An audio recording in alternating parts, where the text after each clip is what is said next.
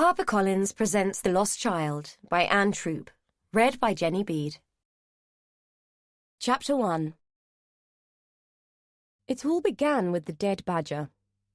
Elaine had spotted it on the road to Hallow's End, lying stiff and cold near to the grass verge that edged the narrow lane. Ordinarily, she would have ignored it, just swerved past and put the sight out of her mind. However, faced with an oncoming tractor, she had no choice but to drive over the poor thing. As the rear wheels bumped over its now thrice-crushed corpse, she gave absolution to its lingering spirit with an apology, made insincere by the shudder of revulsion that accompanied it. Rural Devon seemed to be inordinately littered with roadkill. Driving over the badger had caused a jolt to the suspension, which in turn dislodged the lid of an urn. The three events set the contents of the urn, the ashes of Elaine's recently cremated mother, skittering across the boot in a cloud of gritty detritus. Remnants of the dead woman worked their way into every surface as the car rumbled over uneven tarmac. The tumbling, rolling motion helped to embed the very crumbs of Jean Ellis deep into shoes and coats and bags, where she could cling unseen. Even in death, Jean could cleave to the daughter she'd coveted. In this powdered state, she could nestle against Elaine's skin, work under her fingernails, and linger in the air that she would breathe. Jean had become an ethereal cloud which no one could escape. When the car drew to a halt, Jean settled for a moment, a dust storm in waiting. At the eye of that storm, a burdened soul smouldered. Elaine knew none of this as she negotiated the lanes, diligently following the signs to Hallow's End, and looking out for the fork in the road that would lead to the cottage she had rented. Just past the village, she took the right fork as instructed on the booking confirmation, and within 100 yards saw a cottage which matched the photograph from the website. Sure enough, the sign on the gate read Meadowfoot Cottage, and Elaine knew she had found the right place. A gravelled pull-in formed the parking space, and she pulled up there. Once out of the driving seat, she stretched her stiffened limbs and walked to the back of the car. A girl had emerged from the cottage next door and was walking towards her. "Miriam says I've got to help you with your bags," she said. Elaine smiled at her and opened the boot. She was forced to watch, helpless and appalled, as a gust of wind seized the remains of her mother and delivered them into the unsuspecting face of the teenager who was waiting to her side. "What the hell was that?" the girl demanded, spitting. She wiped at her dusty skin with the sleeve of her hoodie. Elaine quickly pulled a coat over the urn, trying to ignore the grime that sugared the fabric. "I'm so sorry. I've been having some building work done. I had a bag of plaster in here, and some must have spilt." She had to think quickly. The confabulation was in lieu of the truth. She could hardly tell the girl she'd just received a face full of cremains. Mortified, she told the girl to go inside and clean herself up. She would unload her own bags. The girl scowled and sloped off towards the neighbouring cottage, unknowingly patting clouds of dead woman from her clothes. "If that had been anyone else but you, Mother, it might have had a funny side," Elaine muttered as she shook out her coat and dusted off her luggage. She wondered how appropriate it would be to sweep one's parent into a dustpan. "I should have had you buried. Even you couldn't have got out a coffin." She scooped what she could back into the green plastic urn and screwed on the lid. She groped around the boot for a bag which she could wrap around the urn to stop it disgorging its contents again. When she had finally enclosed Jean inside a Tesco's carrier, she felt a flush of guilt. "Sorry, Mum, but you never could resist embarrassing me, that poor girl. And I know you hated Tesco, but this will have to do." To her continuing shame, her muttering was interrupted by a small cough, forcing her to turn around and face a cheery-looking, apple-cheeked woman who had been standing behind her for God knows how long. "Hi," Elaine said, acutely aware of the blush that had crept across her own cheeks. The woman took a long, appraising look at both Elaine and her car. "You must be Miss Ellis. Welcome to Hallow's End. Good journey." Elaine hastily checked the open boot. "Not too bad, thanks, though the road up here is a mite bumpy." Thankfully, the remains looked more like unused cat litter than anything else.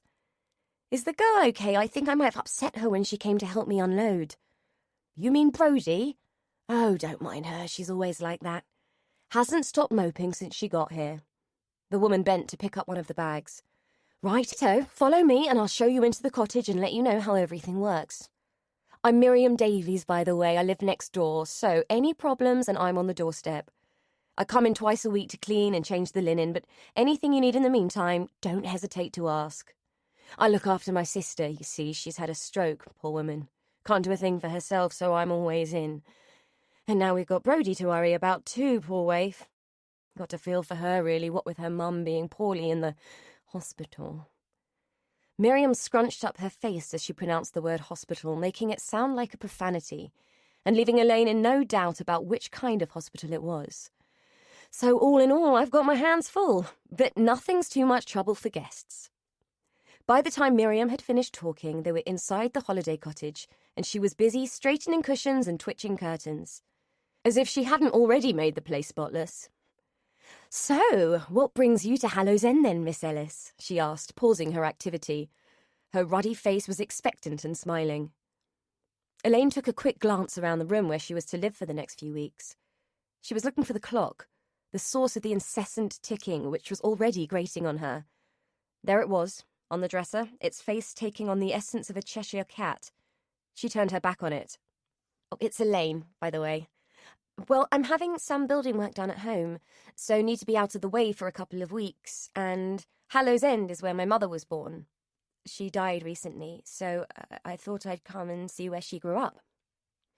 She hated explaining Jean's death. It felt as though she were asking for sympathy. The anticipation of the mawkish reaction which most people heaped upon her was beginning to turn into a feeling of mild dread. She braced herself for Miriam's anticipated compassion. "I'm sorry to hear that, Elaine. That must have been very difficult for you. Still, life goes on, doesn't it?" Miriam said evenly. The matter-of-fact response was oddly refreshing. "Yes, I suppose it does. You might have known her. Her maiden name was Jean Burrows." Miriam gave the name a moment or two's thought.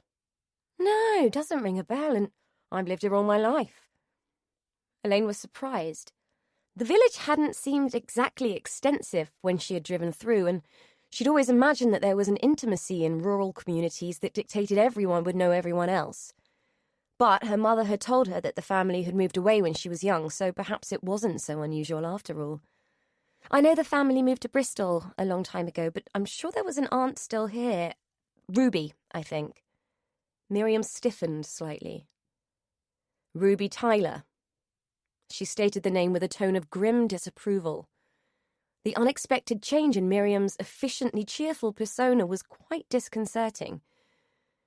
"I think so. I never knew her surname. She was just someone who was mentioned once or twice." It was true. Jean had never talked much about her family, or her childhood, but the never-met Aunt Ruby stood out in Elaine's memory as the lady with the cottage garden where Jean had liked to play. It was one of the few things she had been able to imagine from the snippets of information her mother was always so unwilling to share. From Miriam's reaction, it seemed that Aunt Ruby might not be the warm and cosy woman that Elaine had always pictured. "Well, I'm ever so sorry to tell you, but Ruby's been gone a long time. Must be 20 years at least now." Miriam had adopted a more conciliatory tone, as if she had consciously decided not to speak ill of the dead. "Oh, well, never mind. I'm sure I'll enjoy my stay anyway." "I'm sure you will," Miriam agreed with a degree of warmth that Elaine hadn't been expecting after the mention of Ruby. To her surprise, Miriam leaned forward and patted her on the hand. "None of us can help our family, can we?" she said. "But you seem like a nice girl. Anyway, I must get on. Esther will be wanting her tea, and God knows what Brodie's been up to since I've been gone. Well, here's your key, and don't forget I'm across the way if you need me." As the curious little woman waddled away, her floral apron flapping against her legs, Elaine was reminded of Jemima Puddle Duck and found that she was smiling at the comparison. Despite the fact that it really did have roses around the door, the cottage wasn't quite the bucolic ideal she had imagined when she'd booked. It wasn't so much how it looked. It was quaint enough, even twee in places, right down to the wood-burning stove in the ingle nook and the horse brasses over the mantel. Now that she was alone with the mismatched furniture, the chintz and the ticking clock, it all felt slightly oppressive, as if the cottage was waiting for her to do something that would bring it to life. Though the wind buffeted the windows and forced the trees outside to look as if they had to bow and pay homage, it wasn't cold enough to light a fire, so she cast around for another way to drive the shadows out. The place needed light, it needed noise, and it needed movement. She found a radio in the kitchen and tuned it to Radio 4. Voices flooded the 2 rooms and she felt herself begin to relax. Having filled the kettle and set it on the stove to boil, she was happy to discover that Miriam had been kind enough to leave milk in the fridge and tea and coffee in the cupboard. She switched on a couple of lamps, letting puddles of light the colour of orange squash illuminate the gloom. Satisfied, she hauled her bags upstairs and into the whitewashed bedroom. By the time she'd put her toiletries in the bathroom and had wedged that damned clock into a cupboard, she felt as though she'd made a dent in the moribund atmosphere. Hiding the clock had established the fact that she would mark her own time in this place. It had felt like a small act of rebellion and left Elaine feeling stupidly victorious at taking matters into her own hands. She laughed at herself for being so pathetic and settled herself onto the sofa, where she toasted Jean with a cup of tea. "Cheers, Mum. Sorry about the rough journey, but we're here now. I've brought you home." Jean lay still and quiet in the boot of the car, fortuitously unaware that she had been wrapped in a cheap plastic bag, a fact that would have offended her sensibilities no end, or that she had been returned to the last place on earth she would have chosen for her final resting place. Chapter 2. Brodie Miller shivered, a movement that seemed to rattle the very bones of her small frame. Miriam asked her if someone had walked over her grave. Brodie replied that if that was true, it felt as though they had decided to hang around and perform Act 1 of Riverdance on it. Miriam speculated that Brodie might be coming down with something and foisted a mug of honey and lemon on her, then sent her upstairs to bed with a hot water bottle just in case. Neither remedy had arrested the strange feeling that had entered her bones, but both had provided a good excuse for her to remove herself from the unnerving presence of her great Aunt Esther. Esther's unrelenting beady-eyed stares, her wrinkled, puckered lips, and that thing she did, pinching and plucking at the arm of her chair with her spindly fingers, were all driving Brodie spare. So much so that she would have faked a cold long before if she thought it would get her off the hook so easily. Being in the same room as Esther was awful. It was like being eyed up by a hungry witch. Esther had a way of stripping you bare with her eyes which bothered her no end, especially because she suspected that Esther saw things which Brodie would prefer she didn't. Smug with relief at her easy escape, she settled onto the creaking bed and peered out of the window. Her room was the only thing she'd instantly liked about Hallows Cottage. The fact that she was up in the eaves and could see the world below from the comfort of a warm bed pleased her no end. Whoever had built the place, God knows how many hundreds of years ago, had been forced to put the window near the floor to fit it in so it felt like a vantage point, somewhere she could observe unseen. Since arriving at the cottage, she had spent many hours lying there watching the windswept trees perform their strange and urgent ballet, bowing this way and that as if beckoning towards the big house beyond. Brodie had only glimpsed Hallows Court, too unsure of this place yet to want to venture further into something that already felt like a time slip. It was unsettling enough to have been foisted on these unfamiliar relatives with no warning to either party. Miriam was nice enough, Esther downright scary, but the whole Downton Abbey setup was frankly weird when you were 15 and freaked out already. Exploring Hallows Court at close quarters wasn't high on her list of priorities at that time, despite the urgency of the leafy invitation. She had to admit that the big house beyond the trees did intrigue her. It housed a family with such ancient origins that their centuries-long occupation of the land had given the place their name. Hallows End served Hallows Court and vice versa. Brodie felt quite proud that she had worked out the significance of the apostrophe in the village name. It meant that the place belonged, that it had sprung from some feudal right bestowed by an archaic ruler. It meant this place was really old and had been spawned by the presence of the Hallow family. Imagine that, owning the land and the people who lived on it. Of course, it wasn't like that anymore, but it was still weird. The idea that a place could be born from someone's name. The problem was that the whole concept made you feel like you had to be part of it, be encompassed by all the oldness and sucked into the history. Brodie had grown up on a council estate where the only things that made you belong were a lack of money and the lack of any ambition that might get you out. The concept of wanting to embrace the place you lived was entirely alien to her. The thought of how freakish it all was provoked a gobbet of anxiety, which forced her to fumble for her mobile phone and scroll down the contact list until she found her brother's name. It was necessary to send a text asking him to call her. She didn't have much credit. No one had thought to give her any money in the melee which had ensued when her mother had been taken to the hospital. The memory of that day made her shiver again. She could imagine little worse than coming home from school to find her mother lying in a sea of spilled pills, vodka, and vomit. Actually, that was a lie. What was worse was having to come home and see it again, and again, and again. She was relieved when a few minutes later the phone began to vibrate in her hand. "Tone, thanks for ringing back. I got no credit." "No problem, Squidge. What's up?" Tony asked, his voice tinny and more distant than she would have liked. It felt like he was a million miles away. "Nothing, really. Just wanted to speak to someone, you know," she said, her voice cracking as the unbearable worm of misery wriggled, causing her lip to wobble and a tear to bulge ominously at the corner of her eye. She hated herself for being so weak. "Oh, Squidge. Don't cry. I know it's crap, but it won't be for long. As soon as I can get leave, I'll come and get you, okay?" "Okay," she said, sniffing. "How are the old birds? Treating you all right?" "Yeah, they're okay. Miriam's nice, but Esther's a bit freaky. She looks at me like I'm something nasty someone brought in on their shoe.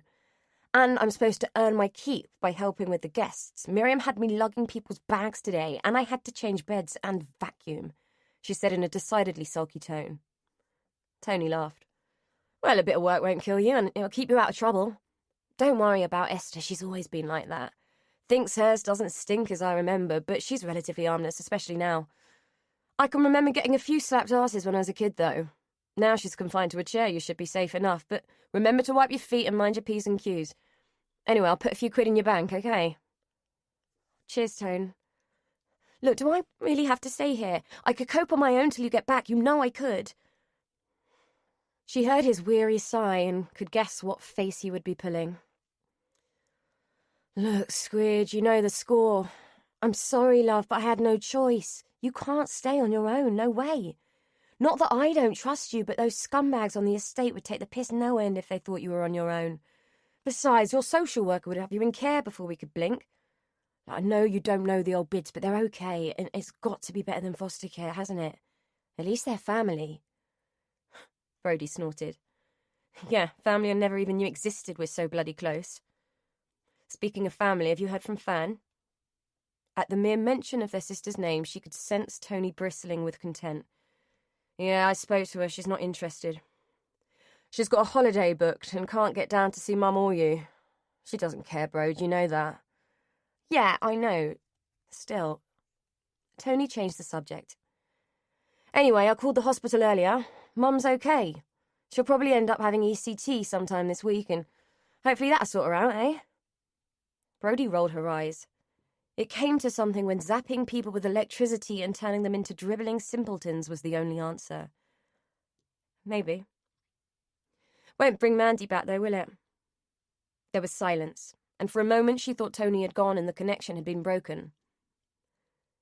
"You still there?" It took a second longer, but finally he answered. "Yeah, still here, sorry. I wish she'd get over it. It was 30 years ago, for Christ's sake. Shit happens, and we just have to live with it.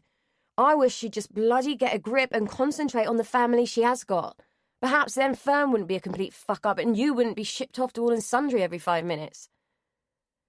And perhaps you wouldn't have to run off to the Navy and left me alone to deal with it," Brodie thought but didn't say. "I suppose," was what she did say, reluctant to embark on a confusing and emotive debate about how a woman should deal with the abduction and probable murder of her child. "I just wish we didn't have to live with it so much," she said, picturing the council flat that she called home, which had become a shrine to the missing Mandy, the perpetual toddler who clung to Brodie's existence like a hungry ghost. She didn't want to think about it. "Anyway, when can you get leave?" Tony sighed again. "I don't know, Brode, it's difficult. I know it's crap, but no one died, and it's hard to make the Navy understand that I should be looking after you, but I'm doing my best, okay? Okay, she said, not entirely sure she believed him. Much as she adored her brother, he wasn't always as honest as she'd like him to be. She knew for a fact he couldn't handle Shirley, their mother. Besides, she was pretty sure that Tony's girlfriend Kerry might have some influence on the situation. Brody had only met her twice, and though she was nice enough, she got the distinct impression that Kerry wasn't a girl who embraced complexity. Their family was complex, if it was nothing else. Brody knew it by instinct, but had seen it confirmed on the referral to young carers that her social worker had recently made. Complex family issues, she had written. As far as Brody was concerned, if it was written down in black and white, it was gospel. Okay, Squidge, I've got to go, but I'll put that money in for you, all right? It'll be all right, Brode, I promise. He ended the call before she had the chance to interject with an emotional reply. Brody stared at the screen for a few minutes, waiting for the light to fade from the display and blink out. She'd wanted to talk more, to ask him why he'd sent her to stay in the very place where Mandy went missing, even though she already knew the answer. There hadn't been anywhere else. Brody Miller wasn't wanted and never really had been, which reminded her that there were other things she needed to say. She'd wanted to ask him how he thought their mum would take it, knowing that he'd entrusted Miriam, the woman she still blamed for Mandy's abduction, with the care of her youngest daughter. However, Brody wasn't 3, she wasn't a vulnerable baby. She'd been looking after herself for a long time, but beyond all that, beyond the past, she wanted to know why nobody told her anything and just expected her to work it out for herself and then suck it up. And why, all in all, she was worth less than a dead child. Especially one like Mandy. The child had been endowed with such saintly attributes in her long absence that she couldn't possibly be real. Okay, Brody was neither cute nor beguiling, but she was there. She was real. She existed. There had been times, recent times, when Brody would have been lucky to have found a tin of beans for her tea, whereas complete strangers still lit candles for the missing Mandy. Elaine emptied a tin of mushroom soup into a saucepan, and while she waited for it to heat through, buttered a few slices of bread. Her exploration of the village that afternoon had yielded the knowledge that if she wanted to eat well during her stay, she would have to drive into town to buy food. Hallows End wasn't going to provide anything more than the absolute basics. The village store seemed to exist as a place to exchange gossip rather than as a shop. Other than the fast turnover stuff like bread, milk, and butter, the other stock had been rimed with a film of dust, suggesting that it was there for show and was only bought by those in abject desperation. Elaine had been both abject and desperate and had paid for her shopping under the curious and pitying stare of several village residents. The walk back had been a hairy experience. It hadn't occurred to her that rural areas weren't overburdened with street lighting. The combination of descending darkness, rough terrain, and inappropriate footwear had resulted in a sore ankle and not a little embarrassment. She hadn't anticipated showing herself up as such a rube. Fortunately, her only witnesses had been a herd of unimpressed cows. In falling, she had managed to dent the tin of soup, which made the prospect of eating it even more unappealing. The truth was that she hadn't really thought this trip through. The whole thing had been motivated by a desperate need to get away and be anywhere else but at home surrounded by reminders of Jean. Dan, her philosophical builder, had suggested she might be having a delayed grief reaction. It was possible, she supposed, but didn't quite explain the sense of guilt-ridden relief she'd felt at her mother's demise. Not that she hadn't loved her mother. If the loyalty had shown was love, she had. Jean had been a loving, attentive, caring, cloying, claustrophobic, hovering, demanding, frightened, needy. Stop, Elaine, she told herself. Just stop, it's gone. Breathe. But the feelings clutched at her, forcing her to pull at the scarf around her neck to make room for more air.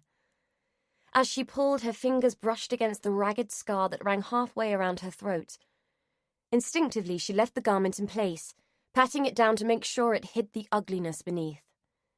Get a grip, Elaine, for God's sake, she chided out loud, deliberately turning her attention to the soup which had started to burble and slop in the pan. It was a pretty disgusting meal, but she was hungry and ate the grey-tinged soup for the sake of filling the hollow in her belly. Time was passing very slowly in the cottage, so much so that she was almost tempted to release the clock from its hidey-hole. But she knew that its insistent clamour would do nothing but transport her straight back where she didn't want to be. The first thing she had done after Jean's funeral was to walk into the lounge and smash the mantel clock, dropping it repeatedly onto the floor until it was nothing but a pile of steampunk paraphernalia and splintered wood. Yet even after that, at night particularly, she could hear it ticking in the background, as if the accursed thing had acquired a spirit and had come back to haunt her. Dan had been shocked at the destruction and had told her that the clock was antique and worth a substantial amount of money. Elaine had responded by telling him that it was a shame it had fallen off the mantel the way it had, but never mind, it was probably insured, as if any intrinsic value could offset its role as her warder. It had been that single point of reference which drew long-suffering and disappointed glances from her mother each time Elaine was late or wanted to go out, or wanted to just be alone. Dan had offered to source a replacement for her, saying he had a friend in the antique trade. Elaine had been hard-pressed to keep the look of horror off her face at the suggestion. Thinking of the incident now reminded her that she needed to ring him, check on progress. The new kitchen and bathroom he was installing were intended to make the house a lot easier to sell, something she was eager to accomplish as soon as she could. Checking her phone, she was relieved to find it had almost full signal. A pleasant surprise in a location that didn't believe in protecting pedestrian safety by having streetlights. She hesitated before making the call. She'd known Dan for a long time, since school. Since he had been one of the cool lads who had hung around outside the gate of the girls' high school waiting for the cool girls to come out. Elaine had not been a cool girl. She had been shy and awkward, and usually the butt of jokes and bullying. Most of it centered on the scar. Her nickname would be Scaramouche. She still couldn't listen to Bohemian Rhapsody without cringing. She had always been too intimidated to tell her tormentors that Scaramouche didn't mean Scarface. Had she decided to tell them that Scaramouche meant skirmisher, and that he was a character from Punch and Judy and was portrayed as a cowardly clown, she might have compounded her reputation as a snooty little know-it-all. Or worse, found out that they knew already and were being deliberate in endowing her with the epithet. The rest of the animosity focused on the fact that she had been a complete dork with her regulation uniform and knee-high socks, not to mention having a mother who insisted on picking her up from school until the age of 15. Childhood had not been a joy for Elaine. Dan, however, had been the single bright spot in her non-existent teenage social life. She'd had a crush on him since she was 13, when he had smiled at her and she'd waited for her mother. That any boy had noticed her was a bonus. That it was Dan, who she thought of as an Adonis, was unbelievable to her shy adolescent mind. When she was 15, she'd been allowed to go to a school disco, where the staff had played chaperone and the only drinks available had been weak orange squash and flat coke. Had Jean known it was a joint affair with the boys' school, she would never have allowed it, but Elaine had lied. She'd felt awkward in her unfashionable clothes and flat, sensible shoes, and had wished she hadn't agreed to go, especially when a group of girls from her year had requested Bohemian Rhapsody 3 times in a row from the DJ and were busy singing it at her with great emphasis. She had been about to make a run for it and take herself home when Dan had appeared like a knight in shining armour. Actually, on seeing him, she had tripped over a chair in her rush to leave, launched a cup of orange squash all down his shirt, and had run from the school hall in tears of humiliation. He'd chased after her, and she had hidden in an alley, snivelling with shame. He'd found her, told her he owed him a new shirt, and had walked her home. Halfway, he'd held her hand, and she remembered feeling as though her heart would burst out of her chest at the excitement. It hadn't, but she had felt sick with anticipation. When they reached the end of the drive where she lived, he had kissed her. She had been so shocked she had forgotten to breathe and almost passed out. He'd asked her out and she had nearly died of happiness, until Jean stormed out the front door yelling and screaming at him, calling him a pervert and a stalker. Elaine didn't think there was a moment when she hated her mother more. What she had liked about Dan most after that was that he hadn't given up. He had been the one person who had defied Jean. Their relationship had been a tentative and furtive thing, squeezed into lunch hours and walks home where she'd had to say her goodbyes in an alleyway away from the sight of neighbours. They had dated for a year, if dating was the correct term for a bunch of clandestine fumblings. It had ended for 2 reasons. A girl who disliked Elaine but liked Dan had taken it upon herself to tell Jean what her daughter had been up to, which resulted in Jean grounding Elaine and picking her up from school at lunchtimes and at the end of the day, just to add insult to the injury. Then Dan's father had died, and Elaine hadn't seen much of him after that. Not until after Jean had died and the solicitor had recommended him as a decent builder. Stupidly, she hadn't connected the name on the card with her teenage crush, and had suffered a great degree of mortification when she had opened the door to find D. Collier Builder was that D. Collier. Oh, how they'd laughed. Elaine wasn't sure she would ever get past the abject humiliation of that puppy love. A frisson of vintage embarrassment rippled through her every time she thought of Dan. It was difficult to equate the memory of the louche teenage Dan with the contained, mature man who was currently tearing her house apart. He'd kept his looks, though his features had been fine-tuned by time. A neighbour who had been loitering at the end of the drive when Elaine had showed Dan out had commented as they had watched him pull away. I wouldn't kick him out of bed in a hurry. Mrs. Cooper had to be 70 if she was a day, and Elaine hadn't been sure who the comment had embarrassed more, the elderly Mrs. Cooper or herself, for silently agreeing. Back in the moment, Elaine looked down at her phone and dialed Dan's number, squashing down the shy teenager and forcing herself to be the confident, mature woman she ought to be. It was a constant struggle. He answered on the 3rd ring. Dan, it's Elaine. Just checking the tiles arrived today, she said in response to his cheerful hello. Yeah, no problem. Arrived this morning. Old ones are off, but we won't be able to start tiling until everything else is in. We hit a snag, though. I don't suppose you knew that you still had lead piping, did you? Elaine wasn't sure that she would recognise a lead pipe if she were hit over the head with one. Pipes were pipes, but lead didn't sound good. No, I didn't. Is it dangerous? Not as such, not in the bathroom anyway. The limescale builds up makes it mostly safe, but we're obliged to replace it with copper. I kind of went ahead, I hope that's okay. Elaine sighed. It would be extra money, but the job couldn't be done otherwise. That's okay, Dan, do what you've got to do, hang the expense. She was rather enjoying the warm chuckle that her words had elicited from him, but was glad that he couldn't see the flush on her cheeks. Well, it is going to be expensive. There's a lot to strip out, and it looks like you might need a rewiring job too. Most of the electrics are pre-war by the look of them. Doesn't surprise me. She never did like spending money. It was like living in the basement of the Science Museum, living history and all that. Good job she stuffed it in the bank instead. Do what you've got to do. I can't sell it as it is. Righto, will do. I'll get the Sparky in tomorrow to give it a once-over. Oh, by the way, when Bob was in the loft clearing out, he found a box of stuff. It looks like personal stuff, papers and that. So we didn't skip it. I've left it in the garage. Okay, I'll go through it when I get back. Thanks, Dan. More junk to dispose of, and she'd thought she'd got rid of it all. Jean had hoarded junk like a squirrel hoards its winter meals. So, he said, his tone softer, you coming out for that drink with me when you get home, or what? Elaine could feel the blush creeping up her neck and flooding her cheeks. Do you ask all the old maids that employ you out on dates? Only the good-looking rich ones, he quipped.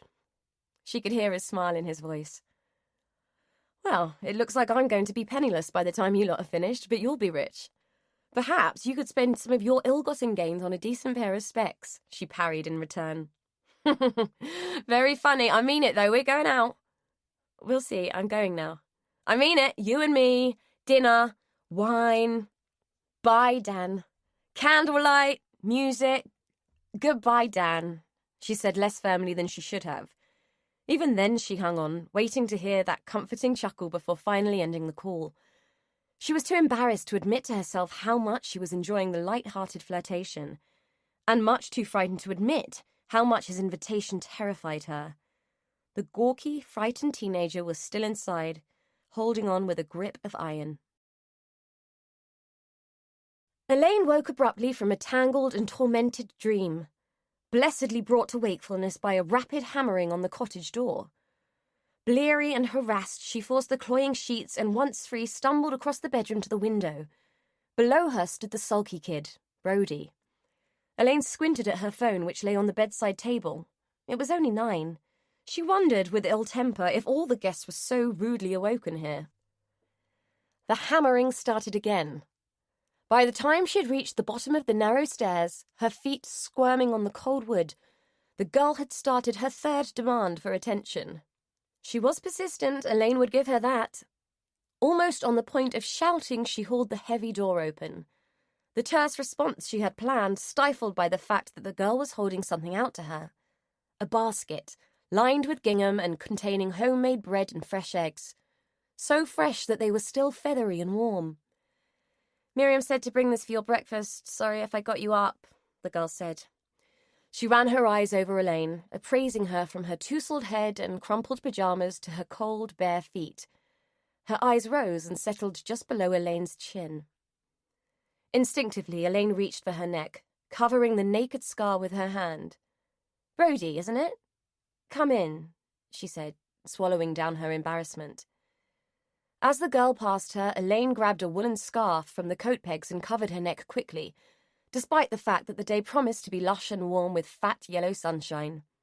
She would rather be uncomfortable than show off the scar. Brody hovered in the kitchen doorway. "Should I put this in here?" she asked, holding up the basket and appearing nonchalant.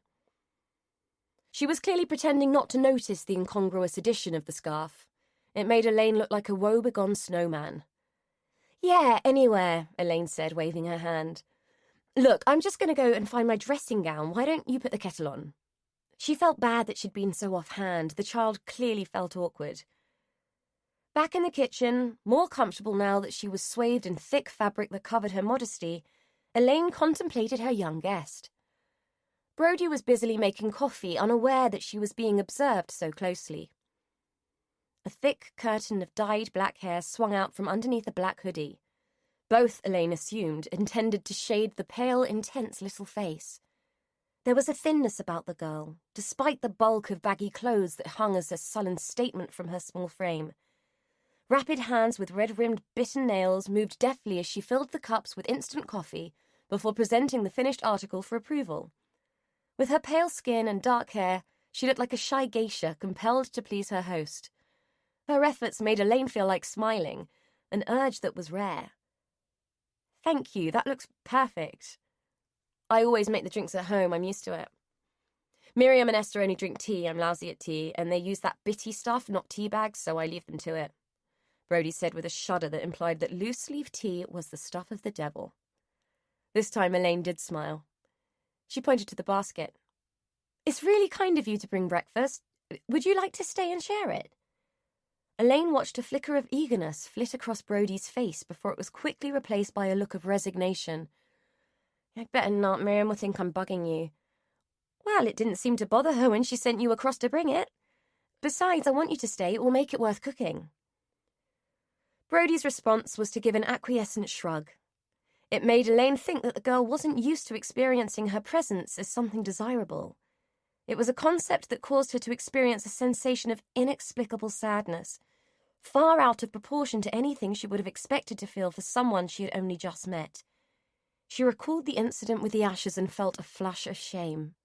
Over breakfast, she learned that Brody was 15, that her birthday was soon, that she had a brother who she adored and a sister who she despised, and a mother who worried her in the same visceral way that Jean had worried Elaine.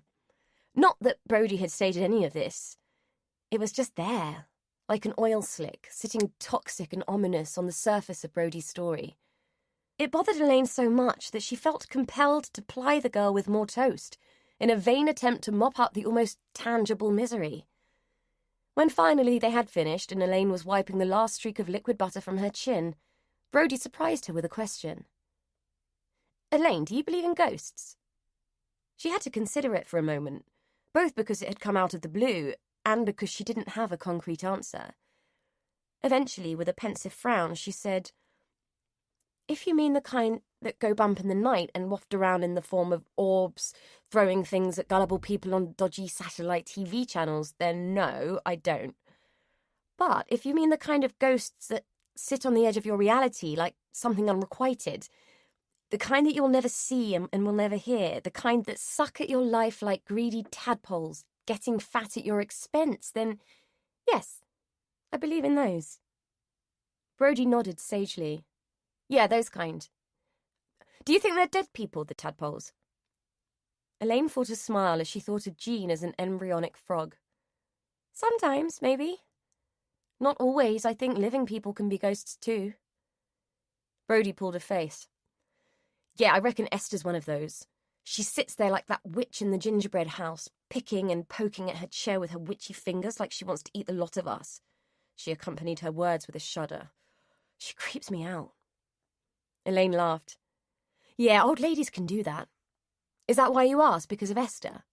Elaine hadn't met Esther, but she had formed a mental picture from Brodie's description that didn't incline her to want to. Brodie looked down at her plate and prodded at a congealing lump of scrambled egg with the tines of her fork. No, because of Mandy. If Elaine hadn't consciously decided to be the grown-up in this conversation, she would have sworn that a cold chill had swept over her at Brodie's words.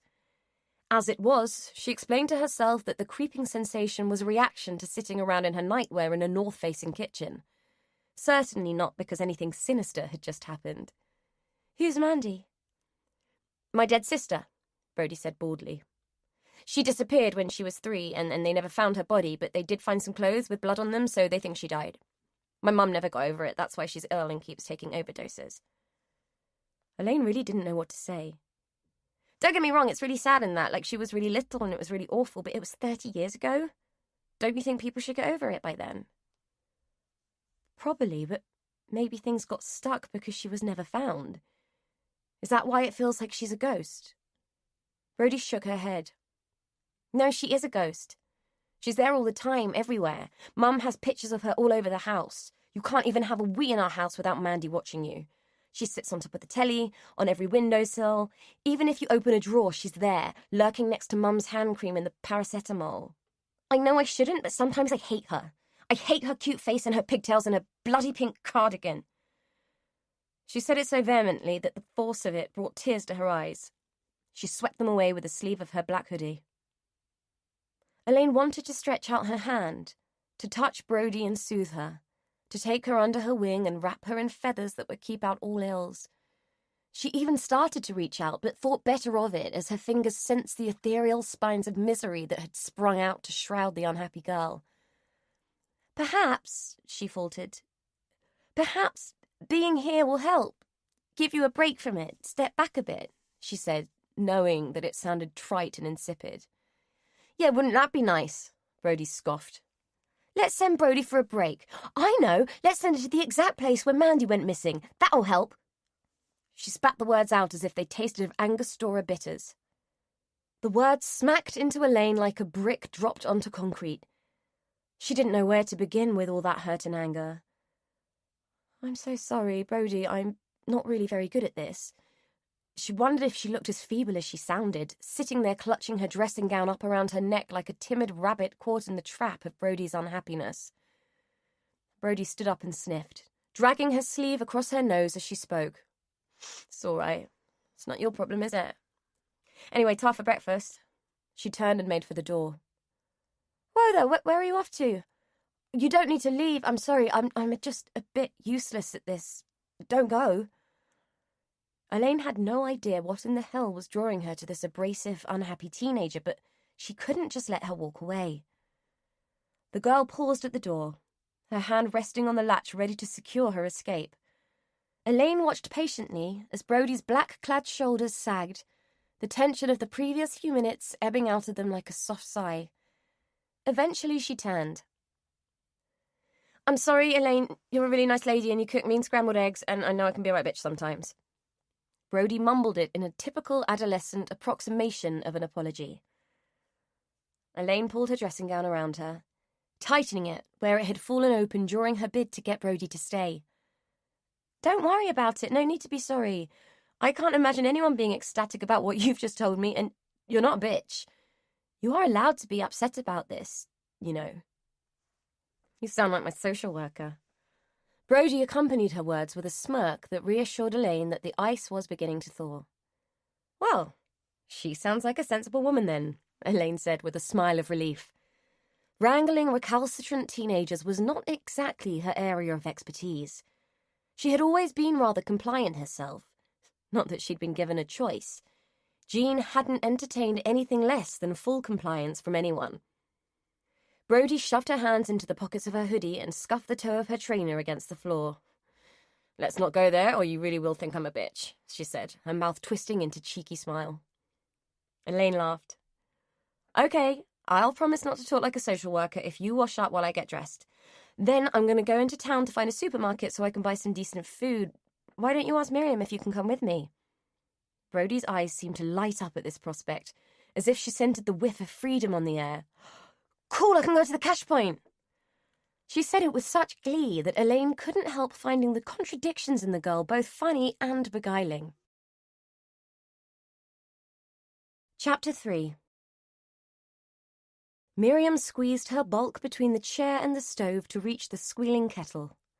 Steam lingered above her head. Wraith-like, it reached down with misty fingers and curled the ends of Brody's hair like a trickster might, much to the girl's frustration. Miriam impatiently flapped it away with her tea towel and filled the giant teapot. "Well, someone's in a good mood this morning," she said, giving Brody a knowing look. Brody picked up her phone. "Tony gave me some money. I got credit for my phone yesterday, so I'm back in touch with civilization." She was unaware of the hidden judgment in her words. Miriam bristled. "Oh, you can use the phone here if you want to." "Oh, I know, it's not that. I can get onto the internet now, and I can log on to the school's website and get my results when they come out." Miriam's mouth formed a round O of understanding. "Well, that's important. I don't suppose they will post them here. Anyway," she said, cramming herself onto a chair with a sigh that told of aching joints and weariness, "I wanted to talk to you about Miss Ellis." Brody looked up from her screen that had not been showing the school's website at all, but her Facebook feed. "What about her?" Miriam didn't meet her gaze and instead delayed her response by sloshing milk into mugs. "Well, it's just that I don't want her to think that you're taking advantage by hanging around too much, that's all. She is a guest, you know, and it's my job to make sure she has a good stay." Brody felt her face flush. "I'm not bothering her. She asked me to go yesterday, and she wants me to go around there today too. She's going to show me how to draw. She's an artist." She was bridling at the inference that she wasn't wanted. Miriam poured the tea. "An artist? Well, that's nice. As long as you're sure she's happy to have you around. Will you take this into Esther and tell her I'll be there with her breakfast in a minute?" Brody scraped her chair backwards along the hard floor and stood slowly, hoping that both the noise and the gesture would demonstrate her reluctance. It was lost on Miriam, who just passed her the sippy cup that Esther drank from. Brody took it, her lip curling with distaste as she ventured into the sitting room. Esther sat as she always did in her chintz-covered chair, plucking and pinching at the arm cap as if something upon it profoundly offended her. Brody found this incessant habit both repellent and irritating. The gesture suggested a contained malevolence, tempered only by the impotence of Esther's condition. As Brody approached, the old lady's eyes flicked away from the cottage door, which she watched almost constantly. She appraised the black-clad cuckoo with a withering look. Brody skirted the chair with extreme caution and placed the tea on a side table. She whipped her hand away with whistle-stop speed, lest the old woman should reach out and grab her with one of her functional, claw-like hands. It was hard work for her to suppress the shudder that threatened to reveal her fear of the woman. "Miriam says she'll be in with your breakfast in a minute." It was a statement for which she received a curt nod before Esther resumed her vigil of the door. Brody struggled to imagine who would want to willingly visit the old lady. She had a fleeting mental image of the Grim Reaper, complete with Scythe popping in for tea. "We can live in hope," she muttered cruelly under her breath. Once free of Miriam's fussy ministrations, she escaped into the garden. Breathing in the prospect of her few hours of freedom like a condemned man might relish his last meal, she walked towards the holiday let and tried to push away the niggling worries that begged her to contemplate her burgeoning attraction to Elaine. Perhaps she was looking for a mother figure. It wasn't weird, she told herself. It really wasn't. She just really liked her, and she needed a friend, especially now. Elaine seemed like the first adult she had met who had time for her, who wasn't more concerned with something or someone else. Even the social worker was always looking at her watch and willing Brody's time away. She thought Elaine was pretty. She had merry eyes and dimples when she smiled. It made Brody want to copy her and smile back, and that didn't happen very often. If she were honest, the vast majority of people irritated the hell out of her, but she was drawn to Elaine, and she had no real idea why. Elaine lay on the grass, propped up on her elbows, watching the fascinating, prickly girl who sat cross-legged and diligent, quietly struggling to capture the essence of a tree with pencil and paper. "Relax, just let your mind guide your hand," Elaine said, as the girl scowled and scrubbed at the paper yet again with her dwindling eraser. Brody rolled her eyes. "It's easy for you to say, you can do it." She pointed at the delicate drawing of a beech tree that Elaine had completed with a few strokes of her pencil. Elaine laughed. "Yes, but I couldn't draw like that when I was 15. I had to go to college and learn. You'll get there." "Where did you go to college?" Brody asked, as if it was something she had been giving some thought to for herself. "Bristol, where I live." Brody flung the sketchpad aside, frustrated with her feeble efforts. "How come you didn't move away? I'd have gone to London." "I wanted to." Elaine was picking at a blade of ryegrass and stripping it with her nails. "But my mum didn't really want me to be away from home. I think the thought of me in a big city on my own frightened her. She was a bit clingy." It was a massive understatement, and Elaine knew it, but this girl didn't need to be burdened with that kind of information. "I reckon if I wanted to go to London, my mum would have my suitcase packed and by the door before I'd finished the sentence. She can't wait to be rid of me." Brody's voice was loaded with dull resignation. "Mothers, eh? Bloody hard work. Anyway, tell me about you. What do you like? Tell me about your friends." Elaine was eager to change the subject. It was bad enough that Jean's continued presence in the boot of the car was weighing on her conscience, without having to go into territory fraught with mother issues. Brody shrugged. "There's a few people I hang out with at school, I suppose, but no one likes coming around to our house. Mum freaks them out." This was going to be hard work. "What about boys? Do you have a boyfriend?" Elaine imagined a sullen, silent goth loping around in Brody's abrasive wake. It was Brody's turn to tear at the grass. She did it fiercely, grasping a great handful and brushing it from her hands into an untidy, wilting pile. "No, all the boys I meet are complete twats. If I ever found one with a brain, I might think about it. Have you got a boyfriend?" Elaine's hand drifted to her throat unconsciously. Once her fingers found that her muslin scarf was still in place, she spoke. "No, I tend to meet that kind too, but I must admit, I do quite fancy my builder." Her cheeks were flushing red with the admission, while her brain demanded to know why on earth she had felt the need to confess such a thing to a 15-year-old girl. "Really? Cool. Is he good looking?" Brody was intrigued, the sniff of romance making her all ears. Elaine blushed again. "Well, I wouldn't say he's Brad Pitt, but yeah, he's nice in a craggy, rugged sort of way. And he's funny, which always helps. Makes him less of a twat," she said with a wry smile.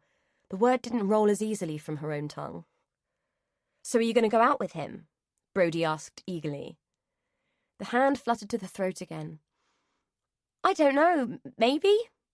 I think he's just being nice because I'm paying him a truckload of money to do up the house, so maybe I'm just being daft." Brody shook her head. "Nah, he likes you. Blokes don't mess about when they're older. Tony says they haven't got time to muck about. You should go out with him, see what happens." Elaine laughed, amused at the receipt of dating advice from a teenager. Perhaps she should take it. After all, normal relationships weren't exactly her forte, and maybe she needed the practice. The last time she had tangled with Dan, it had ended miserably because Jean and life had got in the way. She looked at Brody. It felt like they were heading into uncomfortable territory again. "Hey, why don't we go and explore the estate? I fancy having a look around the folly. I can see it from my bedroom window and it looks like it might be interesting." "Are we allowed? Miriam told me not to go wandering about on my own." Elaine got to her feet, brushing slivers of glass from her clothes. "Yeah, why not? The bump I got about the cottage says that guests are welcome to explore the estate. As long as we stay away from the house, we should be fine." Brody shrugged, seemingly indifferent. Might as well. The folly turned out not to be a folly at all, but the ruined shell of an old chapel. Undone as much by the scrambling ravages of wild ivy and brambles as it had been by the desolation of time. Like all such places, it had a melancholy, eerie feel. A set of characteristics compounded by Brody's insistence that there would be bats roosting in the crumbling tower. The thought of that wasn't the only thing that made Elaine shiver and wrap her arms around her body. For someone who claimed not to believe in things that went bump in the night, she was experiencing a sense of profound fear as she contemplated the structure's wounded state. With mounting apprehension, she watched Brody gleefully scramble through the green-clad arches and jump between the slippery, moss-encrusted stones. She had visions of broken ankles and skull fractures. "Come away, Brody, it's dangerous," she called, unable to propel herself to move closer. The aversion she felt for the place was far out of proportion to any real risk that might exist. "Don't be a knob, it's fine. Anything that's going to fall down has fallen down by now. Come on in, it's really creepy in here." Brody's voice mutated to an echo as she moved deeper into the ruin. Elaine's discomfort was growing. "Brody, please come out of there. I really don't think it's safe." Her fear was compounded by the blood-curdling interjection of a screeching bird, which swooped out of the nearby trees in a fury of feather and claw. Elaine's heart nearly burst out of her chest with the rush of adrenaline that accompanied the creature's sudden appearance. She flung herself to the ground as the feathered fiend passed, her own voice emitting a squeal of anguish sharp enough to match the bird's terrified screech. Brody hurtled out of the chapel. "Oh my God, are you all right?" She bolted towards where the trembling, tearful, and ashamed Elaine knelt. "What was that? What happened?" she demanded, her hands fluttering and hesitant in the face of Elaine's distress. Elaine let out a tremulous laugh. "Bloody bird shot out of the bushes and down near made me crap myself," she says as her body released a final visceral shudder. "Bloody hell!" Brody's eyes cast about for the offending avian, which was now long gone. Her gaze settled on a figure in the trees, its countenance made grotesque by shadows cast by the overhanging branches. Fettered by the sun, she squinted, peering deeper into the glade. "Oi! You!" she called, as if demanding that the shaded figure make itself known. Instead, it turned and loped off into the trees, leaving nothing in its wake but swaying boughs and rustling leaves to betray that it had ever been there. "What is it?" Elaine followed Brody's gaze. "Nothing, some weirdo spying on us, I reckon," she said, grasping Elaine's arm protectively. "Freak!" she yelled, as if hoping that whoever lurked in the woods would hear her and would be afraid. "Come on," Elaine said, gathering herself. "Let's go and drink hot chocolate and eat cake. We'll go to that cafe on the village green. This place gives me the creeps." She was determined to shake off the uneasy feeling the place had induced. I hear sugar is good for shock. As they walked away, even knowing the chapel was at her back, ripples of tension coursed up Elaine's spine. She didn't relax until they had left the grounds of Hallows Court and were well on their way to the village. It was clear from the whispered conversations and evasive looks that everyone in the village knew who Brody was. Elaine was acutely aware that Brody was being stoic and defiant as she ate her cake under the curious stares of the cafe regulars. The previous evening, Elaine had spent some time Googling Brody's missing sister, and she had to acknowledge that such an event could not have left the village unscathed. Even so, it appeared to her that the locals were being niggardly in their scrutiny of Brody. Perhaps they felt her presence had prodded at old wounds. Regardless of that, Elaine felt an intrinsic defensiveness on Brody's behalf. "Do you want to go?" she asked, as yet another person gave them a pointed look and bent to whisper into the ear of a companion. Brody looked around. "No, I'm fine. If you're worried about what people will think, don't. I'm used to it." With that, she turned to the room and stood up. "Yes, I'm that girl, Brody Miller, sister of Mandy Miller. Sorry if that offends you and all, but, well, tough." Her words caused an initial flush of embarrassment, swiftly followed by a susurration of indignation as the shame of being caught out impacted the room. 2 people even walked out, causing the proprietor to shake her head and roll her eyes. When she came over to the table to clear it, she had the grace to say, Sorry, ladies, welcome to the village life. Put it this way, you're the most exciting thing that's happened around here in a long time. She nodded at Brody. Oh, and your cake is on the house. I can't apologise for the customers, but I can let you know that we aren't all suffering from small minds. Elaine protested, more than willing to pay for what they'd had, but the woman waved her away, insistent that they accept her gesture. It was a shame that her bonhomie didn't redeem the rest of the village populace. Their stares and whispers continued as Elaine and Brody made their way along the green and onto the road that led towards the cottages. Elaine had to confess to a sneaking admiration for Brody's ability to speak out and stand up for herself. It wasn't something she would have had the confidence to do at the age of 15. Even now, she would have been more likely to just quietly slip away, nursing her mortification. The thought of her inadequacy shamed her. Despite her bravado, the experience in the cafe seemed to leave Brody subdued. A state of affairs that ruffled Elaine's sensibilities and brought out her propensity to mend things. How about we shake the country dirt off tomorrow and go into town, she suggested, hoping that the offer of a change of scene would brighten the girl's morose mood. The black clothes and the bleak countenance were starting to become unnerving. Brody gave a sullen shrug. S'pose. She paused to kick at a stone that was wedged in the sun-baked earth. Elaine paused too, and watched as the girl used the sole of her trainer to work the stone loose and liberate it from the mud. Brody worried at it, like a dentist determined to pull a recalcitrant truth. You can't let people get to you like this. What they think doesn't matter, Elaine said, aware of the ineptitude of her wisdom. Who was she trying to kid? She had grown up on a diet of, what will people think, Elaine? And would no doubt spend the rest of her years trying to take the advice she had just given to Brody. Brody paused in her labours and regarded the stubborn stone. Then she turned to Elaine. But you do. You worry, she said, pointing to the printed muslin scarf that adorned Elaine's throat. Instantly, Elaine's hand moved to touch the fabric, the scar beneath radiating a fire that flushed her cheeks and made her grit her jaw. That's different. Brody tilted her head to one side and stared at the scarf, as if looking straight through it to what lay beneath. How? How is it different? It isn't only that things people can see that make them judge you.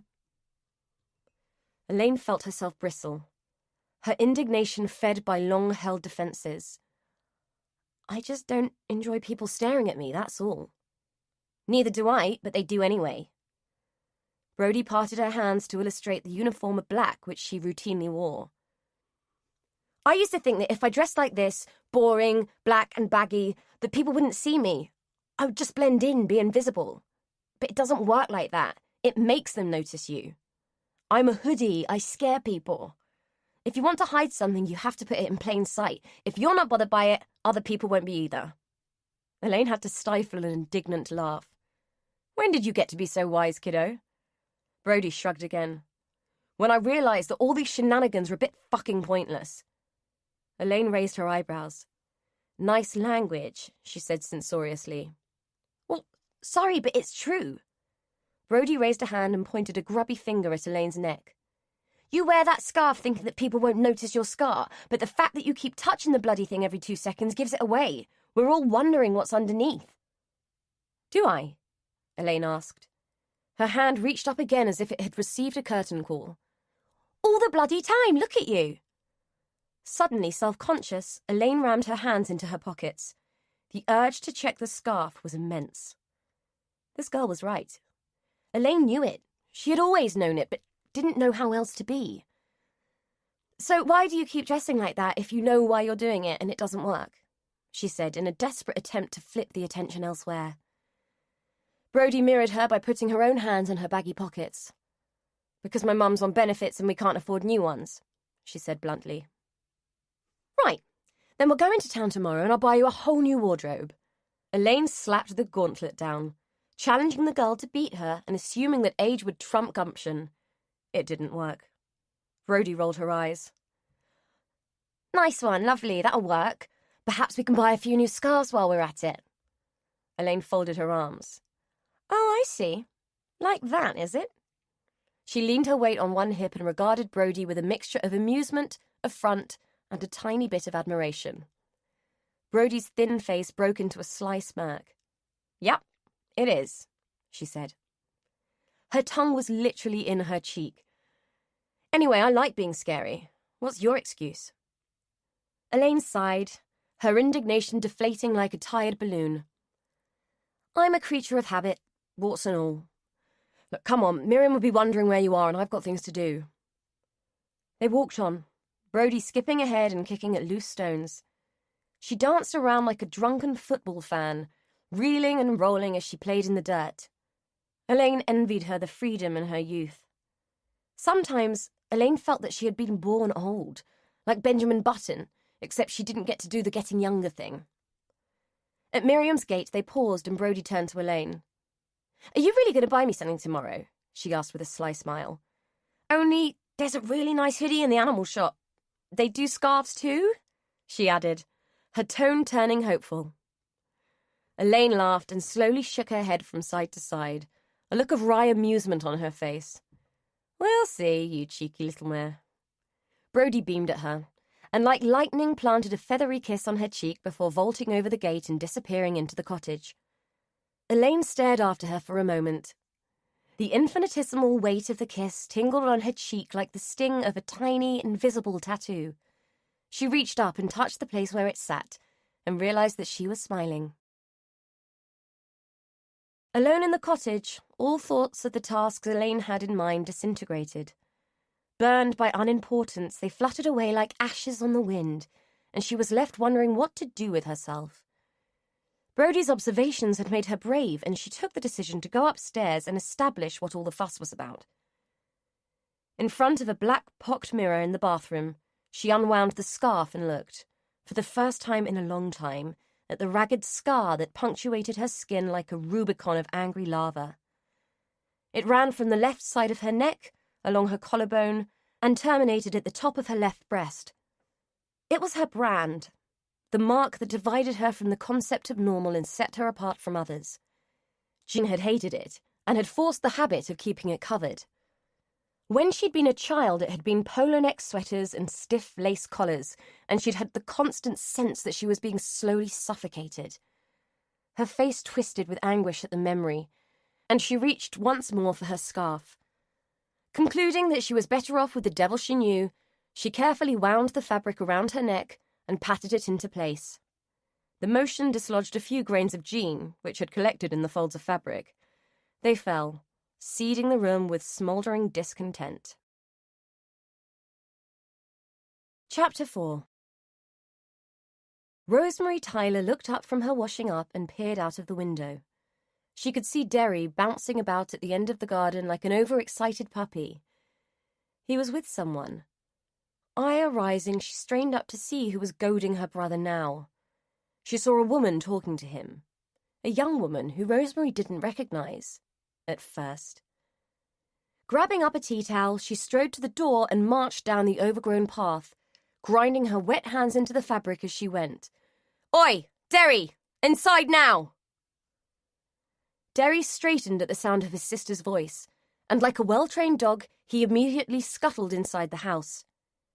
He shied away from Rosemary as he passed, as if expecting a vicious flick from the wet fabric that she held in her hands. Rosemary saw, with a glimmer of satisfaction, that the stranger was wrong-footed by this. She planted herself behind the gate, folded her arms, and said, "Can I help you?" in a tone that conveyed that she had no intention of doing any such thing. "I'm sorry to bother you. I'm looking for the house where Ruby Tyler used to live. The lady in the post office told me it was along here, but I can't seem to find it." Rosemary appraised the woman before her. She seemed the timid type, the type that apologized for breathing. "This is it. I'm Ruby's daughter. What's your business here?" The woman swallowed. "I'm Elaine Ellis. Joan's daughter? Am I supposed to know who you're talking about?" Rosemary was already impatient with this wilting violet. She had made up her mind to be the minute she had clapped eyes on her. "Ruby was my mother's aunt," Elaine explained feebly. She took a step back. Rosemary wrinkled her brow, the gears of her memory engaging and grinding back the years. She needed to play this cautiously. You never knew what people might be after. "Do you mean Jean Burrows? Jean that moved away?" "Yes, sorry, Burrows was her maiden name." Elaine nodded with relief. Bloody hell, I haven't seen Jean in 30-odd years. No great loss we weren't close. Rosemary delivered the words with the addition of a dismissive flick of her tea towel. Anyway, what brings you here? If she's hoping my mum left her any money, she's barking up the wrong tree. All we got was this shithole and a pile of debts. She laughed and indicated the ramshackle building that stood behind her. Oh, no, nothing like that. It's just that she died not long ago, and she sometimes talked about Ruby in here, and I was hoping to scatter her ashes in Ruby's garden. Elaine trailed off as both women surveyed the scrubby land that had been used for years as a laissez-faire scrapyard. The rustled hulk of an old car nestled among the weeds whilst scrawny chickens pecked and scratched in the dirt. A pair of aging German shepherds eyed them lazily from where they lay chained to a post. Rosemary raised an eyebrow and stared at Elaine with amused scorn. Then she laughed, so much that she had to bend down and brace her hands on her knees in order to catch her next wheezing breath. Rising, she flapped the tea towel at Elaine. Sorry, love, but you really do have to see the funny side. Elaine looked down at the plastic-wrapped urn she carried in her hands, then back up at the wasteland of the garden. It certainly wasn't the bluebell and foxglove paradise she had envisioned. The thought of those grizzled bantams pecking at her mother's grainy remains and pooping them out amongst the weeds struck a chord within her too, and much to her shame she found it hilarious. The sudden outburst of shared laughter softened Rosemary's judgment, and she found herself extending a hand. Rosemary Tyler, come on in and have a cuppa. You can leave your mother on the doorstep, she added with a wink. Elaine took the warm, work-hardened hand and shook it, basking in the relief that Rosemary had seemed to cease hostilities. Following her into the cottage, she spied Derry peering at her from the gloom of the sitting room. She smiled at him, which had the effect of sending him scurrying into the shadows. That's our Derry. You mustn't mind him. He's a bit simple, but he's harmless, despite what you might have been told, Rosemary explained with a sour note.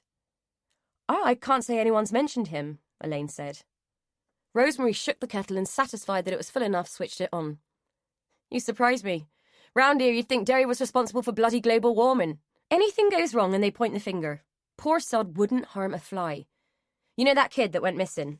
They blamed him. As if a bloke like him would hurt a kid. All these years later and there's still some that think it. I know. I've seen the way they look at him. She plonked tea bags into mugs with bristling high dudgeon. Oi, Derry! Come in here and say hello to Elaine. She's your cousin. Elaine waited patiently as the coy giant of a man lumbered to the kitchen doorway and gave her a cautious smile. Look at the size of him. You wouldn't think he was starved of oxygen as a baby, would you? Rosemary quipped. Fetch me the milk out of the fridge, you great lump. She belied her words with a fond smile. Nice to meet you properly, Derry, Elaine said, noting the blush that saturated the big man's cheeks. I didn't know I had family here, so you're a nice surprise, she added. The compliment caused him to giggle and turn away from her. You didn't? Well, I must say it's news to me that we have too. I never knew Jean had kids. Like I say, she moved away when we were young. I know she came back to see Mum from time to time, but I didn't see much of her.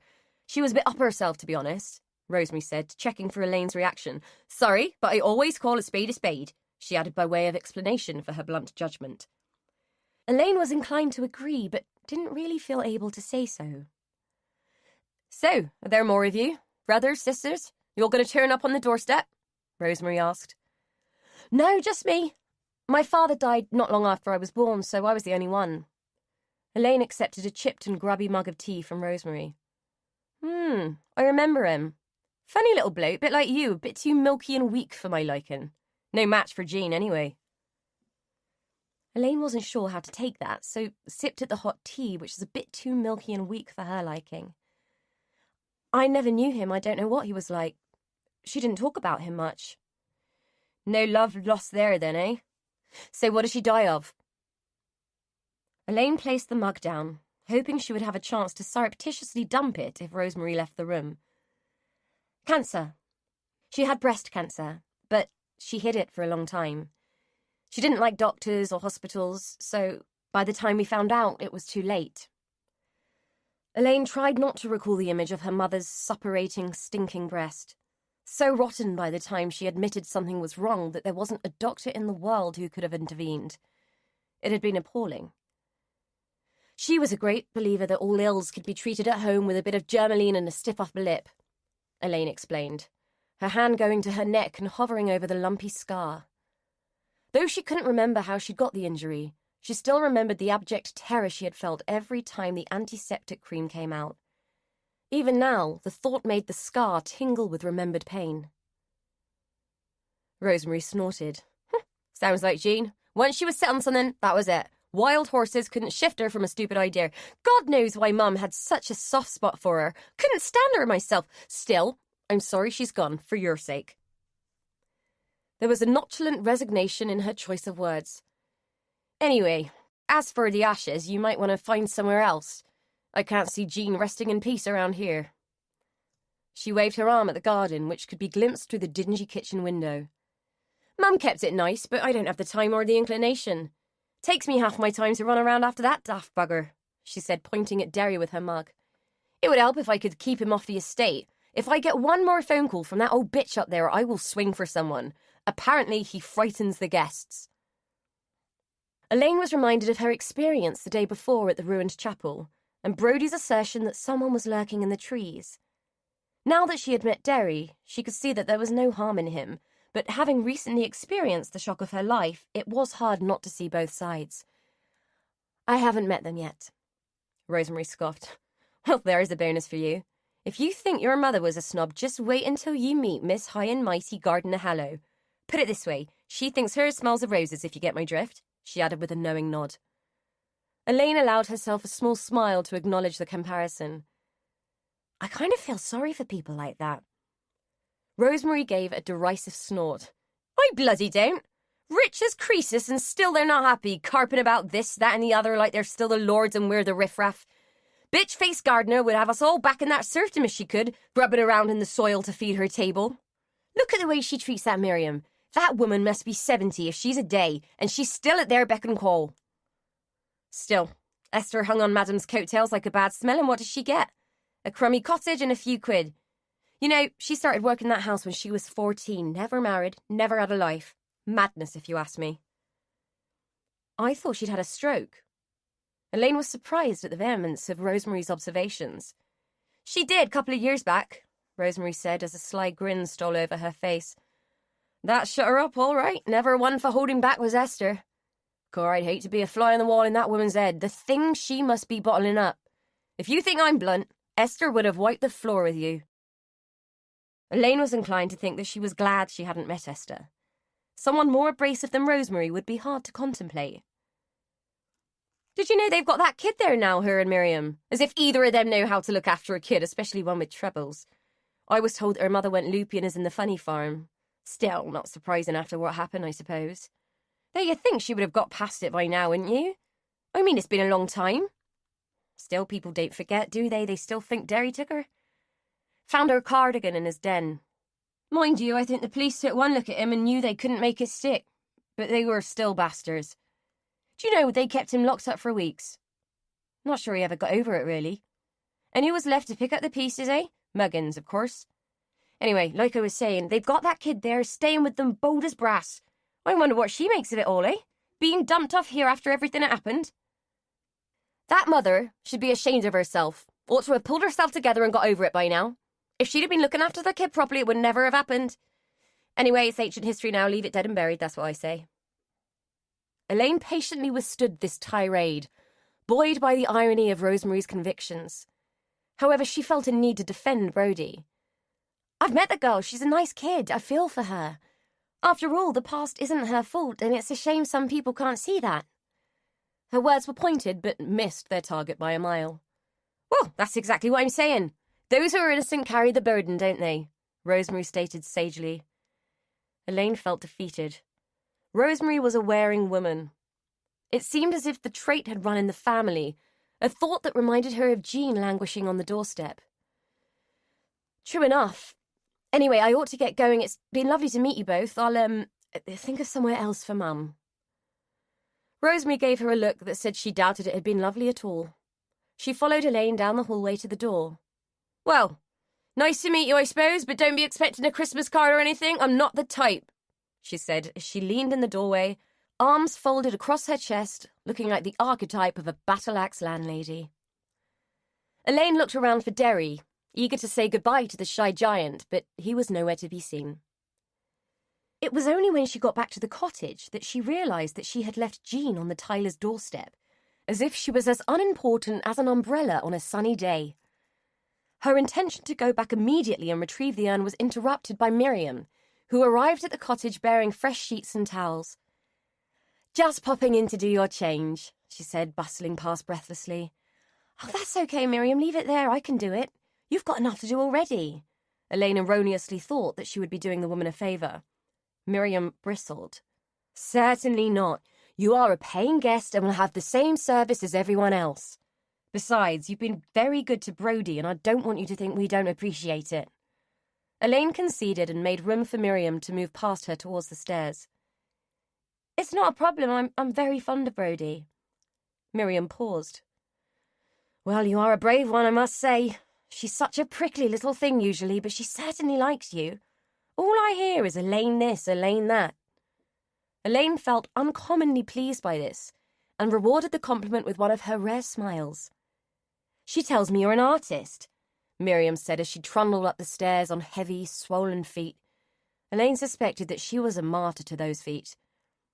In order to answer, she was forced to follow, trailing in Miriam's wake awkwardly as people do when they're not used to being waited on. "Well, yes, I'm an illustrator. Books, posters, that kind of thing." "Oh, how lovely." Miriam was clearly none the wiser. "Can't draw a pair of legs with a ruler myself. Still, God finds a use for us all, I suppose," she added, hauling the quilt off the bed and fighting with the cover. It was a laborious thing to watch. The quilt was twice the size of the woman, and Elaine had no choice but to wade in and help. As they wrestled with the quilt, Elaine pondered what God's plan was for her, if her only purpose was to concoct twee pictures for children's books. Not that that was the only thing she did, but it was her bread-and-butter work. "I met Rosemary Tyler today," she said as they were fitting the sheet, Miriam huffing with effort as she manhandled the fitted corners around the mattress. "Really? And how was that? Did she set the dogs on you?" Miriam's questions were delivered without humour. "No, she didn't, but she's so fierce herself I doubt she'd need the dogs." Miriam chortled at this. "You're not wrong there. Not known for her warm welcome is our Rosemary. Every village has a termagant, and she's ours. Ruby was the same, an absolute bitch of a woman. I don't think there was a person in the village that didn't feel the sharp edge of her tongue at least once. Still, I suppose they both had their cross to bear, what with Derry," she said, beating a pillow into smooth submission. "I met him too. He seems harmless enough, though." Miriam paused in what she was doing and regarded Elaine as if debating how much she should say. "Well, I'd agree. I don't think there's much harm in him, but he can be a handful. He's a bit obsessive. He can get fixated on things, and I think that scares people. He loves little kids, see? I suppose they don't treat him any different. That's why he got into so much trouble when the little one went missing. People knew he liked kids, and when they found the poor little mite's cardigan in his hut all covered in blood, well, you can imagine. 2 and 2 got put together, and that was that. Even though there was no proof and no other evidence, and they had to let him go, people said there was no smoke without fire, and the poor sod had been hounded ever since. So I suppose I don't blame Rosemary for being the way she is. She's had her cross to bear." "That whole incident seems very fresh for people, doesn't it? Yet I'm told it happened 30 years ago," Elaine said, glad that Miriam had brought the subject up. Miriam sighed and eased her padded frame onto the bed. She perched on the corner like a roosting hen. "Sorry, love. Got to take the weight off for a minute. My bloody feet will be the death of me." She gave Elaine a tired smile. "As for the other, I think if her body had ever been found, it would have been different. Everyone would have moved on, even our Shirley. She's Brodie's mum. She might have come to terms and had a life. As it is, I don't think there's a farmer in the district that doesn't think one day he'll be digging a ditch or ploughing a field and a pile of little bones will turn up. Doesn't bear thinking about, really." Elaine sat down on the opposite corner of the bed. "What actually happened? People have mentioned the story, but I'm not clear on the details." Miriam closed her eyes and exhaled slowly. "I blame myself, really. And so does Shirley, if the truth be told. She left the kids with me that day. She had an appointment at the hospital and didn't want the kids fussing around her, so I said I would keep an eye on them. She often left them with me back then. It was the summer holidays and they all loved it here. Plenty of room to play, I suppose. They weren't bad kids. Fern was a typical teenager. It was all boys and girls' magazines for her. Tony was a decent lad, still is. He's the one who keeps in touch. Shirley hasn't spoken a word to me from that day to this. Miriam tailed off wistfully. Anyway, they were all here. Fern, Tony, and little Mandy. Only I got called up to the house to help with Mr. Gardiner Hallow. He'd had one of his funny turns, and for some reason he would always respond to me, so off I went. Of course I had to take the kids with me. I couldn't leave them on their own, could I? I mean, Fern was 14, but she was a feckless sort even then. Well, young Alex was home for the summer. He's the Gardiner Hallow's nephew, quite famous now. You might even get to meet him while you're here. Anyway, me and Esther, she was the housekeeper then. We packed the kids off into the gardens and tried to sort Albert out. And that was that. Next thing we knew, Mandy was gone. Disappeared into thin air. We searched the garden, we searched the house, we looked everywhere. When the police came, we had the whole village and half the town out looking, but we never found a thing. Except the cardigan, that was all that was left of her. Oh, it was a terrible, terrible thing. Tore poor Shirley apart. See, Mandy was her only one. Tony and Fern are her stepkids. I got the shock of my life when I found out that she had Brodie. She must have been 40 if she was a Diana on her own by then, too. Of course, I wasn't allowed to have anything to do with them by then because she blamed me. I was in charge. Elaine didn't know what to say to make the old woman feel better. You can't watch kids all the time. You mustn't blame yourself, she said gently. Miriam sighed and shook her head. It's a good job I never had any of my own. Lord knows what would have happened. I'd have liked to, though. Still, it wasn't to be. Did you ever marry? Elaine seized the chance to steer the conversation into more comfortable waters. Miriam hauled herself up, groaning with the effort. Nearly. Once. I was engaged. Lovely chap he was. Peter Handley, she said, a beatific smile smoothing the creases of her face, making her look almost young again. But he broke it off the week before the wedding. Elaine was saddened by this. Miriam struck her as a woman who would have thrived on a diet of marriage and motherhood. That's terrible. Did you ever find out why? Miriam paused, a single snow-white towel in her hand, which she stroked thoughtfully. I did. Esther decided that it was her Christian duty to tell him that I wasn't pure. He was getting damaged goods. Elaine was profoundly shocked. She was aware that all this had happened a long time ago, but surely that kind of Victorian high morality had waned by then. That's awful. Why would she do such a thing? Miriam looked away, busily picking up the rest of the towels. It was different back then. People were different back then, especially here in the country. Esther was a very proud woman, a good woman, but she didn't understand too much about how people tick. Miriam paused and let out a weary sigh. I suppose she thought she was doing the right thing. Elaine couldn't accept that. Surely ruining another's prospects was never the right thing. She thought about making a case for Esther's guilt, but the look on Miriam's face told her that she would be better off holding her tongue. They stood in silence for a moment, all actions interrupted, all movements suspended by their thoughts. Miriam shook her head, snapping herself out of her reverie. Anyway, I must get on. By the way, what happened to the mantel clock? I came into dust earlier and it's gone. Elaine felt a sudden flush of embarrassment. Oh, sorry, don't worry, I haven't broken it. It's just that the ticking and the chimes get on my nerves, so I put it in the cupboard under the stairs. Sorry. Oh, I like a loud tick on a clock. Very soothing, I find. Oh, well, never mind. I'll put it back when you've gone, otherwise her ladyship would think you stole it, she laughed. Elaine lingered in the bedroom long after Miriam had gone, her hand resting on the crisp white linen that adorned the bed. She inhaled, drawing in the aroma of wind, sun, and good fresh air that mingled with the soap that Miriam had diligently sealed into the fabric with a hot iron.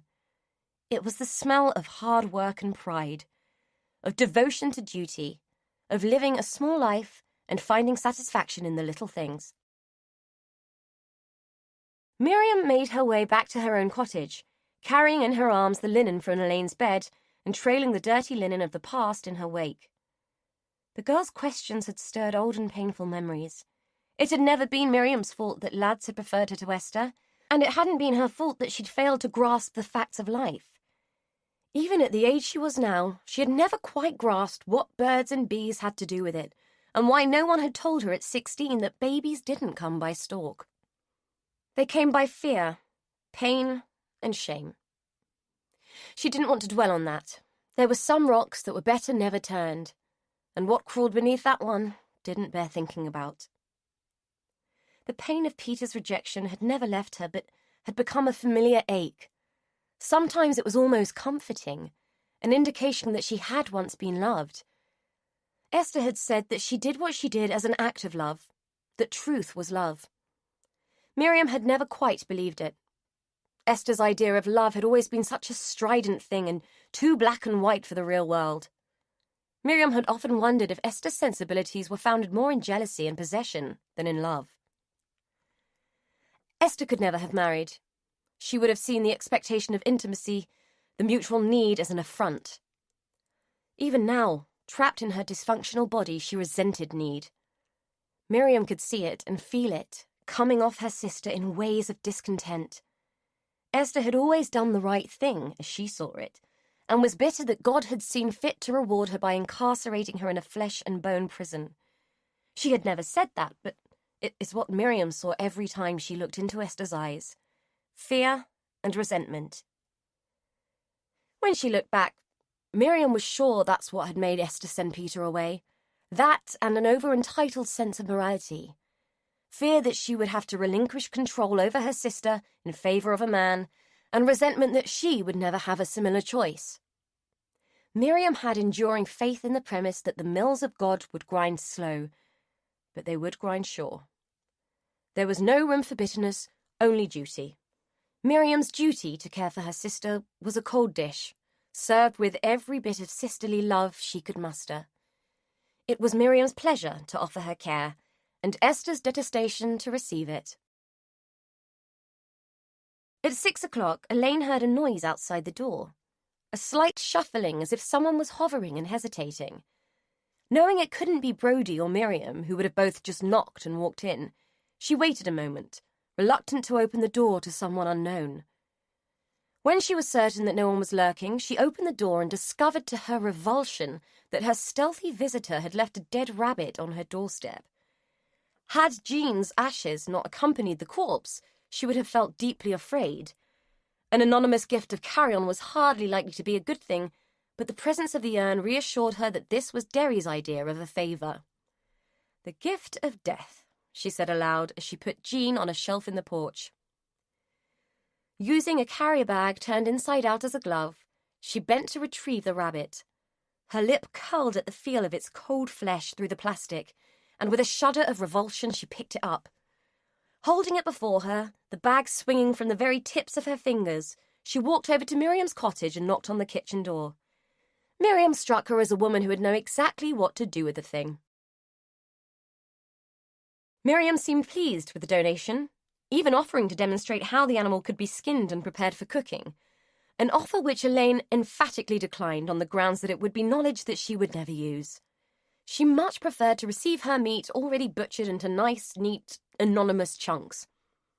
While Miriam busied herself hanging the rabbit in the shed, ready for the next day, Elaine was left alone in the quiet, cluttered kitchen. It was a room that told its history in the paraphernalia which it held. Copper jelly moulds adorned the walls, and heavy pans hung on butcher's hooks from a rickety laundry rack suspended from the ceiling by a system of ropes and pulleys. Miriam had left her sitting at a scrubbed pine table, from which a faint tang of carbolic soap rose to tingle in her nose. It was a smell that conjured images of childhood, and Jean's obsession that cleanliness was next to godliness. It wasn't an aroma which brokered happy memories for Elaine. The kitchen formed a tableau that interior designers would have died for and purveyors of retro chic would have drooled over. It was a haven of vintage style that had cost Miriam nothing but a lifetime of utility and frugality. Yet it resonated the warmth of her personality in a way that no designer could replicate and no money could buy. Everything about the room smacked of Miriam's matronly country charm, with just enough chaos to make it interesting. Elaine tried to picture a black-clad, brooding Brody at the table, and had to smile at the incongruity of the image. She was still smiling when Miriam returned.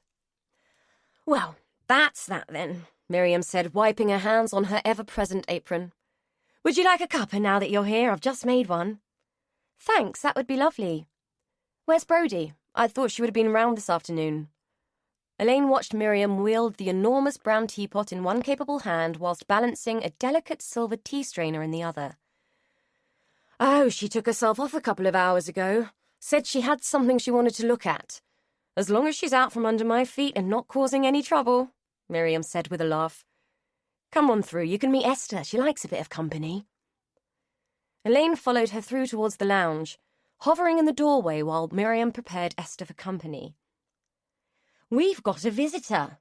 Miriam plumped cushions behind the figure of Esther, who Elaine was unable to see, obscured as she was by her sister's bulk.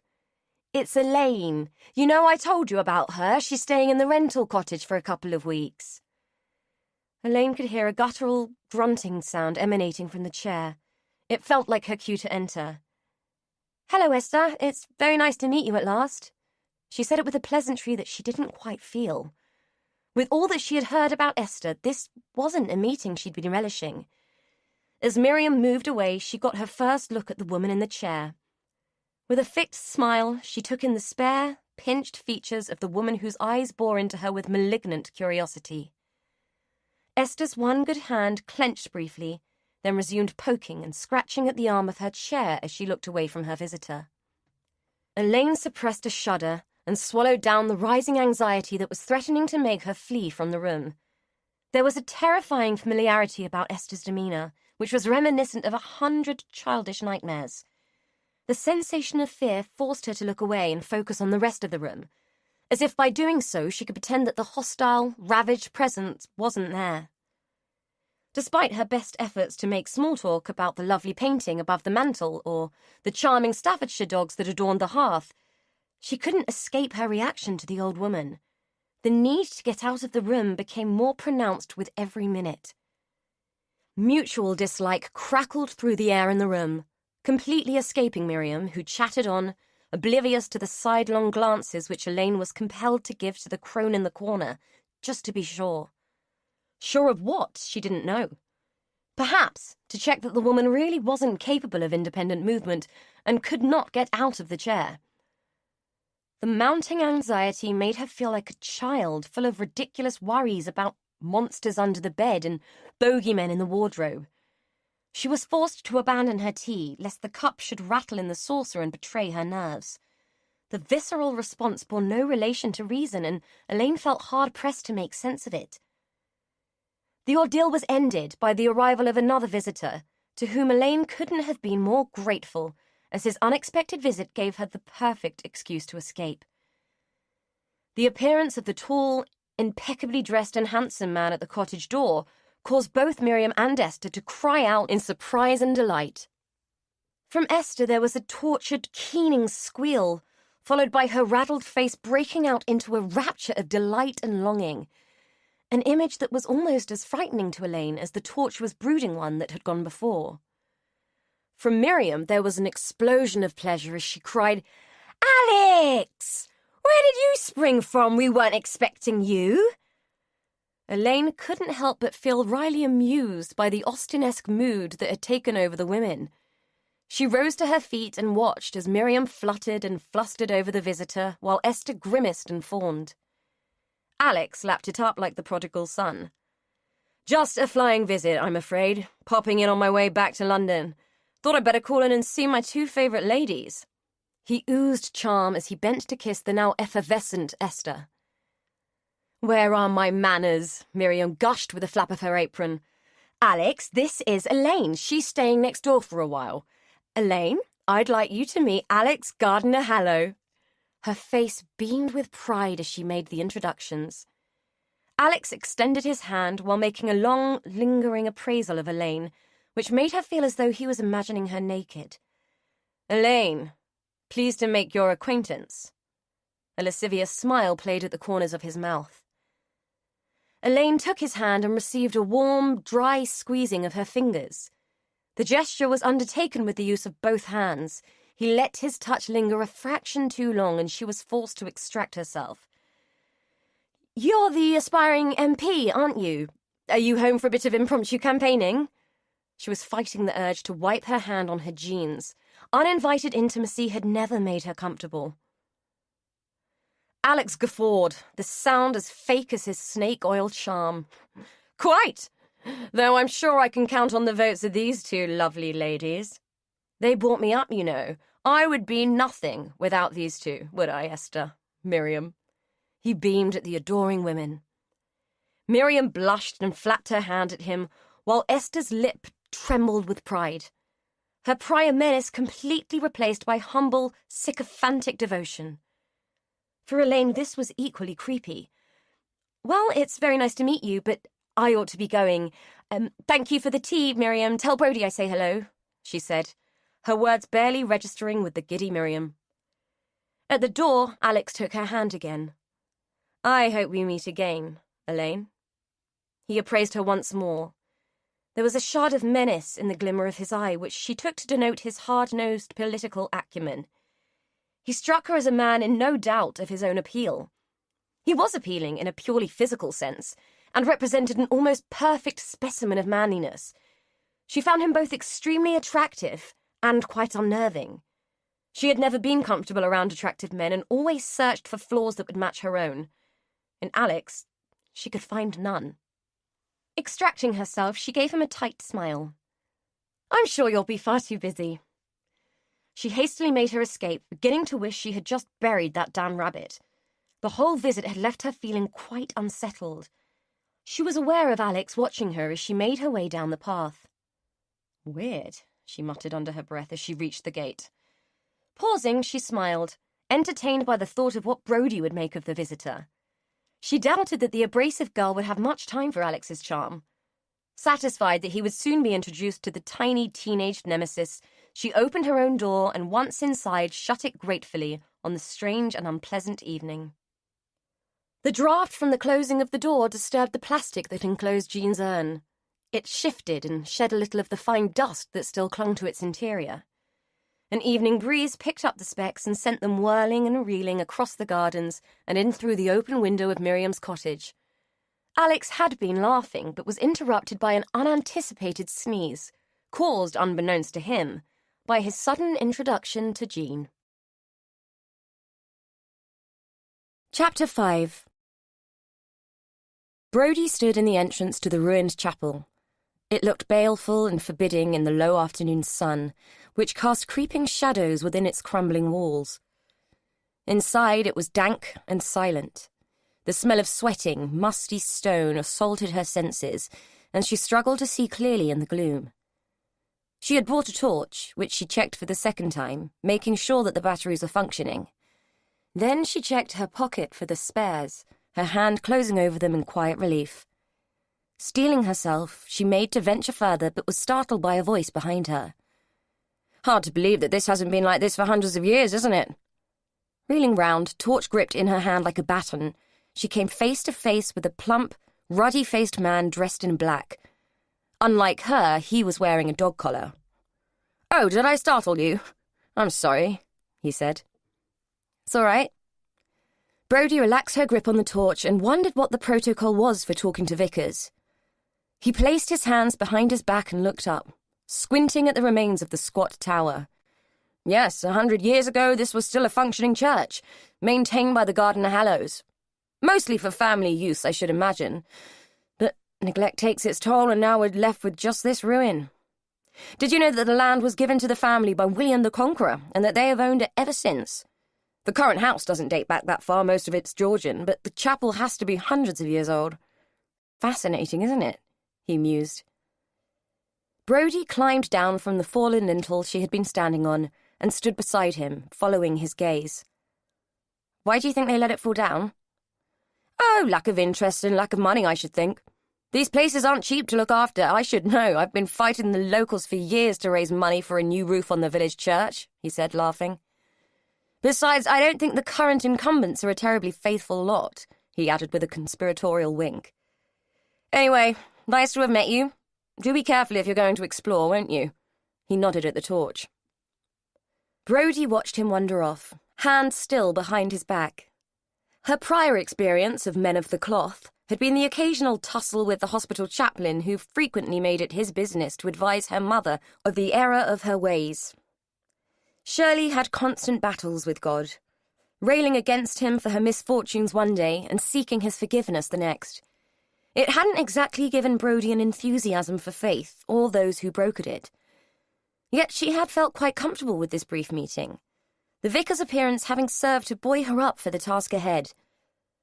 Taking her torch, she re-entered the chapel and made her way to what she assumed had once been the front of the church. She was pretty sure it was called the chancel, and the side bits that formed the cross were the transepts. The part where people sat was the nave. 2 minutes on Google and she was an expert in ecclesiastical architecture, or enough of one to work out what she was looking for anyway. She had spotted it the day before and had intended to explore it then if she hadn't had to deal with Elaine freaking out over a dumb bird. Picking her way over the rubble, she went back to where she had spied an opening the day before. It was overgrown and half-hidden, but it was there nonetheless. A rotting, woodlouse-ridden trapdoor lay over it, slimy with lichen. She managed to find a stick and used it to lever up the cover, revealing in its totality what she had glimpsed through the missing laths in the door. A staircase of rough-hewn stone led down into the darkness of what she was sure had to be a crypt. Switching on the torch, she shone it down, leaning back lest a flurry of bats should emerge in a furious glut to tangle her hair and scare her witless. Just to be sure, she banged the stick on the stonework, hoping to disturb anything that might be lurking. Years of watching horror films had made her cautious, and people said you didn't learn anything from TV. And even though she knew it would take little effort to break through the rotten wood of the door, she wedged a stone against the hinge just in case. Ready to face whatever was below, she began to descend, one slippery step at a time, the stick held in one hand, the torch in the other.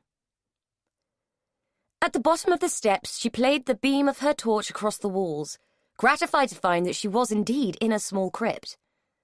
A room of about 20 feet square with a low vaulted ceiling. She was disappointed to find a distinct lack of sarcophagi, and even more dismayed to find that she was not the first to have discovered the hidden chamber. Several beer cans lay around her feet, and someone had spray-painted a crude pentagram on the floor. The room had a distinctive smell of stale urine mingled with mold, an acrid combination which stung her nose and made her want to sneeze. Pulling her t-shirt up to cover the lower part of her face so that the smell of washing powder would mask the other stench, she explored further, quickly realizing that there were bodies in the walls. Heart beating with excitement, she moved closer and tried to read the inscriptions. Various dead Gardiner Hallows had been entombed beneath the chapel. The duration of their often brief lives had been engraved on slabs of marble which were mortared into place.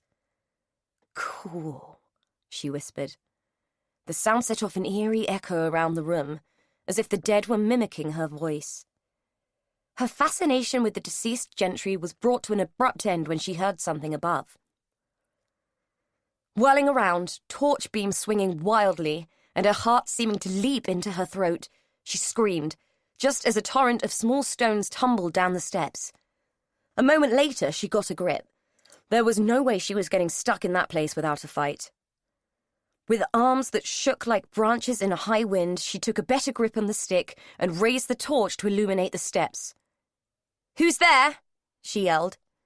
"You better get back because I'm coming up swinging." She thwacked the stick against the stonework for good measure.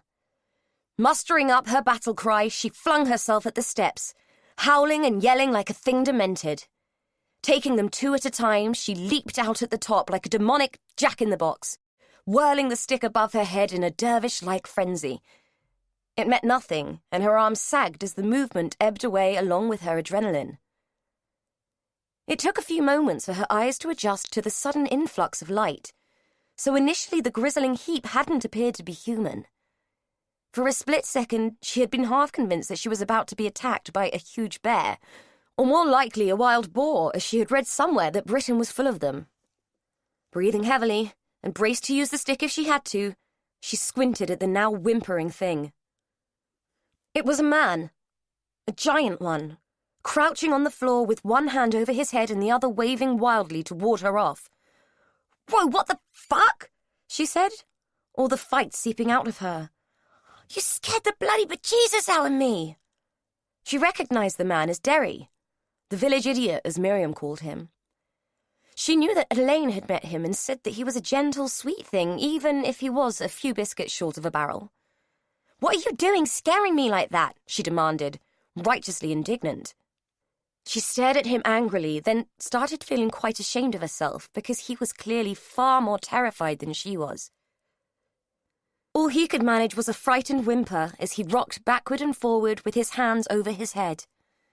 His great feet were sticking out either side of his squatting body, making him look like a gigantic egg perched precariously on a pair of clown shoes. Brody felt like the vilest person in the world.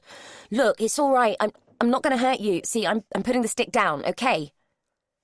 She bent down and placed the stick on the ground, then put her hands up to shoulder height. It was like some scene out of an American gangster film wherein she was declaring her surrender. "I'm going to sit down now, all right?" She lowered herself onto a giant slab of masonry that formed a convenient and impromptu bench. "See? Everything's all right, yeah?" Slowly, the rocking ceased, and the whimpering diminished until, still crouched, he bravely decided to take a look at her through the cage of his parted fingers. Brody smiled at him, aware that a smile from her wasn't always a good thing. No matter how much she practiced, it often looked more menacing than the sulky look she had perfected. "Hey, you're Derry, aren't you?" "I'm Brody. My friend Elaine told me about you. You remember Elaine, don't you?" Derry nodded from behind the protective fan of his fingers. "Sorry if I scared you, mate, but I reckon you scared me more. I thought I had a bunch of pissed-up devil worshippers on my hands." She laughed at her own joke and hoped the humour would calm him down. "Anyway, what are you doing lurking around here?" Finally, he pulled his hands away from his face and scrabbled on the ground behind him, grasping at something and dangling it in front of her by its ears. Rabbits," he stuttered, waving at the woods that lay behind the chapel. Brody felt a wave of revulsion as the poor dead thing dangled in front of her. She tried hard not to pull a face as she said, "Cool. You gonna have that for your tea?" Derry gave her a vigorous nod. "Lovely. Sooner you than me, mate. I prefer a burger myself," she quipped. Derry grinned and gave out a snort of laughter. He started to rummage inside his coat, pulling something out which was lost to Brody's view, concealed as it was within his big hand. For you." He threw the object. Brody saw something small and grey come hurtling towards her. On instinct, she scuffled back, expecting to be confronted by something else that was small, furry, and dead. At her feet lay a grubby child's toy. She picked it up and turned it in her hands, recognition and horror dawning as she examined the little furry dog. It was filthy, rhymed with age, and it was missing one of its glass eyes. "Where did you get this, Derry?" Her voice came out in a tentative whisper as the thing she held in her hands inserted its significance into her mind. Down there!" He pointed to the crypt. Brody looked back at the trapdoor and thought about what lay beneath it. She shuddered. "Do you know who it belonged to?" she asked, the implication of his anticipated answer causing her heart to beat faster. Derry nodded vigorously and looked around him, as if the walls of the chapel might have ears. Wide-eyed, he leaned forward. Mandy's." Brody looked at the giant man who was crouched before her. She knew from the village gossip that everyone thought he was the one who had abducted Mandy, and that he had killed her and buried her body somewhere in the vicinity. She eyed the dead rabbit with the lolling head and gauzy eyes, and contemplated whether she thought this man could have done the same thing to a child. The dog lay in her hand like a totem. In almost every photograph of Mandy, the dog was a feature. Mandy had called it Barney, and the fact that she could never be parted from it had become the stuff of legend. Barney had gone everywhere the girl had gone, except to her grave. Brodie had to ask, "Did you hurt her, Derry? By accident?" Derry shook his head vigorously once again and began to rock. No, not me. Not me. Brodie believed him. Her gut told her he wasn't lying because she had the feeling he didn't really know how. "Someone did, though, didn't they? Do you know who, Derry? It's important." He shook his head again, an exaggerated movement that told Brodie how hard he was trying to make her believe him. "Esther knows. She does." That was a fat lot of good to Brodie. She didn't doubt that the horrible old woman could have had a hand in whatever happened, but it wasn't like anyone could ask her now. In the distance, the church bell chimed out the hour. Derry started like a wary deer, a look of fear pulling his features. "Late," he said, by way of explanation, as he leapt to his feet and began a lurching canter across the meadow and into the woods. Brodie looked after him for a long time, the little dog still nestling in her hand. She didn't know what to do. If she took the dog to the police, they would want to question Derry again, and it wasn't as if he could tell them much. It took him half an hour to get a word out anyway. Besides, there was a reason he had given it to her. There had to be. He must have had it the whole time, otherwise the police would have found it. If she could find the crypt so easily, then it was pretty likely the police had too. But why had he kept it? He must have known it would incriminate him further. Brodie thought about it hard, tried to put herself into his shoes, and realised that he wouldn't have thought of that at all. He knew he was innocent, so he wouldn't have even considered that something might make him look bad. It was like the cardigan. From what she could remember being told, he had voluntarily given it to the police. He hadn't hidden it or tried to destroy it. He had tried to be helpful, even though everyone else had assumed that it was an admission of his guilt. Brodie knew what she had to do. Carefully stowing the dog inside her jacket, she set off for home, a plan forming in her mind. Elaine was becoming used to Brodie calling in for breakfast, so much so that she automatically catered for two. Though it had only been a few days, Brodie had managed to wheedle her way into her affections in the most surprising way. Elaine did not embrace relationships easily. The years tied to her mother had made her reluctant to form attachments that might bind her and dictate her time. Brodie had struck a chord which resonated in a way unfamiliar to Elaine, and she was mesmerised by the depth of affection she was developing for the intense, socially awkward girl. When Brodie sent her a text to say that she wouldn't be over that day, Elaine was surprised by the disappointment she felt. Bereft of company, she struggled to know what to do with her time, eventually deciding that she really ought to deal with Jean's ashes. There was only so much time that the woman could languish on the shelf in the porch before it became remarkably indecent. It had occurred to Elaine that the gardens at Hallows Court might be a suitable place. They were pretty and peaceful, and she guessed that Jean might be as happy there as she would have been anywhere, though the likelihood of Jean being happy with anything was as incongruous in death as it had been in life. Consulting the garden Hallows and asking their permission had played through her mind, but the delays and questions this might cause were off-putting. Eventually, Elaine concluding that what people didn't know they couldn't worry about. Besides, this was between her and her mother. Her plan was to find a quiet spot and distribute Jean evenly and discreetly. After the debacle in the boot of the car on the day she had first met Brodie, the sooner and more efficiently it was done, the better. The gardens were lovely. A little neglected in places, but the skeleton of something beautiful wasn't hard to recognise. Elaine made sure to stay out of sight of the house, and after scouting around for a short time, found a copse of rhododendrons with a hollow space in the middle. It seemed perfect.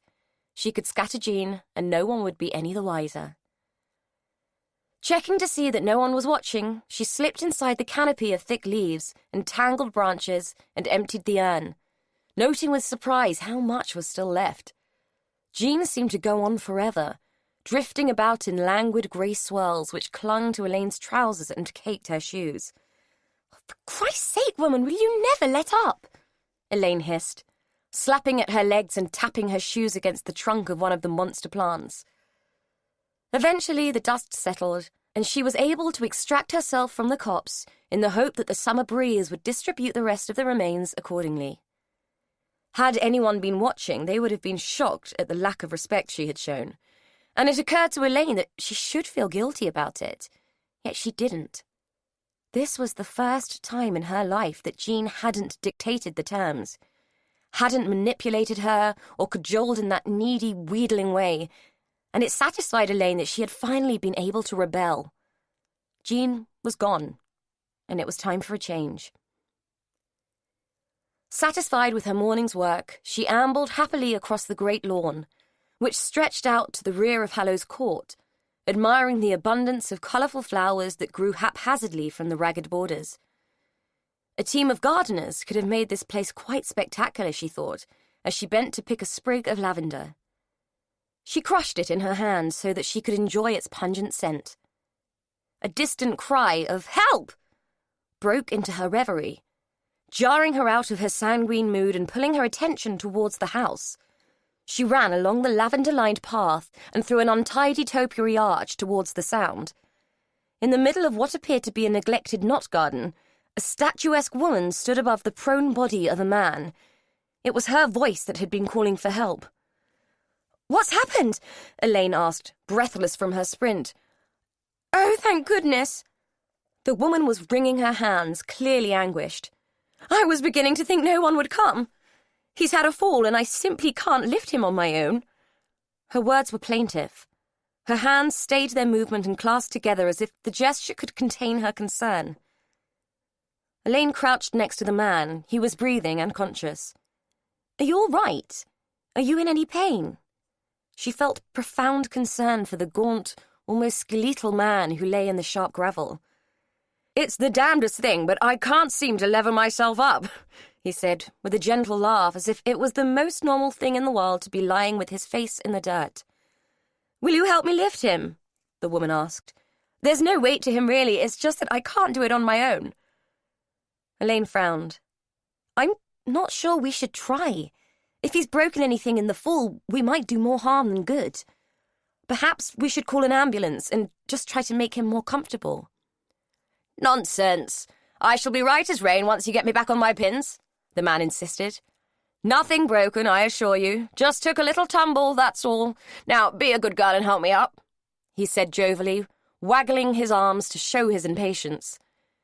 Elaine was reluctant, but could tell that her objections would find no quarter. "All right, let's start with getting you to a sitting position, but any sign of pain and we will have to call for an ambulance." She bent down and levered him up, swiveling him onto his skinny backside. He was so thin that she found it hard to believe that he hadn't broken something as a result of the fall. "That's the ticket. Halfway there already," he said enthusiastically, showing no signs of pain. "Okay, now if you could crouch down on his other side and put his arm around your shoulder. I'll do the same this side. We'll lift him on the count of 3, Elaine directed, getting into position and waiting for the flustered woman to do the same. "Right. 1, 2, 3. They heaved and dragged the man to his feet. "There we go. I'm back up with my head in the clouds again," he chortled, though he was still a little unsteady on his stick-thin legs. "Oh, Albert, for goodness sake, let's get you inside." The woman had embarrassment and woe written all over her face. Elaine took the bulk of his weight as they staggered awkwardly towards the tall French windows that opened onto the terrace. The shallow steps proved tricky, but eventually they managed to negotiate the rangy Albert inside the house and into a chair, where he plopped gracelessly with an enormous sigh of relief. "That's better. Well, this calls for a drink, I'd say, wouldn't you, Ada?" He clapped his hands together and appealed to the careworn woman. Ada bristled. "I shall find Pavlo and arrange for a pot of tea," she said imperiously.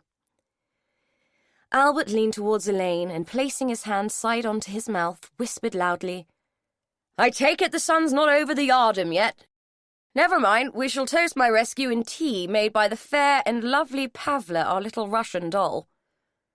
Elaine couldn't help smiling at him, despite the fact that she felt like she had inadvertently slipped into an amateur dramatic society interpretation of something by P.G. Wodehouse. Ada gave out an exasperated sigh. How many times, Albert? She's from the Czech Republic. She turned to Elaine. Thank you for your help, dear. You've been very kind. I'm sure introductions aren't necessary, really, but I'm Ada Gardner-Hallow, and this is Albert, my brother, who cannot seem to help getting himself into trouble, she added, giving Albert a sidelong, disapproving glance. Now, you have to be Miss Ellis, staying in Meadowfoot Cottage, if I'm correct. She extended a long, delicate hand for Elaine to shake. Her skin felt like porcelain, cool and translucent, the blue-hued veins standing out and announcing their vulnerability. Elaine was struck by their ethereal delicacy. Call me Elaine, and you're very welcome. Ada treated her to a gracious smile. I think a cup of tea is the least I can offer you for all your help. Do excuse me for a moment. Left alone with Albert, who had closed his eyes and was humming a Gilbert and Sullivan aria as though he'd forgotten she was there, Elaine was able to take in her surroundings. The room was huge, and looked as though it must have been the library at one time, though most of the books were piled haphazardly like teetering stalagmites around the room. The vacant shelves had been stuffed to the gills with hundreds upon hundreds of glass jars, bottles, and small boxes. The scene was reminiscent of how Elaine imagined an alchemist's lair might look.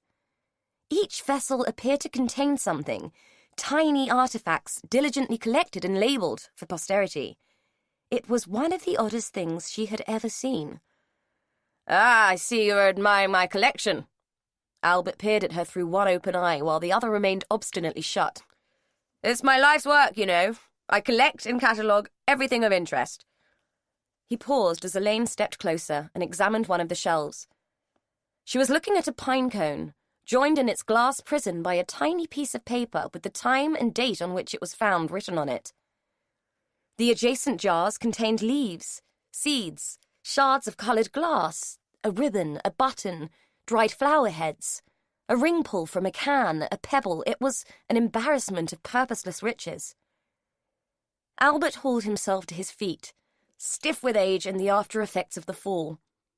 You think me a foolish old man, eccentric and quite mad, don't you? His tone was not in the least accusatory. You may well be right. I am certainly a fool. He paused for a second, a wan look passing across his sagging features. I have something for you, a token. You see, everything is of interest if you are asking the right questions. Elaine watched with concern as he negotiated his way across the floor, carefully wending his way through the labyrinth of books, tables and objets d'art that littered the room, making it into an absurd obstacle course. He reached a shelf and looked along it, finally selecting a tiny jar thick with dust. Ah, here we are. Laboriously, he made his way back and presented it to her, pressing it into her hand as if he were endowing her with something precious. Thank you. She was both touched and mildly amused by the gesture. He patted her hand. Put it in your pocket. Don't let Ada see it. You might want to share it with your pugnacious little companion, see what she makes of it. At the sound of the door being opened, Elaine thrust the thing in her pocket and turned to watch as a squat, thick-set woman with a knitted brow and a look of purposeful determination negotiated a huge tea tray through the door. Miss Ada said to bring this here. She will be along, she said in a thick Slavic accent, whilst peering around in an attempt to find a clear surface where she could rest the tray. Let me help. Elaine moved forward to help with the burden as Pavla finally settled for resting the tray on a worn footstool, which was the only unfettered surface available. Elaine received a grateful smile in return. I clear a space. Pavla gracelessly plonked a pile of papers and magazines on the floor to release a side table for its intended purpose. No wonder the place was in such disarray if all they did was rearrange the rubble, Elaine thought as Pavla smiled at her again. Do you mind if I use the bathroom? She was eager to wash the dust off her hands, Dirt and grime on her skin was never a sensation she could stand for long. The combination of Jean's remains, the gravel from where she had picked up Albert, and the dust from the little bottle was prickling and bothering her skin as if she had been spattered with acid. Usually, she would have carried wet wipes in her bag and a bottle of antibacterial hand gel, but her bag was at a cottage and the urge to be clean was overwhelming. Pavla looked confused. "Bathroom," she pondered. "Ah, you mean toilet. Yes, please follow," she added, having logically worked out what Elaine actually wanted. Elaine had to admire her aplomb. Negotiating the English language at all was no mean feat, let alone being expected to understand the subtle social niceties that dogged the vernacular of the classes. Gratefully, she followed Pavla across the hall to the cloakroom, which was discreetly hidden beneath the vast, curving staircase which led to the upper floors of the house. As she left the little room, hands still damp with relief, she paused. Angry voices floated down the stairwell and echoed round the hall. Eavesdropping was not something she would have normally chosen as a pastime, but given the tone of the conversation above her, it would have been more embarrassing to make her presence known. Staying back in the shadows, she attempted the impossible task of not listening to what was being said. "Do you have any idea how much it costs to live in London and maintain the kind of lifestyle that's necessary?" She recognized Alex's voice, unctuous and overbearing. "Please, Alex, you have to understand, we barely have enough as it is. I'm reduced to employing foreigners, and only one at that. The house is falling down around us and the gardens are a ruin. I ask you, what do you expect? I can't conjure money out of thin air." Ada's words were clearly a plea for the application of reason. "Then sell up. I could bring you 100 people willing to bite your hand off for this place. It could be a hotel, a golf club, anything but this miserable mausoleum." Alex's voice sounded sulky and was loaded with childlike resentment. Elaine felt embarrassed for him. His petulant voice made her cringe and shrink back further into the shade of the staircase. Ada stood her ground. "That is not going to happen. It's not mine to sell. Albert is the incumbent, not you or me, and while he is alive, it's his to keep. You should be grateful to him. He's been extraordinarily generous to you." Alex snorted, his derision echoing down the stairwell like a beast released from Pandora's box. "That old fool. He should be in an asylum, and you know it. I could, you know. Wouldn't take much to have him committed, make him sign it over." "But you won't, will you, Alex?" "It wouldn't look good for you. People won't vote for a man who puts his own uncle in an institution, even if you convince them it's for his own good. Besides, you know we can't sell even if he agreed. There are worse things that could come out." There was a short silence, dogged and heavy with unbearable tension. "Am I never to be forgiven for that?" Alex whined. "I'm afraid you must look elsewhere for forgiveness, Alex, as you must look elsewhere for money. I cannot help you." Elaine flinched and braced herself further into the shade of the stairs as she heard Alex emit a bellow of frustration. Something smashed, and a small shard of china dropped from the top of the staircase and tumbled across the tiles, finally coming to rest just in front of her feet. For a moment, she was afraid that the old lady had been harmed, but Ada's shocked cry of "Alex!" reassured her. The stone stairs above her resounded with a furious pounding, and the metal balustrade sang as Alex thundered down it like an angry bull. At the bottom, he stalked across the hallway, his gait rigid with indignation, and slammed out the front door. Elaine was profoundly shocked. She had never witnessed an adult behave in such a way. Her mother had been difficult and manipulative, but there had never been violence. This was a whole new maze of human behavior to negotiate. Her first instinct was to run upstairs and find Ada, offer her some comfort, some reassurance, but she doubted this would be welcome. She had already picked up on Ada's discomfiture when she had been forced to expose Albert's eccentric existence to a stranger. She waited for a moment and heard Ada gathering up the bits of broken china at the top of the stairs. Cautiously, she moved out from the shadows, looking up to check that Ada couldn't see her. Fortunately, the landing was unoccupied. She slipped as silently as she could across the hall and back into Albert's room. He was asleep in his chair, snoring gently. Elaine spotted a woolen throw resting on the back of a sagging sofa. As quietly as she could, she took it and spread it over the sleeping man. Then she crept out through the French doors onto the terrace. She sat down on the balustrade opposite the open door, hoping that Ada would spot her there and understand how awkward it would have been to stay in the room with the sleeping man, sipping tea. Eventually the woman appeared, seeming to have regained all her former composure. She stepped out onto the terrace and walked towards Elaine. "Oh dear, did he doze off on you? I'm so very sorry. I hope you managed to drink some tea before he fell asleep." Elaine smiled. "I did. Thank you. I didn't like to stay in the room with him. It seemed very rude." She hadn't drunk any tea, but felt it would be rude to say so. "I quite understand. I'm afraid our social graces are sorely lacking these days, and we don't entertain quite like we used to. Age can be a great burden."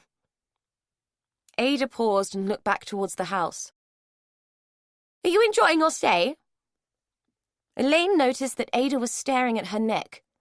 Instinctively, she reached up and adjusted the scarf. "Yes, I am. It's a beautiful place, and the cottage is charming." Ada nodded. "Yes, it seems sensible to put them to some use. We used to let them to the estate staff, but as the estate has shrunk, so have the number of people. It would have been a poor show to let the cottages go to ruin.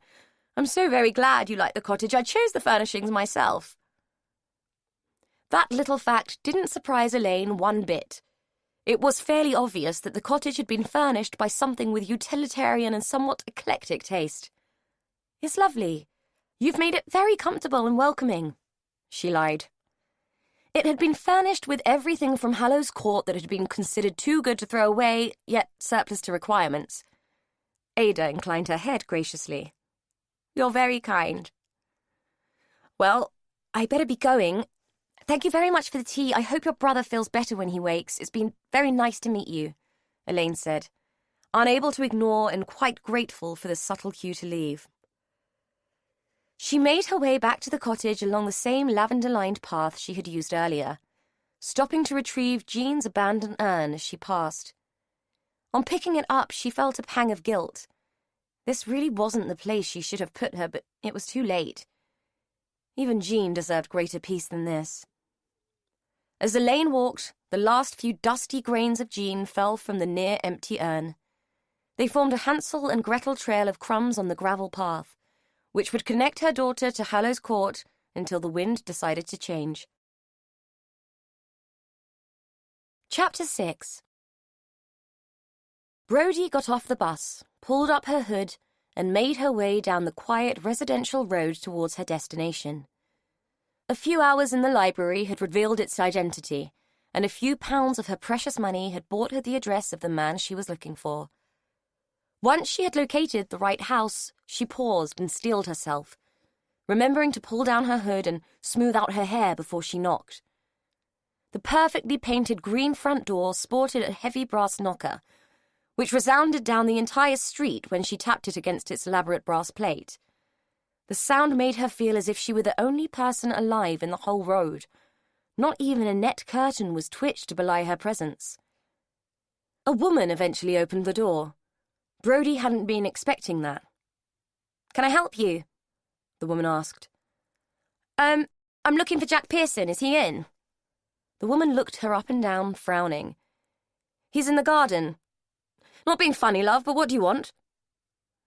"I wanted to talk to him about one of his old cases," Brodie said with more confidence than she was feeling.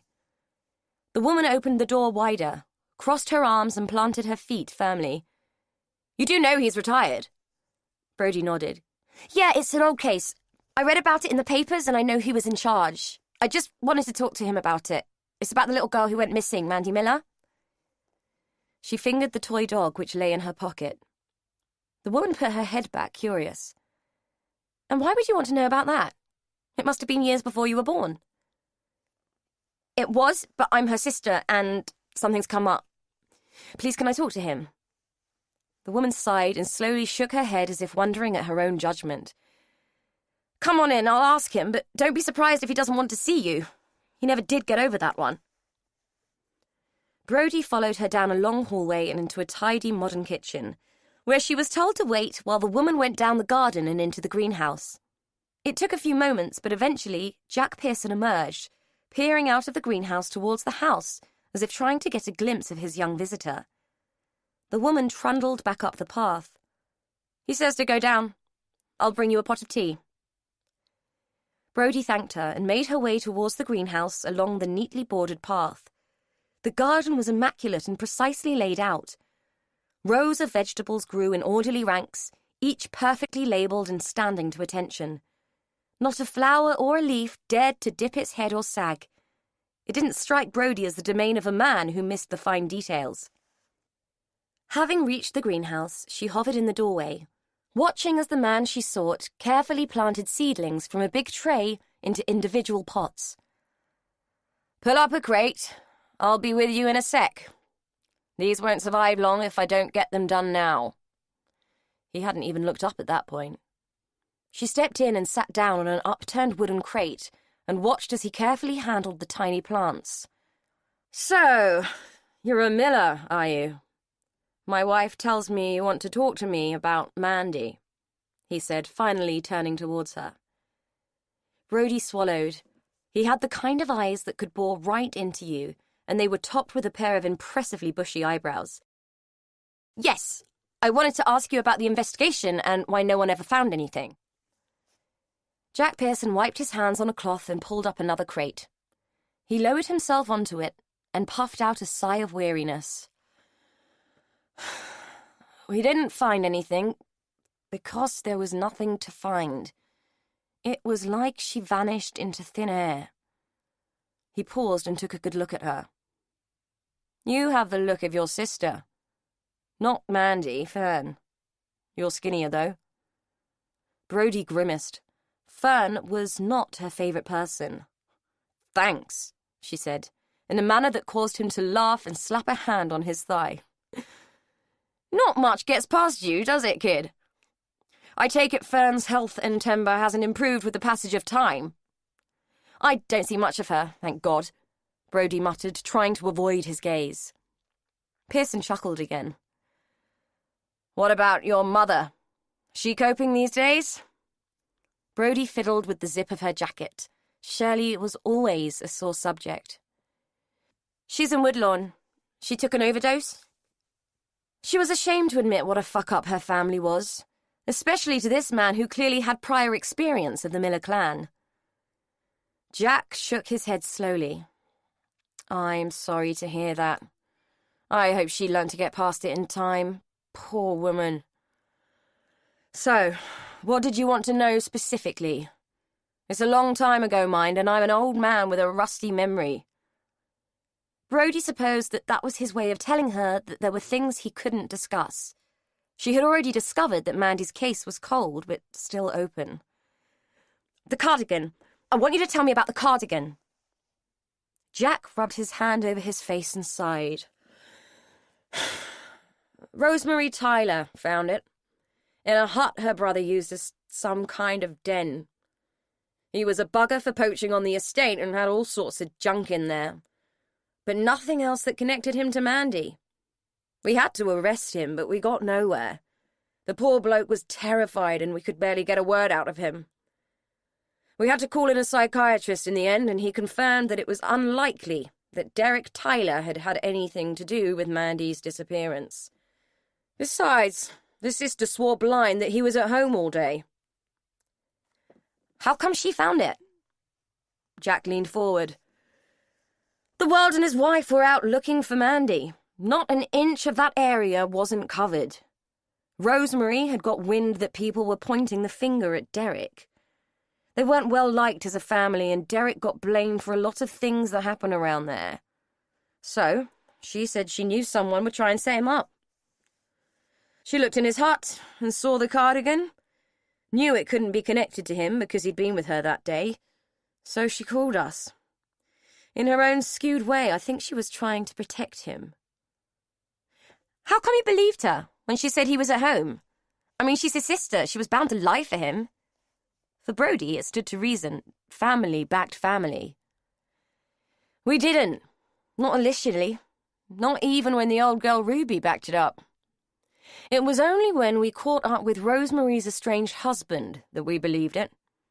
He'd been there that day collecting some of his stuff and had argued with Rosemary. That had been what had scared Derek. He'd locked himself in his room all day. It was his statement that got Derek off the hook. Why would you believe Rosemary's husband? It doesn't make sense. Family by marriage was just as much family. Jack shook his head and gave her a sardonic smile. Believe me, if you had ever met Eddie Macy or Rosemary Tyler, you would know that there was no love lost there. Macy had absolutely no reason to do that family a favor. That's why it took him so long to come forward. Besides, he was a suspect himself for a while. This was news to Brody. So nothing stuck to him either? Nope. Too many witnesses put him elsewhere. First at the village pub, then at the Tylers. Brody pondered this for a moment. Did you ever search the crypt under the chapel at Hallows Court? Jack snorted.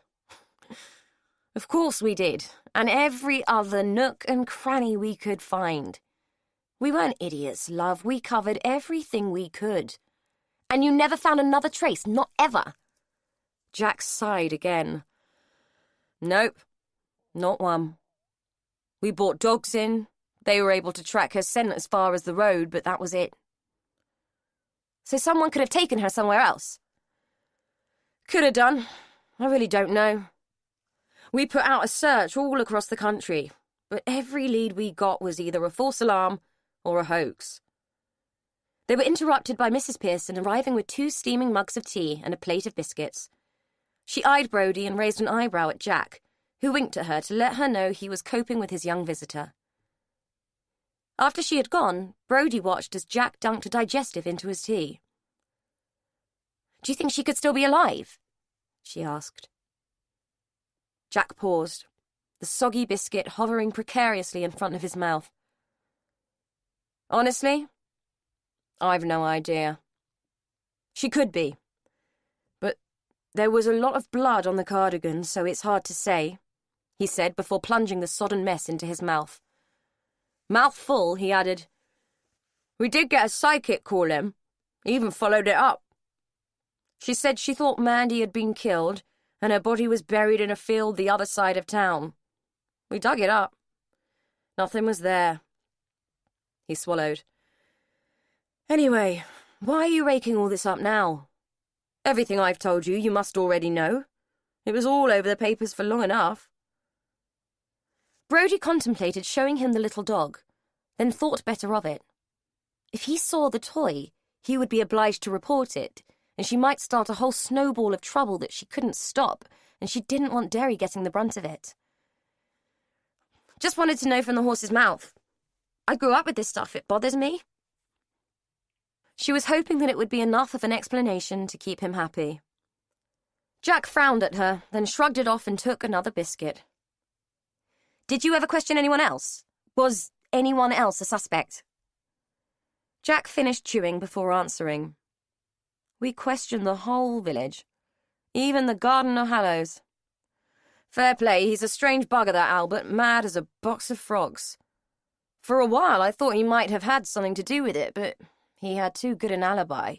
He was ill in bed. And besides being odd, he didn't strike me as the type. But Derry did.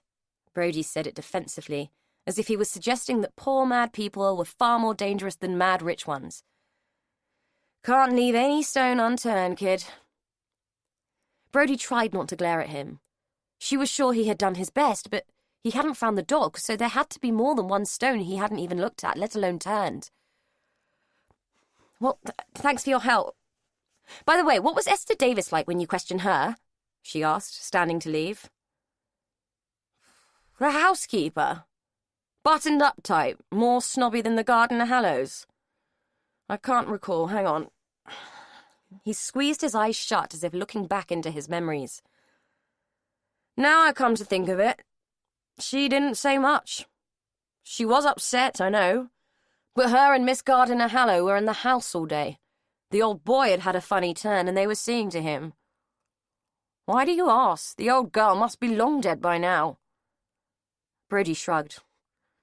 No reason, just curious. Oh, and she's still alive. Just. She had a stroke, though, and can't talk. Jack laughed. Blow me. I remember her as pretty ancient then. Brodie thanked him again and let herself out round the side of the house so that she wouldn't have to see Mrs. Pearson again. She'd had enough of disapproving looks lately. As she waited for the next bus, it felt like the whole venture had led her to a dead end, just as dead as the ones Jack Pearson had been led to. She reached into her pocket. The presence of the little dog that lay dirty and bedraggled in the warmth of her hand told her something different. Someone in Hallow's End knew more than they were letting on, and Brodie was going to find out exactly what it was.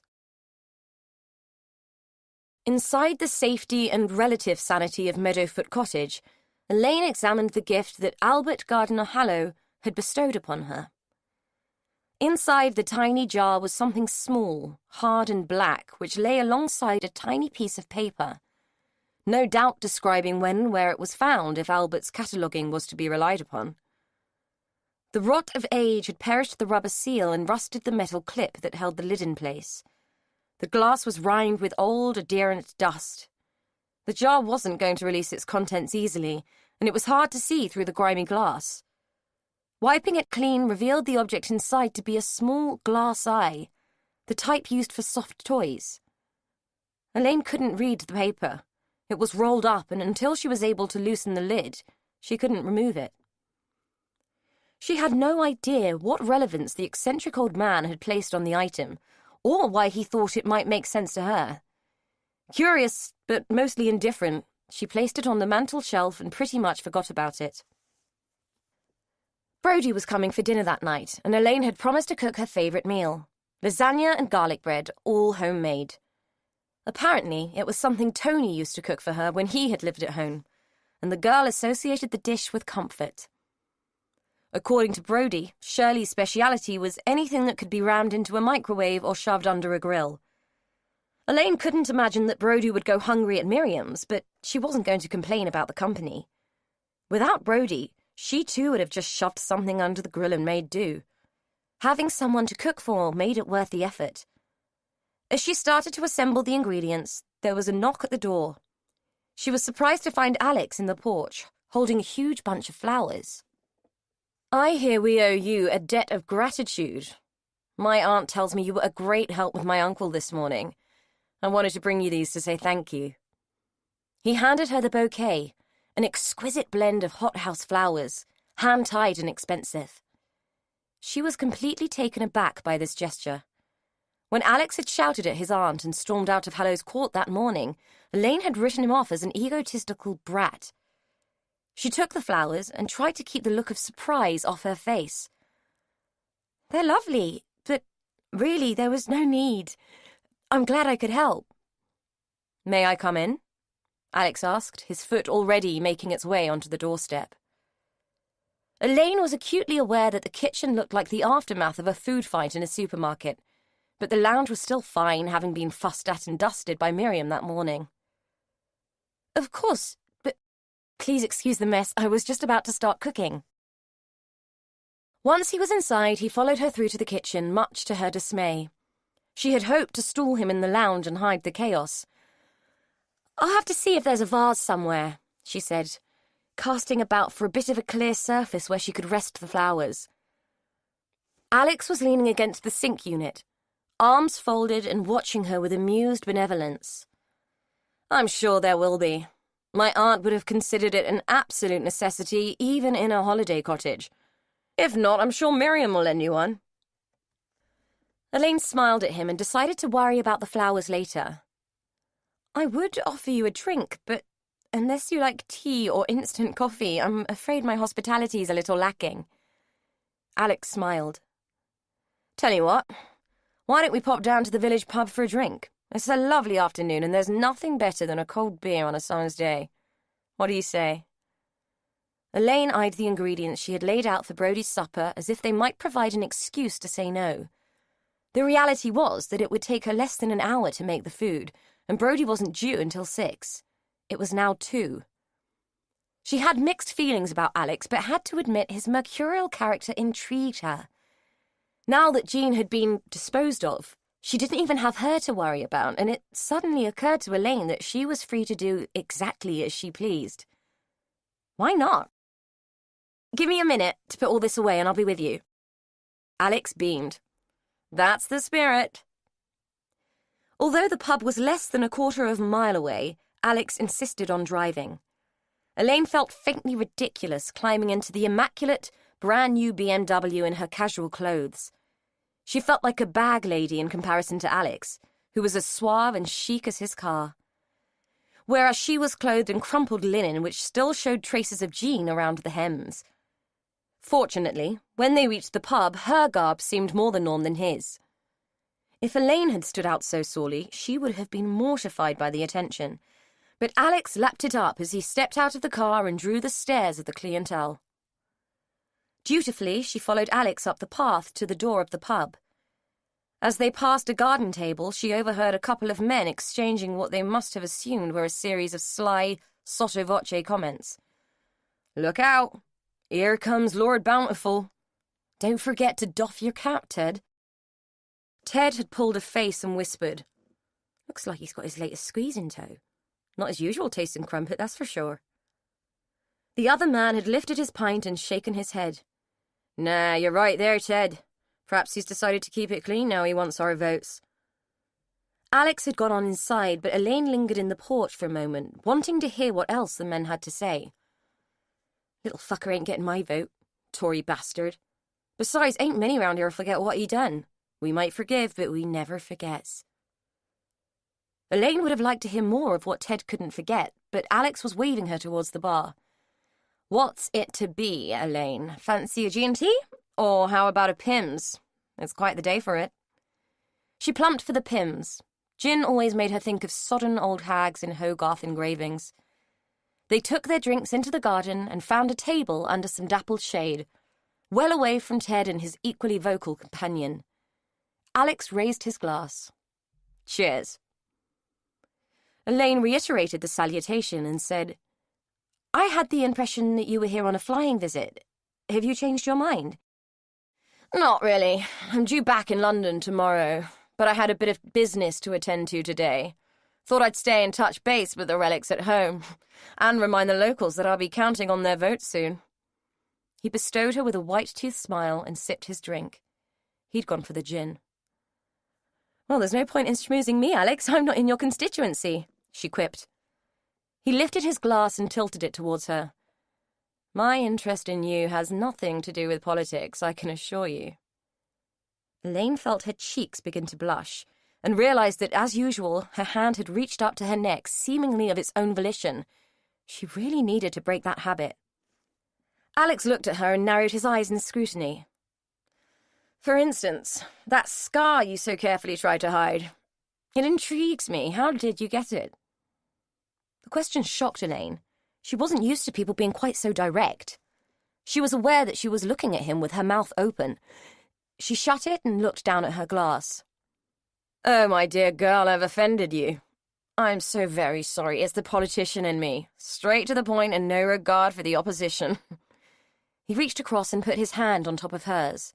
It was all she could do to not instinctively pull it away. "Please forgive me. I am an oaf." He looked genuinely sorry, and she felt a fool for being so sensitive. Brody had been right. If you wanted to hide something, it was better to put it in plain sight. "Please, don't apologize. It's me.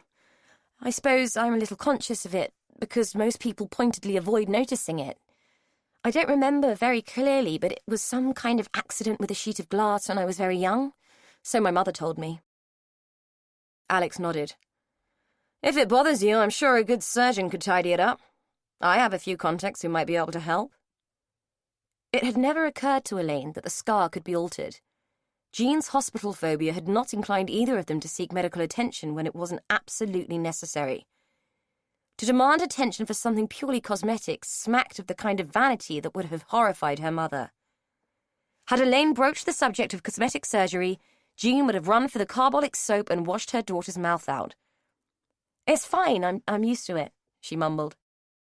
I can see that I'm making you feel uncomfortable, Elaine, and that's the last thing I want to do. Let's change the subject, shall we? Tell me, what brought you to Hallow's End? Uncomfortable wasn't the word for it.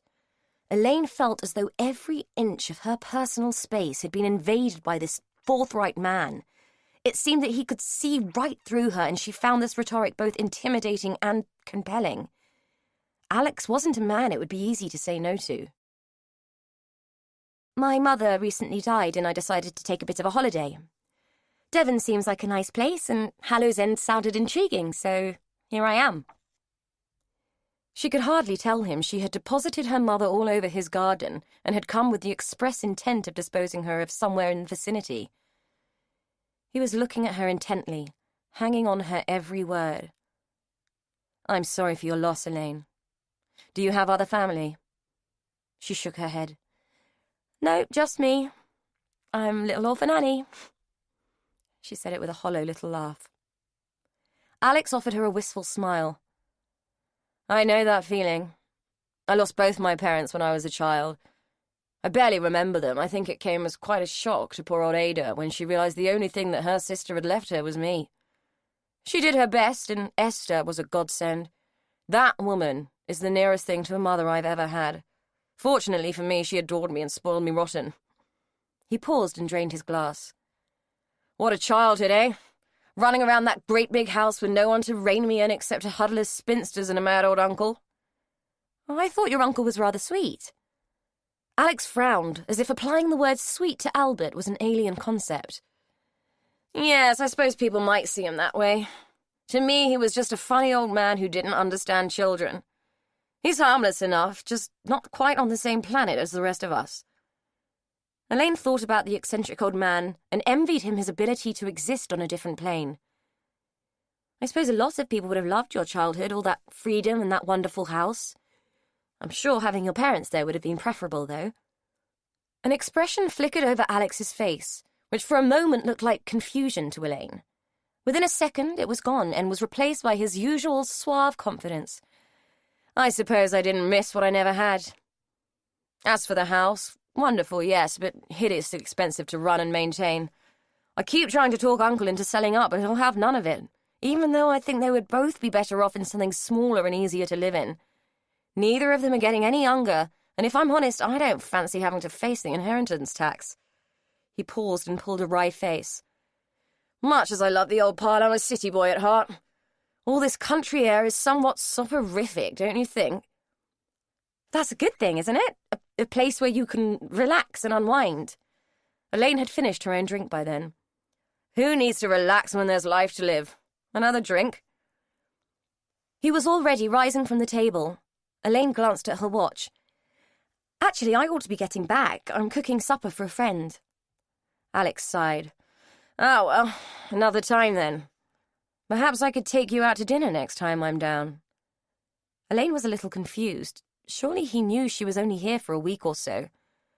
I imagine I'll be long gone by then, but thank you for asking. Oh, I don't know, Elaine. You never know when I might turn up. Would you like me to drive you back to the cottage? Having been strangely disconcerted by the whole encounter, Elaine politely declined and said she would walk. Besides, it looks like someone is waiting to talk to you. She pointed to a woman who had been sitting at a table behind Alex for the last 5 minutes, giving him looks that could kill. At her words, Alex turned. Maria! How lovely to see you. By the look on the woman's face, Elaine doubted whether their meeting was going to be lovely at all.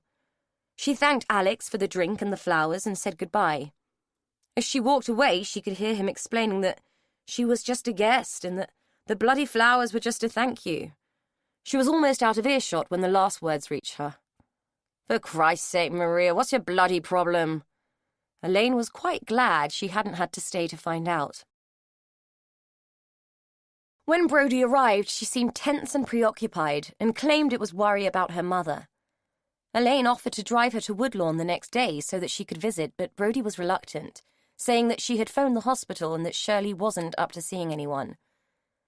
Eventually, Elaine had to let it go. Whatever was bothering the girl, she wasn't going to give it up easily. Several times she had thought to mention the strange events that had moulded her own day, but something about Brodie's mood put her off. In the end, Elaine decided that feeding the strangeness was probably not a good idea, and that what they needed was some stark normality, some fun. Hey, why don't we go into town tomorrow and see a film? Or go bowling? Brodie prodded at her food. If you like, might as well. Elaine decided to have one more stab at getting to the bottom of what was wrong. Brodie, has something happened? You don't seem yourself today. I know you're worried about your mum, but it feels like there is something more on your mind. You can talk to me, you know. Brodie had moved on to shredding up lumps of garlic bread and rolling the dough into little pellets, which littered her plate.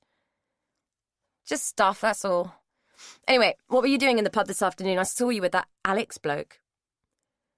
Elaine pointed to the flowers now inelegantly displayed in a teapot. The only vase she had found had been a rather valuable Minton effort. Rather than risk damaging it, she had plumped for the teapot. He bought those for me and took me for a drink as a thank you.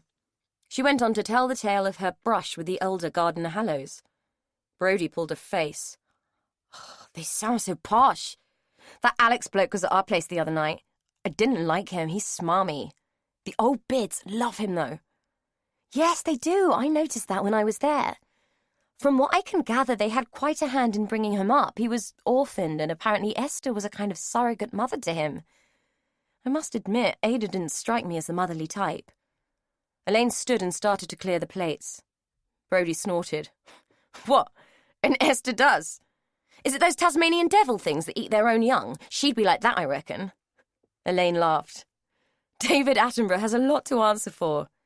It's true, though, they do. I reckon Esther could eat a baby. Brodie said it without thinking, and the image in her mind shocked her. Was she really that callous?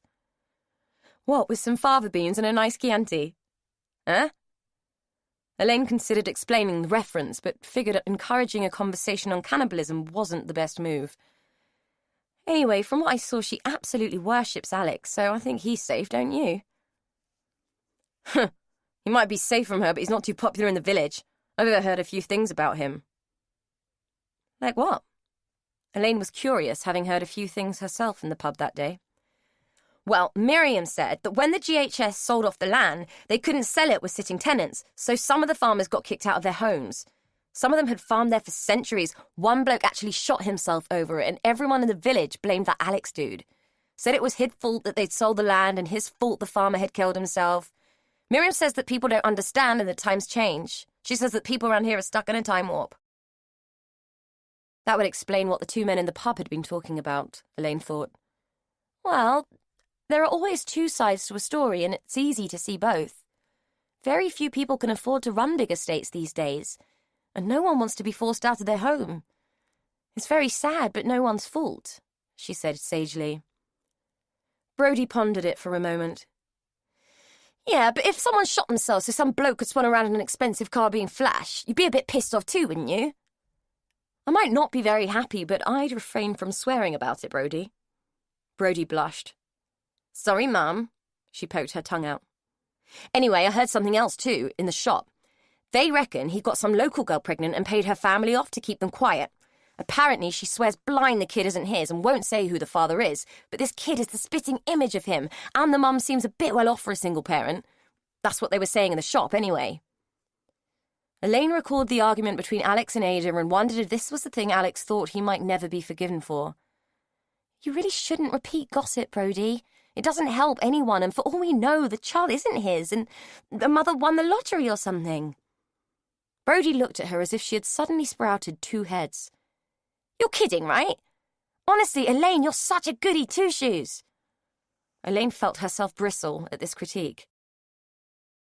I just believe in showing people a little respect and giving them the benefit of the doubt. Alex seems pleasant enough to me. He's just had a very different upbringing from most people. It's bound to make him see things differently. I suppose the people around here see him as overprivileged and dislike him for it. It's hardly a fair assessment, in my opinion. Brodie shook her head in disbelief. You're too nice, Elaine. You want to wise up and get a bit street smart. Most people are selfish pigs. There were times when Elaine wanted to get hold of Brodie and flush the kidulthood out of her and make her start all over again. No child of 15 should think like that, or be so cynical about the world. No one should be so disaffected before they'd even begun. Well, I'd rather be nice than horrible and miserable. It leads to a better night's sleep in the end. You going to help me wash up, or what? Only if I can wash. I hate drying up, Brody said, slipping back into her teenage self as if her skeptical twin self didn't exist. The visit ended on a better note than it had started, and as Elaine stood in the doorway watching Brody walk back to Hallow's cottage, she wondered why the girl's happiness was so important to her. The thought came as she was leaning against the shelf, where until that morning Jean's ashes had rested. A gritty residue transferred itself to her sleeve, unnoticed, as she turned to shut the door. Brody had brushed past the shelf too and carried a few grains of Jean back to Hallow's cottage on the shoulder of her hoodie. Esther had looked up, hopeful and expectant as the door had opened, but resumed her brooding scowl once she realized that it was the interloper, and not her beloved boy. She eyed the girl as Miriam fussed over her. "What's all this you've got on your clothes?" and watched as her sister tutted and patted at the girl with an affection Esther found hard to fathom. The little black-clad cuckoo was nothing but an inconvenience. Had Esther still had her voice, she would have used it to make sure the child had gone elsewhere. She wasn't wanted here, and Esther let her know it every time their eyes met. She might not have her voice, or the use of her limbs, but she still had her wits. Not that anyone else seemed to realize it. Even the doctor spoke to her as if she were deaf, or stupid, or both. What had she ever done to deserve this? Caged inside a useless body in nature's version of death row. She had been a good woman, a forthright woman, a moral being with a clear picture of right and wrong. Why had God failed her like this? If only Alex would come. Esther had discovered that the small comfort of her state was the ability to revisit the past in lucid detail. It was as if she could, at will, step back across the years and into the life she had once had. If she pictured Alex as the small, golden-haired boy he had once been, the image became so real to her that it felt as if she could reach out and touch him again. The child had been her life's joy, a gift from God sent to redeem her spirit and give her purpose. A parentless angel, in need of the love that only Esther could give. Ada didn't know how to love him. If the child had leapt up and bit her in the neck, she wouldn't have known what to do. But that was Ada all over. She never had known what to do about anything, and as for that gormless fool Albert, well, the less said about him, the better. She, Esther, had protected the boy from both of them, willing him not to inherit their feckless, insipid ways. She had always felt some bitterness towards the inequity of life. That she, Esther, had been born to poverty and want, and that they, those fools born to wealth and privilege, was a travesty. Had God proclaimed a joke? From necessity, she had served them, waited on them, subordinated herself to them, loathed them and needed them in equal measure. Never noticed, never thanked, taken for granted and made invisible by their superiority until God had seen fit to make her value clear and send the boy. When God gives with one hand, he takes with the other, and Alex had to lose his parents to gain Esther. That Alicia, Alex's mother, and her husband Max were killed in order for Esther to gain was a simple balancing of the scales of justice as far as Esther was concerned. She had given her youth to the family and had not been paid a pittance for it. Max and Alicia had given their son to her and paid with their lives.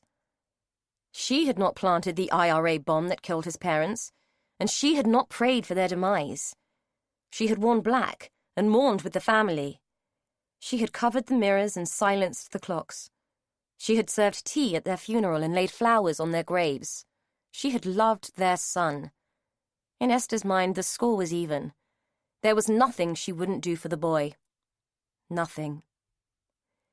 She worried for him all the time. His fast cars, his women, his laissez-faire attitude, his politics. His father's politics had got him killed. He had taken his wife's name for the cachet it held and used it as a banner to wave atop his opinions.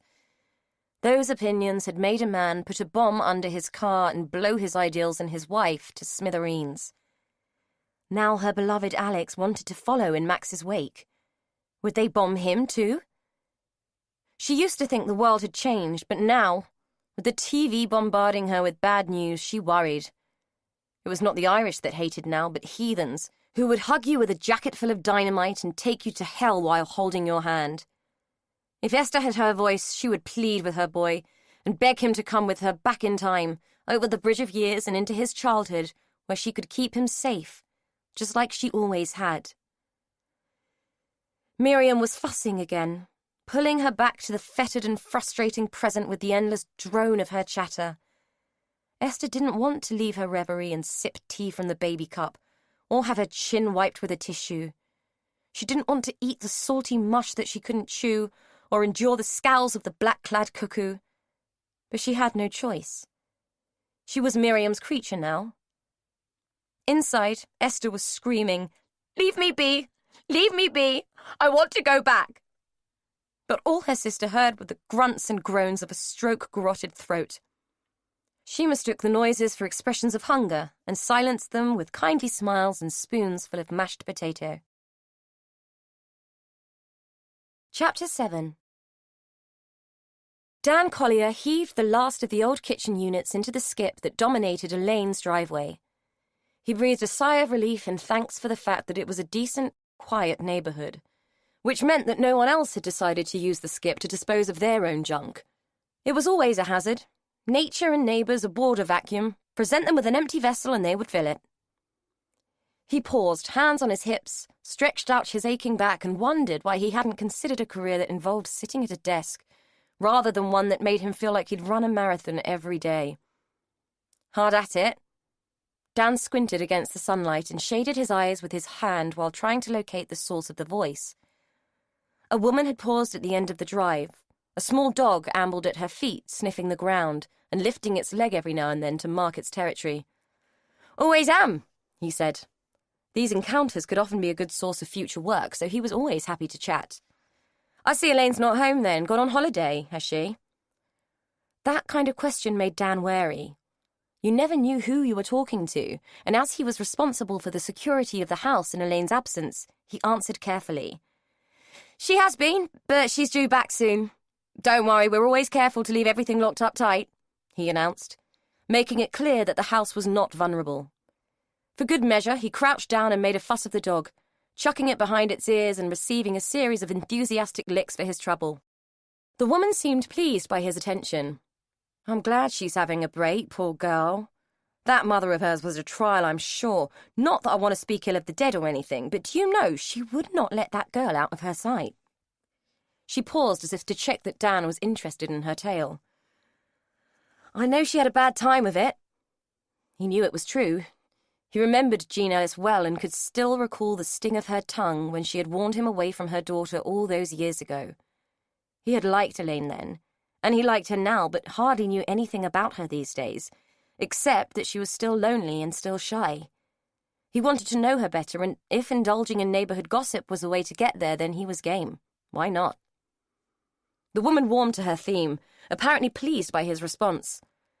"When my girls were growing up, they'd often call for Elaine, see if she wanted to come out to play, come for tea. You know how kids are, they felt sorry for her. Do you know, not once would that bloody woman let her out, not once.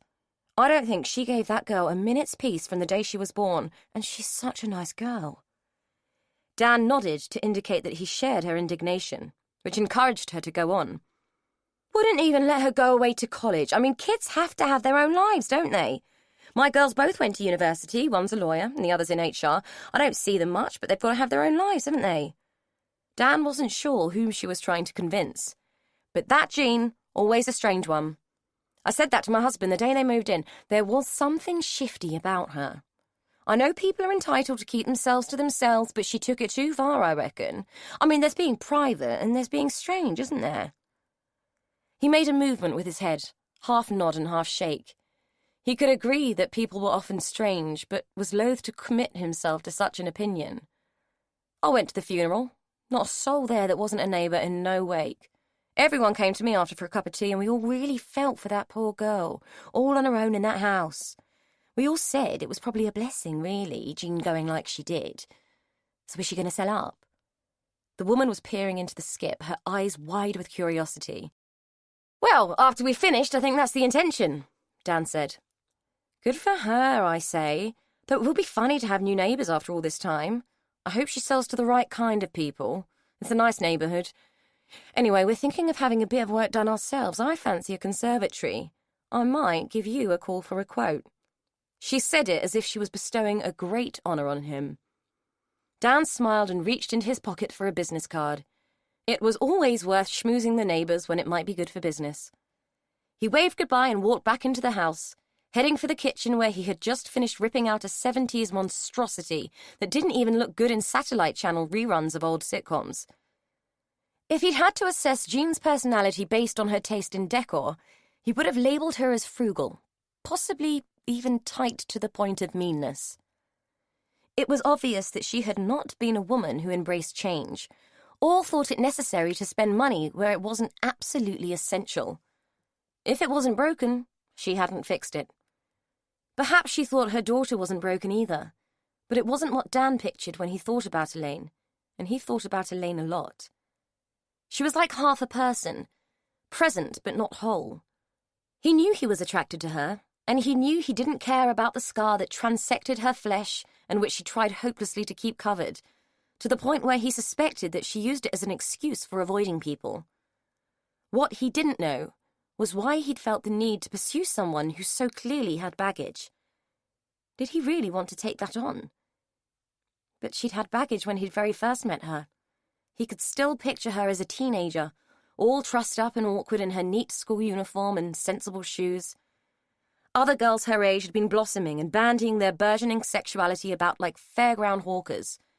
There had been nothing wrong with it. Life was life and kids were kids. He hadn't turned it down where it was offered freely, but he'd rarely wanted to go back for more. Elaine's control and her conservatism had been perversely attractive to him back then, and he had been surprised to find that it still was. With a sigh, he picked up a hammer and bolster and started to hack at the patchy plaster, which clung stubbornly to the kitchen wall.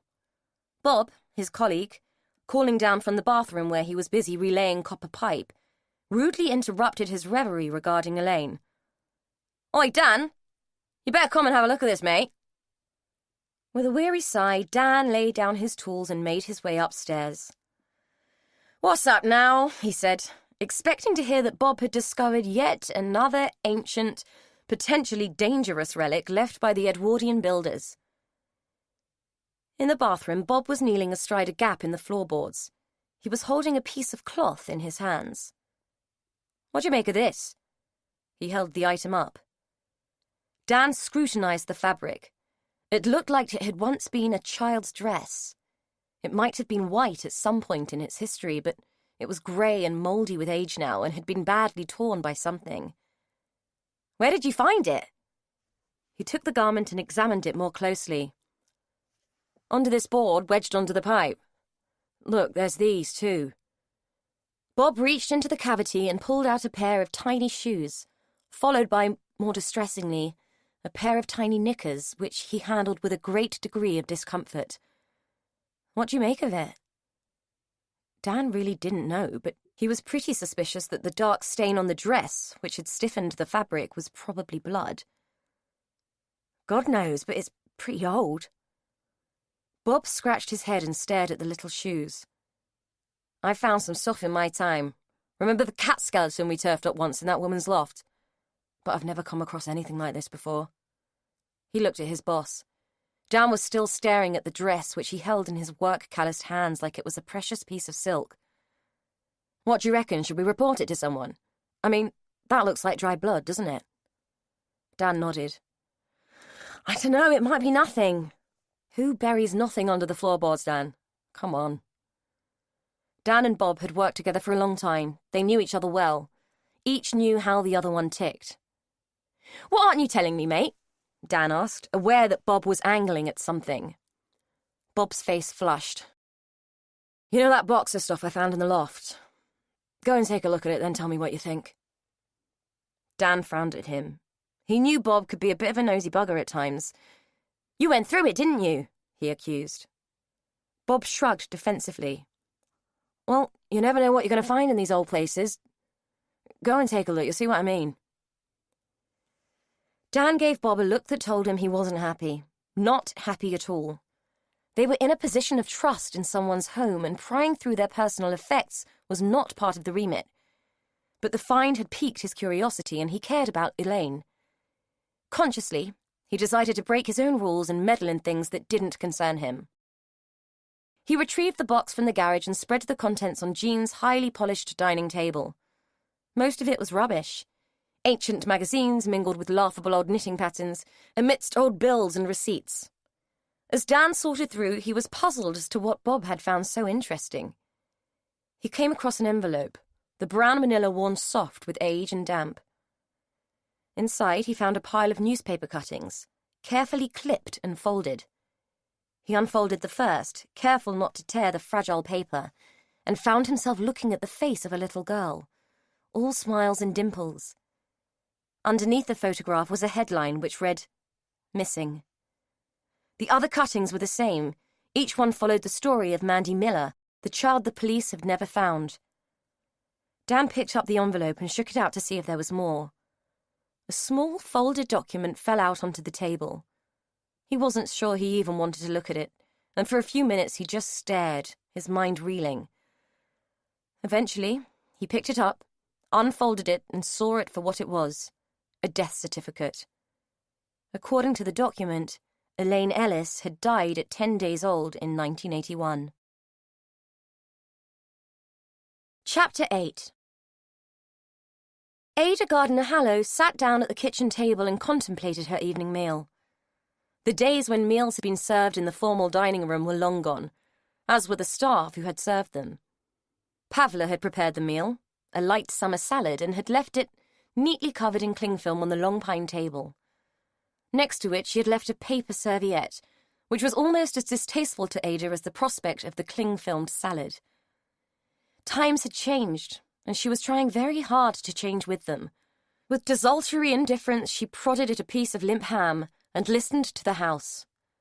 The history of nearly 1,000 years creaked and groaned around her as long dead Hallows stalked the halls to remind her of the weight of their presence and her responsibility. Heritage had become a burden. The burden wouldn't have been so great had those other Hallows not spent their fortunes on constantly remodelling the house, to the point that it had become quite a mongrel.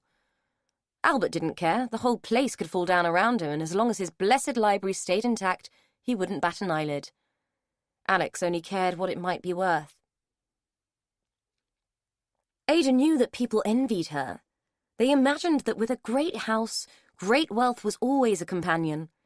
They imagined that privilege was a desirable element. But privilege meant obligation, and obligation meant duty, and duty meant enslavement. That's how Ada felt, indentured to a position that modernity abhorred and made ridiculous. If she could sell her position to raise funds for Alex, she would do so in a heartbeat. But incumbency was a deal made with the devil, marked down for posterity between the pages of the Doomsday Book. Albert had never felt the weight of it, and Alex refused to. Albert had never felt the weight of anything except his own flights of fancy. Even as a child, he had always seemed to be elsewhere, buried deep in his own thoughts. While Ada had been moulded into a lady in the most pointless ways imaginable. A well-bred lady never gesticulates, Adeline. One must be quiet and serene at all times. Albert had been catching butterflies and cataloguing pine cones. While Ada remained quiet and serene, Albert had gesticulated unabashedly and without censure, and he still did. There had been a process of delegation in the family. Mother had delegated to Nanny, and Nanny had delegated to Ada. Ada had deferred to Albert's superior gender, and Alicia had simply done as she had pleased. It had pleased her to marry and produce a son, and it had pleased her to die and delegate her motherly duties to Ada, who could not endure another nanny or the regimen such a woman might impose. Alex had been allowed to run wild with only the imposition of a good school or two to curb his freedoms. It was a system that had worked for Albert and had formed him into an affable, if eccentric, man. However, Alex had inherited his mother's peccadilloes, and under Ada's inept but well-meaning care, had planted the seeds of his predilections in youth, where they had sprouted and spread like Japanese knotweed. With Esther's loving care, they had flourished. Not that Ada wasn't grateful to the woman. She would never have coped without her, and indeed owed her a great debt of gratitude. Another duty, signed over to the devil, but not held on record, only on trust.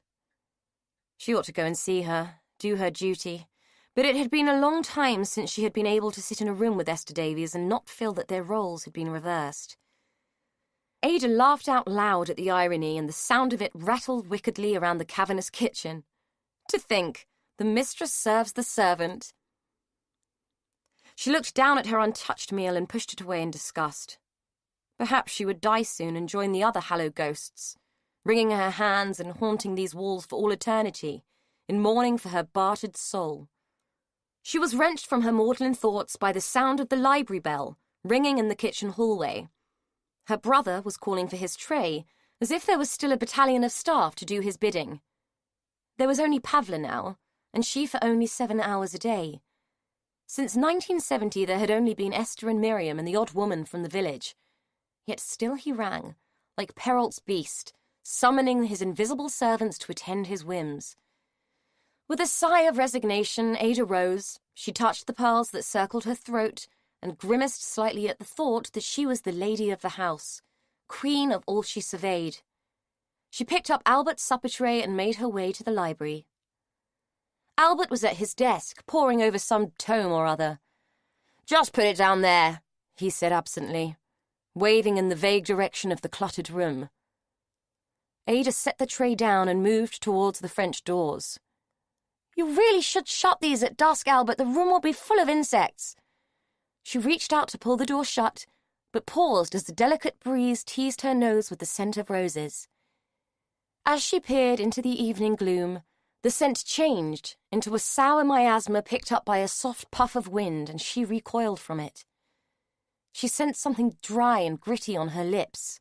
It tasted bitter and made her want to spit, but ladies never spat.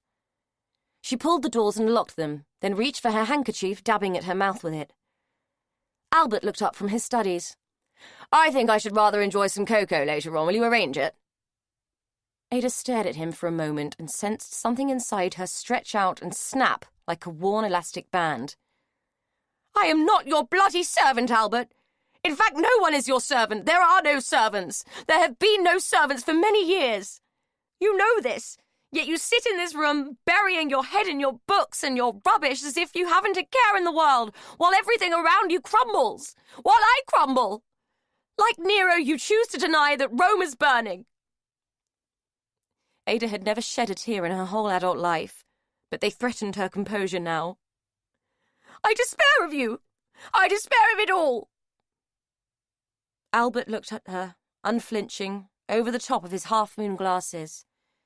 It was hard to guess at what might be going through his mind. Regret? Realization? Ada couldn't tell. Moments later, he sat back and placed his hands behind his head. "You know, I would have rather liked to learn the violin. A most fascinating instrument, but alas, it is not to be. Bring the cocoa whenever you're ready, my dear. I'll still be up." The band inside Ada shriveled and shrank. She walked from the room with as much decorum as she could muster. The walk back to the kitchen felt doubly long, and the sighs and moans of the mongrel house seemed twice as haunting. She wasn't sure they even had any damned cocoa.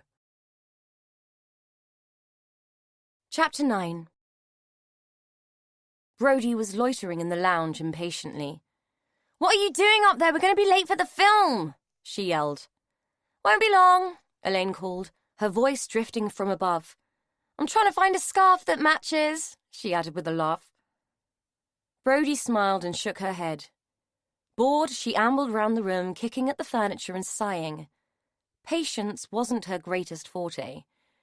Then she spied the little jar on the mantel.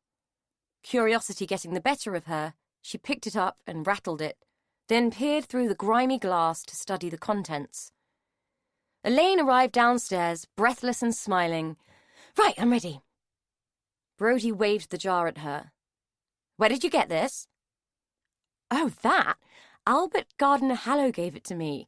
I was up there yesterday. He had a fall and I ended up helping out, remember?" "Do you know what it is?" Brodie demanded, her eyes narrowing. Elaine was taken aback. I think it's an eye from a toy. Look, he's a weird old guy with weird old obsessions. Let's go, we'll be late, she said, reaching for her bag. Brody ignored her and marched into the kitchen where she grabbed a rolling pin and wrapped the jar in a tea towel before promptly smashing it on the breadboard. Brody! Elaine yelled. What the hell are you doing? Brody shot her a fierce look. Fishing through the shards of glass, she retrieved the eye and held it up, examining it. Then she unfolded the piece of paper that had accompanied it in the jar. Look, she showed Elaine the date on the paper. It says 15th of July, 1983, library. Elaine was completely befuddled by this, and irritated by the fact that Brody had taken it upon herself to smash the jar. So, with some degree of frustration, she marched over and began to clear up the broken glass. Honestly, Brody, I don't know what gets into you sometimes. You don't get it, do you? Brody said, retrieving the toy dog from her pocket and placing it on the worktop next to the eye. Elaine swept the glass into the bin and rinsed her hands under the tap. Get what? She looked round. What's that? She said, picking up the dog and turning it over in her hands. As she looked at it, a strange sensation washed through her body. It was as if an intense shot of adrenaline had been injected into her veins. She dropped the toy and stood back from it, her pulse pounding. The 15th of July, 1983, is the day Mandy went missing, and that dog was her toy. That eye belongs to the dog. Look, one is missing. According to the papers, Mandy was never in Hallows Court, but that proves she was. It was found inside the house. Someone lied, Elaine. Someone knows what happened. Elaine looked back and forth from the dog to the eye and tried to make sense of what Brody was trying to say. Her mind was muddled and she felt faint. I need to sit down. She lurched over to a chair. I don't really get this, Brody. What are you trying to say? Brody sighed in frustration. I'm saying that someone lied. Someone knows what happened to my sister. What did Albert say when he gave you the jar? Elaine shook her head. Sparkles of light had started to oscillate in her left eye. It was the beginning of a migraine. As if to confirm it, her stomach lurched and heaved. He didn't say anything. Just gave it to me. She gasped. Said I should show it to you. Look, Brody, I don't feel well. I've got to lie down. Sorry, we'll have to give the pictures a miss. She was aware that her speech was beginning to slur.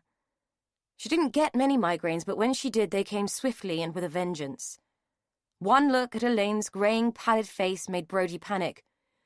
Oh my God, you look really bad. Her voice trembled with concern. Be all right. Need to lie down.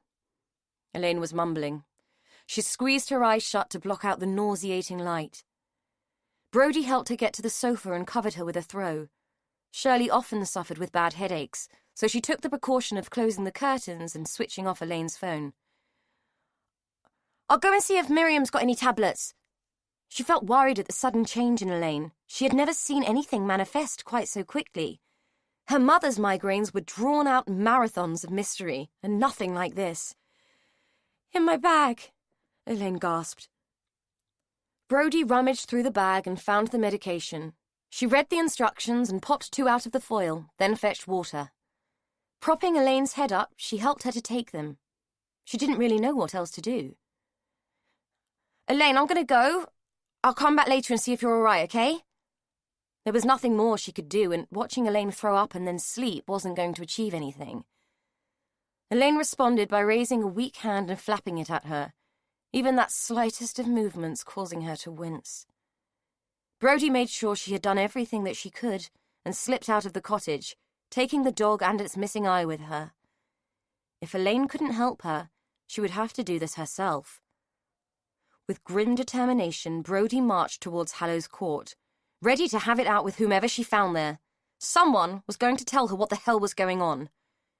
Banging on the door and repeatedly hauling on the ancient bell pull had yielded nothing.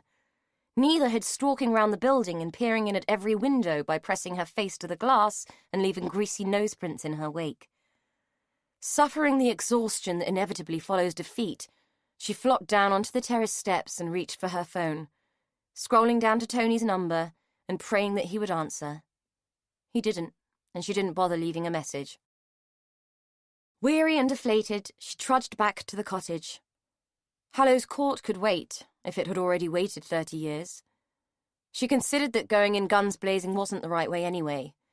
If other people were anything like her, they would just clam up and stick to their guns under pressure, so perhaps she needed to play it differently. A cruel plan entered her mind, and her face broke into a satisfied smile as she reached the gate of the cottage.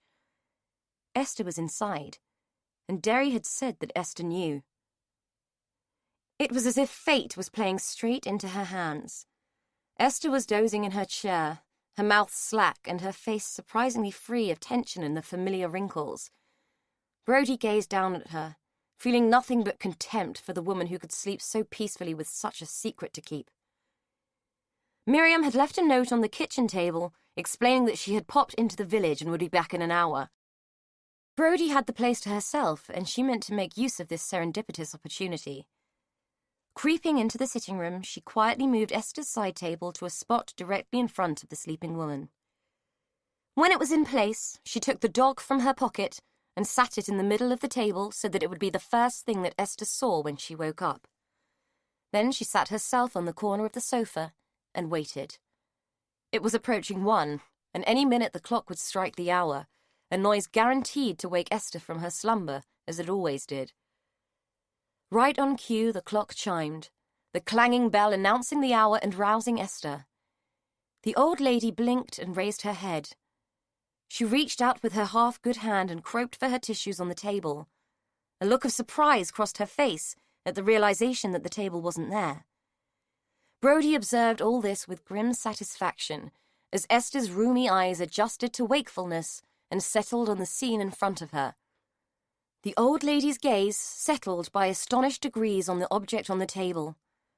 Brody watched as a myriad of emotions flickered across Esther's features, not the least of which was shock and fear. The good hand clutched at the arm of her chair as she tried to pull herself up, failing miserably, betrayed by the weakness of age and illness. Her mouth opened and shut, and she was gasping like a landed trout. Brody watched it all with cruel dispassion, not once feeling any remorse for what she was inflicting on the woman.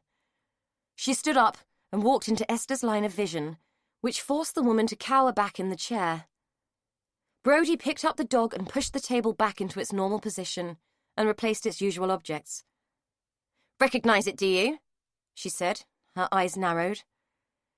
Esther turned her head away, nestling into the fabric of the chair, her lips set firm in a line of determined, not just stroke-imposed silence. Brody stood above her, feet apart. "You wouldn't tell me even if you could, would you?" she said without compunction. Her words caused Esther to flinch and cringe in the chair. Brody leaned forward, so that her breath would brush the woman's face. "I'm going to find out what you did, and I'm going to make you suffer just like you made everyone else suffer."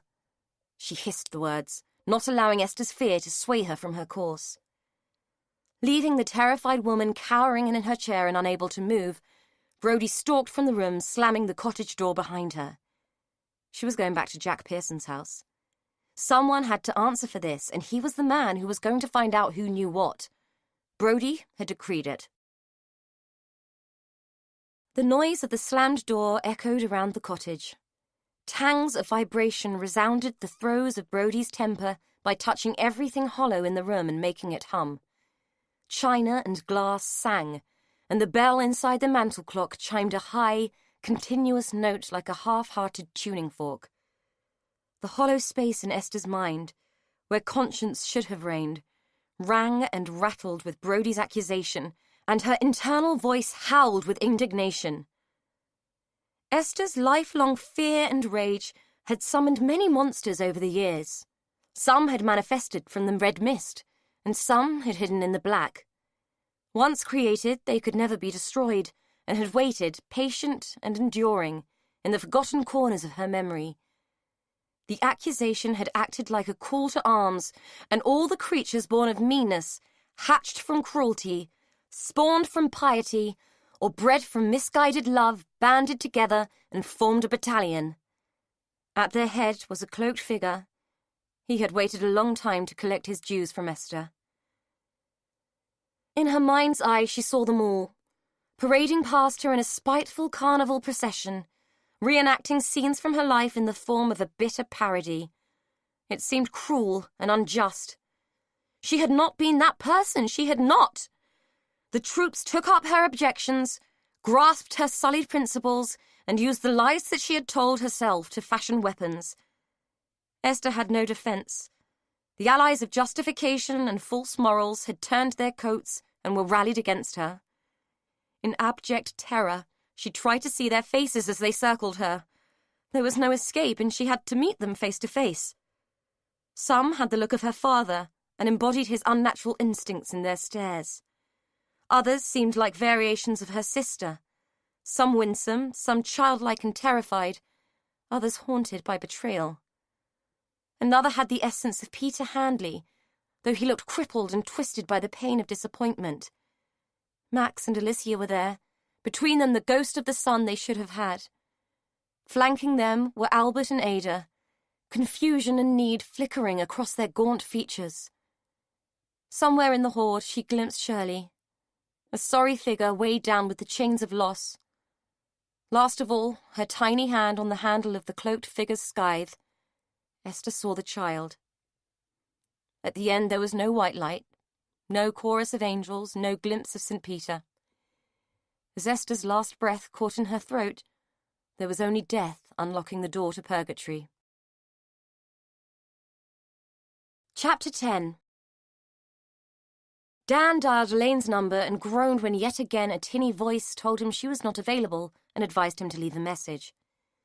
In frustration, he threw the phone onto the table and reached up to rub his face with both hands. Bob was still hovering. "Don't you think you should just call the police or something?" Experience had made him wary of Dan in this mood. "Yeah, because it's going to come so much easier from there, isn't it?"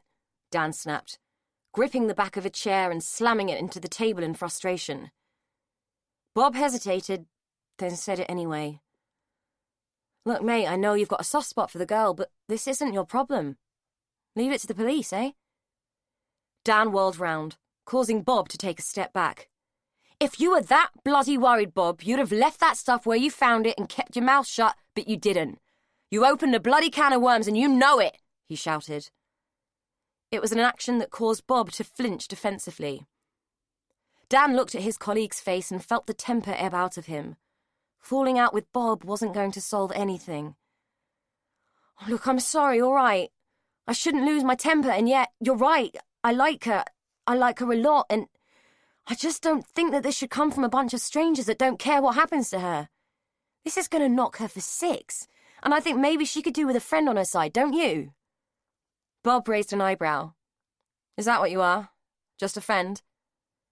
Dan shot him a look which told him not to push his luck. "Okay, I get where you're coming from. So, what are you going to do?" Bob asked, his voice suggesting that he was aware that he was in sensitive territory. A man's emotions could be a fragile thing. Dan sighed. "I'm going to go and see her, that's what. I'll tell her what we found and take it from there." "Do you even know where she's gone?" Bob asked. "Yeah, she wrote it down before she went, just in case. The address is out there in the hall by the phone." Bob went out to retrieve it while Dan looked around for his jacket and his keys. "Bloody hell, mate, you'll never guess where she is." Bob handed him the piece of paper with the address of Meadowfoot Cottage written on it. "She's only gone right back to Hallow's End." The irony of the situation was not lost on him if the incredulous expression on his face was anything to go by. Dan snatched the address and scowled at him. "I don't know how long I'll be gone, but you better leave that bathroom alone until we know what's what. Take a day off or something and make sure this place is locked up tight before you go. Otherwise, I'll have your ass. Got it?" Bob nodded. "No problem. Good luck." He had a feeling Dan was going to need it. At the door, Dan paused, turning to Bob. "You know, there could be 100 different explanations for this. It might not be her at all, and I'm sorry for being shirty, mate. It's just all a bit much, to be honest." Bob just raised his eyebrows and said nothing. Miriam staggered through the door of Hallow's cottage hauling 2 heavy bags. Her trip to the village had been productive in more ways than one. Not only had she been given a bumper crop of vegetables by an old friend, she had been in receipt of gossip, too. She dumped the bags on the kitchen table and walked through to the lounge, eager to impart her news to Esther. "Well, that was a trip worth making. I called in on Al Truman, and he's had a glut of stuff this year, so I've got us some lovely kale and a good lot of homegrown new potatoes, and he's given me some blackcurrants, so I'll have to find the jam pan later. But he was telling me that poor Albert's in hospital. That foreign woman they've got up there now, what's her name? Pavla, I think. Well, she told him that Albert had a fall. Well, he's only gone and broken his wrist and a couple of ribs. Poor old bugger managed to puncture a lung and was in a right old state, so they had a fair panic yesterday. Had to shut the house up and go to the hospital. I bet Ada is in a bit of a state about it. Do you think I ought to go and see her? I mean, there's not much we can do, but it's nice to show a bit of support, isn't it? Esther? Don't you think we ought to let her know we're thinking of them? Esther?" She could have continued this soliloquy indefinitely, but the silent pall that lay over the room niggled at her perception. It caused her to stop in her tracks. Esther wasn't moving. The constant pinching had ceased, and her hand lay still and blue on the fabric of the chair. For a moment, Miriam tried to convince herself that her sister was just sleeping, but something about the slack jaw and the flaccid greyness of Esther's skin told her that this wasn't just an afternoon nap. Her sister was taking a much longer sleep. "Oh, Esther," she cried, not even needing to touch her sister to know that she was dead. Jack Pearson regarded the little toy dog that now sat on his kitchen table. It was looking straight back at him with its one beady eye. Its occupation of his domestic space felt like an accusation. He sighed, acutely aware of the girl's brooding presence to his left. When she had pounded on the door again, he hadn't been exactly thrilled to see her, but he admired her tenacity, and he had to admit that when she had produced the toy and the missing eye with the accompanying note, he'd been intrigued. If he was honest, there were elements of the Mandy Miller case that still bothered him. There were inconsistencies that he had never been able to resolve. It was tempting to have faith that this new discovery would provide some satisfying conclusions, but doubt was stronger than hope. "Well?" Brody demanded. Jack crossed his arms and leaned back in his chair. He should be in the garden planting out by rights. "Well, it doesn't really tell me much." Brody bristled with impatience. "Yes, it does. It tells you they were lying. She was in the house. And someone put that dog in the crypt after she went missing. Otherwise, you would have found it. Derry said Esther knows what happened." Jack turned to her. His eyes narrowed, his abundant eyebrows nearly meeting as he scrutinized the girl. "We all know what happened. A kid disappeared. This turning up all these years later is curious, I'll grant you that. And yes, it implies that she was in the house at some point that day. But it doesn't point to anything new or anything concrete that will tell us something more about what happened before she went missing. Esther Davies is a no-go. As I understand it, she had a stroke which left her mute, so she can't tell us anything. I doubt that Derek Tyler knows any more than he's said already, and as for Albert Gardner-Hallow, he's an oddity at best. And the fact that he found a toy eye just tells me that he found a toy eye. So where does that leave us? None the wiser, that's where." Brody couldn't accept this. "But someone was lying! You have to see that! You have to do something!" She banged the table with a tightly clenched fist. Jack's eyebrows raised in surprise. "Now, hang on there a moment, young lady. I'll have no temper tantrums, thank you.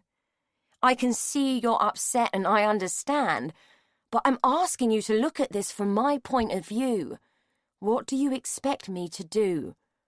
Motivate half the local coppers to go out there and re-question everyone based on the discovery of this? Mandy could have dropped that toy anywhere. It could have ended up in that crypt in any number of ways. It could have lost its eye at any time. Who knows? What I do know is that it's not enough to recharge the case. I'm sorry, but if you go to the police with this, you're on a hiding to nothing. It's as simple as that." Brody closed her eyes and took a breath, debating with herself whether she should admit that she had terrorized an old lady to get information. She felt pretty rubbish about having done it now. I showed it to Esther.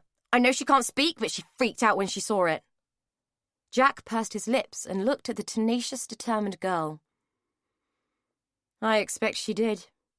Most people would if they were confronted with something that brought up painful memories. Brody couldn't let it go.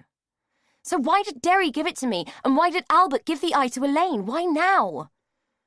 No idea, love. Perhaps because they're both bloody odd. You're her sister. That must have dredged up all sorts for people, you turning up in the village. Who knows what goes through the minds of people like that? Brody let out an exasperated sigh. You're not going to help me, are you? Jack shook his head. The movement told Brody that he felt sorry for her. She didn't want his pity, she wanted his help. Look, I really don't see that there's much I can do, but I'll tell you what. I'll drive you back and have a chat with Miriam. She's a sensible sort. Maybe she'll remember something that will settle your mind about this, okay? Brody gave him a sulky nod. The only thing that would settle her mind would be somebody finding out the truth. Whatever Jack was telling her, however reasonable it might sound, she knew there was more to this, and she wasn't going to rest until she found it. Her whole life had been a miserable shambles because of what had happened to Mandy, and if that was because somebody had royally fucked up, then they were going to pay. However, being the pragmatic type, she wasn't going to turn down the opportunity of a lift home, or the chance to show Jack Pearson that he needed to take her seriously. Okay, let's go and talk to Miriam. A traffic jam on the M5 had brought Dan's progress to a halt, and it had also given him the chance to come to his senses. Was he really about to tell a woman he was fond of, who he cared about, that she wasn't who she thought she was? The envelope with the evidence sat on the passenger seat, alongside a brown paper bag containing the child's clothes. 2 big brown reminders that he could be about to make a complete fool of himself. It could ruin any chance of a relationship with Elaine, but even though he could be a temperamental bugger at times, even he wasn't so selfish as to allow his own wants to get in the way of the truth. He didn't used to have a temper. He had always been a pretty even-keel sort of man, but ever since he'd been working in that house, it felt like everything had become a big deal. The slightest things seemed to get to him.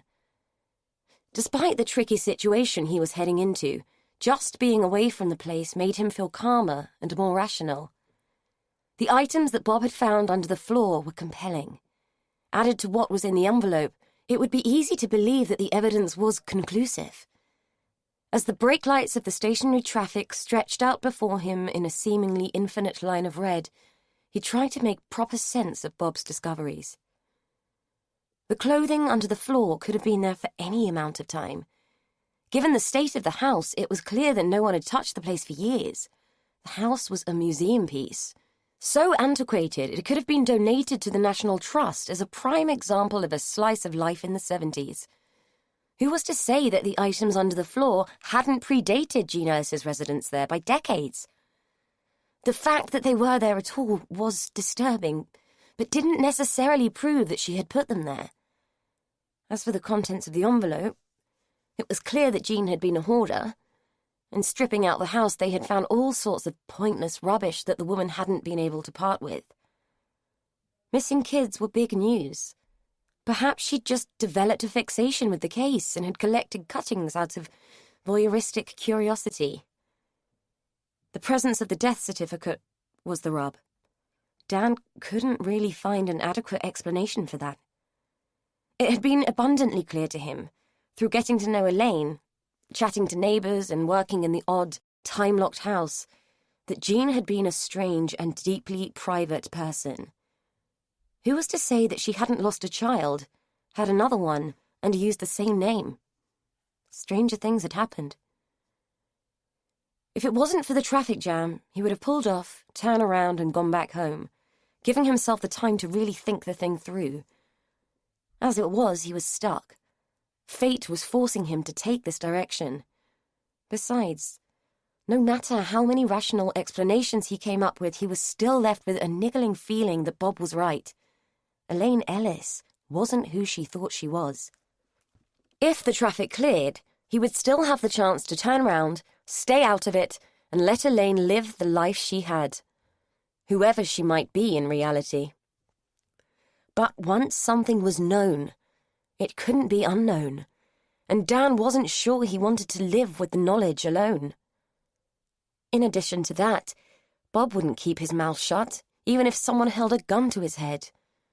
Bob was a great bloke in many ways, but he was nosier and more gossipy than a soap character on acid. No, this thing was going to come out one way or another, and it would be better if it came from him. He knew that he should have taken the things they had found straight to the police, and that whether he was right or wrong about the situation, there was a good chance that the boys in blue wouldn't be too impressed with him interfering.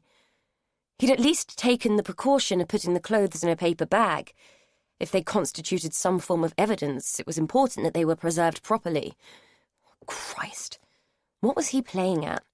What kind of straight-thinking man walked headlong into a situation like this?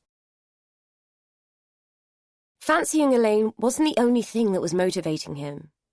It went deeper than that, and he had to face it before he went bowling in and made a bad situation even worse. He knew what it was. He just didn't want to admit it.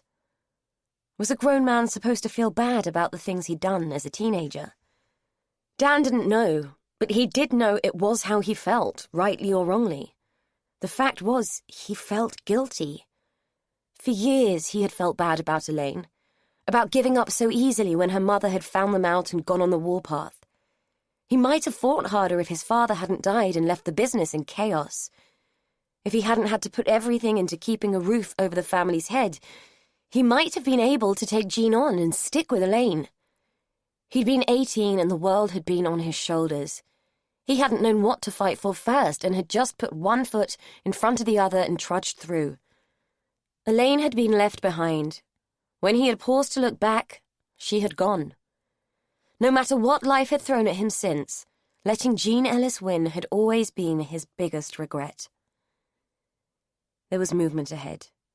Brake lights blinked on and off, informing Dan that things were moving. Progress was slow and ponderous, but the traffic was moving. He had no choice but to move right along with it. The course had been set. Elaine woke from a migraine-fueled nightmare in a fog of pain and nausea. She had dreamed of damp, fetid darkness, fear and blood. The memory of it turned her stomach and she threw up in the bowl that Brody had left by the sofa. She felt drunk and disorientated, as if she was still trapped in the dream, and that what her aching eyes saw was a surreal pastiche of reality. Thick, velvet blackness clouded the edges of her vision with dark menace, making her pulse pound like a hammer, and her head feel as though it had been battered by a meat tenderizer. She needed air. She half-crawled to the door, clinging to the furniture for support, and promptly threw up again once she was outside, spattering a scrambling Rose with bile and that morning's breakfast. Something was going on next door in Miriam's cottage. Several cars were parked outside. An ambulance, its flashing lights battering Elaine's still delicate senses, stood with its doors open. She couldn't look at it. The glaring colours of its livery and the whirling lights made her want to vomit again. There was too much yellow, too much blue, too much movement. Instinct made her stagger in the opposite direction, far away from the sensory intrusion. There was no rationale in what she was doing, no consciousness. She simply staggered forward, hoping to find some dark, cool place where she could lie undisturbed until the storm of pain passed. There was a moment when she was aware of arms wrapping around her, and the ground disappearing from beneath her feet. She could feel rough fabric against the skin of her face. It smelt of earth and the musk of unwanted flesh. Her stomach lurched again, but there was nothing left, so she clung on, unconcerned and incognizant. Everything hurt too much for her to care. She drifted in and out of consciousness, aware of movement, aware of the changing light through her closed eyelids, and aware of being taken down into cold, dark, blissful silence. As gently as he could, Derry placed Elaine's inert form on the slab of marble where he had found her all those years before. Then she had been Mandy. Then she had been small, and then the wound on her neck had oozed blood onto his hands, and he had tried to stem it with her cardigan. She had been asleep then, too. But he'd taken her outside and tried to wake her up, but she had cried and been sick, and it had scared him. He hadn't been able to stop her crying, and it had scared him. Then Jean had come. She scared him, too. Now she was just dust under the trees and on the soles of his shoes, but she still scared him. Mandy had come back. She was big now, and sad, and now she was poorly again, which scared him, so he put her back where he had found her. Now everything would be all right. Just like when Rosemary told him to put the chicks back with the hens, because she didn't want the chicks to die. Now everything would be all right. You just had to leave things how you found them. That's what Rosemary said. Chapter 11. Brodie had never felt so awful in her life. Esther was dead, and she had killed her, and she couldn't tell a soul what she had done. Misery wrapped itself around her like a claustrophobic quilt. In the lounge, Miriam was weeping as she told the doctor how guilty she felt for leaving Esther, for letting her die alone.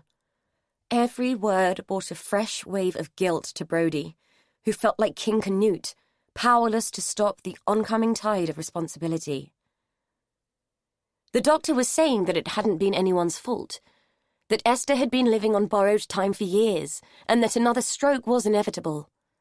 Her death had been a blessing, a release from a locked-in existence worse than any prison cell.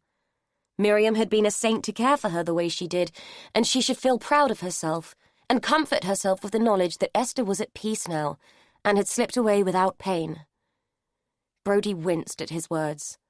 She knew different, knew that Esther had died in an agony of silent, unspeakable things conjured up by a bitter, angry girl. Esther's body was still in the chair, covered with a sheet, waiting for the undertakers to arrive and take it away. Jack Pearson had stayed for a while, his appearance not impacting Miriam in the way that it could have under the circumstances. He had hovered around, made tea in the big brown pot, and had eventually made his excuses and left them to it, probably relieved that something had happened to divert Brodie from her mission. Brodie was glad he'd gone, convinced that her guilt was writ large on her face, and that he would sense it and be forced to act. In an agony of self-pity, she looked up as Miriam, her pudgy face tear-stained and fraught, came into the kitchen. "Brodie, love, do you think you could pop next door to Elaine's for a bit? Only the undertaker is on his way, and I don't want you to have to see her being taken out." Brodie nodded and stood up, then on instinct turned to the kind woman who had never done her any harm and hugged her. "I'm so sorry." The apology had a hollow ring. Taken aback, Miriam froze for a moment, then wrapped her arms around the weeping girl and began to stroke her hair. "Oh, bless you, my love. Don't be upset. She had a good life. She's at peace now." Her words only served to make Brodie cry more, and she clung to Miriam like static clings to nylon. "Hush now, come on, or you'll start me off again. You go and see Elaine, and I'll call for you when everything's sorted out, all right?" Still snivelling, Brodie extracted herself and made her way over to see Elaine, wondering if the woman she barely knew, but who she had bonded with so quickly, would be able to help her make sense of what she'd done. Would Elaine still want her if she knew she was a murderer? Dan arrived at Meadowfoot Cottage just as a body was being wheeled out the house next door. Not for the first time that day, he wondered what on earth he was walking into. His reservations were compounded when he entered the open door of Elaine's temporary residence and was confronted by the sight of a weeping child who was nursing a bowl of vomit. Through the cacophony of teenage misery and garbled conversation, He managed to establish that the child's great-aunt had just died and that she had been sent to sit with Elaine, but Elaine wasn't there and the girl had no idea where she had gone.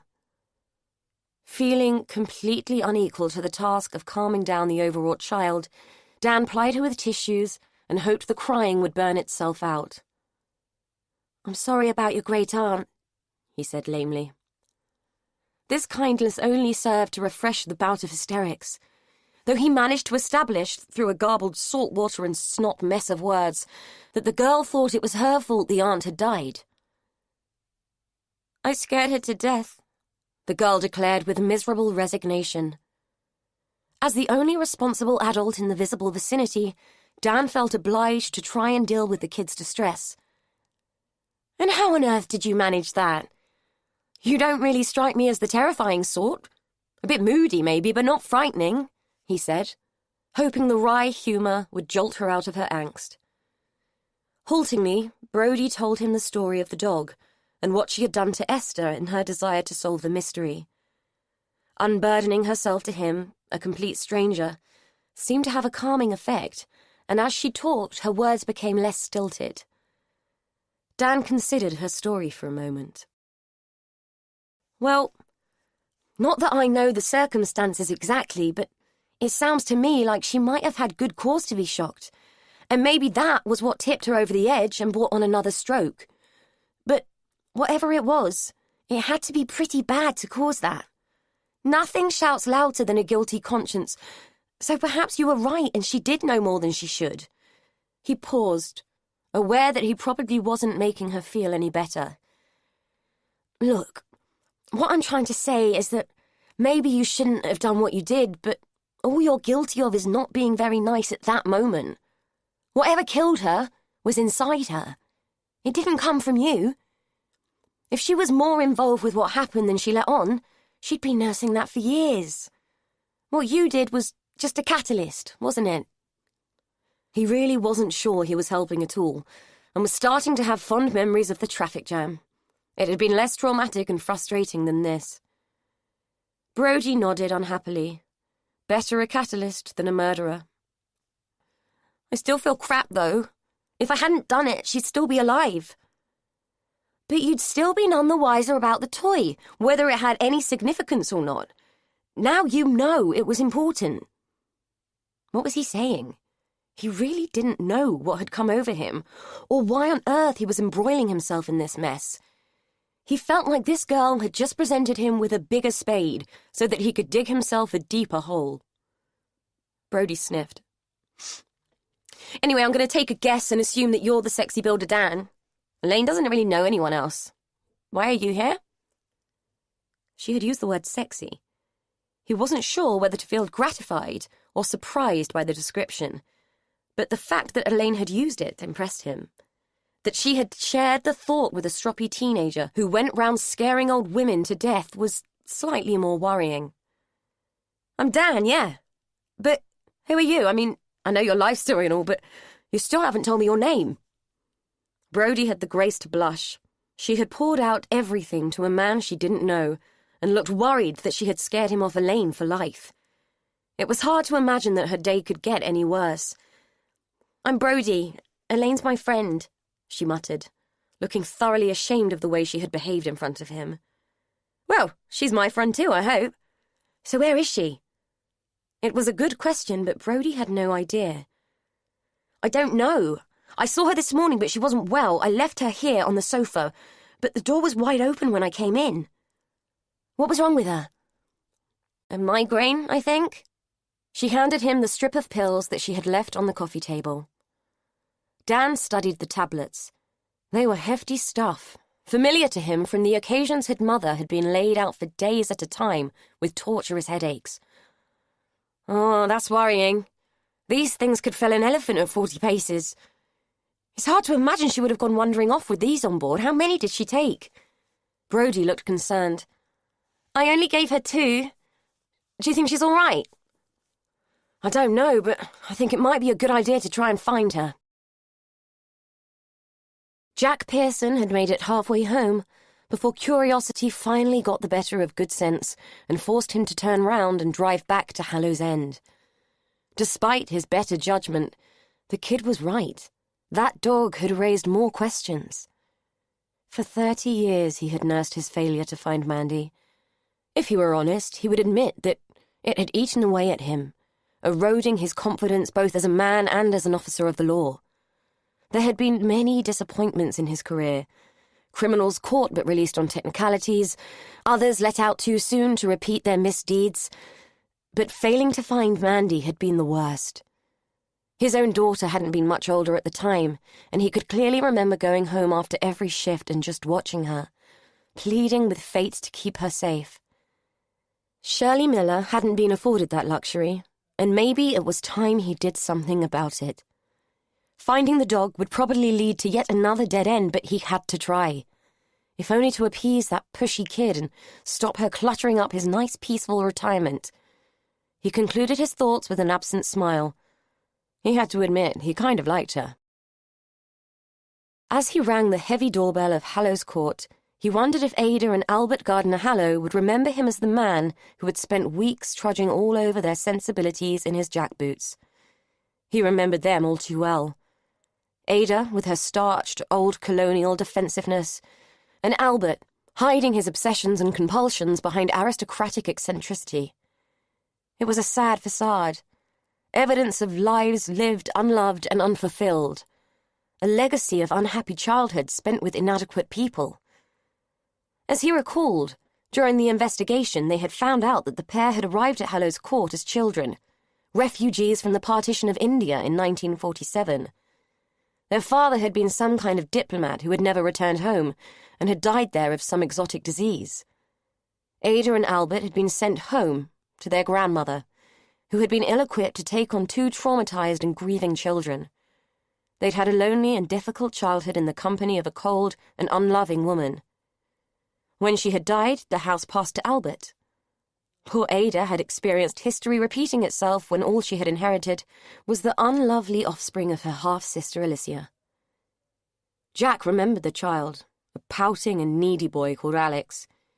He was sure he had read something about him in the papers recently, something about big political aspirations. His musings were interrupted by the appearance of a squat, fierce-looking woman who had opened the door to him. "Yes, I help you?" she said, in a manner that conveyed that the last thing she wanted to do was to help anyone. Jack gave her the once-over, noting the flour on her apron, a smear of which adorned her brow. He had obviously interrupted a baking session. "I'd like to see Miss or Mr. Gardner-Hallow, please," he said. "Mr. Gardner-Hallow is in the hospital. Miss Gardner-Hallow says no visitors." She made to shut the door on him, an action which he prevented by inserting his foot between it and the doorframe. "Please tell Miss Gardner-Hallow that Jack Pearson is here to see her," he said, with a polite but insistent smile. He could tell the woman knew that he wasn't going to give up. With a scowl, she opened the door and directed him to wait in the hall. "I go tell her." She disappeared off into the labyrinth of the house, which Jack remembered so well. Nothing had changed, except the staff. The last time he had rung that bell, it had been Esther Davis who had answered, impeccably starched and unhurried, embodying the perfect archetype of the old family retainer. The Gardner-Hallows had fallen far if they'd had to resort to foreign labour. The little woman reappeared. "She say go to drawing room. Follow, please." Without waiting, she turned, shedding a powdery trail of dry flour as she led him to Ada. "Mr. Pearson," the maid announced as she led him into the room. "Thank you, Pavla, that will be all," Ada said graciously from her elegant perch on a faded brocade chair. "You will want tea?" Pavla asked. A flicker of irritation passed over Ada's face. "I don't think that will be necessary. I don't think Mr. Pearson will be staying long." Pavla looked relieved. "I go finish in the kitchen." The fixed smile stayed in place while Pavla extracted herself and shut the door. When she was gone, Ada turned her gaze to Jack. "Inspector Pearson, what brings you back after so very many years?" "Not Inspector anymore, Miss Gardner-Hallow, just plain old Jack. I'm retired now," he said. He didn't wait to be invited to sit down and selected a comfortable seat opposite to Ada. A move that accomplished exactly the right level of disconcertion in the woman, just as he had intended it should. "Well, that makes me doubly curious about your visit. Is there something you think I can help you with?" Her imperious smile had slipped a little.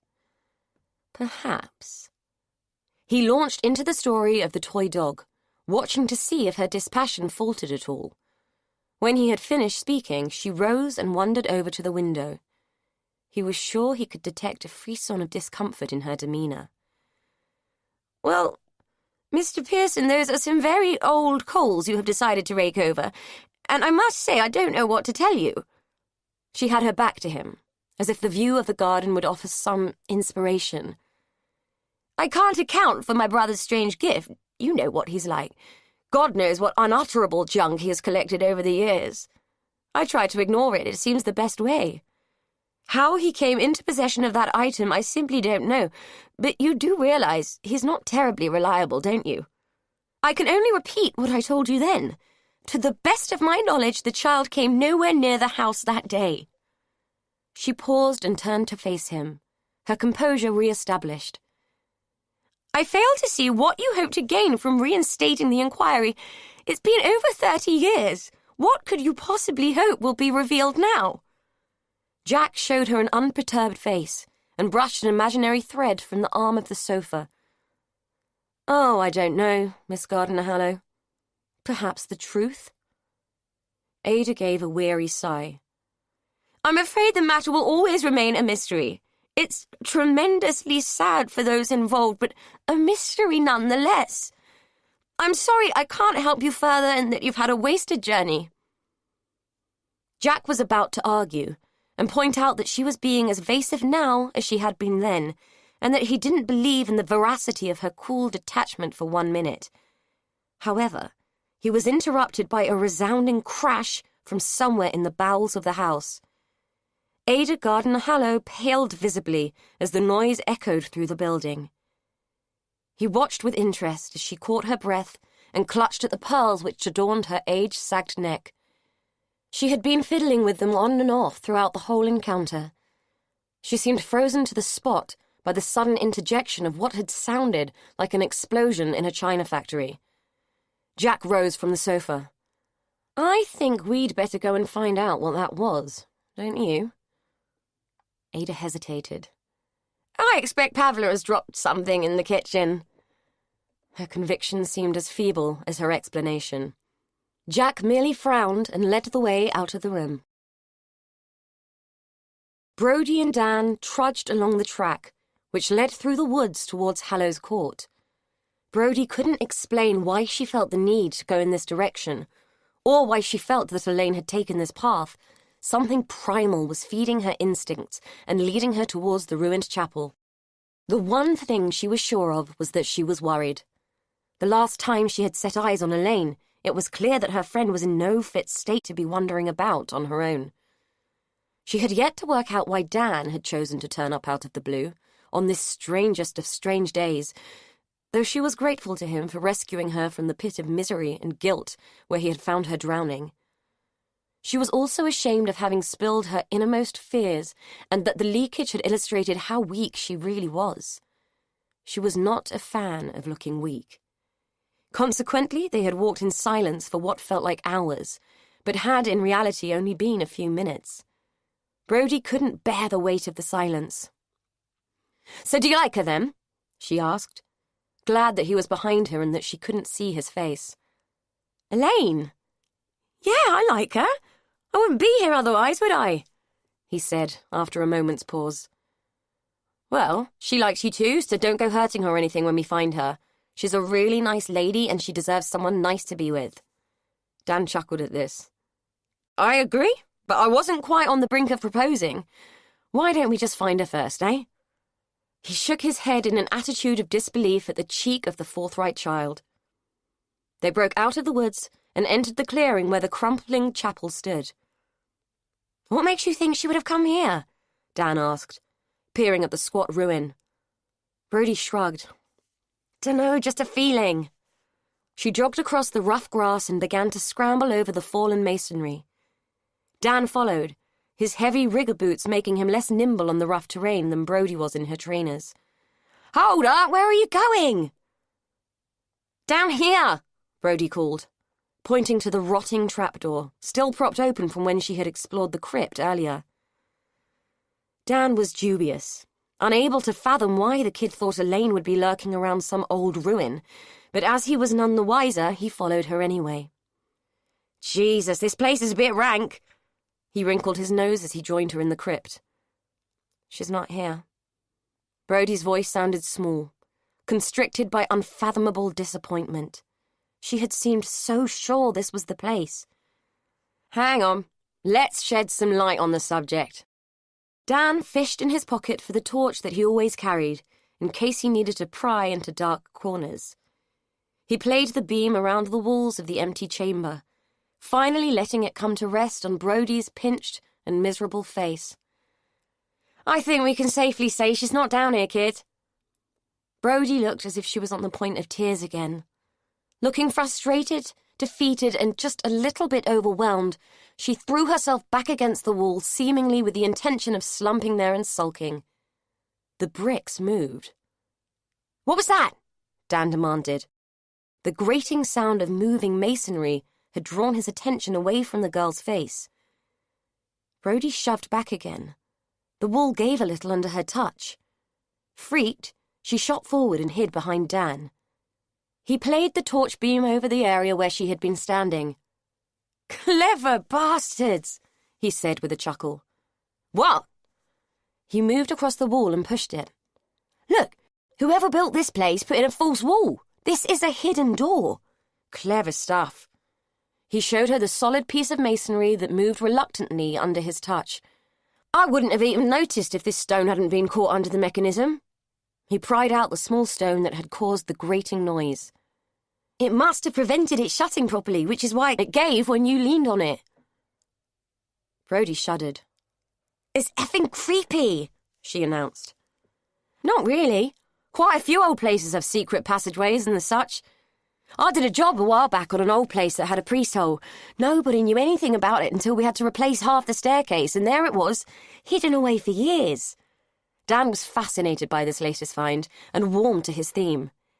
"In a place like this, it probably connects the church to the house, built so the family can get to the church unseen or dry in bad weather. They're a lot more common than you'd think. I saw a place for sale recently up in Derbyshire that had 2 secret passages." Brody had gone quiet, her mind making connections 19 to the dozen. "We have to go in. I think Elaine's inside." She grabbed the torch and pushed past him. Dan's protestations died in his throat as he was forced to follow her. It was either that or remain completely in the dark, literally and metaphorically. They found her about 100 yards in, lying on a marble bench which had been built into the side of the tunnel. For one horrifying moment, Brody thought Elaine was dead. Her tentative fingers had reached out to touch the woman's skin and found it ice-cold and clammy to the touch. It was only when Dan pushed past her and grabbed Elaine up that Brody realized the woman was still alive. The jarring movement of Dan's intervention had elicited a moan from Elaine's cold, enfeebled lips. Dan was panicking. He crouched on the dirt floor and cradled Elaine. With only the dwindling beam of the torch to illuminate his endeavors, he tried to rouse her and got only feeble groans in return for his efforts. "We have to get her out of here. She's freezing." His words caused Brody to run back down the passage towards the crypt. "It's shut behind us! I can't get it open!" Brody cried, her voice rising to fever pitch. "Come back, we'll have to go the other way." He was clinging on to the limp body which lay in his arms. The passage seemed to go on forever. Brody led the way, trying to illuminate their steps with a torch that was dimming by the second. Behind her, she could hear Dan's heavy breaths as he carried Elaine's dead weight. "Stop a minute, I think there are some steps here." Brody halted him and shook the torch as if the action would recharge the batteries. Hesitantly, she probed the burgeoning darkness with her foot and found that she was right. A flight of stone steps led upwards. Step by faltering step, she climbed until her hands found a wall of wood, lined with dust and cobwebs, which she couldn't afford to let herself worry about. "It's just a wall. I can't shift it," she called, unsure of Dan's whereabouts in the darkness. "Come down and take Elaine." Dan waited while she tentatively retraced her steps. Everything that happened in the dark made time feel like an eternity. He left her crouched in the pitch-black tunnel, cradling Elaine's head in her lap. Brody was terrified and she was trembling. If the friction from her shaking could have powered the torch, it would have lit the place up with 1,000 lumens. At the top of the steps, Dan felt around the door, because it had to be a door. To his relief, he found hinges. Huge, heavy hinges, thick with rust and rimed with cobwebs, but still essentially intact. "Please, God, don't have let them brick this up," he prayed, as he put all his weight against the wood and pushed. It gave, but only an inch. "Is it moving?" Brody called, her voice barely penetrating the darkness and sounding tiny and terrified. "Just!" he grunted, as he shoved the door again, managing to shift it another inch. The space on the top of the steps was limiting him, but he knew if he could keep shoving, he might be able to open it enough for at least Brody to squeeze through. He took a huge breath and leaned his weight and effort against the door again. He gave out an almighty roar as he pushed.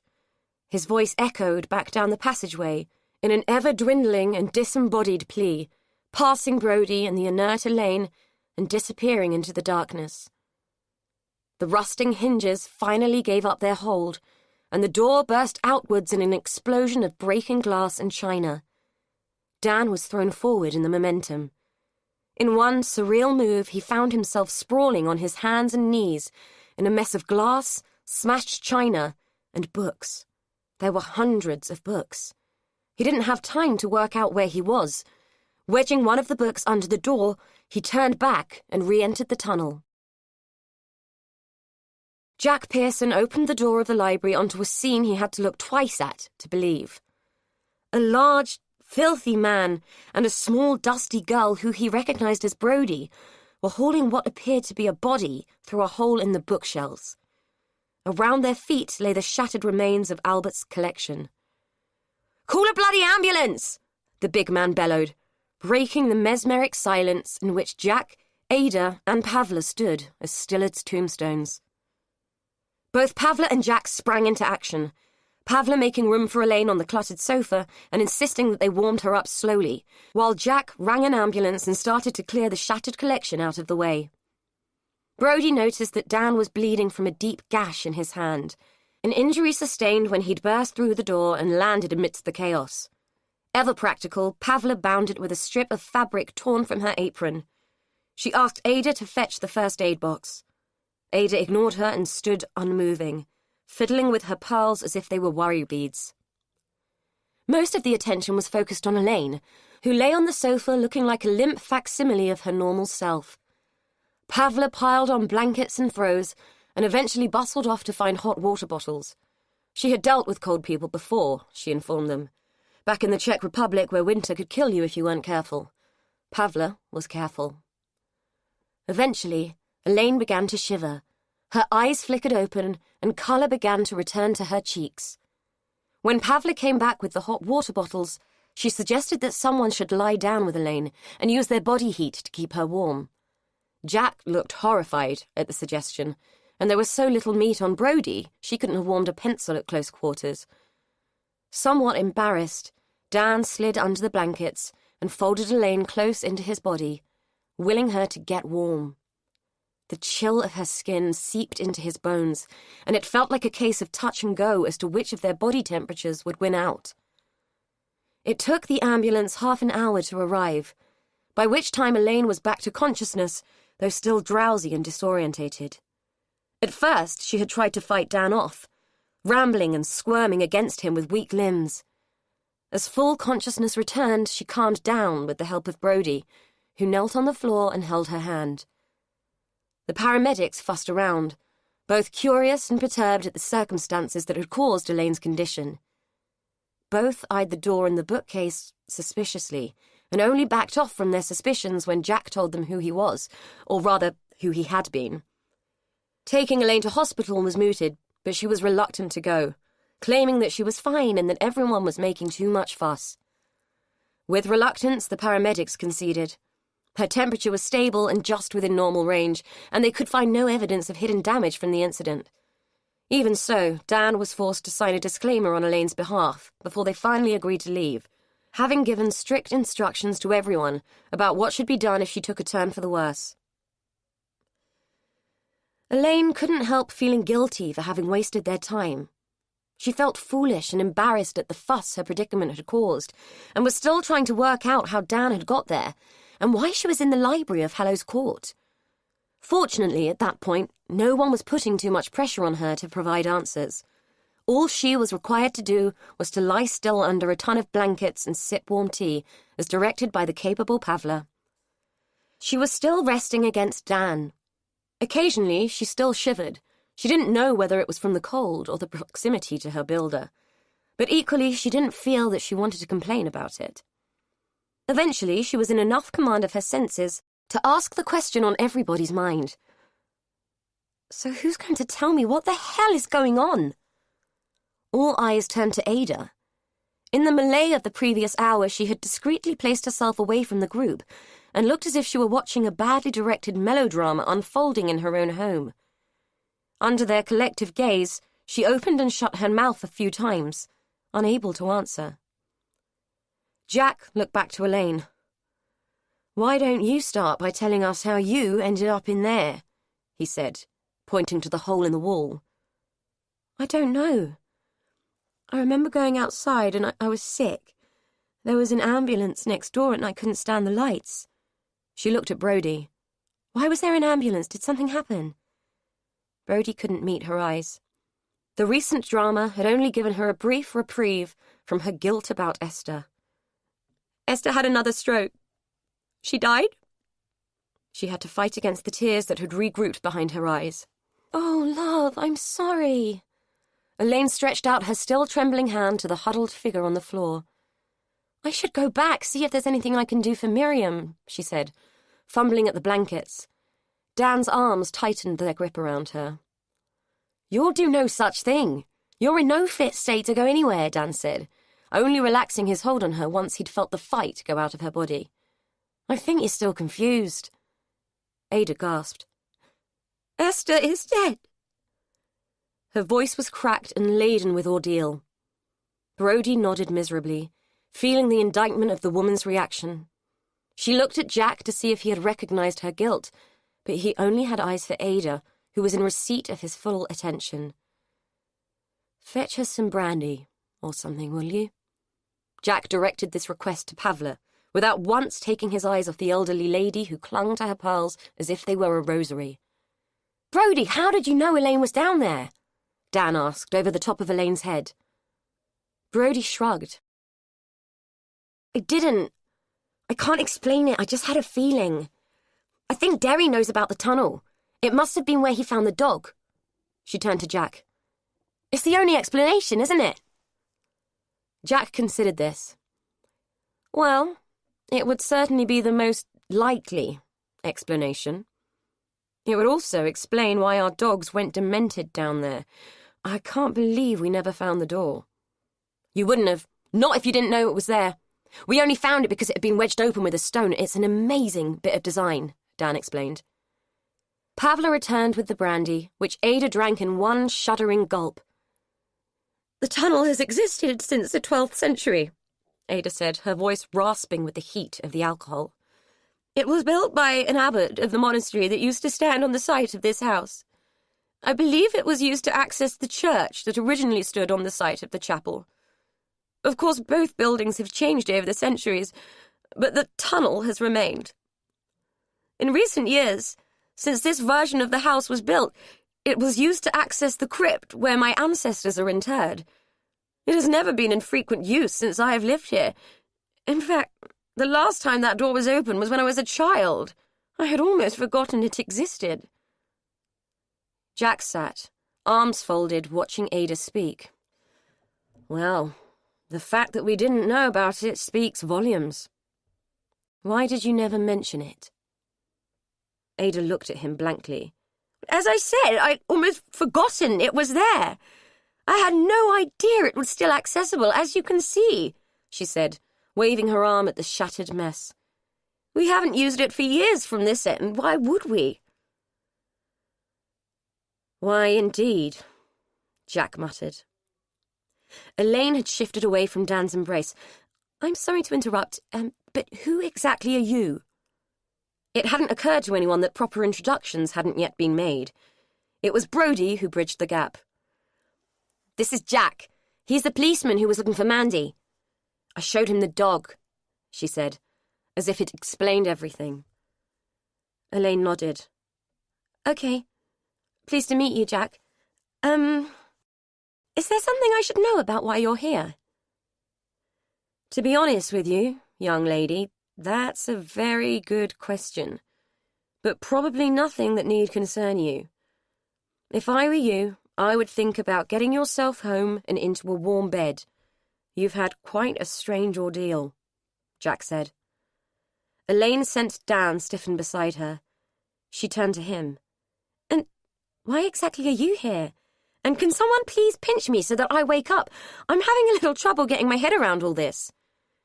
Dan looked decidedly uncomfortable. Well, there was something I needed to talk to you about. When I got here, you were AWOL. And Brody here brought me to find you. And, well, you know what happened next. Elaine was confused, and not just from the post-migraine fog or the brush with hypothermia. And you couldn't just ring me. Brody interjected for him. He tried, but I switched your phone off. So what is it, Dan? You didn't drive 150 miles to tell me the tiles are the wrong colour. There was an awkward silence. All eyes were on Dan. No, I didn't, but it is something I think we ought to discuss in private. Why don't we take Jack's advice and get you home? Jack rose from the chair. My car is outside. I'll drive you. Brody, why don't you help Elaine out to the car? He tossed his keys across to her.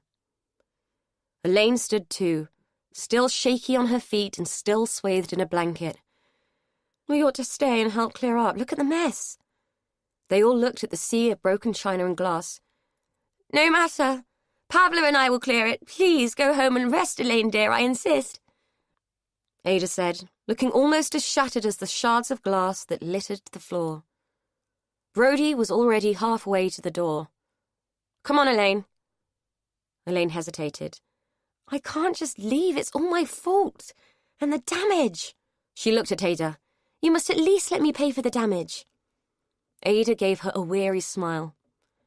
My dear girl, I can assure you there is nothing in that mess with any monetary value, nothing at all. In fact, you may have done us a favour. My brother's collection holds some meaning for him, but to me it is merely the detritus of a lifetime self-indulgence. It will do no harm to sweep it into the bin, no harm at all.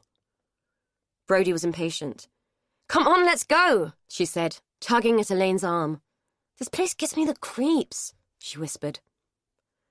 Reluctantly, Elaine allowed herself to be led from the room and loaded into Jack's car. Brody got in beside her, and Dan climbed into the front.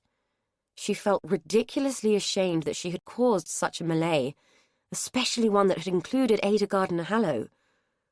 Esther was dead, and she, stupid, ridiculous, pathetic Elaine, had stolen all the thunder by causing chaos and destruction in a way that she couldn't even remember. That it had included Dan mortified her beyond belief, and to heap humiliation on top of humiliation, the kindly Jack had been sucked in too. She hunched down into the blanket and hid her face, hoping that the others would think it was a prolonged reaction to the cold. She didn't want to speak. She didn't even want to be seen. The reassuring squeeze from Brody's hand did nothing to make her feel better. Back at the cottage, she allowed Brody to make a fuss and languished on the sofa pretending to nap. Childishly, she hoped that if she closed her eyes and went to sleep, she would wake up and realize that the whole debacle had just been a bad dream. Her ploy seemed to work, as both Dan and Jack took themselves out into the garden, while Brody fiddled about in the kitchen making cups of tea. Outside, Jack removed a pipe from the inside pocket of his jacket and propped it, unlit, between his teeth. He turned to Dan, who was standing pensively by the garden gate. "Something bothering you, lad? Besides this afternoon's shenanigans, that is." Dan turned to face him and sighed, his face loaded with worry. "You could say that. Can I show you something? It's in the van." Jack followed him through the gate and waited as Dan retrieved the envelope and the brown paper bag from the footwell of his van. "Take a look at this little lot and tell me what you think." He passed the items over and leaned against the side of the van, arms folded, a look of worried anticipation on his face. "Start with the envelope first, then check the bag." Jack, pipe still hanging from his lip, gave him a puzzled look and delved into the envelope. He spread the contents onto the seat of the van, using the door to shield him from view of the house. He could see Brody peering at them through the kitchen window. Once he had perused the documents, he peered into the bag, moving the contents with the stem of his pipe so as not to have to handle them. Finally, he turned to Dan. "Where did you find this, lad?" Dan quickly explained about the pipes and the floorboards and Bob's search of the box in the attic. "So, what should I do?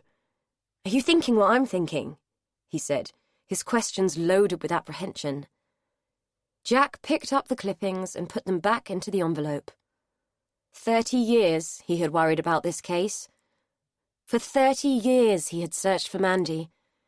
In the beginning it had been a physical thing, trudging through Hallow's End, leaving no stone unturned. In later years it had been a mental search, a nagging urge to go over and over everything he knew, everything he suspected, in a bid to find the missing links. Now here it was. Proof, sitting in his hands, just like that.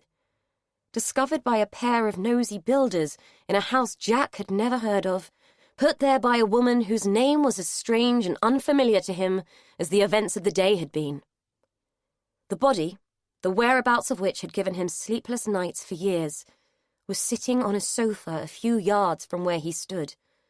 A living, breathing, fully grown body in the guise of a shy young woman, whose whole existence was about to be blown to smithereens by what Jack held in his hands.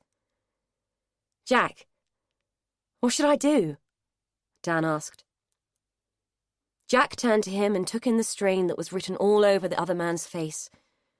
Strictly speaking, Jack knew he ought to say that they should call it in, let a family liaison officer deal with the fallout and play it by the book. But he was dealing with people, with feelings and thoughts, not just a case. Besides, he wasn't a copper anymore. He was just a man who felt as if he was holding an unexploded bomb in his hands. The anguish on Dan's face dictated everything. "We, not I, lad. You're not on your own. We're going to show this to Elaine and take it from there. Step by step." "What about Brody? Should I get her out of the way?" Dan asked. Jack raised an eyebrow and snorted. "Do you think she would go?" "No, she's the one who came looking, and this is as much about her as anyone now. She won't thank us for squeezing her out. Come on, let's get it done." With great trepidation, both men walked back to the cottage. Dan paused in the porch and put his hand on the shelf, while Jack maneuvered through the door. As he followed, he realized he had picked up some kind of residue on his hand. Absent-mindedly, he wiped it on his jeans and walked in to face Elaine. Chapter 12. The scene inside Meadowfoot Cottage was playing out like a bad soap opera. Elaine sat shocked and vacant on the sofa, while Brody argued with Miriam in the kitchen. "I'm not leaving her," Brody said adamantly. Miriam had had enough.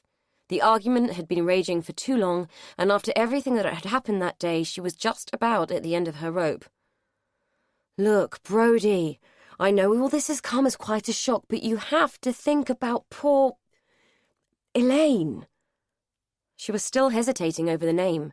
The fact that Elaine was really Mandy had jarred her beyond comprehension. "She probably needs some peace and quiet to get her head around things. Come back with me and wait for Tony, there's a good girl, she pleaded, certain that Brody must have a better nature somewhere in her. Brody crossed her arms, planted her feet wide, and shouted, I am not leaving! Miriam's shoulders sagged, her body showing that she had reached a point of utter despair.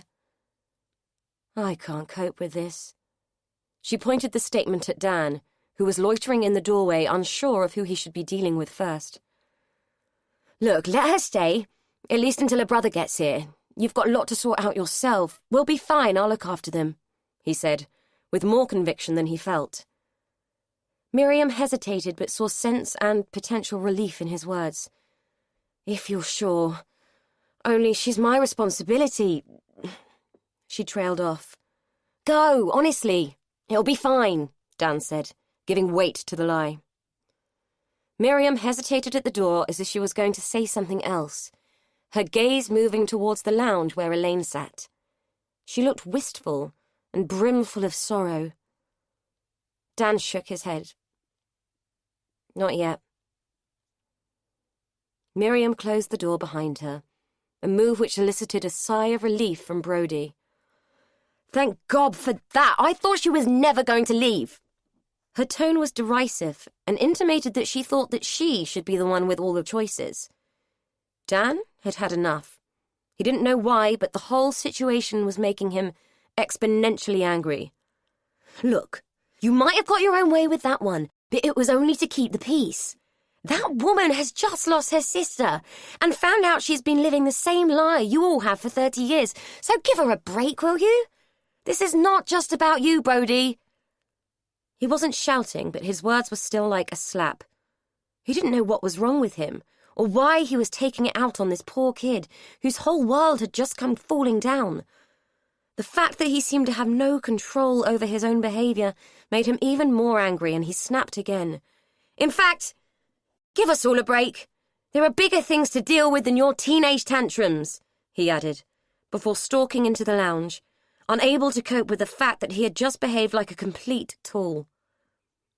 Brody gasped, shocked that he would turn on her like that after everything they had been through. All she had wanted to do was stay with Elaine and make sure she was all right.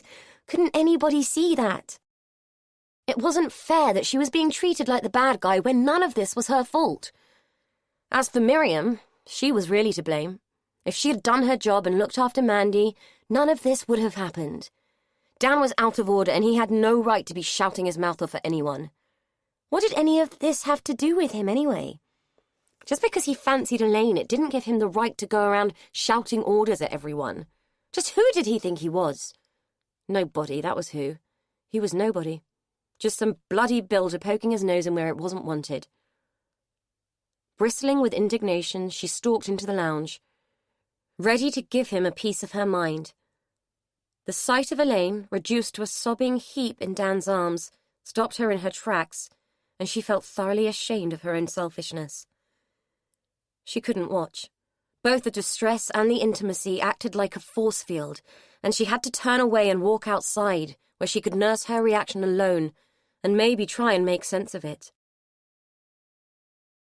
Jack had decided to take himself off for a walk during the aftermath. It seemed both discreet and sensible for him to be out of the way while the dust settled. Besides, he'd need to phone Mary and tell her what was going on, and he also needed to contact his old colleagues. The first thing Jack saw as he made his return to Meadowfoot Cottage was Brody, crouched outside the door and looking like a maleficent garden gnome. He spied a bench under the window not far from the girl, and eased himself into it with a sigh that told of old bones and weariness. "How is she?" he asked, removing his pipe from his inside pocket and resting it between his teeth, empty and unlit. All good actors need a prop. Brody shrugged. "Upset? She's with Dan."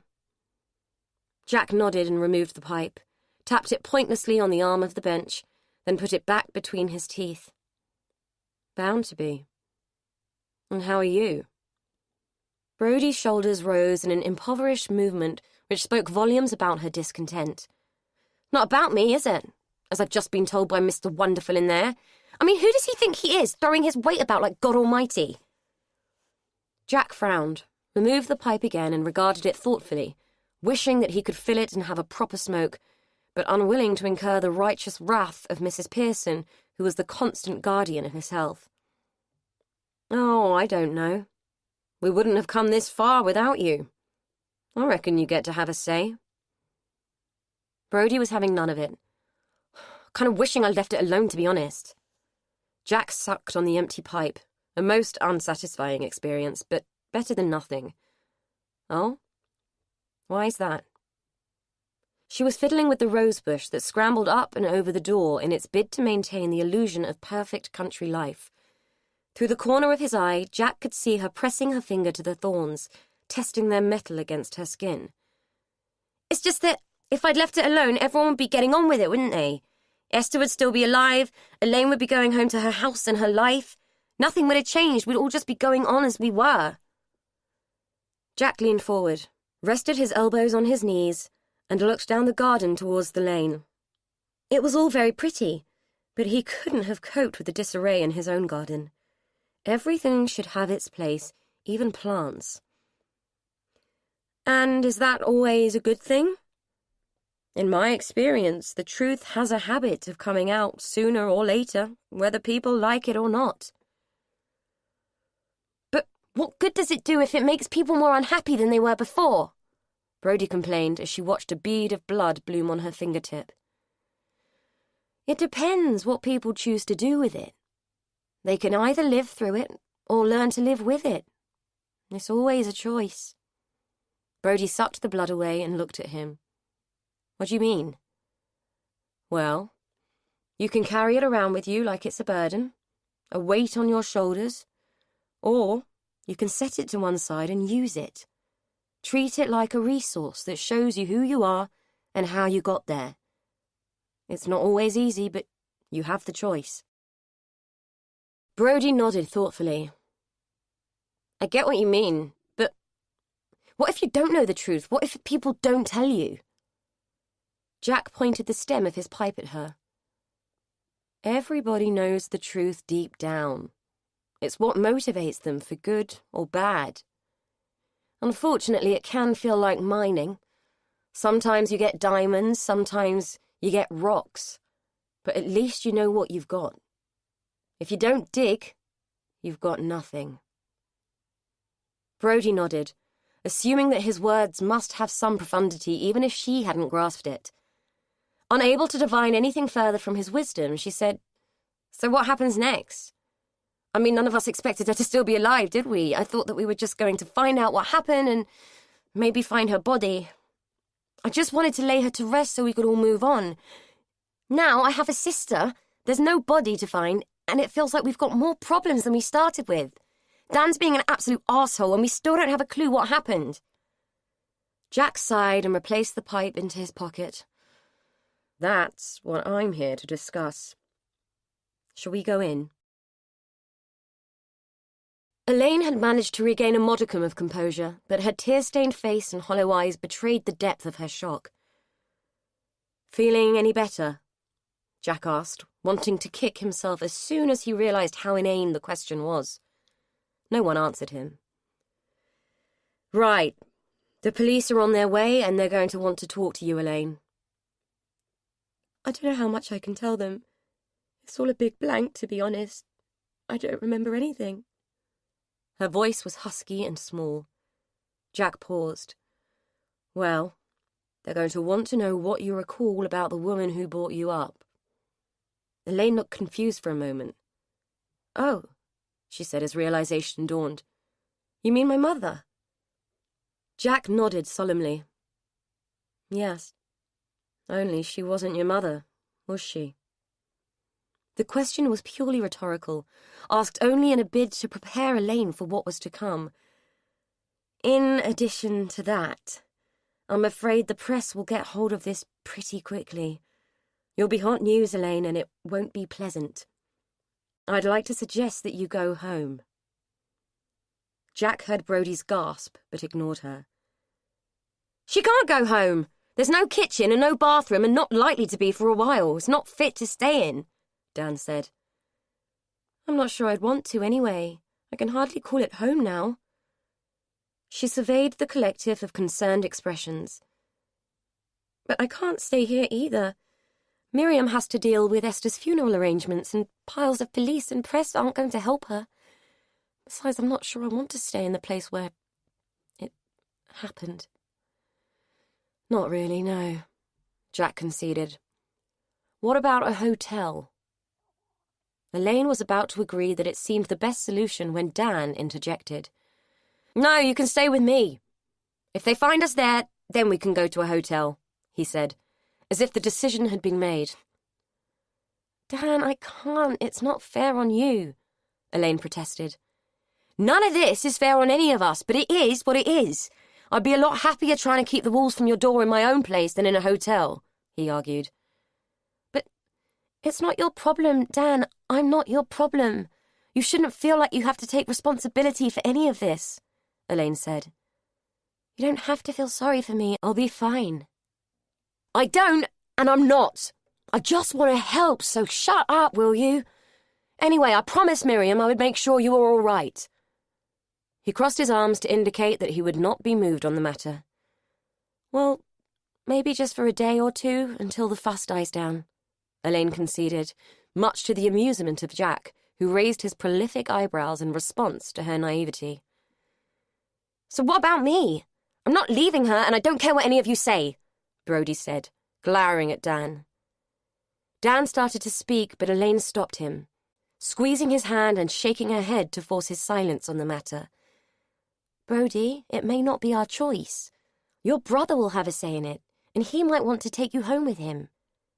So you don't want me with you, then? Elaine sighed and rubbed her forehead, as if the actions could erase the lines that had settled there in the aftermath of the day events. It's not that. Of course I'd like you to stay with me, but Tony is your brother. It's up to him where you go. With your mum in hospital, he's your next of kin. Her reasoning fell on deaf ears. Yeah, but you're my sister, so you get equal say. Anyway, I'm 16 soon and I can do what I like. Brody, I've been your sister for a matter of a couple of hours and I'm not sure it works like that. Besides, it's not up to me either way. I can't insist that Dan takes you in too, can I? Brody shot a look at Dan, putting him firmly in her sights. So you won't let me come then? Dan was in a tight corner. He didn't want to risk another eruption of Brody's temper or provoke his own. He had no idea what had made him speak to the girl so cruelly earlier. He could see how much this was screwing her up, and he really felt for the kid. He owed her an apology, and he wanted to help. When Tony comes, we'll talk to him. If he says you can stay with Elaine, you can stay, but it's up to him, okay? A look of glee spread over the girl's face. He will, she said, confident of her ability to convince everyone that she should have her own way. The adults exchanged glances. Well, either way, I suggest you ladies get yourself packed and ready to go.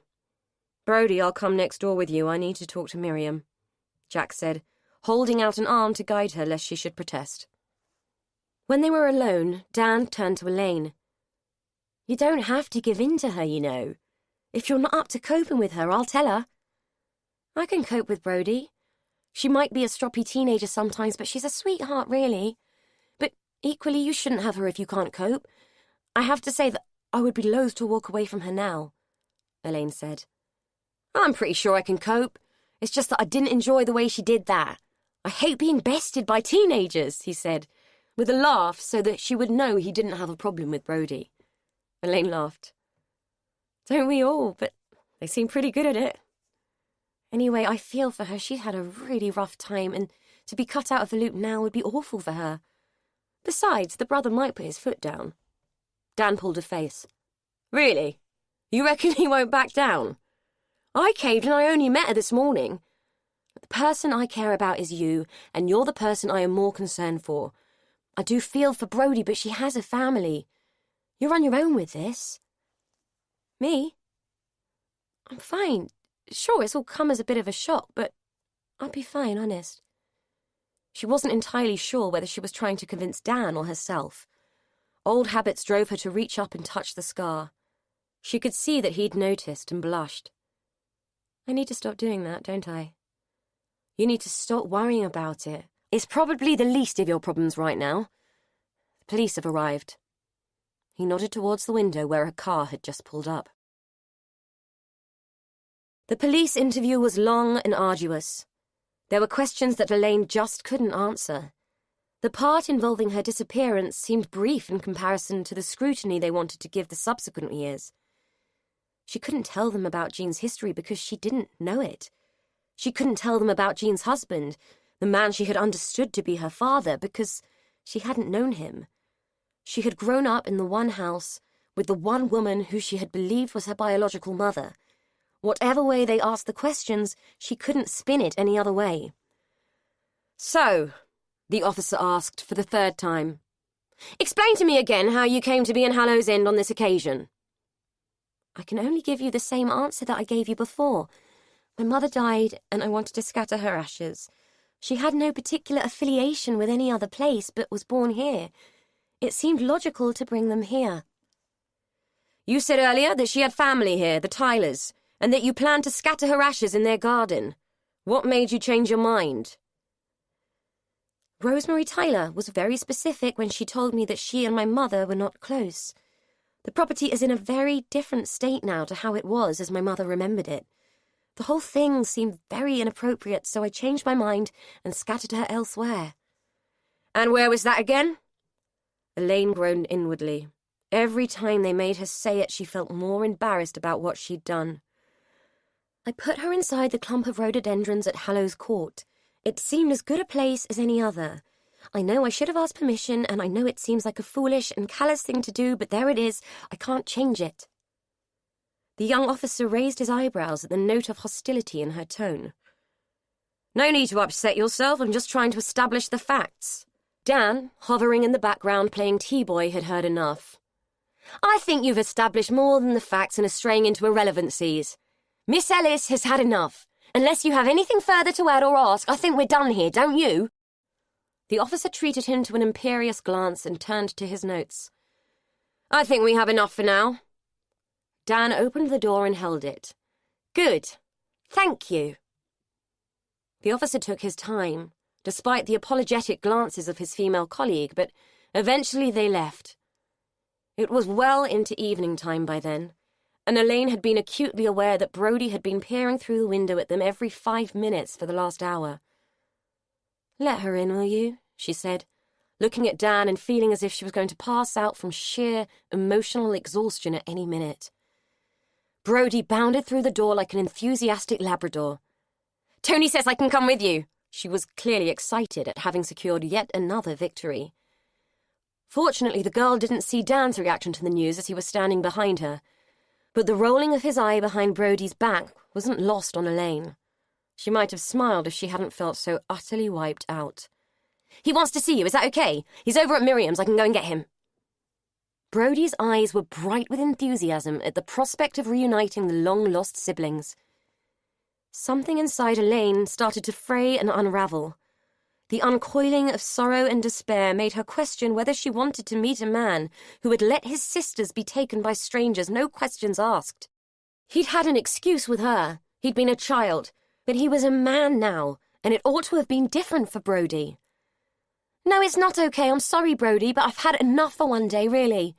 If he's still here tomorrow, I'll see him then. I'm going to bed. I need to sleep. I need to not talk, and I need to not think. Enough, okay?" Brody had never heard Elaine speak like that, and it shocked her. "Okay, aren't we going tonight, then?" She had brought her bag with her and was ready for the off. Elaine had stood and was making her way towards the stairs. "No, I doubt I could crawl to the car if I tried. We'll go in the morning." "But what about the papers?" Elaine paused and turned back to the girl. "Fuck the papers, Brody. If you want to stay here tonight, you can. It's up to you. But I'm done." With that, she hauled herself up the stairs and shut the bedroom door. A second later, she opened it. "Dan, will you make up a bed for Brody on the sofa and then get up here, please?" She slammed the door, leaving them in no doubt that she meant business. Dan and Brody exchanged astonished glances. Well, I guess that told us then. You go and tell your brother that Miss Otis regrets and all, and I'll make your bed up. If you still want to stay, that is. Too right, I'm not staying next door. Tony can have my bed if he wants to stay, I'll tell him. As she reached the door, she paused. So what about you?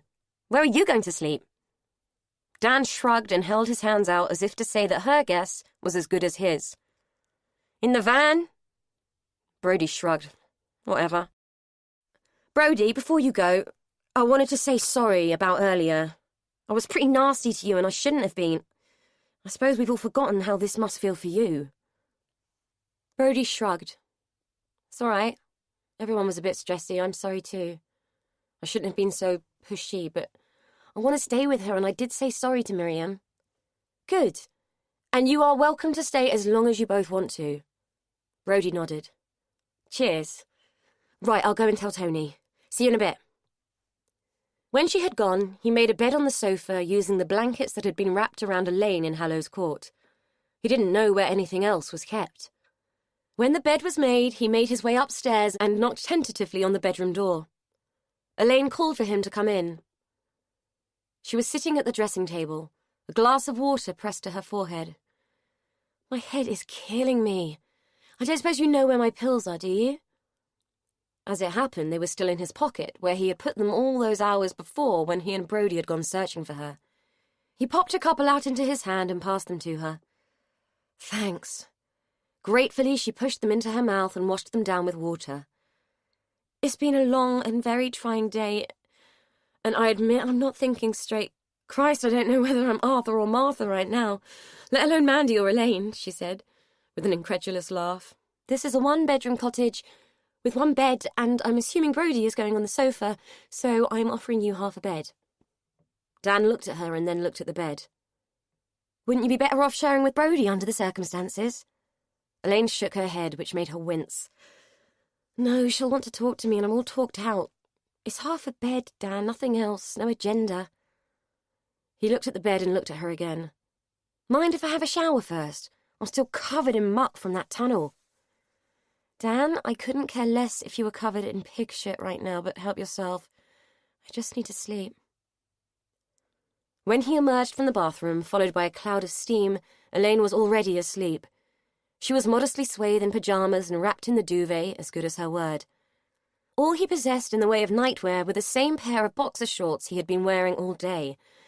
On the occasions when he had indulged himself with thoughts of sharing a bed with Elaine, this setup wasn't quite what he'd had in mind. He crawled in beside her and lay on his back, unable to relax, wondering if he should have attempted to sleep in the van after all. Before he'd showered off the grime of the day, the thought that he should have got in the van, driven away, changed his identity and moved house had crossed his mind several times. But that was unfair. Elaine was innocently embroiled in this mess just the same as he was. No, not the same. For her it was much worse. He would be 10 kinds of bastard to walk away from her now, and an even worse one to brush the kid off. Now that it was quiet and he had time to think about it, the fact that Brody's own brother was prepared to let her stay with strangers bothered him profoundly.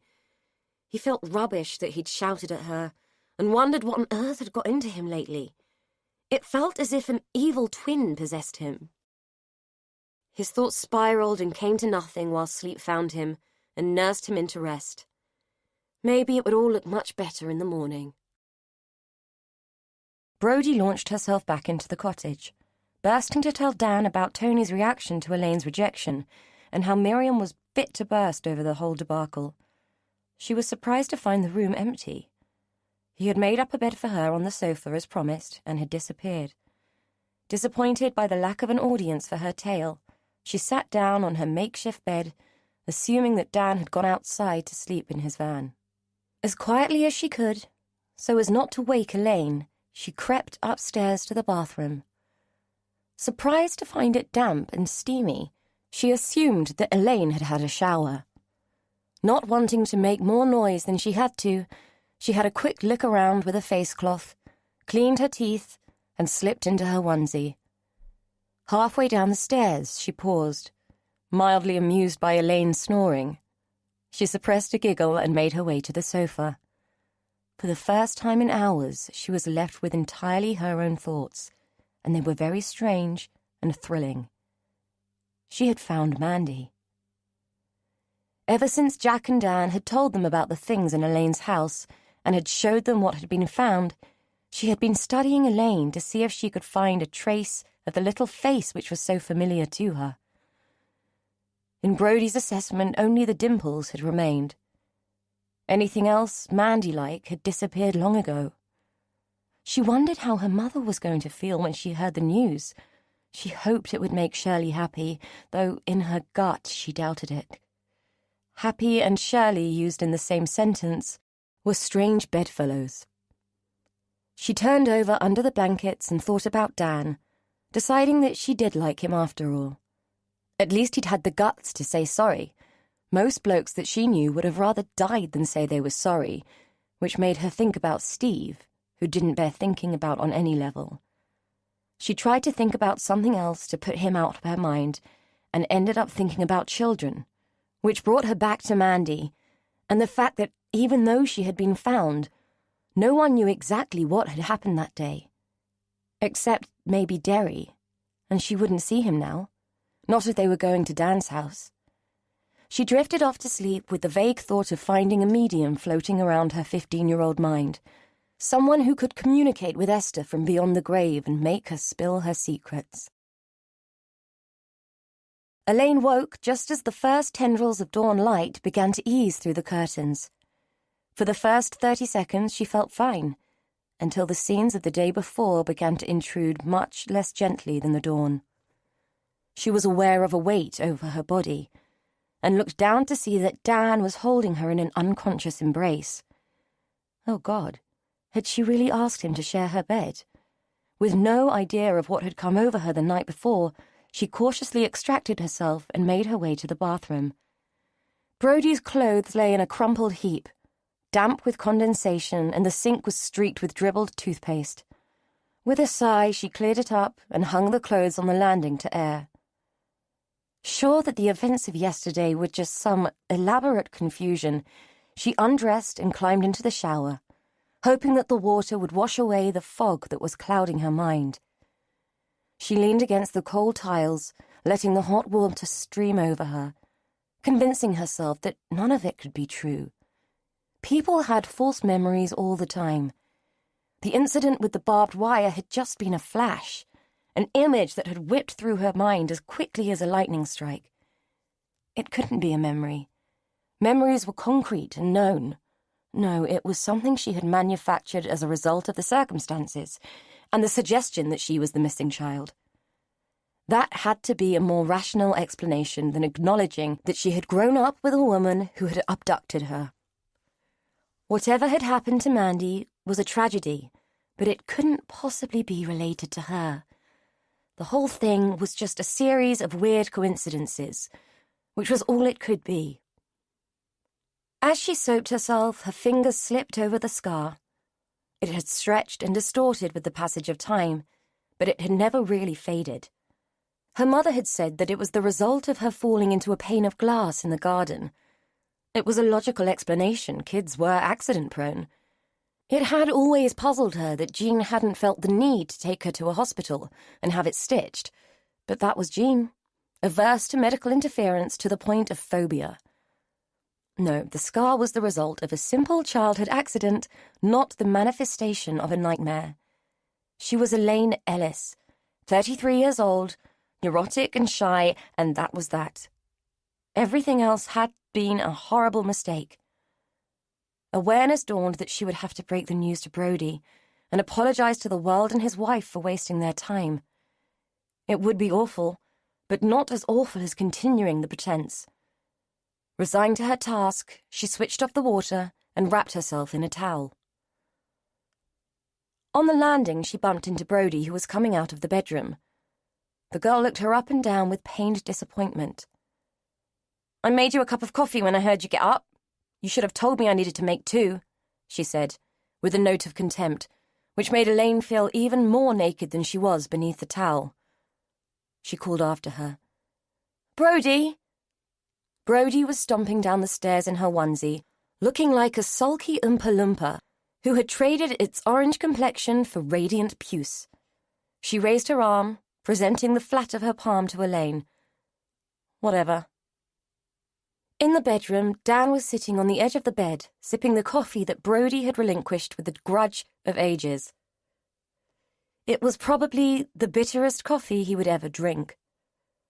"Well, that went down like a pair of lead knickers, didn't it?" he said, not looking at Elaine. "What's with that kid? It's like she's in love with you." Elaine pulled her towel tighter and sat at the dressing table. "I suppose that with everything that's happened, she feels a bit protective of me. I don't suppose she sees me as an adult, really. I dread to think how she's going to react when I put her straight." "What do you mean? Put her straight about what?" Elaine blinked at him with wide-eyed innocence. "That I'm not her sister, that I can't be, and that this has all been some horrible, confusing coincidence." Dan paused and looked at her, coffee cup halfway to his mouth. "Is that what you think?" "No, it's what I know. It's impossible. My mother was a strange fish, but I don't think she was the type to snatch a kid. Whatever was going through my mind yesterday was just a result of the hypothermia. I must have been hallucinating or something." She was convinced by her own logic. Dan put the coffee down. "Wait there, I'll be back in a minute." He slid off the bed and went downstairs.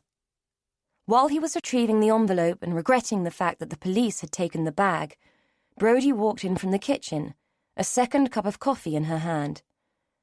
"Are you two going to be sleeping together when we go to your house?" She scathed him with a look of abject disapproval. Dan looked at the envelope, then across at Brody. "Nothing happened. We just shared the bed, that's all. Or would you rather I'd frozen to death in the van?" Brody raised an eyebrow as if to tell him that in her opinion it would have been a preferable outcome. "It's July," she said, pointedly. Dan sighed. "Look, if anything ever happens like that between me and Elaine, I promise I will respect her in the morning, and every other morning for that matter. In the meantime, we have bigger problems." Brody gave him another scathing look. "Like what?" "Well, our favourite lady is currently enjoying a gentle cruise up a river in Egypt." Brody was confused. "Eh?" Dan sighed again. "She's in denial. Thinks it was all a horrible mistake. I think we need to convince her otherwise." He waved the envelope. "Time to show her this again. I don't think she really took it all in yesterday." Bemused, Brody followed him up the stairs. Elaine looked at the array of newspaper cuttings that Dan had spread out for her on the bed. "This doesn't prove anything, just that my mother had a thing for collecting cuttings. I'm sure that whatever happened to Mandy was compelling stuff at the time. I expect lots of people showed some curiosity." She was interested, but dismissive. Dan unfolded the death certificate and passed it to her. "We found this, and the clothes under the floorboards. People with a sense of idle curiosity don't hide blood-stained clothes." Brody was sitting close, her arm around Elaine's waist, her hand attempting to stroke and soothe as the woman fought to understand what she was seeing. Elaine's confusion and burgeoning distress were palpable. "I don't understand. I know what you're all saying, but why is there a death certificate with my name on it?" Dan shook his head. "I don't know, but I asked Jack about it. Apparently, it used to be a way of getting a new identity. You could buy a birth and death certificate of a baby who had died shortly after birth and use the birth certificate as ID. He said it's impossible to do now, but back in the 80s it was a common scam." "But my parents' names are on my birth certificate, so that can't be the case," Elaine reasoned. "Jack thinks that your mother might have lost her own child, and that's why she took you." Elaine stared at the document, as if her gaze could alter the arrangement of the ink and change the information. She turned to the girl. "I'm sorry, Brody, but I don't want any of this. I don't want to be Mandy. I have hard enough time being me." She dropped the paper onto the bed, then walked into the bathroom and locked the door. Brodie made to follow her, but Dan put out an arm to restrain her. Leave her. She needs time for it to sink in. If you want to do something helpful, pack her things. We need to leave, and soon. Brodie hesitated. But Tony wants to see her. Tony will have to wait. When I was downstairs, I saw a news van drive past. If we don't get her out of here soon, all hell is going to break loose, and I don't think she's going to cope with it. Pack her things. Tony can come to my place and see her if she wants to, but we've got to go. The implication of his words struck Brodie hard, and she, as much as anyone, wanted to avoid a further debacle. Without a word, she slid off the bed and began gathering Elaine's belongings, unceremoniously shoving them into a bag. Dan knocked on the bathroom door. Elaine, we need to go soon. Brodie has put some clothes out for you in the bedroom. I'm going next door for a minute. When I get back, we're leaving. No arguments. He left them to it and made his way to Hallow's cottage. Halfway there, his phone rang. The display identified the caller as Bob. He answered. Bob, what's up? What's up?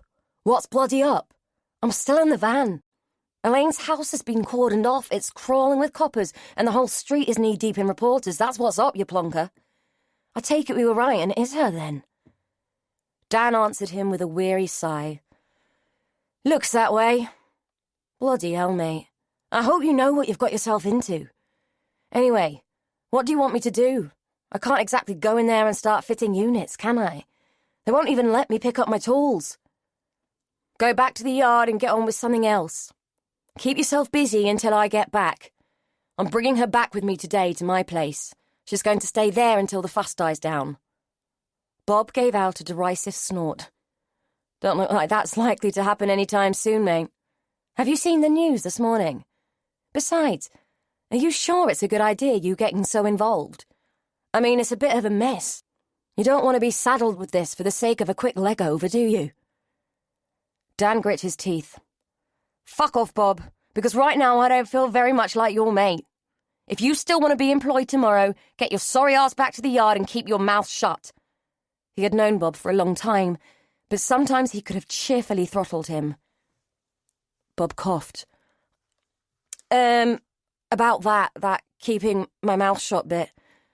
I tried, Dan, I really did, but they were on me like a pack of hounds. I didn't have a choice, mate. Dan cut him off in mid-flow. He was so angry he was liable to crush the phone in his hand if he had waited to make a response. He took a deep, calming breath and strode towards Miriam's door, knocking as gently as he could, despite the fact that he'd wanted to slam his fist through the wood.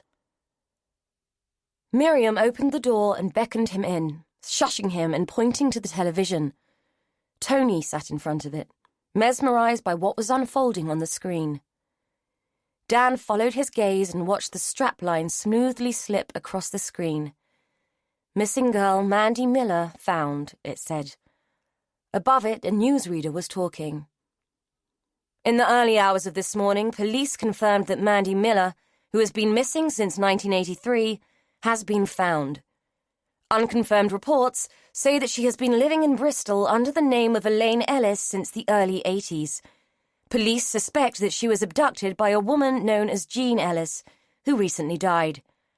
It has been suggested that Elaine Ellis had no idea of her true identity until it was revealed yesterday in an extraordinary turn of events. Police have confirmed that they will be continuing their inquiries into what happened on that fateful day in 1983. Over to our correspondent, June Silverman, live at the scene. Dan watched in despair as the camera panned in to show the outside of Elaine's house. Crime scene tape fluttered from the edge of the skip as the reporter started her spiel. Thank you, Peter. As you can see, I am standing outside the house, thought to be the home of the woman police suspect is Mandy Miller. A builder working in the property confirmed this morning that he uncovered substantial evidence which led him to believe that the people that lived here, in this unassuming semi-detached house, might have something to hide. Bob Roberts, who was reluctant to appear on camera, told us that he had found documents in the loft of the house that led him to suspect that Elaine Ellis might indeed be Mandy Miller. Subsequently, he found items of blood-stained girls' clothing buried under the floorboards.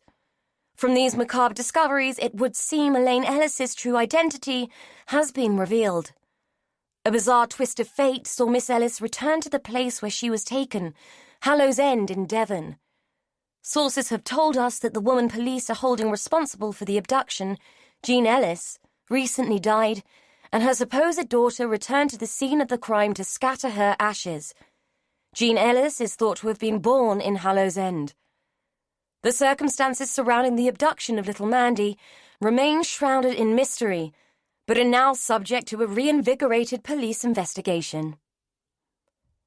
Miriam walked over and turned the sound down, then turned to the two men.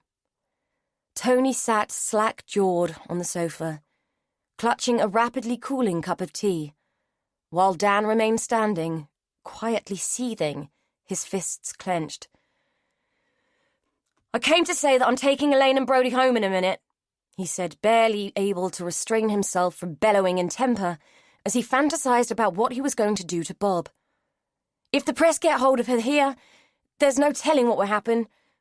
Tony, she knows you want to meet her, but she's in a bit of a state. I'll give you the address and you can come later if you want." Tony nodded. "I've got to go and see Mum first. God knows what this is going to do to her. I spoke to the hospital last night. They're doing their best to keep her away from the TV, but I doubt they can manage it for long. You sure you're all right to take Brody? I mean, she can be a bit of a handful." Dan looked around and out of the window, where yet another news van was passing. A BMW had just pulled up next to his own van. "Well, she can't stay here, and she won't be parted from Elaine, so we'll have to make the best of it. Miriam, are you going to be all right? I don't like the thought of you facing this on your own." Miriam gave him a weak smile. She looked like she had aged 20 years in as many hours. "I've got friends in the village. They'll help. Besides, I have to arrange Esther's funeral. Not that it will mean much in the midst of all this.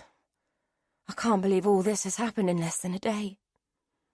Tears began to spring from her eyes, and both men were left floundering uselessly in a sea of misery and confusion, which they couldn't hope to fathom.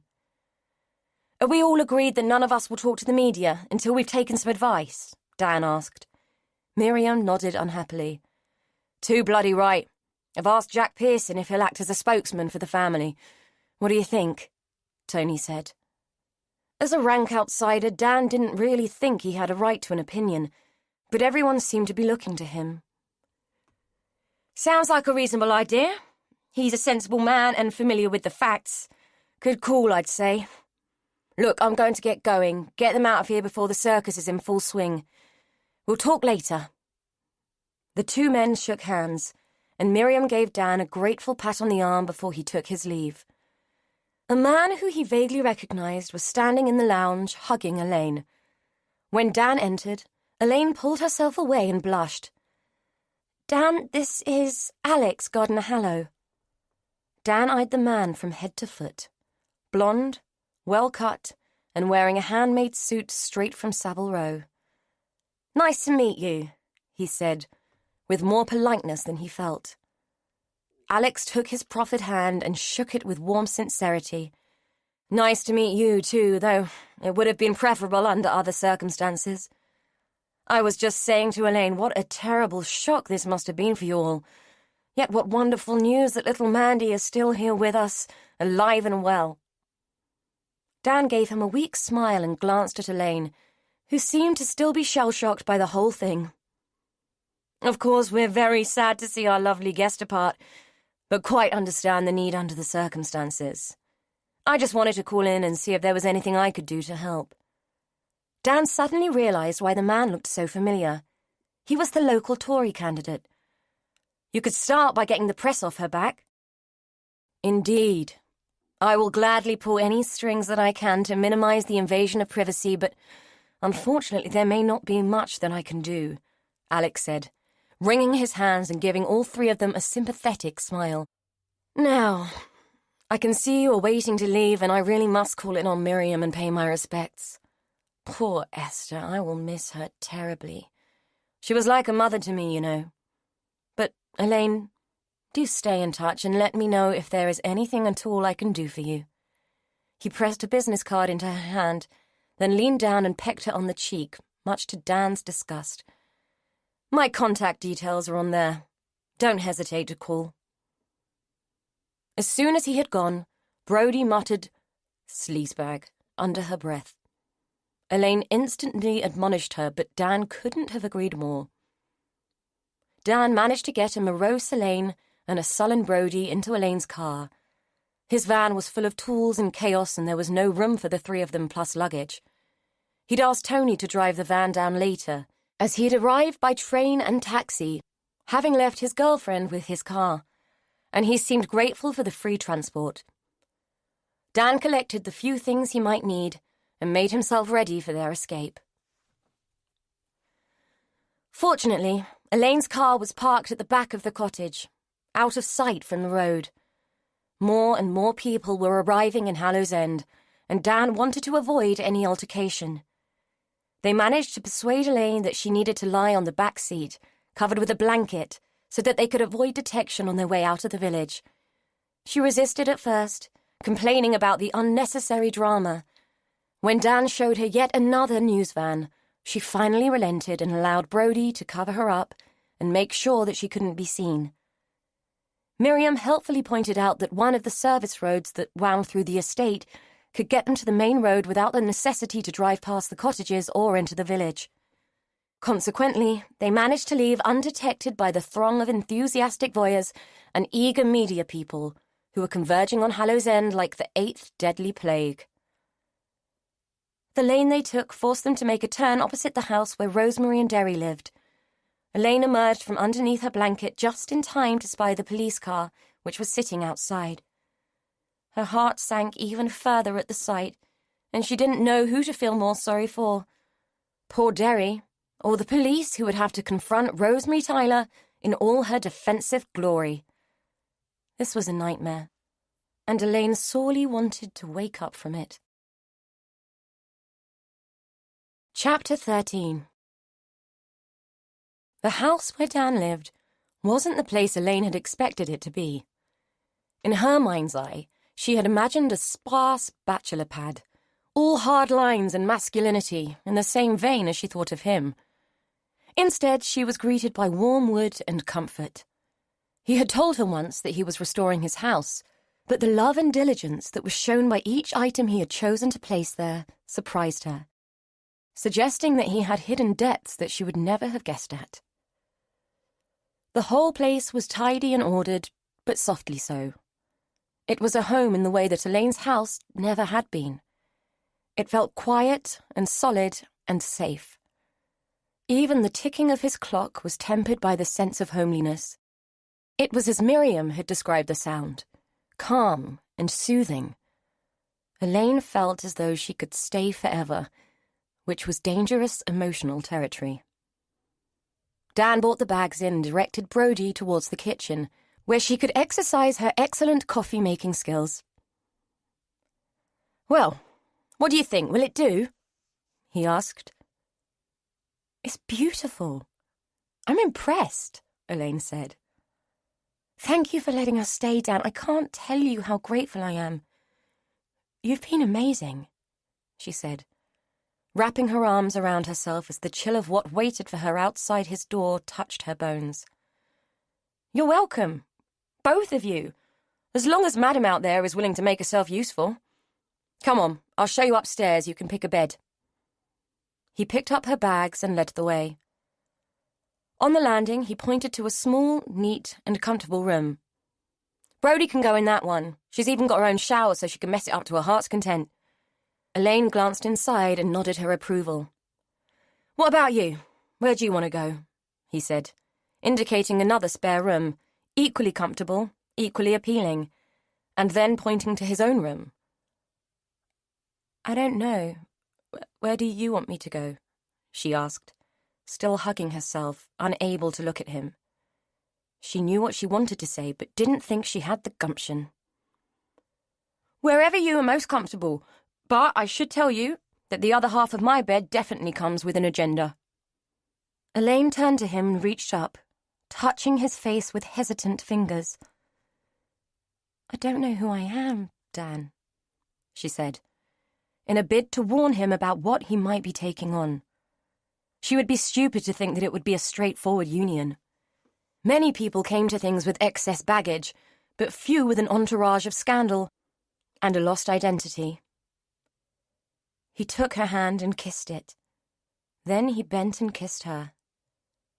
"I've wanted to do that since I was 17 and I let that woman chase me off." He bent to kiss her again.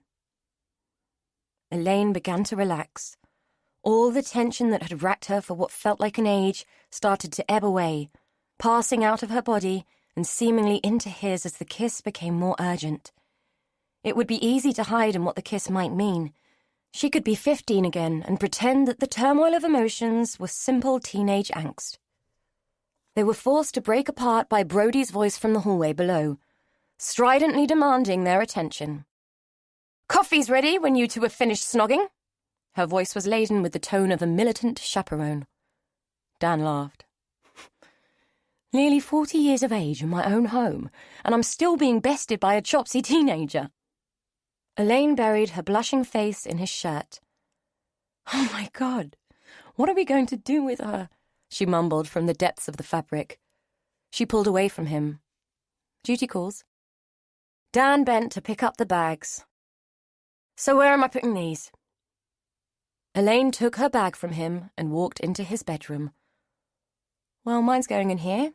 You better put Brody's in her room," she said, with a shy smile. Brody bellowed up the stairs again. "Are you two coming down or what?" "My God, it's like sharing the house with a mini Mary Whitehouse," Dan muttered as he started down the stairs. Elaine took her bag into Dan's bedroom and put it on the bed, wondering at the wisdom of her decision and the fairness. Her conscience prodded at her, asking her to consider whether she was taking advantage of Dan as a convenient port in an unusually turbulent storm. Fate had put him in her path for a second time, and she would like to believe that meant something. However, the ghost of Jean was still looming inordinately large, and as usual, she was clouding everything. Brody announced that she was starving, and it was mutually decided that Dan would go out and get them a takeaway. Tony had phoned a few minutes before to say that he was on his way, so they were hoping to have eaten by the time he arrived with whatever the next batch of news was going to bring. While Dan was gone, Brody and Elaine pottered in the kitchen, finding plates and cutlery and washing up their coffee cups. "He's got a really nice house, hasn't he? I reckon he must be pretty minted," Brody said, as she carefully dried up one of the china mugs before passing it to Elaine to be put away. "Yes, it's a lovely house, but I don't think he's rich. He just works hard." Brody tipped her head to one side and studied the mug she was holding in her soapy hand. "You do know that relationships that start under traumatic circumstances rarely last, don't you?" she said sagely. Elaine peered at her, a look of bemusement on her face. "Where on earth do you come up with these things?" "I saw it on a film. Sandra Bullock said it to Keanu Reeves when they had just got off a bus that was going to blow up." Elaine laughed. "Well, remind me to thank Mr. Reeves and Miss Bullock for their relationship advice." Brody shrugged. "Just saying." Elaine put the last of the mugs away and leaned on the worktop. "Brody, why does me being with Dan bother you so much? I mean, I've known him longer than I've known you. In fact, I was about your age when I met him." Brody fiddled with the tea cloth, pulling at the loops of thread, and gave another of her habitual shrugs. "It's just that with everything that's happened, I think you might be a bit vulnerable and all. I don't want you to get hurt, that's all. He seems nice, but he's a bloke, and blokes are crap, aren't they?" It was true. She did feel that, but she was also experiencing an unreasonable prod of jealousy. She had only just found her sister, and she didn't want to share her. "Not all of them. Or did you learn that from films too?" Brody shook her head. "No, from my mum. It's what she says." That was true too, but she also had her own experience to reinforce the assertion.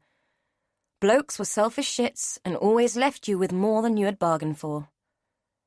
Elaine smiled at her. "I'm sure I'll be fine, Brody. I have done this before, you know. Anyway, right now, and I hate to admit this, but I think I need him. Can you understand that?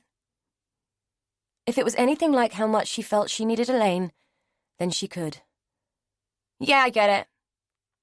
But it didn't mean she had to like it. They didn't speak for a moment. Brody watched Elaine wipe down the sides and make sure the room was how they'd found it. It was Brody who broke the silence. I knew. When I met you, I knew. What do you mean? Elaine said, as she folded the tea cloth and surveyed their handiwork. That you were her. Mandy. What I mean is, I knew there was something special about you. I didn't know you were Mandy then, but I knew there was something. Elaine walked over to the kitchen table and sat down, pushing a chair out for Brody with her foot. She waited until the girl was seated before speaking. This is important, Brody, so I want to make sure you understand. I'm not Mandy, and I will never be Mandy. I accept that biologically there isn't much doubt that my DNA would match hers. I don't want to accept it, but I have to. But I'm Elaine. I was brought up as Elaine, however wrongly, but I am still Elaine. I can't be that other girl because her life has been imagined by people in 1,000 different ways. Like the ghosts we talked about, remember? Well, my life was real. I know the papers will say that I've lived a lie, and that's true to an extent. But I was there, and it happened, and it's mine. I can't change it. I can't be Mandy, not for anyone.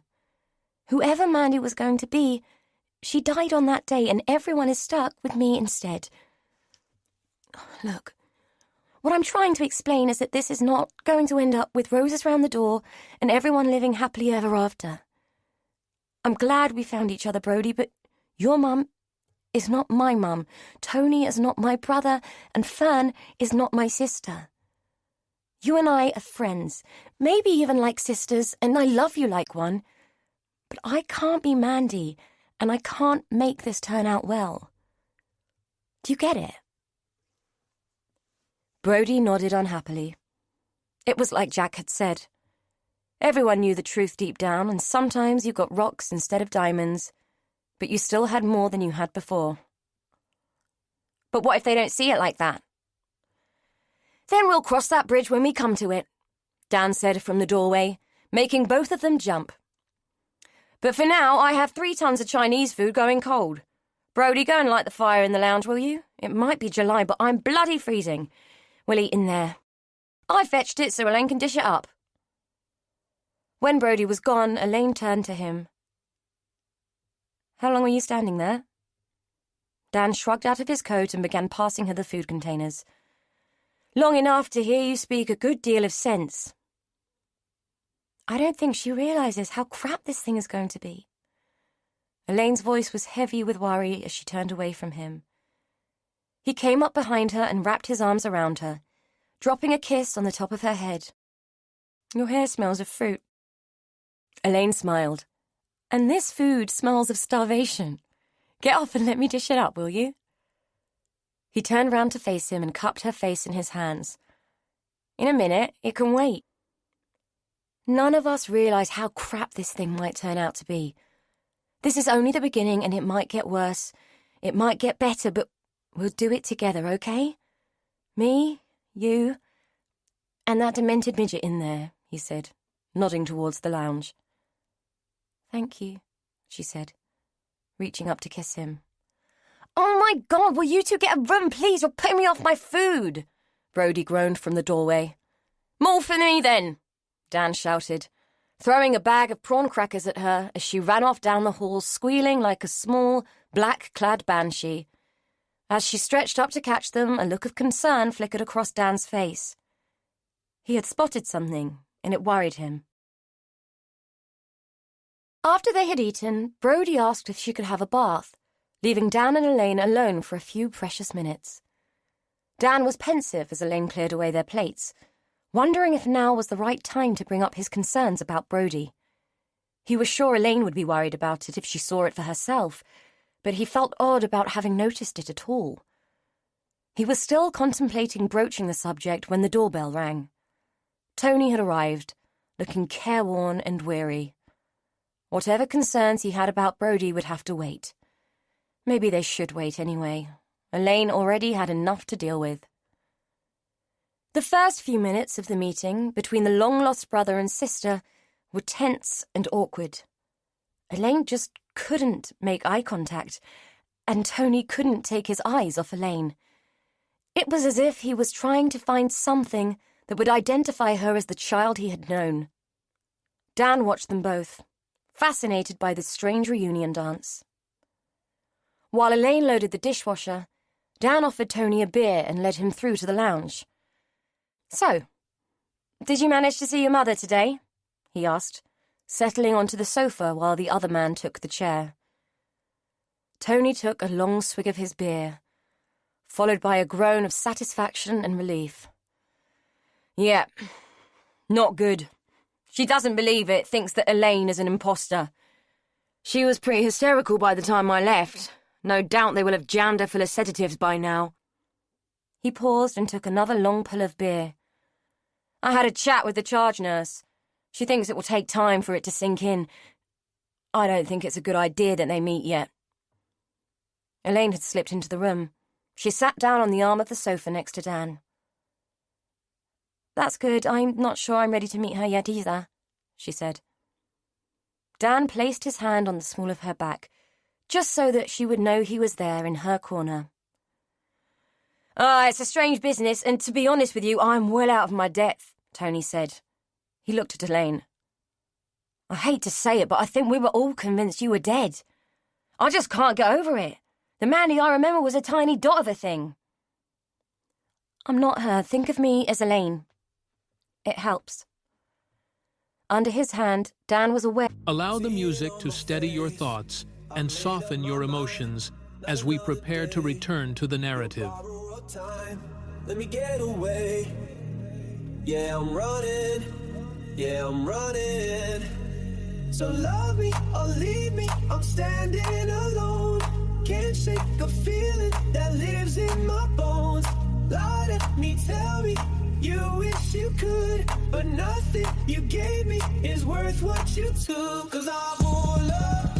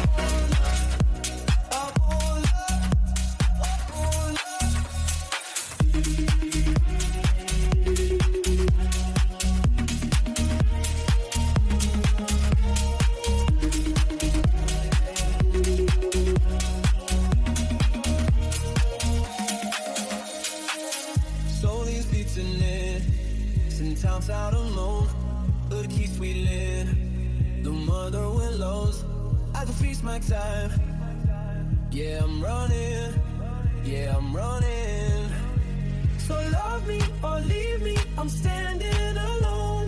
Can't shake the feeling that lives in my bones. Lie to me, tell me you wish you could, but nothing you gave me is worth what you took. 'Cause I won't love.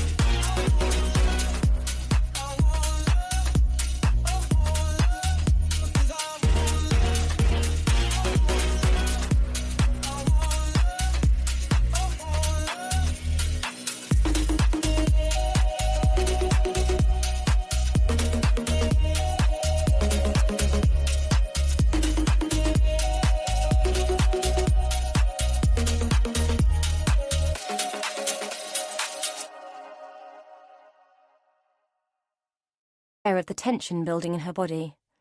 "Thanks for having Brodie, by the way. I really appreciate it.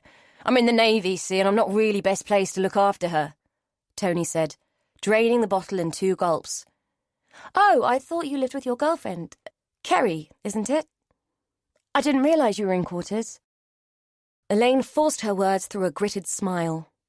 Dan gave her a little squeeze. Whether as a warning or reassurance, he didn't know. But Tony must be pretty dense if he didn't recognise that she was getting more and more wound up. "Oh, no, I'm not in quarters. Me and Kelly have a house. It's just that, well, she works a lot. She's a hairdresser.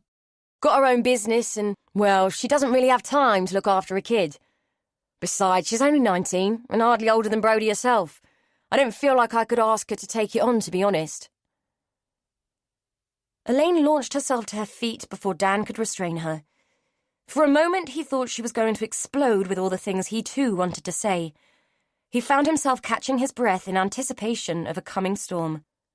"Just going to get myself a drink. Back in a moment," she said with the most forced smile Dan had ever seen on a human being. As she walked away, he breathed a subtle sigh of relief. "Any chance of another, mate?" Tony asked, waving the empty bottle at him. Dan had barely sipped his own drink and was surprised at the speed with which Tony had downed his. "Sure, back in a minute." In the kitchen, he found Elaine leaning against the table, gripping its edge with knuckles so white they looked like bone. He fetched another beer from the fridge and poured a large glass of whiskey for Elaine. "Knock it back. It will taste like shit, but it will help." He forced the glass into her hand. She did as he said, swallowed and grimaced, looking as if she was going to bring it straight back up. Fortunately, she kept it down. "You can do this," he said. She nodded, still fighting the acrid heat of the alcohol. "Give me a minute," she gasped, grimacing at the potency of her own breath. Back in the lounge, Tony accepted his second drink gratefully and polished half of it off in 2 mouthfuls. "God, I needed that. You have no idea how stressful this shit has been." Dan smiled at him, remembering the day before, and recalling how he'd thought that Elaine was dead or dying. He thought about being stuck in a pitch-black tunnel and Elaine's devastation as she'd listened to the revelation. "I can imagine," he said mildly as Elaine came back into the room. She was looking a bit more composed as she sat next to him on the sofa. For good measure, he took her hand and squeezed it. "Listen, mate, I know this is a bit of a cheek, but is there any chance I can beg a kip for the night? I'm knackered and I can't exactly drive your van to a hotel after drinking, can I?" Tony waved the half-empty bottle at them. Dan felt Elaine's hand squirm in his, so he held it tighter. "Sure, there's a spare room. I can drive you to the station in the morning if you like." Dan made the offer calmly because even though he didn't really want to accommodate Tony, he wanted to do something for Brodie. "Oh, you're a star, mate. Cheers," Tony said, draining the rest of his drink. "Where's our Brodie, then?" Elaine jumped in. "She's upstairs. She was having a bath. I'll go and see if she's out and I'll check that the room's made up for you." Her words were filtered through another tight smile. Dan let her hand go and watched her walk from the room, her frame as taut as a bow. He had the feeling he'd have to ply her with a whole bottle of whiskey before the night was out, if only to stop her battering her newfound brother to death for his incomprehensible level of self-absorption. As soon as she had gone, Tony leaned forward in his chair. "While she's gone, there's something I've got to tell you, mate." Dan wondered why these men kept thinking that he was their mate. What kind of arsehole did they think he was? "Go on," he said, waiting for the next gem to fall from Tony's lips. Tony had the good grace to look a little shamefaced before he spoke. "It's Fern, my other sister. She did an interview today with one of the papers, an exclusive. She was kicking off at me about where Brodie was staying because Miriam wouldn't tell her, only I think the press might have got wind that they're here." Dan closed his eyes and flung his head back against the sofa, groaning. He couldn't believe what was coming out of this idiot's mouth. "I'm sorry, mate, I had no choice but to tell her."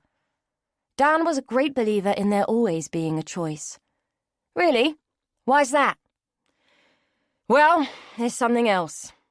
It's going to come out anyway, so maybe it's better coming from me.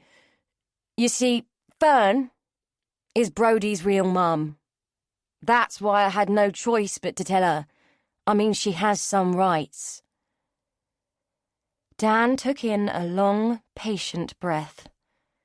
Maybe he would try some of that whiskey himself. So, does Elaine have to break that to her too? Break what to who? Brodie said from the doorway. She sidled in wearing her onesie, her hair still damp from the bath. All right, Tone, she said as she shuffled on cloth-covered feet to the other chair. Jesus, Dan thought as he looked at her curled up in the chair. She's only a baby herself. At that moment, he wondered if her life could get any worse. Brode, I've got some news, love. It's about Fern. It might come as a bit of a shock to you, so I don't want you to get upset, okay? Tony began, looking at Dan for reassurance. Brodie was picking at a loose thread on the leg of her onesie. Tone, if you're about to tell me that Mum isn't my real mum and that Fern is, don't worry about it. I already know. I've known for years, she said baldly, seizing the thread and snapping it off with her fingers. Only she isn't my mum, is she? She's just a pisshead that doesn't give a shit. Both men sat there in stunned silence.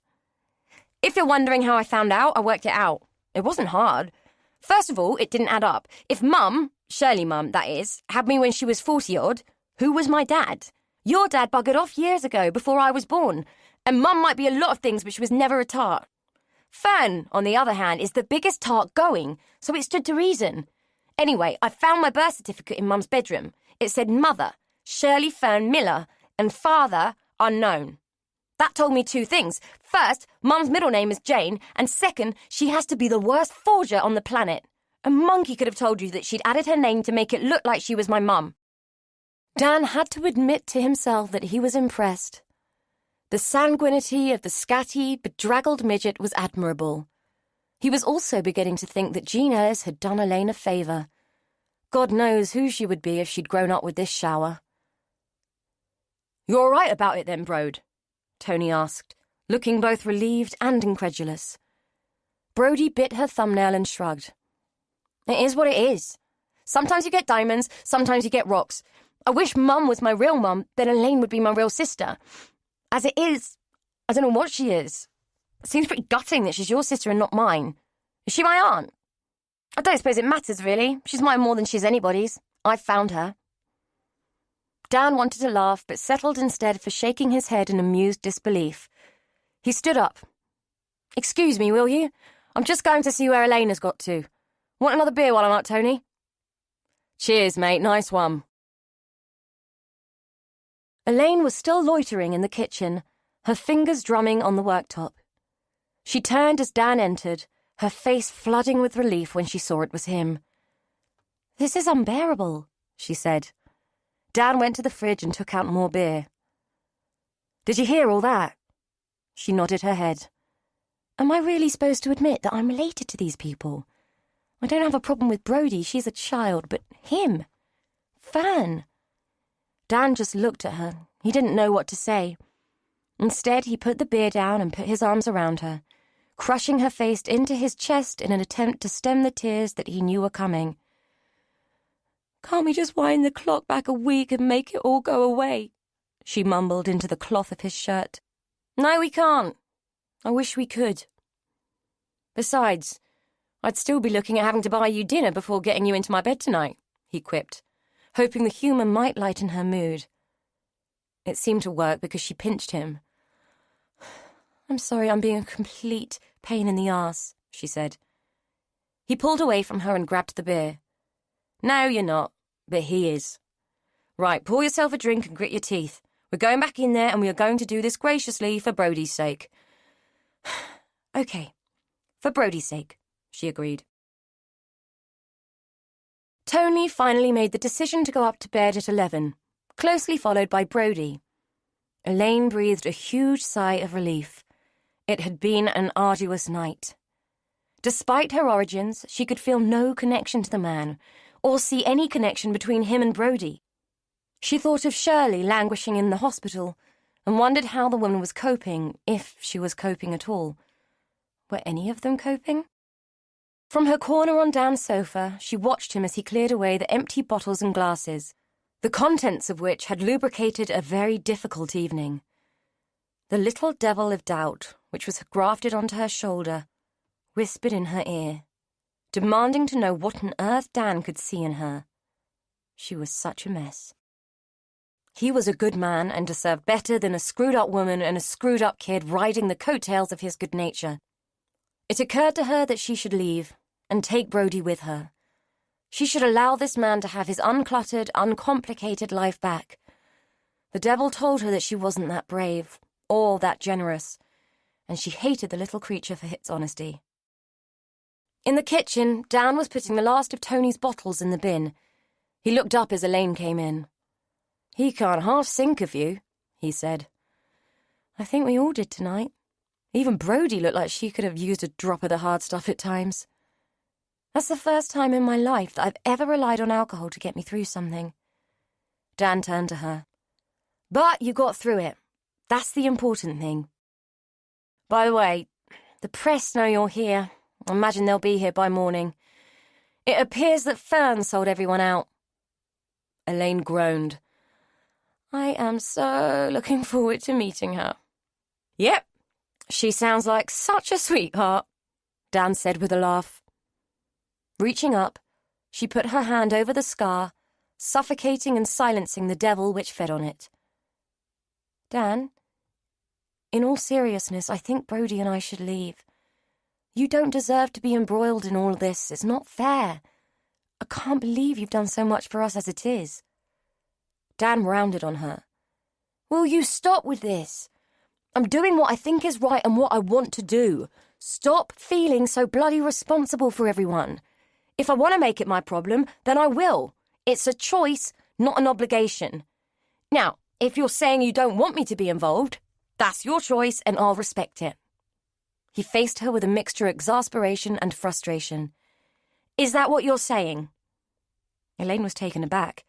She had expected him to be relieved that she was going to let him off the hook. "No, I mean, well, why on earth would you take this on?" Dan balled his fists. "Christ, woman, are you really going to make me say this now?" "Say what?" She was genuinely confused. He turned away from her and leaned against a cupboard, banging his head against the wood. "Dan, what? What is it?" She was worried now. The tension in the room was escalating and it was raising her anxiety exponentially. "And I had you down as an intelligent woman," he said, shaking his head. "I can't believe you're making me say this. I thought you knew. I bloody love you, you stupid woman. Ever since you threw orange squash in my face and your bloody mother told me I couldn't see you, you've been up here." He tapped the side of his head, "getting in the way of everything and making me feel like an idiot for not being able to get you out my mind. I'm a grown man, Elaine. I should be married, have kids, but I never did because of you. I'm a grown man who couldn't get over a childhood crush. Do you have any idea how many women have had to suffer because they weren't you?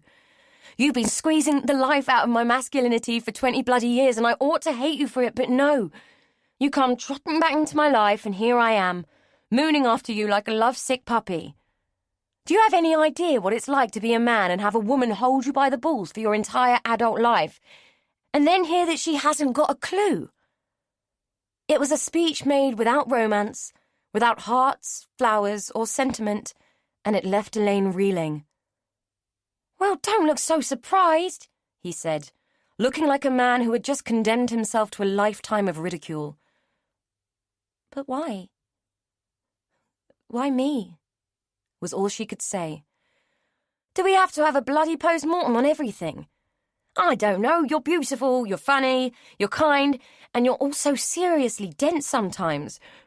I just do, and any more of this and I'll be beginning to wish I didn't. Now can we please just go to bed before I end up punching something out of sheer frustration?" Without speaking, she watched him as he moved round the house, locking the doors and switching out the lights. Then she followed him up the stairs, nursing a sense that beneath the awfulness, Beneath the torrent of misery and despite the devil on her shoulder, she probably loved him too. When the lights were out, the bedroom door was shut, and the house was quiet in the night, Dan's coat slid off its hook and slumped to the floor.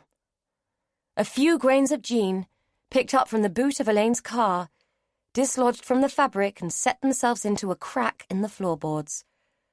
From there they seeded and put down roots, spreading a fine web of doubt and discontent throughout the house. Jean had not been a woman who had ever given up what she coveted so easily.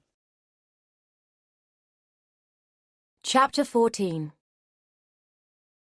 Elaine peeped through a tiny gap in the bedroom curtains and groaned. The press had arrived. Men with long-lens cameras were scanning the house, and mobile camera units jostled for position along the road. "Come back to bed, it's too early," Dan said, pulling back the quilt. "There are hundreds of them. What are we going to do?" Dan let out a weary sigh. "Drink our coffee and enjoy what bit of the morning we can before one of us has to face them? I ran Jack Pearson last night after I found out about Fern. He's coming over this morning. I think we should let him speak to them." Elaine nodded. It seemed like a good idea. It's like being under siege. "I'm going to have to get Tony out of here somehow." That's not going to be easy," Elaine said, chewing her lip. "If it were me, I'd go out through the back garden, then call a taxi to pick him up. I don't fancy any of our prospects if you go through the front. Even if you don't talk to them, you and the van will be all over the news." "True, and that's not a bad idea," Dan said. Elaine flopped back onto the bed and picked up her coffee. She had spent too long at the window and the liquid was tepid. Wincing with distaste, she put it down. "I'm going to have to face them sooner or later, I suppose. I haven't switched my phone on since, she said, waving an arm as if it would illustrate what she meant. Even a double dose of the cold light of day hadn't made accepting what had happened any easier, and she still felt that if she named the event, it would make it indelible. Some tiny, irrational part of her was still hoping that it would all go away. Like a small child playing peep-o, she felt that if she couldn't see them, they couldn't see her. "So, how are you feeling about everything? We haven't talked much about it," Dan asked, wary of stepping into uncharted territory. Elaine interpreted his reticence as an indication that he didn't really want to know. It didn't occur to her that he might have been cautious because he was concerned for her feelings. "Oh, I'm coming to terms with it. I'll be fine," she said, knowing full well that it was a lie. She was angry, lividly angry. All of the people responsible were milling about in her head like nightmare creatures looming up out of the dark. Even though she couldn't see their faces and had no memory other than a single, half-imagined flash of something, at that moment she hated them all. If there were a way she could run away and hide, she would take it. If Shirley hadn't left her that day, if Albert hadn't been ill, if Miriam hadn't gone to help, if Fern and Tony hadn't resented her... She shook her head. Where had that come from? Right now it was she who resented them. From somewhere in the depths of the house she heard Brodie stir and cross the landing, the old boards creaking under her slight weight. How this small, curious girl had managed to inveigle herself into her emotional landscape was a mystery. Elaine was not a woman who invited intimacy with ease. She had never been allowed to learn how. Perhaps Mandy would have been, but given what she knew about her family so far, Elaine had her doubts. Despite her issues with the woman who had brought her up, the current demonization of Jane as the thief of Mandy's childhood struck her as ironic. Would Mandy have fared better with Shirley Miller? Or was the absence of Mandy the catalyst that had changed everyone's fortunes for the worse? Elaine didn't know. All she was sure of was that she didn't want to be either Elaine or Mandy, but that sooner or later she would have to choose. Elaine had Dan, a career, and prior to this, a clear and free future. Mandy seemed to have qualities of mythical perfection, born of rose-tinted glasses in retrospect, if what Elaine had heard and read were to be relied upon. In the weak light of early morning, with its hinted suggestion of yet another bounteous sun-soaked day, Elaine felt bitter towards any such promise. Neither option could be sustainable, yet it remained a Hobson's choice. As far as the world was concerned, she was Mandy. Jack Pearson parked his car and with steely determination pushed his way through the throng of the curious towards Dan's front door. While he waited for admission, he stoically shut out the shouted demands from the crowd beyond the gate. When the door was opened, Jack slipped in through the narrow gap and breathed a sigh of relief. "How are things?"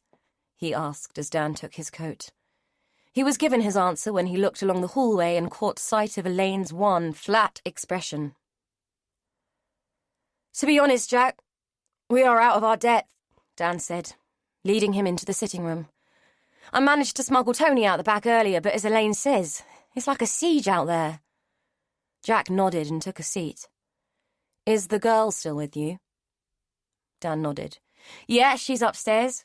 Normally she's following Elaine around like a lost puppy, but we've managed to fob her off with a DVD and a pizza.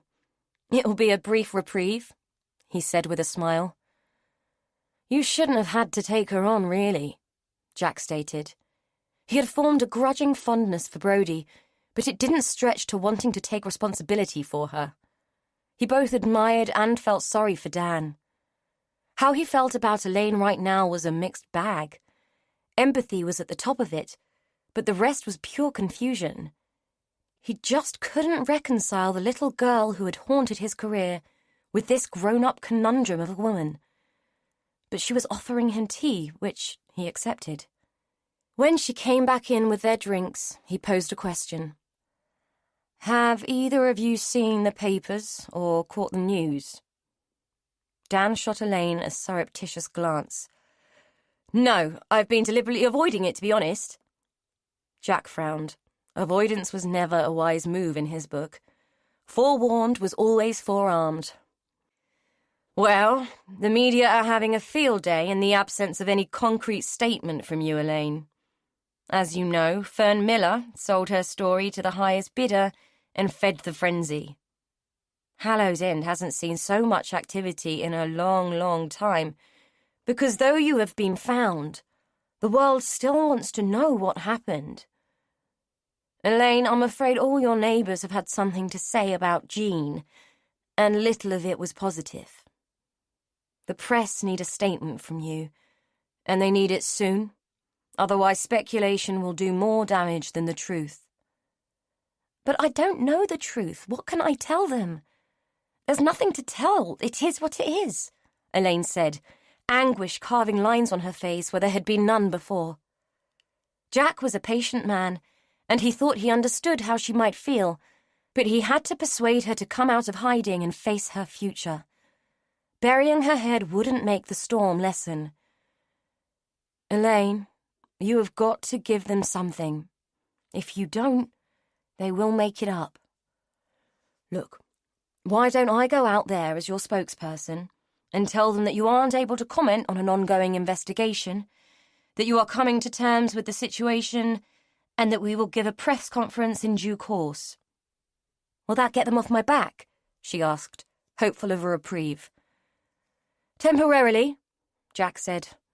"But you need to plan out what you do next." Elaine covered her face with her hands and groaned. Through the nest of her fingers, she mumbled, "Do it." Dan reached out a hand and stroked her hair, then squeezed her shoulder.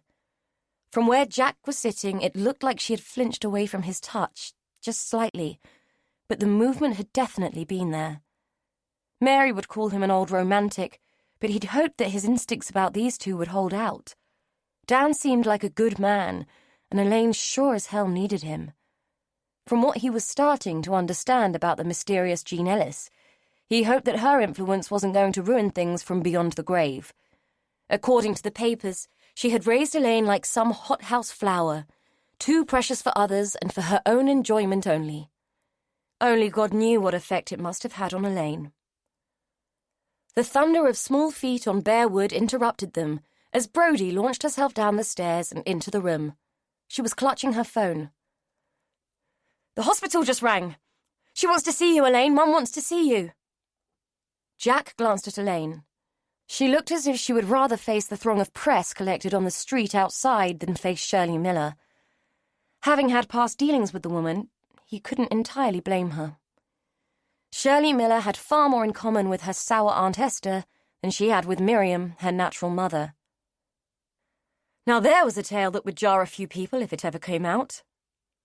Teenage pregnancy and illegitimate babies weren't a big deal these days, but back then it would have been scandalous. In the absence of anything concrete regarding Mandy's mysterious abduction, Jack fervently hoped that the press wouldn't resort to digging too deeply into the past. He had kept Miriam's secret close to his chest for 30 years, out of respect for her and because it had no bearing on his case, or so he believed at the time. What worried him now was that it might not have been much of a secret to start with. The people in Hallows End who had set him on the path of it were still there, and they were no more discreet for the passage of time. But nonetheless, Shirley Miller was the product of scandal and had been palmed off on a childless, married sister for the sake of decency. Jack had often wondered what had fostered her mental health issues, or, having known Esther, whether it was a family trait. Far be it from him to say, but Esther Davis had been as mad as a fox in a henhouse and as jealous as hell of her sister. As he looked at Elaine now, the grown-up Mandy, he prayed that she had not inherited the strain of instability that seemed to run in her family. Getting away from Dan's house unseen hadn't been too difficult a task after Jack had made his announcement. Most of the press had packed up their gear and left. Only a few stragglers had remained, and it had been fairly simple to bypass them by leaving through the garden. Jack had collected his car and met them on the narrow road at the back of the house, and had given them a lift to Dan's yard, where Dan's pride and joy, his Aston Martin, was stored. Brodie had been immensely impressed with the DB9, even though Dan confessed that it was an old one and explained that no, he was not loaded. She was less impressed with it when she was forced to travel several miles in the rather cramped back seat, and consequently was somewhat less effusive when they arrived at Woodlawn Hospital. Elaine had been amused and distracted by Brodie until they arrived, when her heart began to sink at the prospect of meeting the woman who had given birth to her.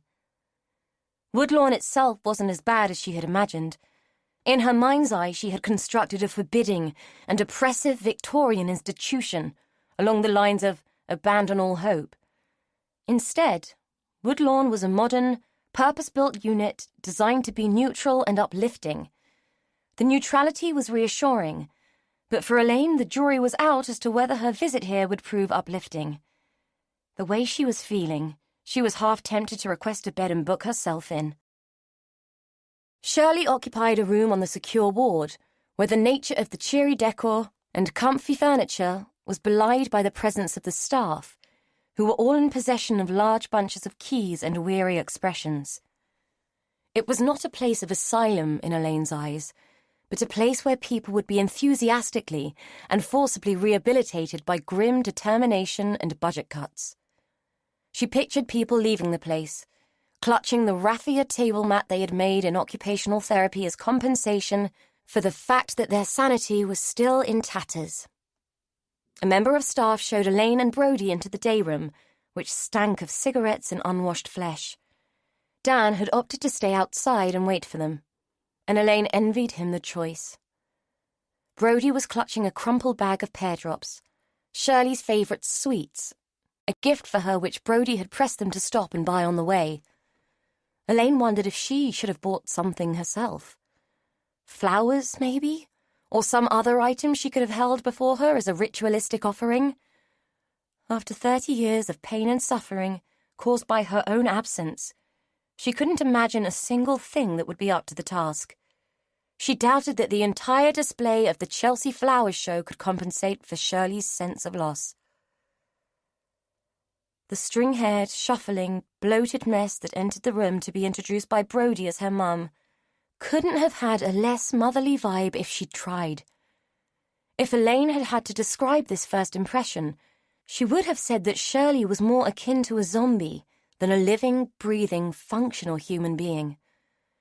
Shirley barely gave them a look as she shuffled to a chair, eased her doughy bulk into it, and lit up a cigarette. She exhaled a stream of smoke that stung Elaine's eyes like tear gas, and regarded her long-lost daughter with a hollow, hungry stare. She didn't speak. Brody went over to her. "Hiya, Mum. I bought you these." She presented the pudgy woman with the sweets. Elaine winced as Brody dropped a kiss on the woman's cheek and was rewarded by a defensive retraction of the said body part.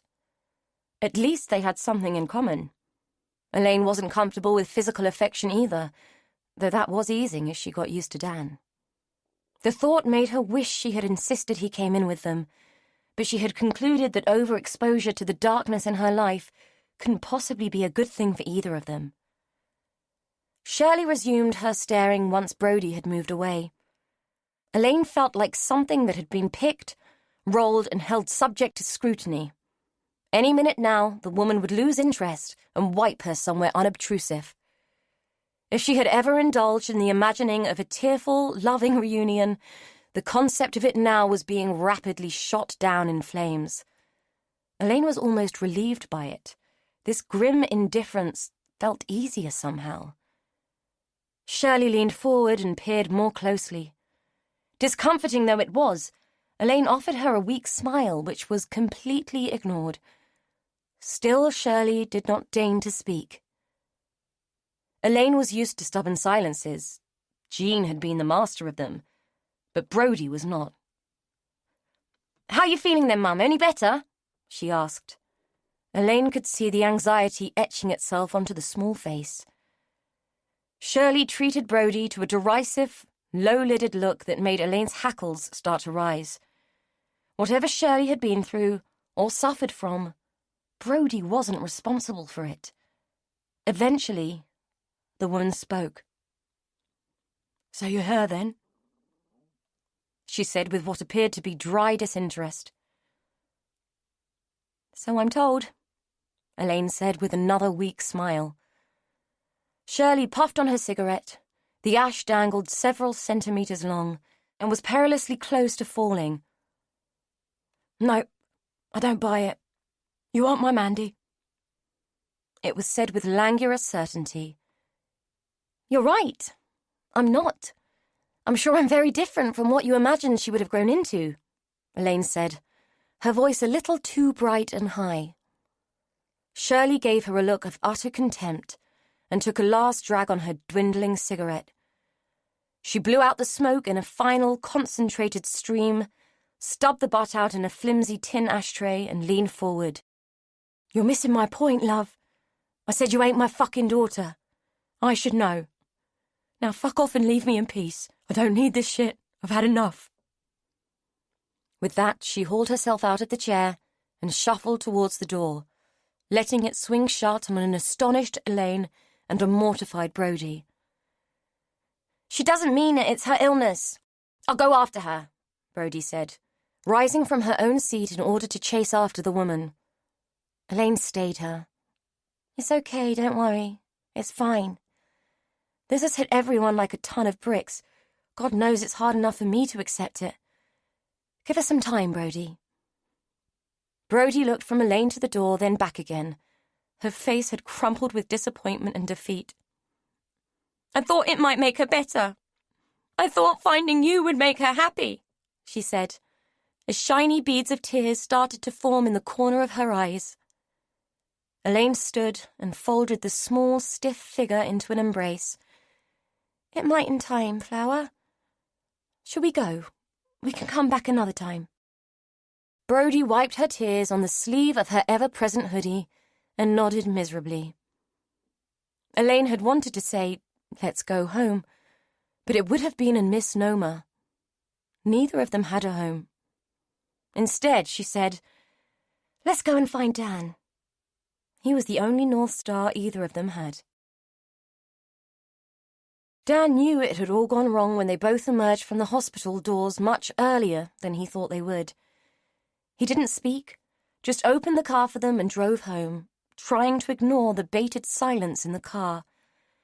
He felt a frisson of annoyance when Elaine, rummaging in her bag for whatever women rummaged for, managed to release some kind of gritty dust onto the carpet in the car. He noticed that she hadn't even acknowledged the mess and found that the observation irked him. He hadn't realized he could be that precious about something that was so trivial, but that dust seemed to be turning up everywhere. Every time he noticed it, he felt a worm of irritation niggle in his gut. Dan dropped them in the lane at the back of the garden and took the car back to his yard. As Elaine drew the curtains in his lounge, she noticed that a thin straggle of reporters had maintained their vigil beyond the gate. God knows what they hoped to see. Brody brooded in her wake, following her about like a lost soul as Elaine prepared the house for the coming night. She had asked Dan if he wanted her to cook, so it was when she was rummaging in the cupboards for ingredients that Brody asked her question. Was Jean that bad? As bad as Mum, I mean. Elaine paused, a bag of pasta in her hand. She wasn't easy, if that's what you mean. She was cautious in her response, always wary of bringing Jean back to life, even in the smallest of ways. What was she like? Brody asked. Elaine weighed her options. She could either shut down the topic for her own sake and shut Brody out of yet another thing, or she could please the girl and hurt herself. Well, she was difficult, full of contradictions. Sometimes she was kind and nice, sometimes she was hard and indifferent. I never knew from one minute to the next how she was going to be, so being her child was quite nerve-wracking at times. Brody sat at the kitchen table with her shoulders hunched and her head low, giving the impression of a dishevelled starling. She nodded. Yeah, Mum could be like that. 1 minute happy, 1 minute sad. Puts you on edge. Do you think she loved you? Elaine thought about it as she poured pasta into a pan. Yes, I think she did. As much as she was able to. She was fiercely protective. I was never allowed out of her sight, and she wouldn't allow anyone to interfere with our life. School was a nightmare. She wouldn't even speak to a teacher. It made life hard. When I very first met Dan, she sent him packing without a thought, and I never did manage to keep a boyfriend once they had met her. But that's not about love. That's about control. She was just frightened someone would find out who you were and take you away, Brody said. Elaine watched the bubbles in the pan rise and pop with increasing regularity as the water began to boil. Sometimes Brody's insights were painfully accurate. The kid astounded her. She could see her reflection in Dan's shiny glass splashback, her image fading and dulling as the steam began to rise and billow. When she looked at herself, she always saw the scar first, whether it was covered or not. Love is not love which alters when it alteration finds. It was an inappropriate quote for the occasion, but it summed up how she felt. Jean had patched the wound with Germaline and bandages. She hadn't taken Elaine to a hospital, or even a doctor, but had dealt with it herself. Not to protect Elaine, but to protect herself. She was saved from any further exploration of the subject by Dan coming in through the kitchen door. "Something smells good," he said. Elaine's attention was dragged back to the food she was cooking. "It's a pasta thing. I'm not even sure it's a proper dish. I just used what I could find."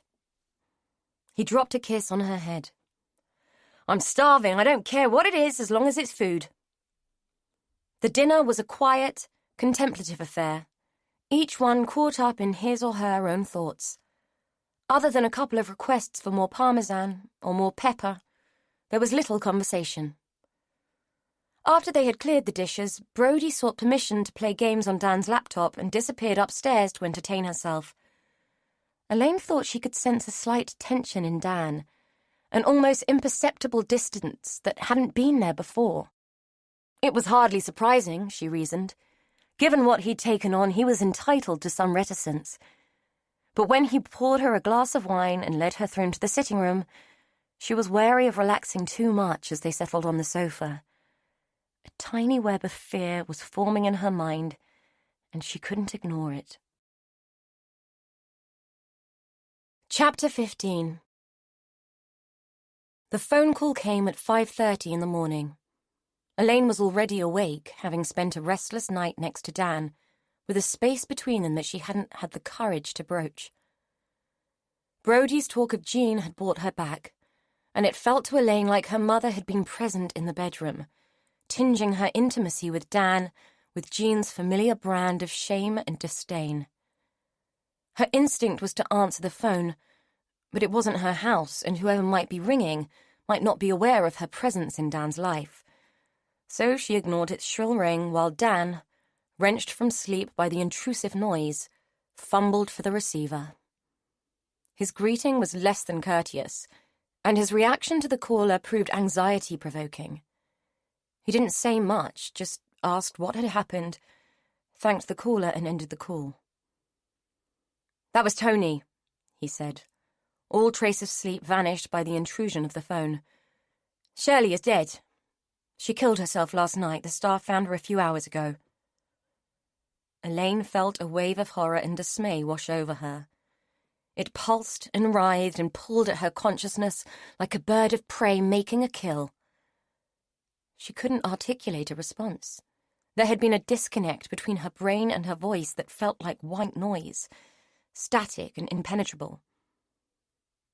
Dan patted her hand and gave her a look that spoke volumes to her about a man who was fast reaching the end of his rope and who was wondering how much more life wanted to throw at him.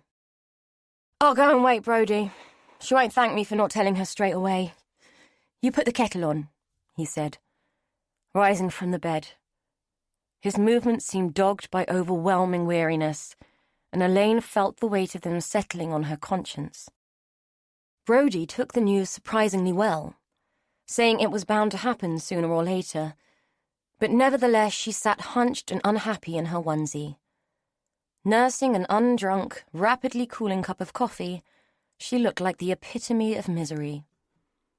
Dan was his usual, capable, reassuring self, while Elaine stood apart, consumed by inadequacy and failed by instinct. She had no idea how to reach out to Brody and felt tremendous guilt now that the static had cleared. Scared to even admit it to herself, she also felt relief. Shirley was gone and was one less problem to deal with. Horrified by her own lack of compassion, she said nothing and hung back, letting Dan look after things as he always did. It was becoming a habit. She took her coffee and made her way into the lounge, standing by the window and peering through a crack in the curtains as if the creeping dawn could provide insight and sanity where age and experience could not. Dan followed her. "Brody's gone upstairs for a bath. I think she wants to be on her own for a bit. You okay?" he asked. Elaine couldn't even look at him as she nodded. Her instinct was just to keep looking at the world outside and hope it would give her answers. "She wants to go back to their flat today, get her things. I think she's frightened that Fern will get there first and she won't have a chance to take what she needs. I said we'd take her." His voice was dull with resignation. Elaine nodded again. "Okay." There was a long pause. She knew that Dan was still there. She could sense him. "This might change things. Shirley was her legal guardian. I don't know whether Tony will step up to the plate now, but she might not be able to stay with us." This was one subject Elaine felt confident of being able to discuss. "He won't. He cares about her, but not enough to stick his neck out and do what's right. He's not like you, Dan. She has no one, only us. Whatever happens, I'll keep her with me. Besides, she's 16 soon. She can make her own choices." She heard him sigh, and it made her wince. "Okay, we'll see how it pans out. I'm going to phone Jack in a minute. I think the press will liven up again in light of this, so I'd like his advice on how we proceed." Elaine finally turned to him and nodded, wondering how Jack, the man who'd spent half his life trying to find Mandy, felt now that he had found her. She doubted he was finding much gratification in the event. Dan parked the Aston in the courtyard that constituted parking for the 3 tower blocks that surrounded it. The dull concrete blocks purported to be homes, evidenced by the fluttering laundry that flourished on the balconies and the litter of neglected toys, rusting bikes, and rubbish bags that flanked the rank of huge wheelie bins. It was a depressing, miserable place, and it summed up how he felt. Oppressed. Given that their arrival had aroused significant attention from the locals, in particular a group of youths, Dan was reluctant to leave the car but felt obliged to accompany Brody and Elaine on their quest. One of the lads had called out, "Nice car, mate!" So figuring he would catch more flies with honey, Dan offered him 20 quid to keep an eye on it, praying the bribe would do the trick and that his pride and joy would be intact on his return. He should have bought the van, or driven Elaine's car through the reinvigorated throng of reporters who were cluttering up the road outside his house. This cloak and dagger existence was beginning to grate on him.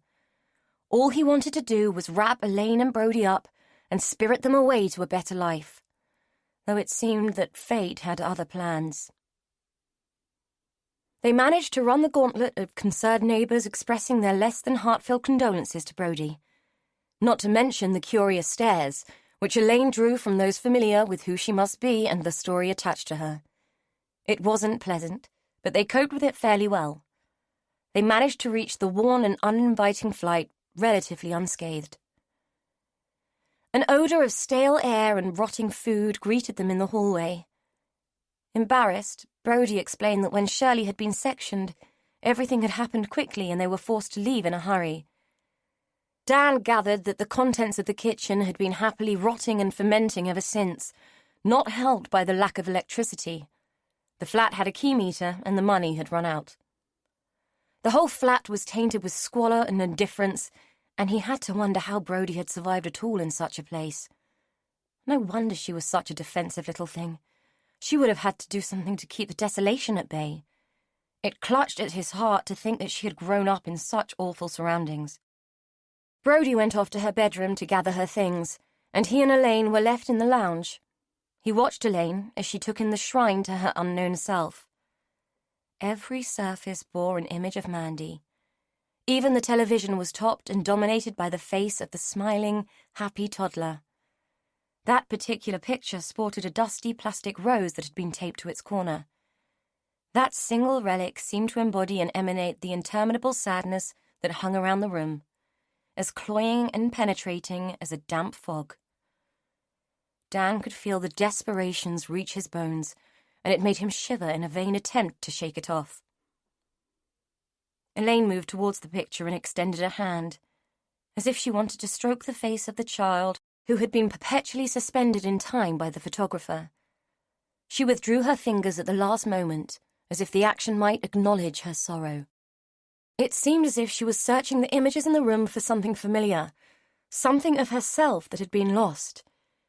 The niggling doubts that Dan had been experiencing about the troubled woman in front of him disappeared as he watched her move around the room. In that moment, he would have lain down and died if the action would have brought her happiness. The gap between them suddenly felt too great, and he stepped across the sad room and put his arms around her, bringing her back where she belonged. Brody came in, dragging 2 black bin liners that obviously contained her worldly goods. "Isn't there anything else you want to take?" he asked. Brody scanned the room. "Nope, I've got what I came for. This is all hers. Tony and Fern can do what they like with it," she said, dismissive of the place that had been her home. Dan sensed the anger that was brewing for what Shirley had done. Brody may not have cried yet, but it would come. Grief was a strange bedfellow at the best of times. He and Elaine followed her out of the flat and stood like mourners at a graveside as she shut the front door on her old life. Like a bearer, Dan hoisted one of the bags onto his shoulder and carried it down to the car, which was mercifully still in one piece. As Dan and Brody wedged the bags into the car, Elaine moistened a tissue with her tongue and dabbed at the remains of Jean that lay in the footwell. Elaine knew that Dan loved the car and hated to think that she might have sullied it in any way, much like she hated the fact that she was sullying his life. The pity hug in Shirley's lounge had been unbearable. It seemed like everything was being filtered through the actions of the two people who had called themselves her mother. In fact, the only thing that did feel bearable was the love she felt for Brody, who seemed to her more lost than Mandy had ever been. As she thought about the little girl and tried to relate what she knew about herself to the angelic image, it occurred to her that she didn't know how to be loved. Shirley had obsessed, Jean had cleaved, and every man she had known before Dan had treated her as if they were doing her a favor in accepting her flaws. She didn't know how to be loved, and consequently had never learned how to love. Yet she was mastering it with Brody. Despite their age difference, it felt like there was an equality between them. Each was happy to accept what was available from the other. Brody did not demand self-esteem as Dan seemed to. Neither did she demand unquestioning devotion as Jean had. Elaine wasn't sure what Shirley would have wanted from her, but judging from the shrine to Mandy, it would have been something extraordinary and ungivable. Realizing that Dan and Brody were waiting for her, she wiped her hands on the jean-sodden tissue and climbed into the car. As they pulled away, she looked at Dan, wishing she could be the woman she thought he wanted, the woman he had been imagining for all the years they had been apart. Jean was having none of it. Chapter 16. Fern arrived the next morning in a cloud of cheap perfume and indignation. Her entrance was accompanied by a flurry of excitement from the press, who still thronged the road. Both Brody and Elaine winced when flashbulbs fired as Dan opened the front door and Fern pushed her way in, demanding to see Brody. Dan stood by looking affronted as the blousy woman clutched Brody in a fume-laden false embrace, to which Brody objected most strongly.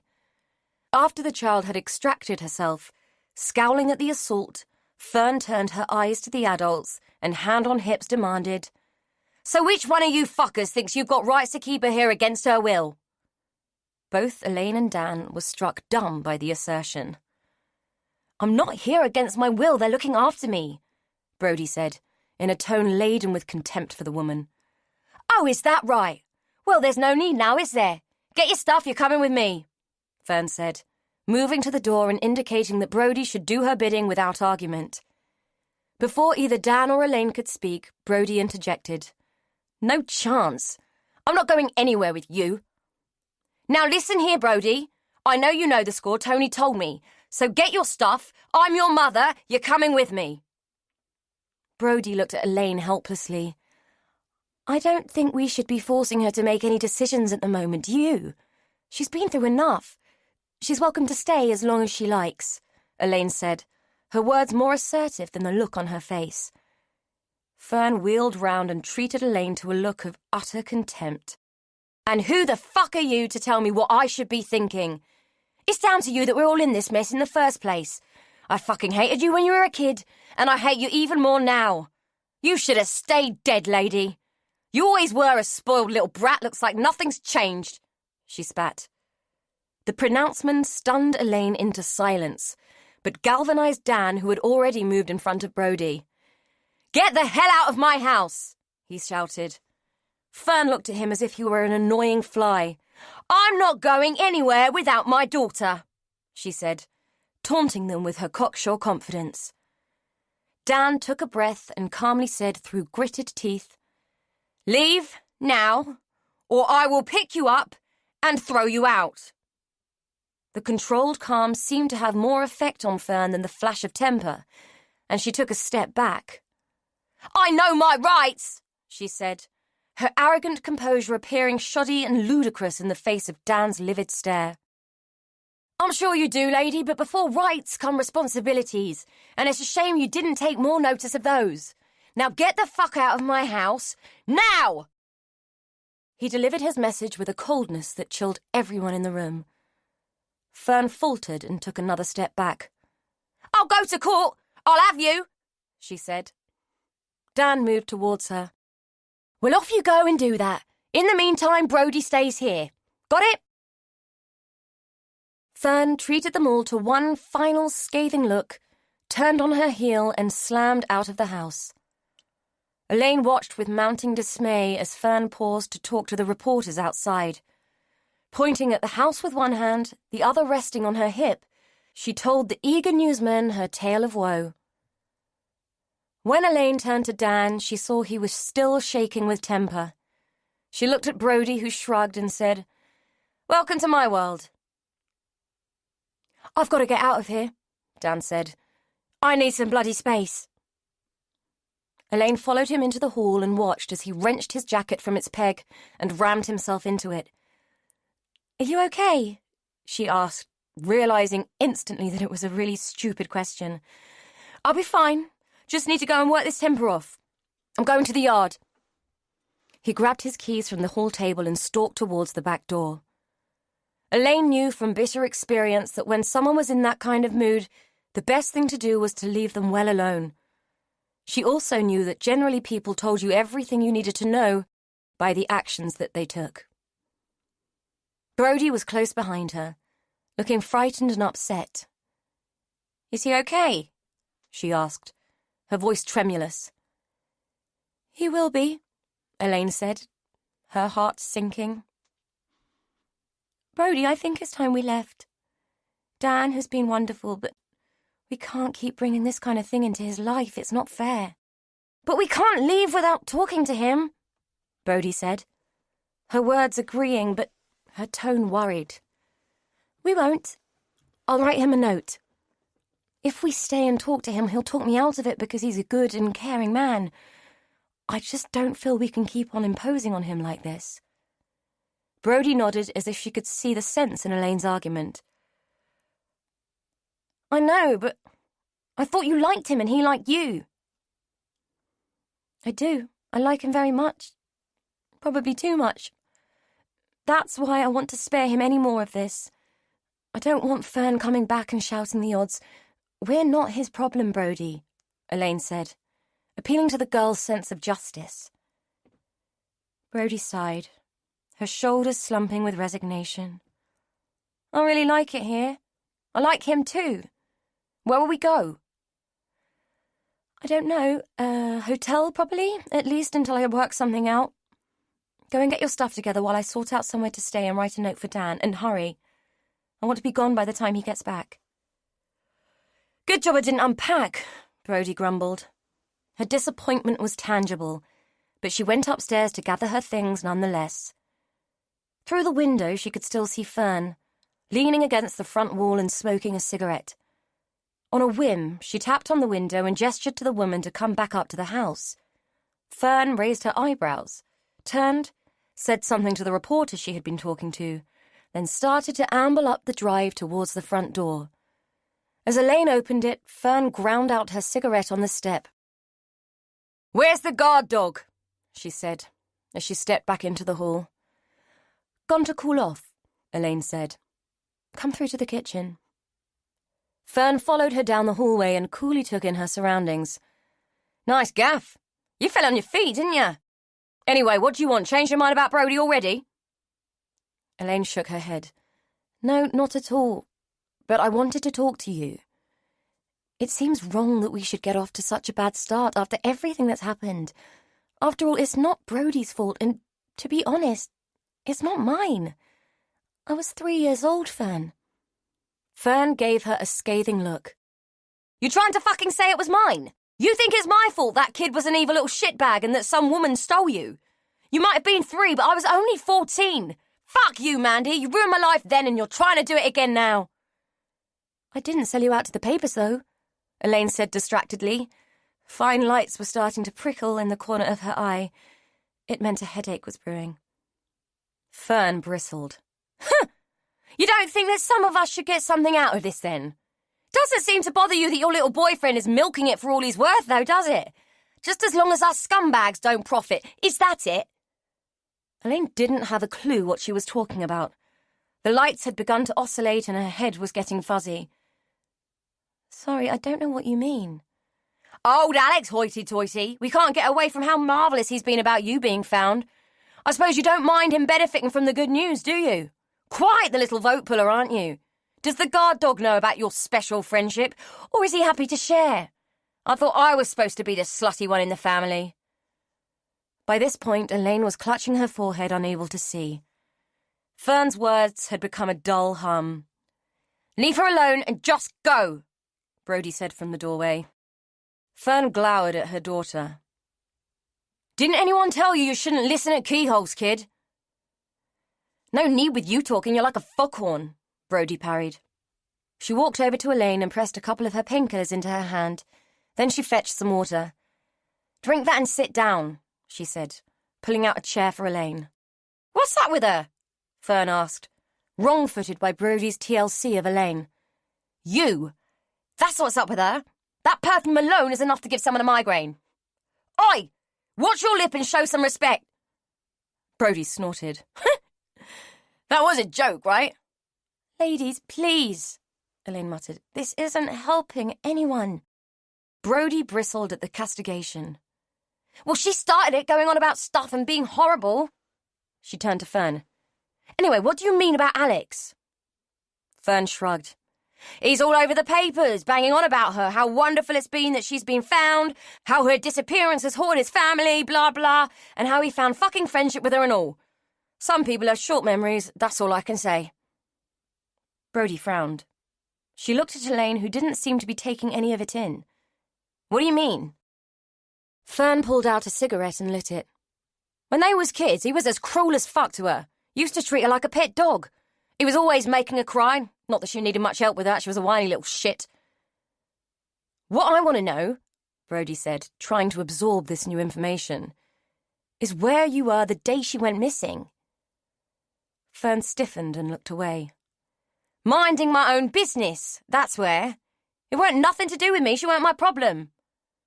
Brody scrutinised her. "You know something, don't you? You know something and you never said a word."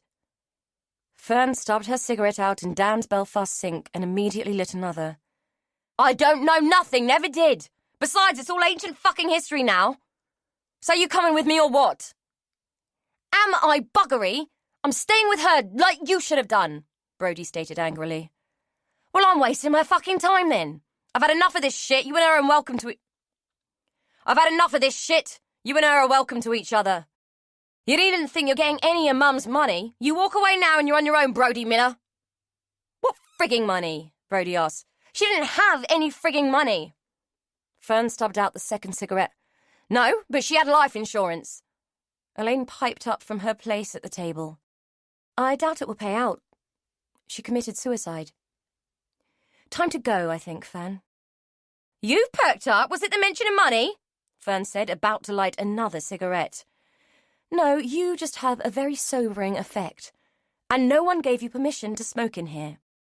Dan will be back any minute, and I don't suppose he'll be too happy to find you here, so I really do think it's time for you to leave."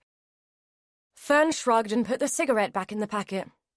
"Suit yourself, no skin off my nose." She sauntered to the front door and let herself out. Brody looked from the front door to Elaine. "What the chuff was all that about?" "Your guess is as good as mine, Flower. Are you ready to go?" "Yeah, but what about your head? You can't drive like that." "I'm okay. The tablets are kicking in. Give me a minute and we'll get going." Elaine sat at the kitchen table and tried to compose a letter to Dan that would explain why they were leaving. No matter how she thought it through, she just couldn't find the right words. In the end, she wrote, "I'm so very sorry for everything. Thank you for all you have done for us. You have no idea what it means. Please take care of yourself. Love, Elaine." She folded the note and left it propped against the kettle. Knowing that coffee would be Dan's first port of call when he arrived home, she cleared up the mess Fern had made in the sink and sprayed the room with air freshener. Then she went upstairs to pack her own things, pausing only to lay a hand on the pillow where Dan's head usually lay. Brody stood in the lounge, watching the journalists who still lingered at the gate. "What are we going to do about them?" she asked. Elaine added her bag to Brody's pile. "We're going to put the bags in the car and drive straight through them, but brace yourself. It's not going to be pleasant. Ready?" Brody took a deep breath and nodded, and together they picked up their bags and headed for the front door. As soon as they emerged, the group at the gate surged forward, shouting questions. Elaine, how do you feel about discovering who you really are? How do you feel about your mother's suicide? A question which made Brodie wince and grit her teeth as she stoically ignored the barrage of demands.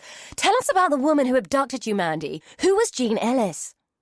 It went on, a cacophony of requests, which were nothing but a series of insults, thinly disguised as public interest.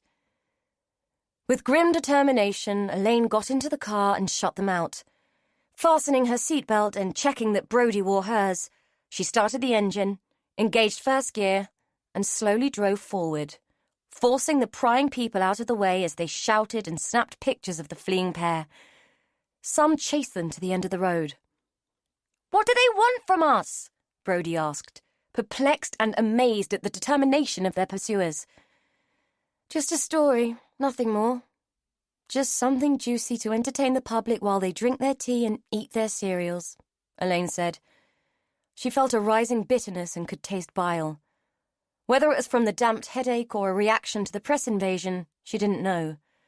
The feeling lasted until she turned onto the main road and was at last able to put her foot down.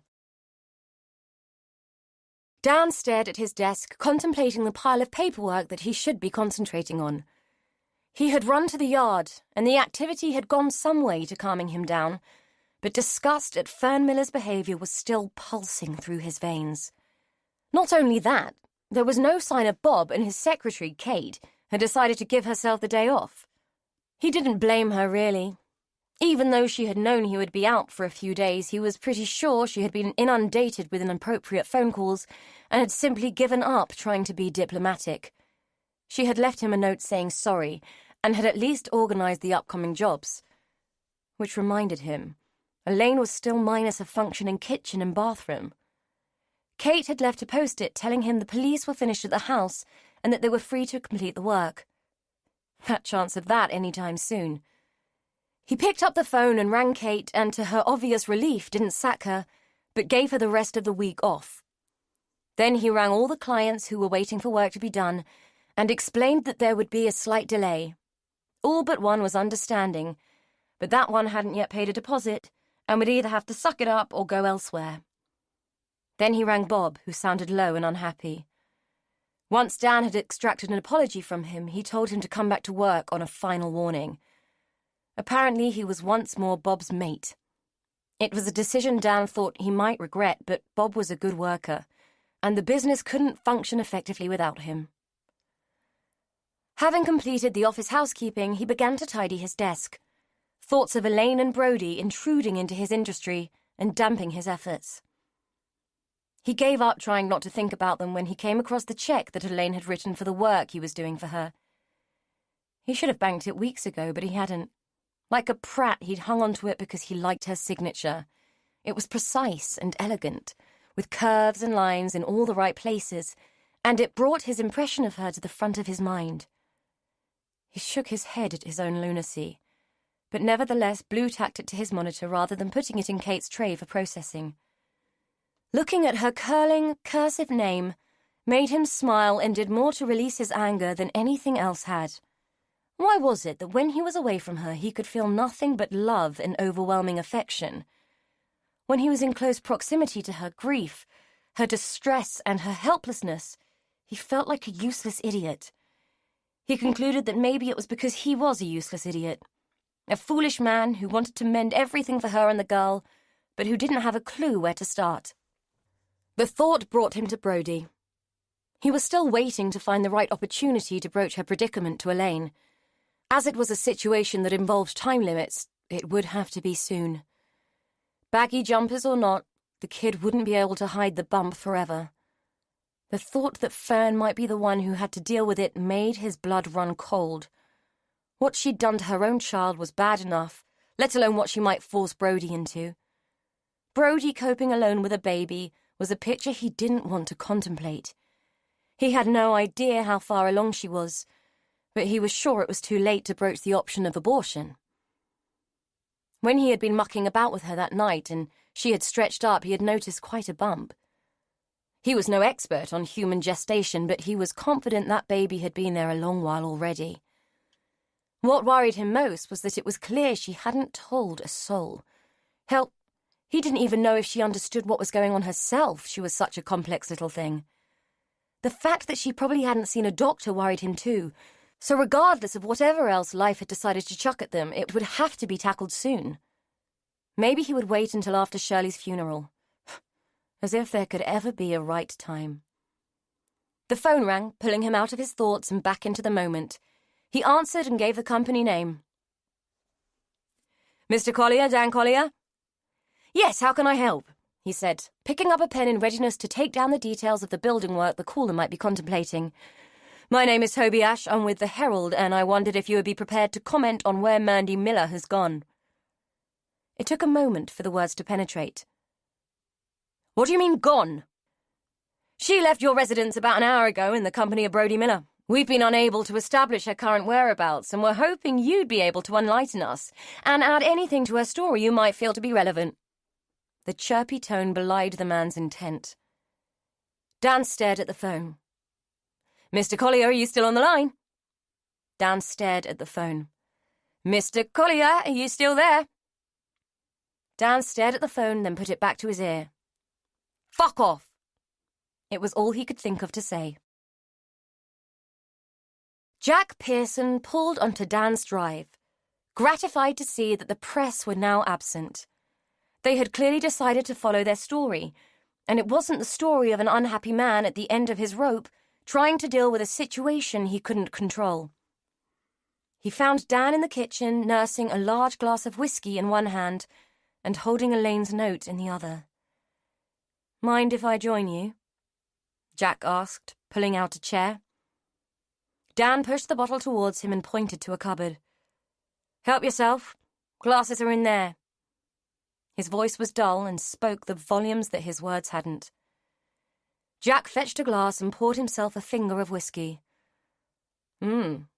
Monkey shoulder.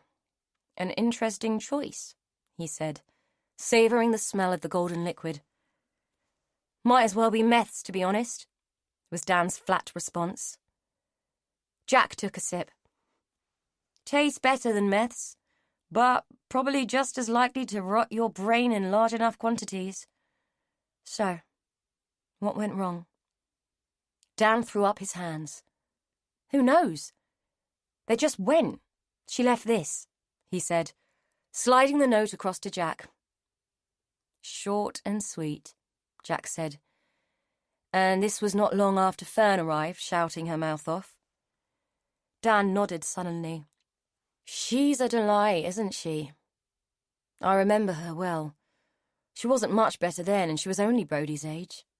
She makes Brodie look like she had a private education polished off by finishing school, Jack said with a chuckle. Yeah, not a woman it would be easy to like, though she looks like she's had her fair share of men who've tried, Jack smirked. You don't have to look at the mantelpiece when you're stoking the fire. Dan managed a wan smile in response to the joke. Do you think they ran out because of what she threatened? To get custody of Brodie? Jack shook his head. No, the court would take the girl's wishes into account, especially at her age. Fern wouldn't stand a hope. Besides, Brodie's 16 soon. By the time it got to a hearing, she'd be able to make her own mind up. Elaine doesn't strike me as a stupid woman. She'd work that out. So why? Dan said, his face creased with confusion and despair. Jack rolled the whiskey in its glass, watching the spirit cling to the sides and crawl down like thin oil. I reckon she thought it was too much of a burden for you. She was being kind, taking herself and Brodie out the loop so you could get on with your life. Mrs. Pearson had been of great help with this conclusion when he had talked to her after receiving Dan's plaintive phone call. He would never fathom the conundrum that was the female mind, no matter how hard he tried. Dan groaned and lay his forehead on the table, covering his head with his hands. Bloody women, was his muffled response to Jack's explanation. Aye, they're not simple creatures, Jack concurred. So where are they? Where have they gone? Dan asked. Jack puffed out his cheeks and exhaled.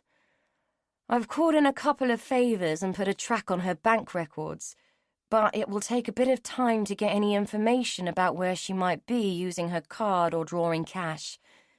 Favors rarely take priority, and because she hasn't committed a criminal act, someone's having to do it on the sly for me.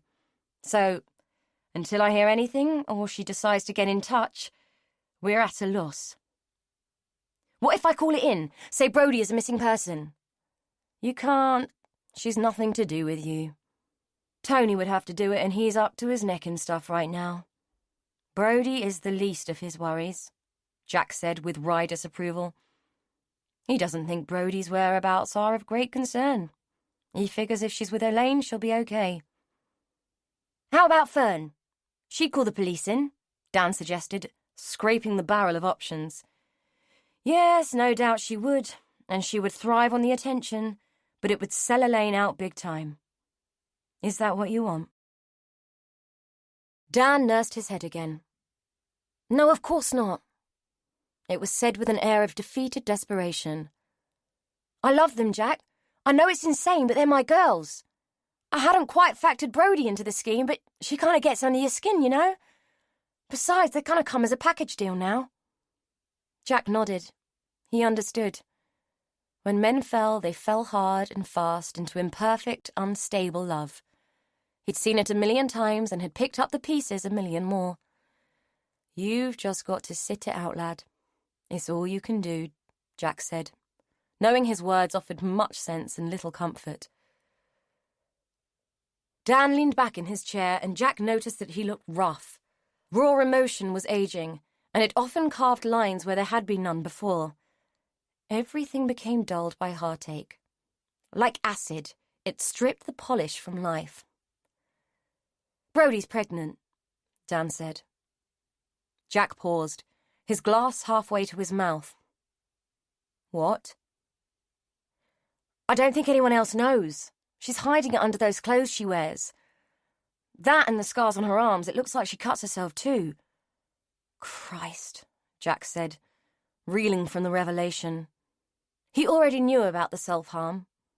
The first day she turned up, he pulled some favours and got the number for her social worker.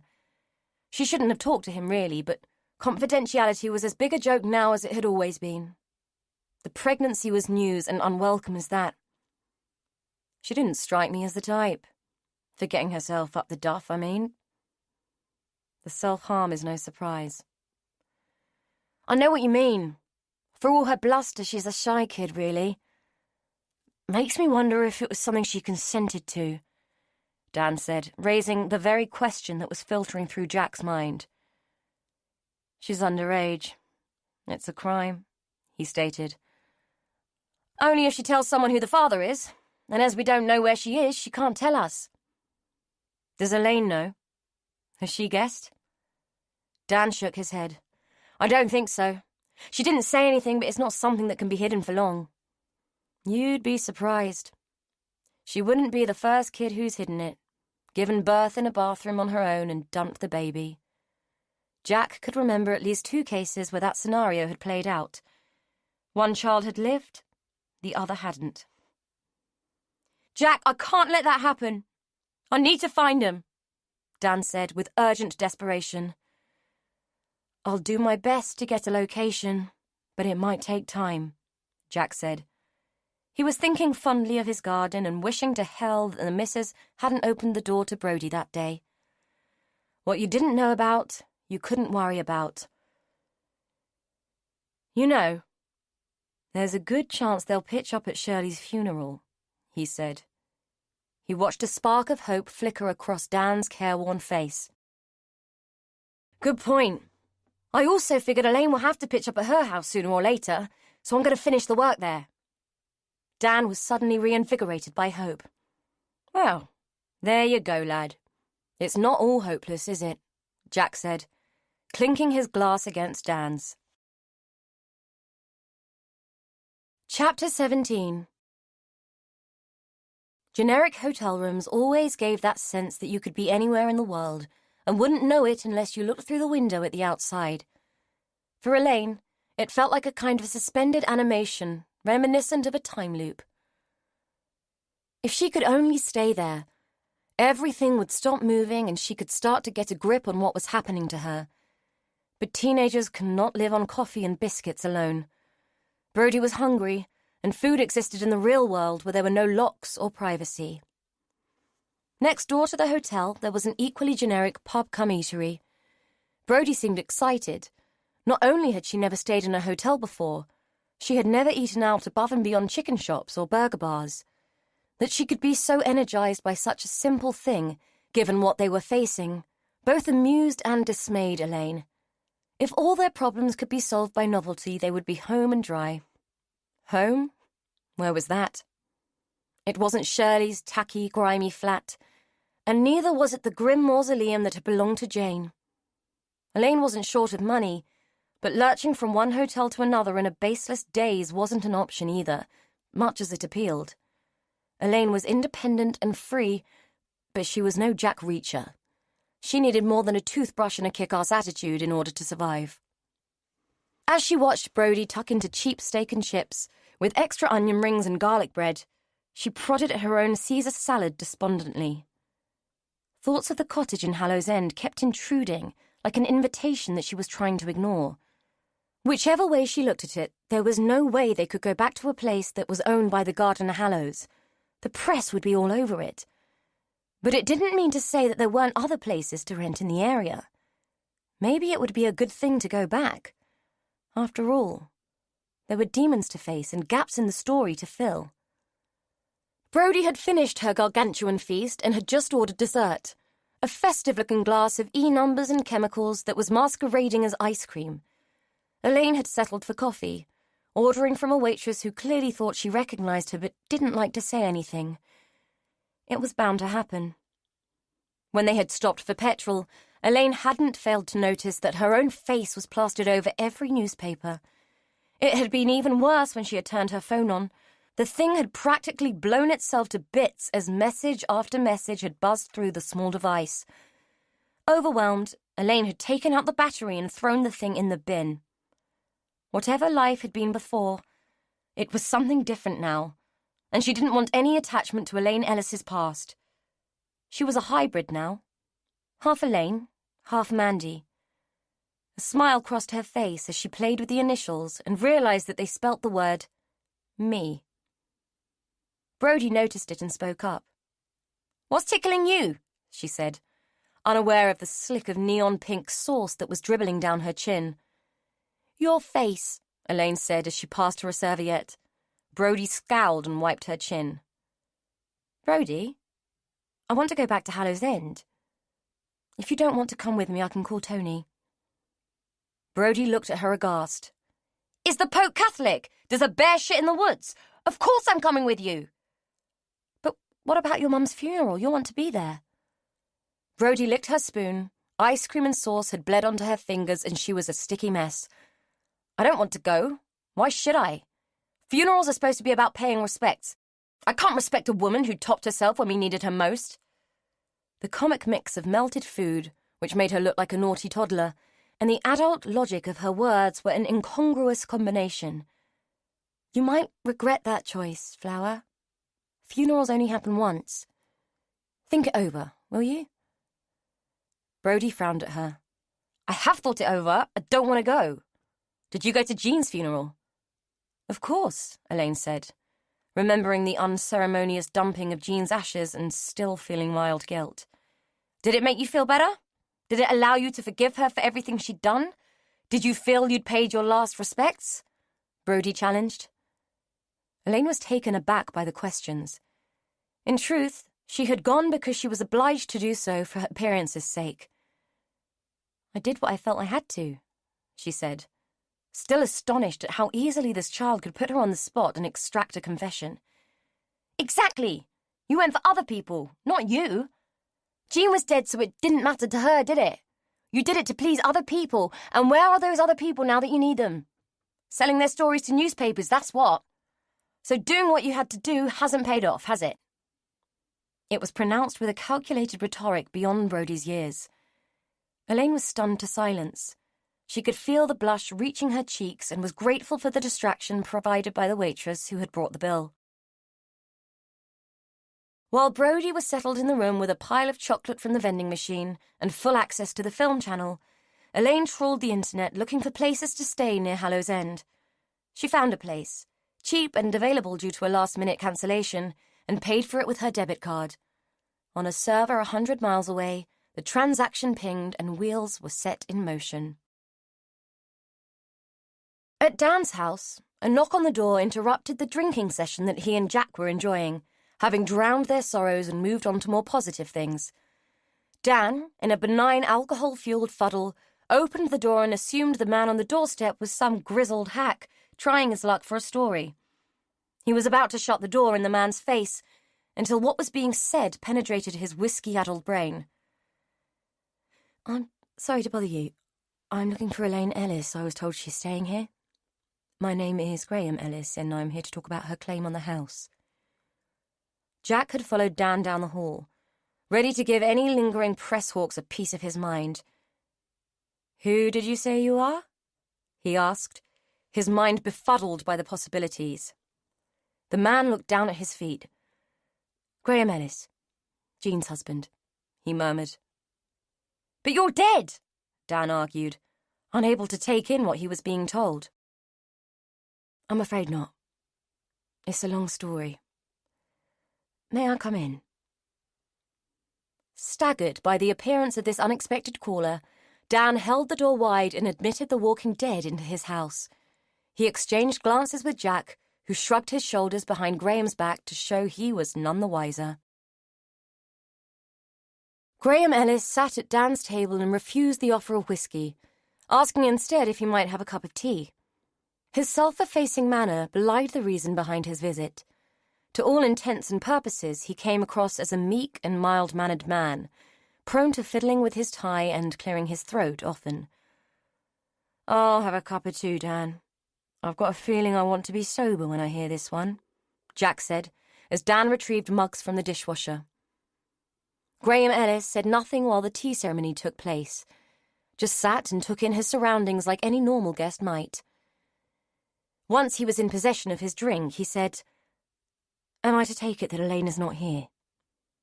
Dan shot a surreptitious glance at Jack. "She's out at the moment, I'm afraid, but I'm her partner and her interests are mine." It was a necessary lie. Graham took a tentative sip from his mug. "Perhaps this might be better coming from someone else, given the circumstances," he said. "What are the circumstances?" Jack asked. His eyes were narrowed with suspicion, as if he had spotted one too many untold things crawling out of the woodwork. Graham paused, placing the mug on the table and carefully aligning the handle so that it pointed at a direct right angle to himself. "Perhaps I should start at the beginning. You see, Jean and I never divorced. We met when I was young, and so was she. We were both shy people and were thrust together by our parents. I don't think either of us wanted to get married, but it was expected, so we did. It wasn't a happy union. You see, my shyness came from the fact that I am attracted to men, but in those days that was much less acceptable than it is now. I worked away from home a lot. It meant I earned decent money and was able to, let's say, indulge myself away from my own doorstep. It would be fair to say that this was hard on Jean, and she didn't thrive. I tried my best, knowing that who I was could never make her happy, even going so far as to agree to having a child. When our daughter died, Jean was distraught. It changed her into a person I didn't recognize. To my shame, I left her. It was cruel and selfish, I realized, but we couldn't go on as we were. I met my partner David shortly before the split, and as we could never marry, the option of divorce seemed unnecessary, and Jean did not demand it. By way of compensation, I deeded the house to her and paid off the mortgage. David and I are mercifully not short of money, so I also set up a trust fund which gave her an income. Guilt comes at a high price, I'm afraid. Anyway, we had no contact. I got on with my life, and she got on with hers, such as it was with all her bitterness and anger. To be honest, I rarely gave her a thought until all this hit the papers. Jack and Dan listened to his soliloquy in rapt attention. "So what does that have to do with Elaine?" Dan asked, already guessing the answer but wanting to hear it confirmed. "Well, I didn't even know of her existence until recently. And she's not my daughter, is she?" "My daughter died," Graham said, apparently reluctant to put his whole story on the table. "So are you suggesting that because she is not your daughter, you are challenging her inheritance?" Dan asked. Graham nodded. "I'm afraid so. I had a responsibility for Jean, but this is something different. I feel very sorry for Elaine or Mandy, whoever she is, but I don't have any obligation to her, financial or in any other way." The look on Dan's face told Jack he obviously thought otherwise, but Graham seemed indifferent to the man's glare. "But Jean left a will. Everything went to Elaine," Dan argued. Jack intervened. "I think Mr. Ellis is implying that, as strictly speaking, Elaine doesn't exist. She may not have a legal right to inherit, despite Jean's intentions." "Quite," Graham concurred. "I'm aware that it's a distasteful business, but fair is fair," he added, with a nonchalant shrug. Dan banged his fist on the table. "Fair? You call this fair? That woman has done nothing wrong. She is the victim in all of this, and now you want to rob her of her security. For Christ's sake, I think she deserves some compensation from the woman who stole her from her family, don't you?" He was shouting and shook off the calming hand that Jack had placed on his shoulder. Graham cleared his throat and adjusted his tie. "With all due respect, I was not the one who abducted her," he said, with unexpected assertiveness. Dan stared at him, mouth open. "Maybe not, Bud, but you might like to think about what you did to your bereaved wife and how it might have affected the balance of her mind," he said spitefully. Graham Ellis had the good grace to blush, but asserted himself nonetheless. "I tried my best to compensate Jean for my failings, but I was not responsible for her actions. I am only looking to regain what is rightfully mine." He was so consumed with angst that he looked like a demented chicken stretching its scrawny neck, ready to peck out the eyes of anyone who challenged him. "I have put the matter in the hands of my solicitor. I just felt that it was my duty to inform Elaine, Mandy, whoever she is, of my intentions." "I meant no hard feelings," he said. Dan treated him to a look of disgust. "Well, you might not have meant them, but be assured you got them." His lip curled as if Graham represented a particularly noxious smell.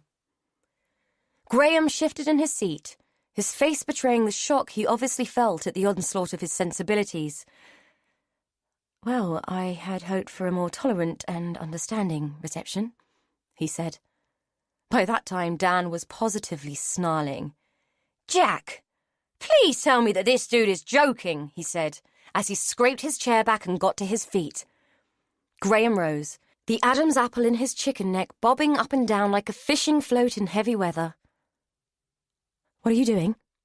he asked, as all 6'2" of Dan loomed over him. Dan laughed.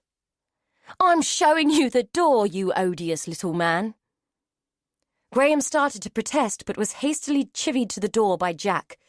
By the time he had unceremoniously been ejected, he was sporting a dudgeon so high it was hitting the stratosphere. As Jack returned to the kitchen, Dan turned to him, calmer than he ought to have been.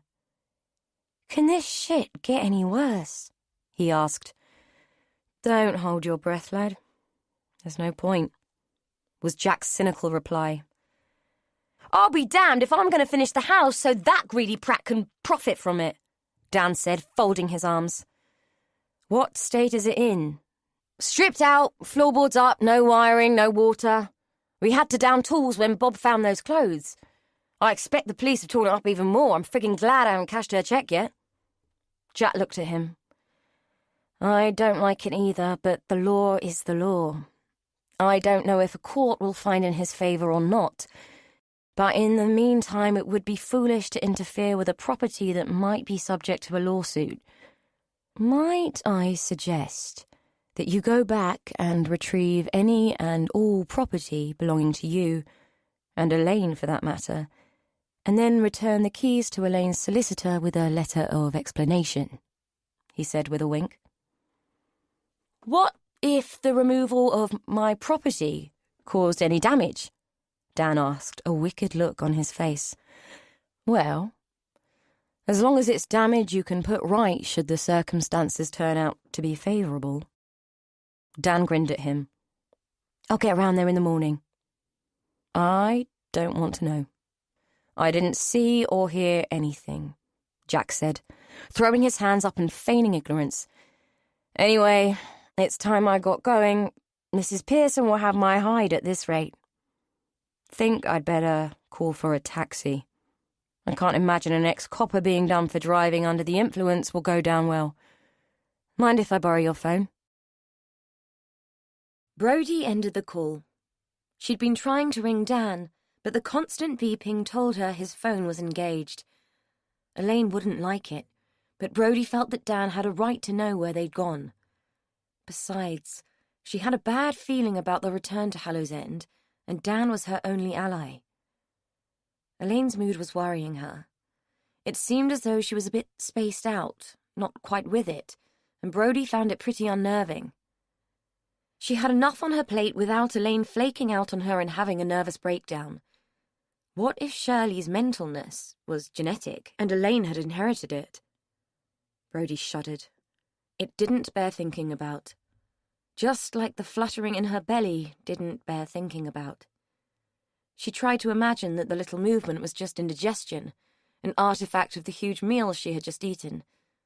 But the baby was having none of it, as it fought against the burden of her stomach as they competed for space in her small frame.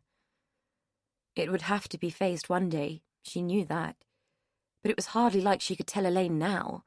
Besides, what could anybody do? She would be 16 in a few weeks and could do what she liked. If Elaine didn't like the fact that she came with baggage, she would manage on her own. How? She hadn't thought of, but something would come up. She wondered what the baby would be, and who it would look like. Please God it wouldn't look like its father. That spotty, greasy little scrounger who had looked so cute when she had been pissed on cheap cider. He'd promised her it was just a cuddle, and that he'd look after her. But he left her lying in a pool of her own puke with a baby growing inside her.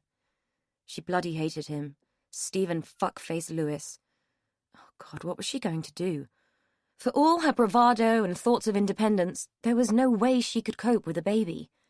With her family history, the kid would be better off being raised by a pack of wild dogs than a mother with the name of Miller. So far she had tried laxatives, scalding hot baths with mustard in them, and had even resorted to making herself sick on neat gin, which she had stolen from Miriam's kitchen cupboard. Nothing had worked. She had practically boiled the thing alive and turned her innards inside out, but still the creature clung to life. She couldn't think of it as a baby, and saw it in her mind's eye like Ridley Scott's Alien. If she thought of it as a baby, she would have to identify with it, and if she did that, she might have to love it, and if she did that, she was going to get hurt. There was no way anyone was going to let some bastard kid with scars on her arms bring up a child. She would rather give it away than have it taken. So that was her plan. Ignore it until she couldn't ignore it anymore, then give it away. Was this how Fern had felt when she was pregnant? Had Brodie been the alien growing in her belly, getting ready to tear her life apart? Like mother, like daughter. But Brodie wouldn't give it to some half-assed Looney Tunes like Shirley. She would give it to someone like Elaine, who was married to someone like Dan. She would give it to people who could love it like kids should be loved. There had been a day or two where she had hoped, that Dan and Elaine would stand by her and take the thing off her hands. But Elaine had flaked out on Dan, and now that couldn't happen. Thoughts of Dan made her look down at her phone again. Even if Elaine didn't want him, Brodie needed him. She was going to try Dan again, but shut off the phone when she heard Elaine coming back into the room. Find anything? Yes, it looks okay, and it's available tomorrow. Do you know they want £5 an hour for internet access downstairs? What a rip-off, Elaine said. Anyway, what are you watching? Anything good? She didn't tell Brodie that she had emailed Alex and told him that she was coming back. Maybe it was because she wasn't entirely sure why she had contacted him. It hadn't even been a conscious decision, just an instinct based on something Fern had said which had triggered the vaguest of memories. She wasn't even sure it was a memory. Perhaps it was just a conjuring of a childhood nightmare triggered by all that had happened. Even so, Alex had been in it, and she wanted to talk to him. Brody thought she looked happy, more happy than she had in days, even when they had been with Dan. It made her sad because, in a fair world, they would still be with Dan, and he would be the one making Elaine happy, and it wouldn't be this fake, temporary jollity which was just an illusion and a complete hiding to nothing. Independence Day. Not that I've seen it a million times, she said. Great! I love that film. Elaine made room for herself amidst the chocolate wrappers on the double bed, which Brody had commandeered for a better view of the TV. Brody moved her body away from Elaine, but rested her head against her shoulder, hoping that despite her gut feeling, they would, in the end, be all right. The small house Elaine had rented was next to the church in Hallows End. They arrived in time to see a black-clad cortege entering the church, and with some embarrassment realized that it must be Esther's funeral. Brody spat on the ground and uttered the words, "Good riddance," much to Elaine's horror.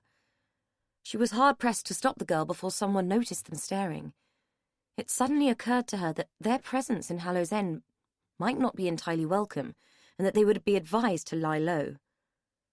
Fortunately, she had brought plenty of food with her, so they wouldn't need to venture into the village and could spend their time in the small house, which had little of the charm of Meadowfoot Cottage, but all of the relief of no attached memories. It was a bland little place, functional and habitable, but nothing more.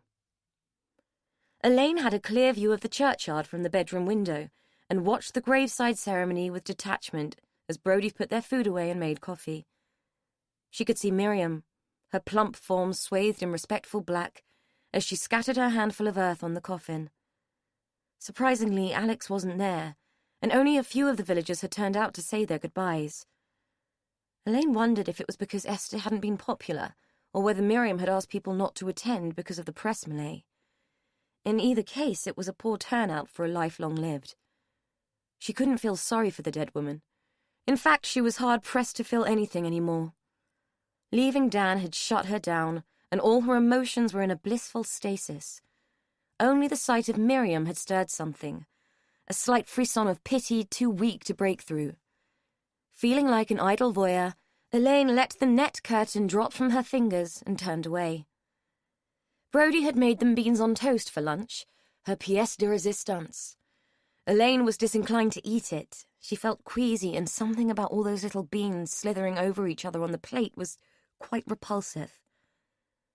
"Do you mind if I leave this?" she asked. "I'm not feeling too good." She worried about the look of disappointment and concern on Brody's face. "What's up?" Brody asked, moving the plate away from Elaine, who was beginning to look quite grey. "A migraine, I think," Elaine said, narrowing her eyes to decrease the light that was entering them and causing the fireworks at the edges of her vision. "I think you're allergic to this place," Brody said. "Go up and lie down. I'll bring you your tablets." Elaine did as she was told, and gratefully slipped into velvet darkness where the pain lurked in the black edges of dreams. Brody wasn't happy. Coming back had been a mistake. She felt as though something dark and brooding was pressing in on them, and she didn't like it. Hallows End didn't want them. The fact that Elaine had got another migraine almost as soon as they had arrived was proof in Brody's book that they shouldn't be there. The place was evil, and she wanted to get out as soon as possible. She crept upstairs to make sure that Elaine was asleep. Relieved to find that she was, Brody crept down again and took her phone outside, scrolling down to Dan's number, only to find when she dialed it that she didn't have enough credit to make the call. Elaine's phone was in a bin at Gordano Services. She had disposed of it in a fit of irrational weirdness that Brody couldn't fathom.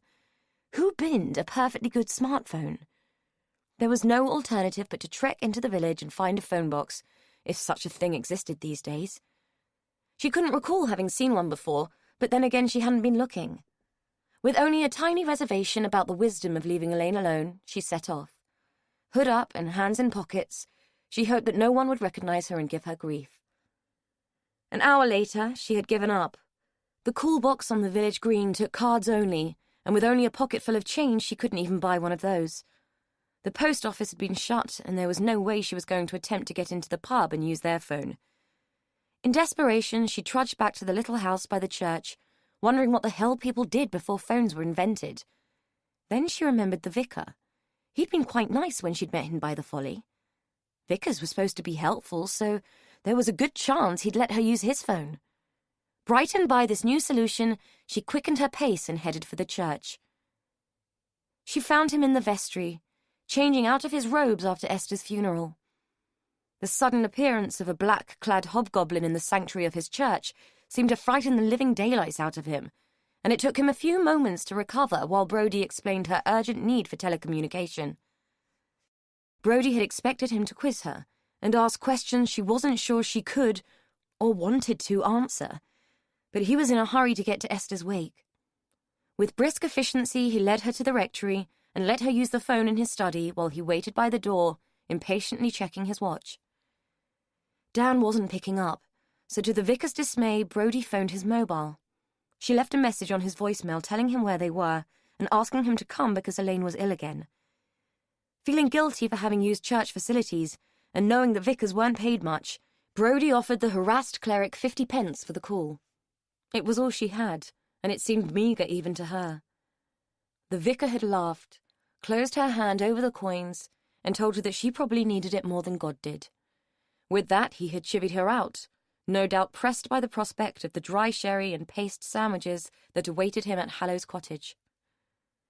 He left Brodie on the doorstep of the rectory, and she watched him hurry away, his jacket flapping in the breeze that his brisk walk had created. He looked like a fat, lame crow lolloping along the lane. She felt bemused. She had always thought vicars were patient, caring people. Shrugging her shoulders at the revelation that they were just as unlovely as everyone else, she made her way back to the rented house. Secure in the knowledge that Dan would be coming to their rescue soon, she allowed herself to smile. Once inside, she didn't want to wake Elaine, so made more toast and coffee and settled down with an old copy of Country Life, which seemed to have come with the house. It bored her rigid. There were only so many bespoke kitchens a 15-year-old girl could be amused by. Besides, there must be a hell of a lot more rich people in the countryside than she had imagined if they published a magazine just for them. Anyone else would have to win the Euro millions to afford any of the houses. It was a joke when people like her had to live in grotty council flats. The thought reminded her of Shirley, and she felt a pang of grief for the sad, mixed-up woman who had tried to be her mother. The thought left her feeling strangely hollow and tearful, something which she hadn't anticipated. For all of Shirley's faults, she had at least tried to be a mother, even if she had been really lousy at it. The faint scars on Brodie's arms were proof that at one time she had attempted to hate Shirley, but had ended up hating herself more. She remembered the time Shirley had found out about the cutting, and had cleaned and bandaged the wounds without recrimination. In that moment, Brodie felt utterly lost and lonely. She was in a strange house with only a magazine, which couldn't have alienated her more, for company, and she wanted Elaine. Migraine or not, she needed her sister. The bedroom was empty. The only evidence that anyone had been there at all was the rumpled duvet and the dent in the pillow. With mounting apprehension, Brodie stared at the space that Elaine had occupied just a short time before. Remembering the last time Elaine had wandered off in Hallow's End, Brodie began to panic. Memories of the dark tunnel made her shiver, and tears threatened her diminishing composure. Knowing that Dan wouldn't arrive for another few hours at the soonest, she ran from the rented house and began to scour the area for any sign of Elaine. Elaine was having the most extraordinary dream. In it, she was on her knees in the centre of the conclave of rhododendrons where she had scattered Jean. There were no signs of her pretend mother. Wind and weather had mingled her with the earth and air, and there was a feeling of peace inside the meeting of trees. Elaine felt strangely benign and detached, as if she were looking in on a little diorama of something that had once happened to another Elaine. This other Elaine looked up from the ground as the leaves and branches moved, and Derry squeezed his huge frame into the gap. "Mandy," he said. But the other Elaine said, "No, Derry, it's me now." She took his huge hand and squeezed it, as if to tell him that he didn't need to worry. Gave you to Jean? She was sad. Looked after you. Yes, she did, Derry. The other Elaine rose to her feet and led Derry from the trees. You can go home now. I'm okay. She waved him away, though he seemed reluctant to leave her. The edges of the light which lit the scene were sharp and angular, full of zigzags and flashes which made it hard to see the dream and follow where the other Elaine was going. She recognized the lavender path and could make out the other self as she walked along it, trailing her hands through the fragrant flower heads. Soon the other Elaine reached the house, walking through the knot garden and towards the terrace where the old man sat in a steamer chair. Elaine saw in her dream that his head was covered with an ancient Panama hat and that his knees were draped with a blanket.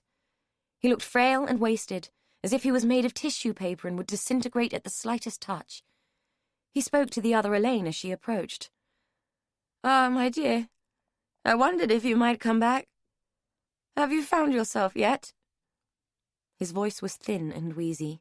It had no vigour and made the other Elaine frown with concern and dip her knees to hold his fragile, age-speckled hand. "Not quite yet, but I'm hopeful," she said. "We must be hopeful, my dear, we must have that. Alas, I am still searching, but I may find myself by the end." "I think it will be soon," he said, a beatific smile on his wasted face. The other Elaine looked sad. "Will the end make you happy?" "Oh, yes, my dear, I think it will. Like Peter Pan said, it will be an awfully big adventure. Who knows, I might even find my marbles just like Tootles." He gave out a wheezing laugh that sounded like the last gasp of leaking bellows. He raised her hand to his lips and dropped a gentle kiss on her skin. "Now run along and find Ada. I think she would like to give you a cup of tea, to make up for everything that happened." The other Elaine nodded and rose to her feet. The Elaine who watched sensed darkness and tried to call out, to beg her not to go in, but her voice had been stolen by the other Elaine, and she could do nothing but watch as the inky shadows of the house swallowed her ghost self. She was afraid. She didn't want to go in.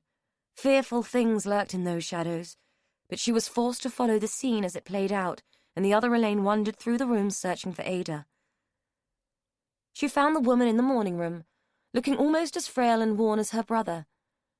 At first sight of the other Elaine, Ada gasped and reached for the pearls, which looked dull and listless against her greying skin. Elaine was surprised to find that she remembered those pearls. "You!" Ada cried. "Why have you come?" The other Elaine smiled. "Albert said you would give me tea. Tea makes everything better. And I came to play with Alex." "There is nothing here for you. You shouldn't have come. You've taken enough from us." Anguish twisted Ada's wrinkled skin and forced her to turn away from the apparition. The shadows closed in on the watching Elaine as she saw the other self shrink before her eyes. "But I've come to find Mandy. She's here somewhere.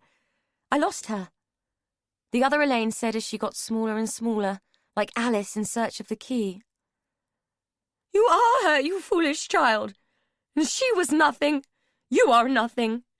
Do you think that a snit like you has the right to bring down a family such as ours? Crawl back to your gutter and leave us in peace." Ada tugged on the pearls so hard that the string broke, and the precious, creamy beads were sent skittering to the four corners of the room. "Now look what you made me do, you evil girl!" Ada screeched as she fell to her bony knees and scrabbled on the floor for her darling, sea-born babies. The Elaine who watched had to look away. The scene before her was one of wretchedness and despair, and it had shrunk the other Elaine to a mere shadow. A child of 3, afraid and tearful. A child who wanted to run from the room in search of comfort and loving arms which would protect her and take her home. Ada crawled across the floor, gathering her pearls and muttering, "We thought you were dead. There was so much blood. Esther knew what to do. She always knew what to do, and we thought you were dead." The old lady got to her knees and faced the child. "We couldn't let everything be ruined by a silly game gone wrong. He was only playing. It was just an accident. He was just a boy, and we thought you were dead. We were too late, and we thought you were dead. I was so frightened. 1,000 years of a good name, a reputation to uphold, and all ruined by a silly game. He didn't mean it, but you were dead, and there was so much blood. But Esther knew what to do. She always knew what to do. We carried you into the tunnel and locked you away. No one would ever find you there, and we could keep him safe. He was only a boy, and he didn't mean to do it. It was just a game, don't you see? We thought you were dead. Then it was Elaine who was running, trapped inside the body of the child, breathless and terrified as she ran straight into the arms of the monster. The thing of her nightmares. The beast under the bed, the creature in the wardrobe who had dogged her midnight terrors all her life. He was laughing at her, his breath foul and laden with the tang of alcohol. He grabbed Mandy's arms and made her wince and squirm. It rendered Elaine, trapped inside the tiny body, frozen and defenseless. Well, well, well.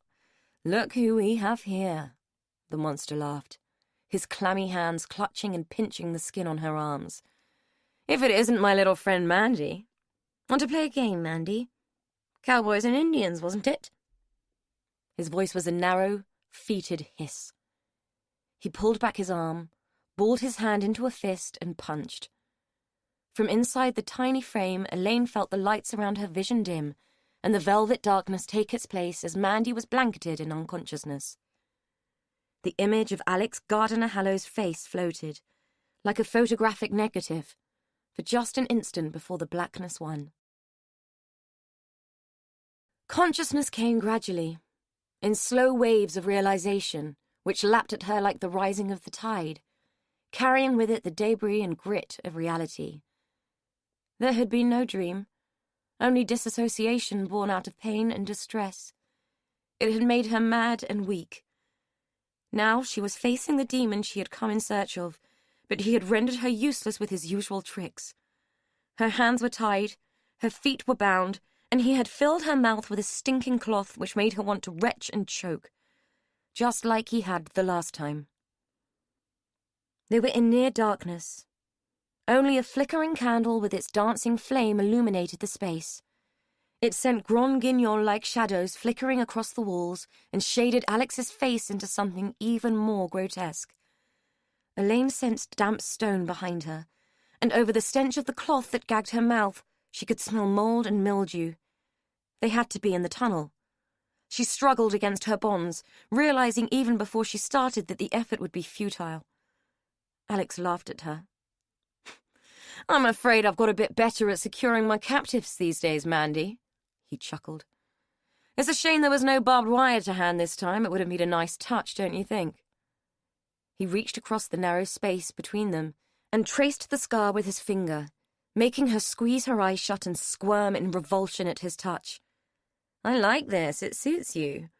Think of me as an artist who likes to sign his work, he said, the words dripping from his tongue like old oil. I suppose you could say that we ought to be even by now. I took your future from you, and now you've taken mine from me. In a fair world, that would make us equal, but it's not a fair world, is it, Mandy? You should be dead. Yet you're alive. I should be out there, living my life to the full, lauded and successful. But because of you, I'm here in this shithole, mouldering with those walking corpses upstairs. Do you know how many people have crawled out of the woodwork because of you? I have no life now. I have no future, and that's your fault, Mandy. I should have done a better job, but practice makes perfect. He reached down into the darkness for something that she was unable to see from her place on the bench. What I did to you back then was no childish prank, no accident. I wanted to hurt you. I wanted to see how far I could go, how much I could get away with. Childhood is a rehearsal for life, Mandy, and you were just a prop. He raised the object that he'd picked up from the floor, and in the flickering light, Elaine saw that it was an axe, its blade slick with menace. Let's see if we can't do better this time, eh? She closed her eyes and curled her body up as tight as she could against her bonds, waiting for the first blow to land. But he carried on talking. "Don't cringe yet, dear girl. I want to enjoy this. I'm taking you with me, you see. I knew the moment I saw you in dear old Esther's lounge that you had come back from the dead, and that sooner or later what I did to you would come back to haunt me too. I didn't know if you would remember, and at first I thought you wouldn't, and that maybe we could be friends. For a moment or two, I even fancied we could be more. That would have been a delicious irony, wouldn't it? I'm sure the public would have loved such a cozy story with a nice, neat, happy ever after. But you don't come from good stock, do you? No. You come from the gutter just like that white trash sister of yours. You can blame her for this if you want to blame anyone. You might have been safe if it wasn't for her." He was sitting now, on the end of the bench, just out of reach from her feet. "Do you know that she offered to sell you? She must have hated you a great deal. Of course, she had no leverage over me until you popped up again. No body, no proof. But with you back in the picture, well, the sky was her limit. She thought she was set for life." He laughed. "I don't think this family has had that kind of money for 200 years. Do you think we've been selling off the family jewels for fun? Not that we've had any of those for a while, but you get the picture. So here we are, Mandy. Your big sister took her pound of flesh from the papers instead, and now I am ruined. Labelled as a child molester, called a psychopath, and my reputation in shreds. All because your sister hates you and loves money. What a sorry pair we are, dear girl. Isn't it good that neither of us will be here to read all about it in tomorrow's papers? If we're going to be famous, let's really give them something to write about." He stood and raised the axe while Elaine descended into blind, tied-and-bound panic. Brodie was frantic. She had tried everywhere and she couldn't find a trace of Elaine. She stood on the edge of the knot garden, breathless to the point of puking, and trying to convince herself that there was no way Elaine would have gone back into the house. Not in a million years. She could see the old man on the terrace lolling in his chair. It was no good. She'd have to go up there and ask him, much as the prospect freaked her out. Gathering herself together, she moved forward on legs that were shaking with the effort of too much running. "Excuse me," she said to the old man as she climbed the terrace steps. He didn't respond. Perhaps the old boy was deaf. "Excuse me!" She said it louder as she approached. There was something off about the way he was sitting, like he had collapsed and folded in on himself. With reluctant fingers, she reached out and touched his blue-grey hand, which dangled like a limp rag, skimming the flagstones by a fraction of an inch. It was stone-cold and inanimate, a realization that made her jump back and gasp as the possibility that he was dead penetrated her racing mind. Steeling herself, she touched him again, feeling for a pulse where none remained. "Shit!" she said, dropping the rigid hand. "Shit!" Now she would have to go into the house and get help. Gingerly, she stepped through the French windows and into the room beyond. It was the room with the entrance to the tunnel, but she didn't have time to worry about that. Moving forward, she called out, "Hello, is anyone home?" She received no answer, so she headed deeper into the house, hoping she would stumble across the pragmatic Pavla. Instead, her journey was interrupted by the sound of weeping, a low keening that emanated from a room across the hall and echoed around the stairwell like a distant siren song. Drawn towards it, she discovered Ada, on her knees, a handful of tiny beads in her cupped hands. "My pearls," she said, holding them out to Brodie as if the action would demonstrate the depth of her despair. "My pearls," she repeated in a breathless grizzle. Brodie found herself quite repulsed by the spectacle of this once grand woman on her knees, grovelling on the floor for something that would cost a couple of quid in Argos. She pulled a face, as if Ada were emitting some noxious smell instead of raw emotion. "Where's Pavla?" she asked, vaguely hopeful that the woman on the floor would pull herself together enough to answer. Ada was still gazing at the depleted treasure in her hands. "Gone. She left. She couldn't cope with poor Alex and his temper," she whispered. Great. Wonderful, Brodie thought. "Well, if she's not here, you're going to have to pull yourself together, lady, because I think your brother's croaked it. Best you call an ambulance." Her sympathy for the woman was beyond non-existence. Her priority was finding Elaine. Ada seemed stunned by the words, remaining on the floor like a supplicant. "It's that girl. She brings nothing but trouble with her," she said finally, with a great deal of venom. "What girl?" Brody demanded. "That child, that devil," Ada spat. "Look, lady, I don't know what you're on about, but I need to go and find my sister." She turned to leave, but was stopped in her tracks by Ada's next words. "We should have bricked the damn thing up when we had the chance. At least the child would have stayed dead." Realization dawned, and Brody, ignoring Ada completely, ran back into the library and towards the tunnel entrance. The door hadn't been closed properly, though it looked that way at a quick glance. As she approached, she could feel a draft lifting the ends of her hair as ice-cold air squeezed its way through the gap. She cast around the room for something that would provide some light, but found nothing that didn't need electricity in order to work. It was no good. She'd have to brave the dark and find her way by touch. If what she suspected was true, Elaine would have made her way back to the marble bench where they had found her before. Swallowing down her fear and revulsion, she pulled the door open and wedged it with one of Albert's books. There was nothing like a bad horror film cliché, and she wasn't going to take the chance of justifying one by making it real. Cautiously, she made her way in, using the residual light from the room behind her to help find the steps.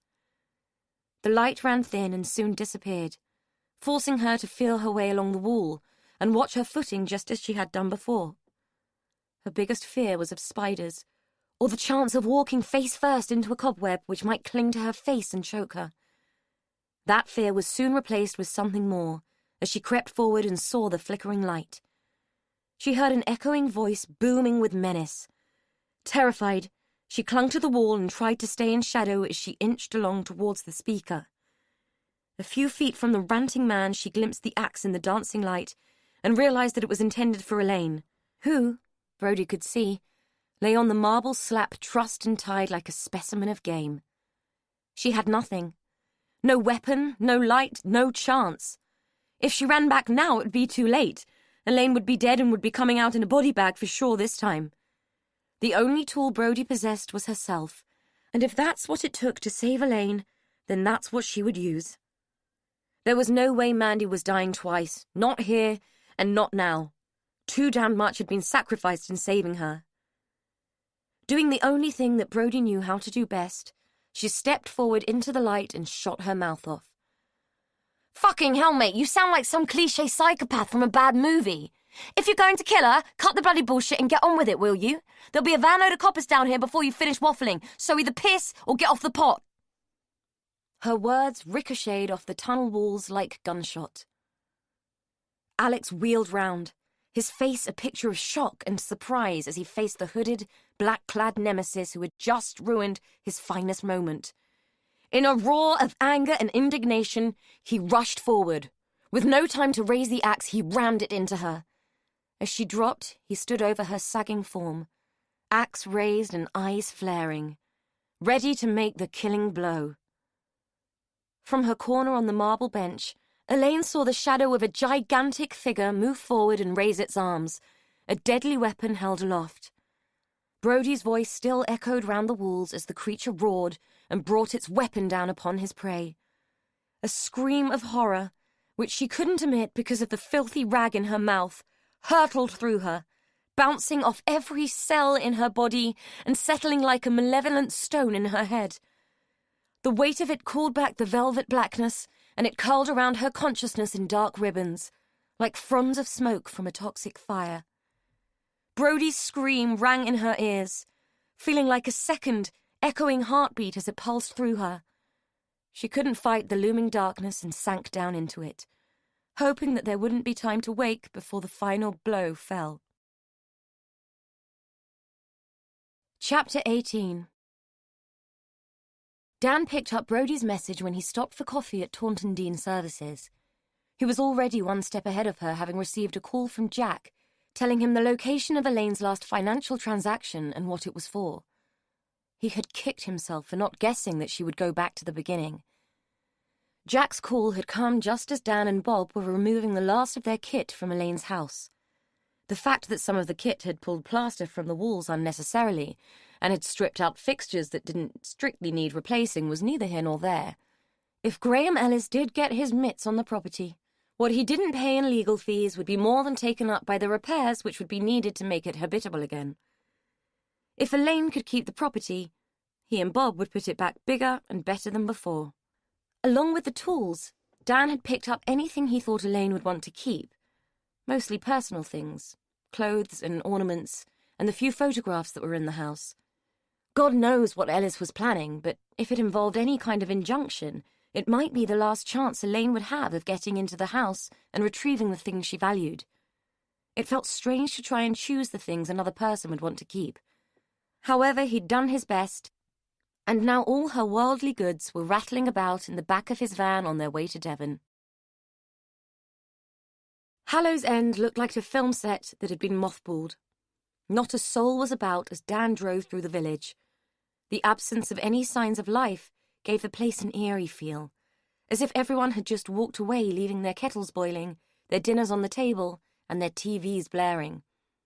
Not even a dog was barking, and the trees were still. Not so much as a leaf daring to flutter or fall in case it broke the spell.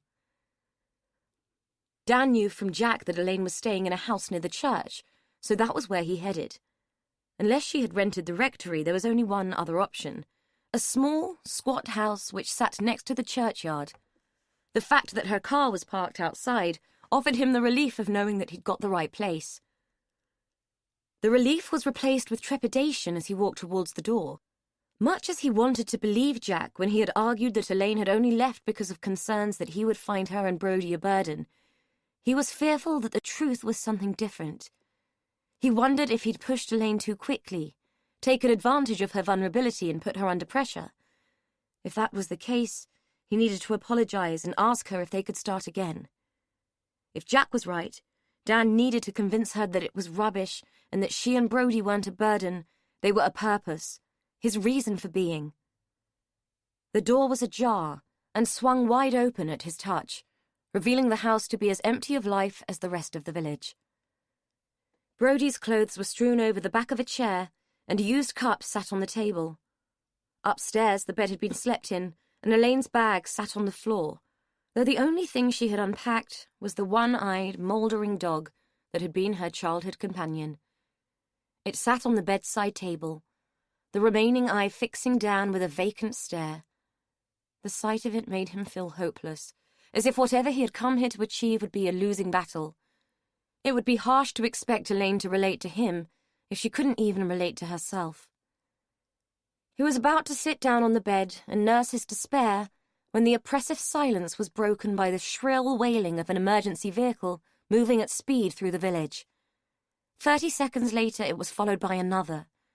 The bedroom window only gave a view of the churchyard, so Dan wasn't able to see where they were headed or know whether they were the police or paramedics. All he could see was the passing flash of blue lights announcing an emergency. Brody was finding it hard to breathe. She was convinced that the axe-wielding maniac had broken her ribs.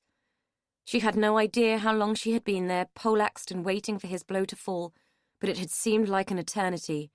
The fact that her scream was still echoing round the walls told her that it couldn't have been. It had been seconds at most. She tried to stand, but the pain in her chest wouldn't let her, so she was forced to lie in the dark, panting for breath. The candle had blown out, and she couldn't see a thing, but she sensed movement and it terrified her. Something was moving in the dark, grunting and huffing as it groped about. Fearful that it was the lunatic about to make his second bid, she tried to push herself back and further into the tunnel, away from the fingers of candlelight that might reveal her if he relit the flame.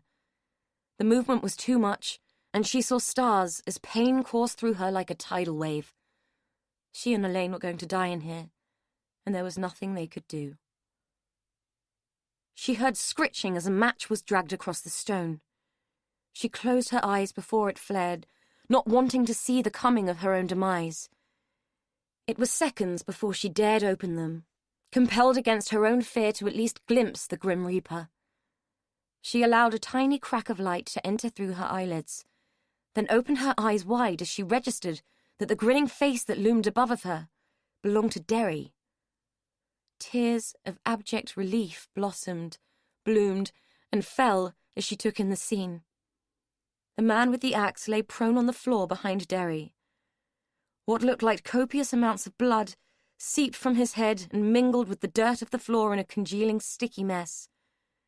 From where she lay, Brodie couldn't see Elaine, but she could hear her moving on the marble slab. "Untie her!"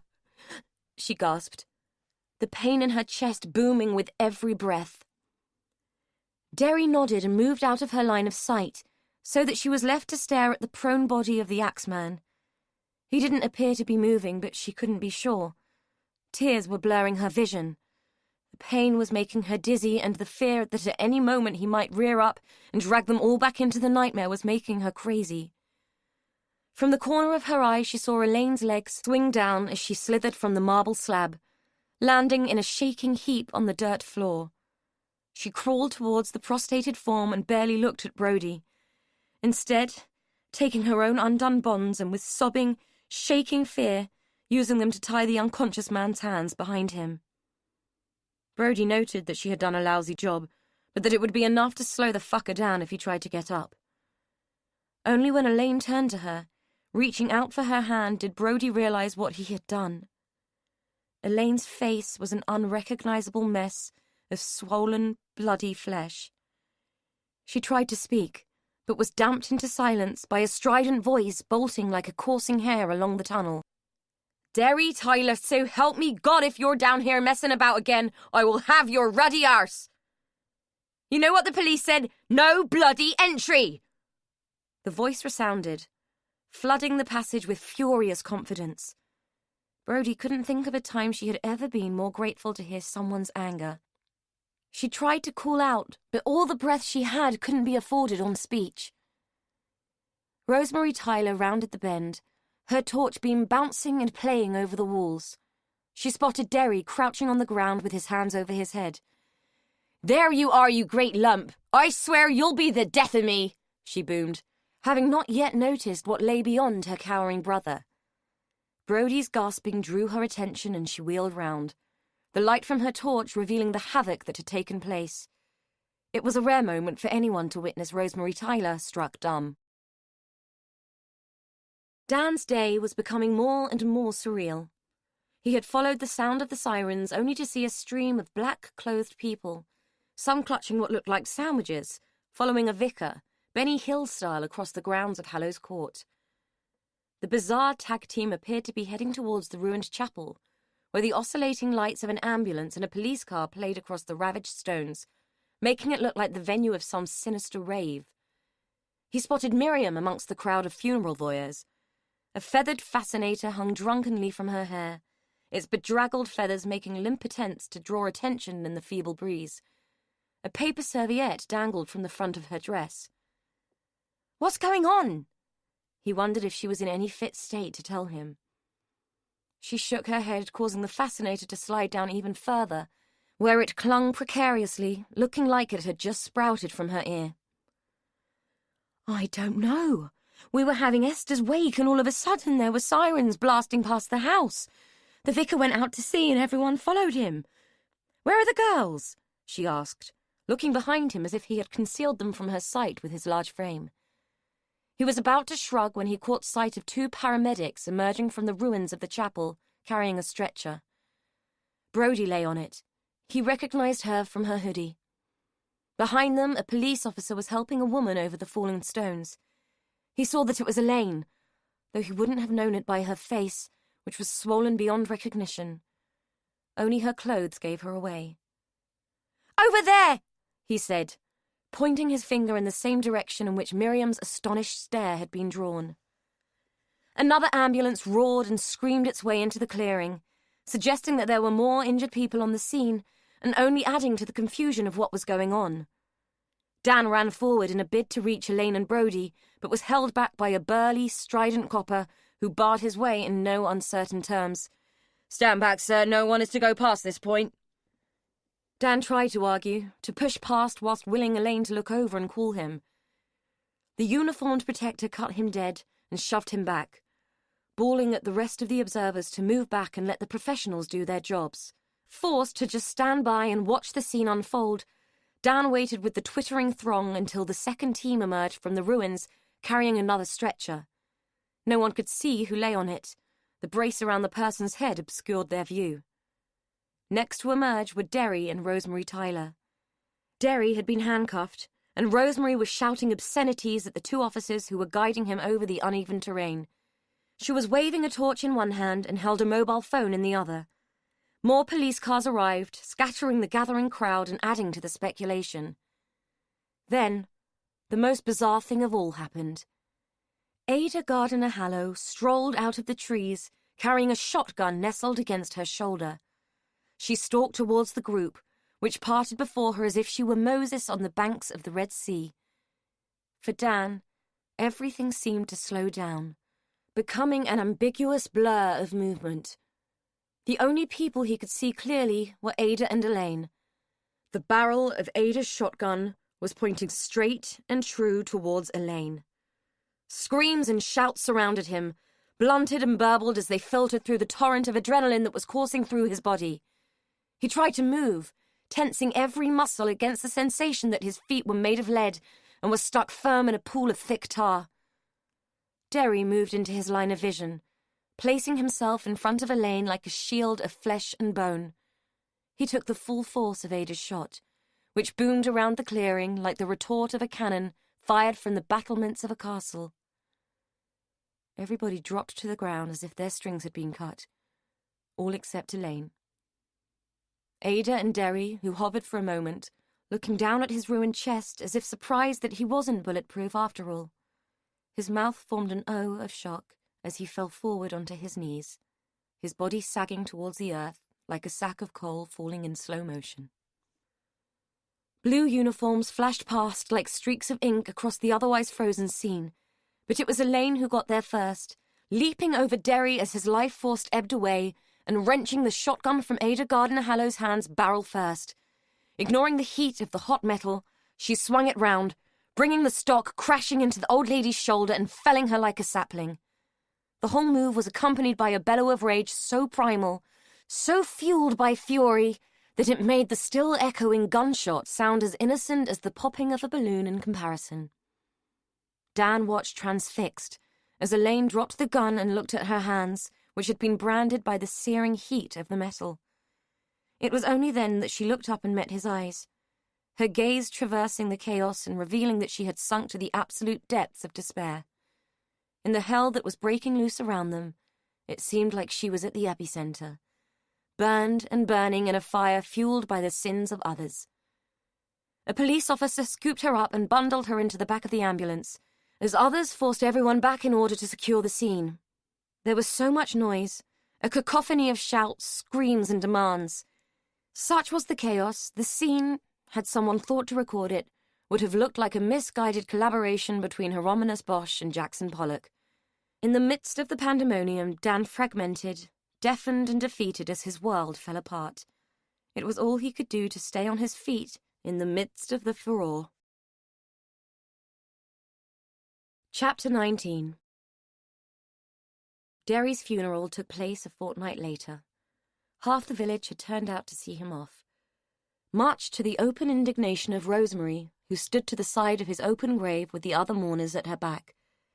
She stood upright and stern-faced, radiating hostility. Her black suit was creased, and her grim-set jaw refused to allow her eyes to shed a single tear. It wasn't from a lack of sorrow.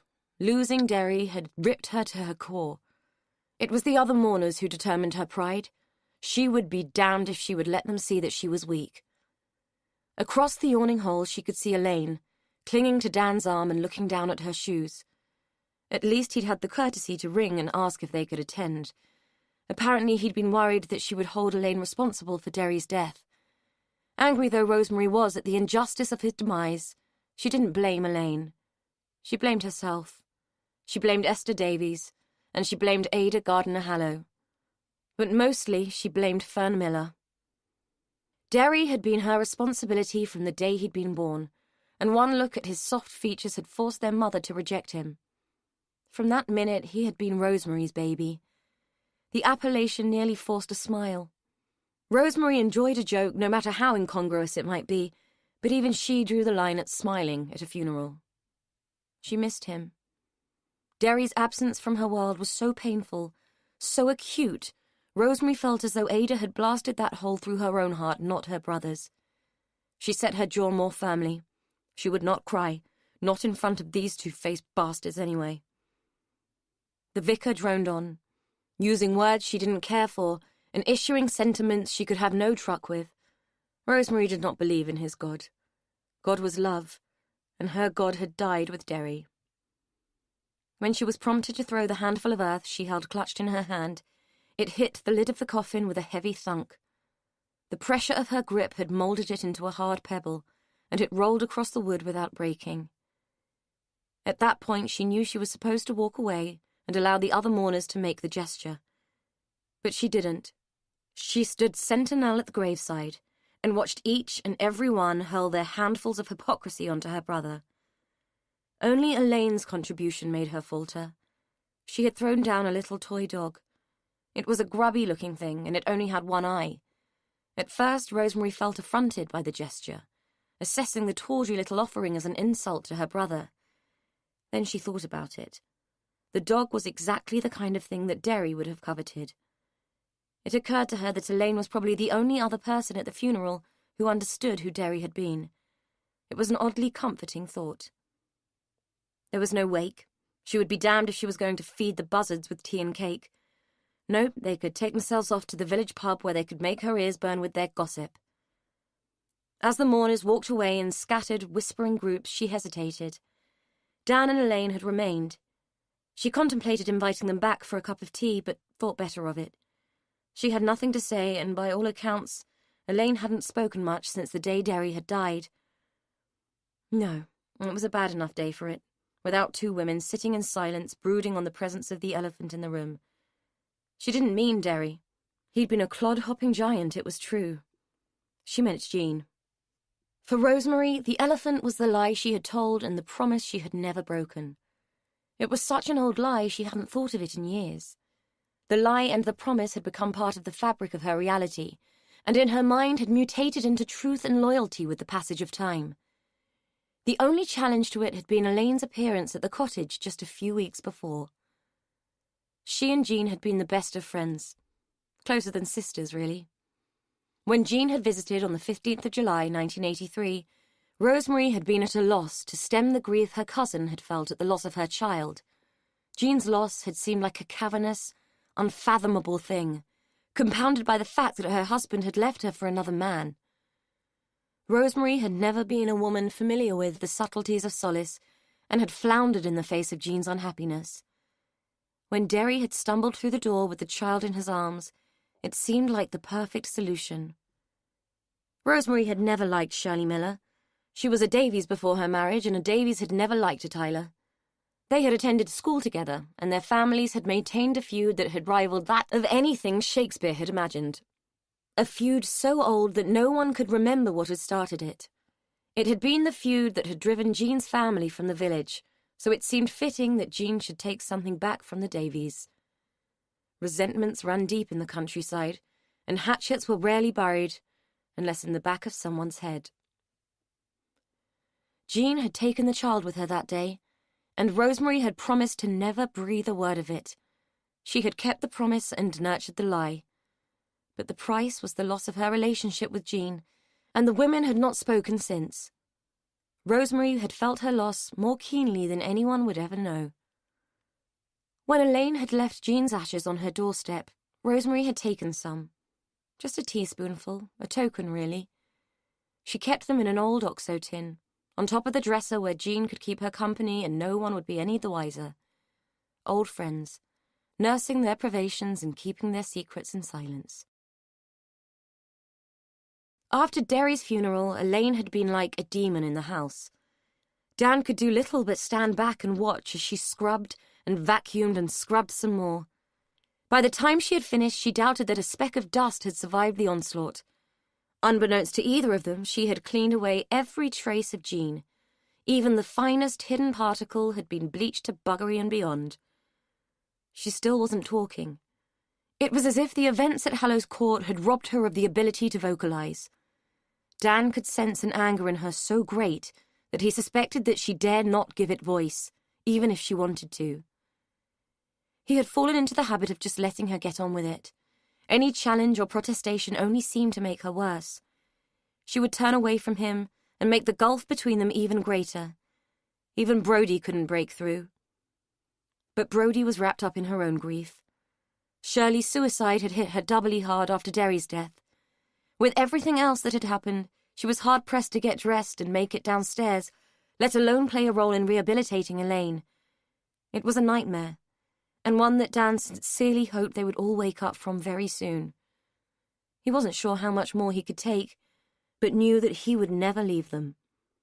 Elaine rammed the vacuum back into the understairs cupboard and slammed the door. Dan watched as she stalked from the house and into the garage. Wondering what on earth she was planning to do out there, he followed. He stood aside and watched as she dragged the bags and boxes he had retrieved from her house into the back garden.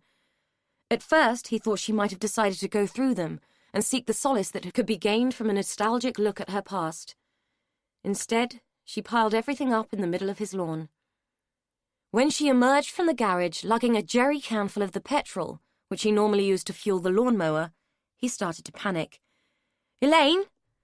You don't know what you're doing!"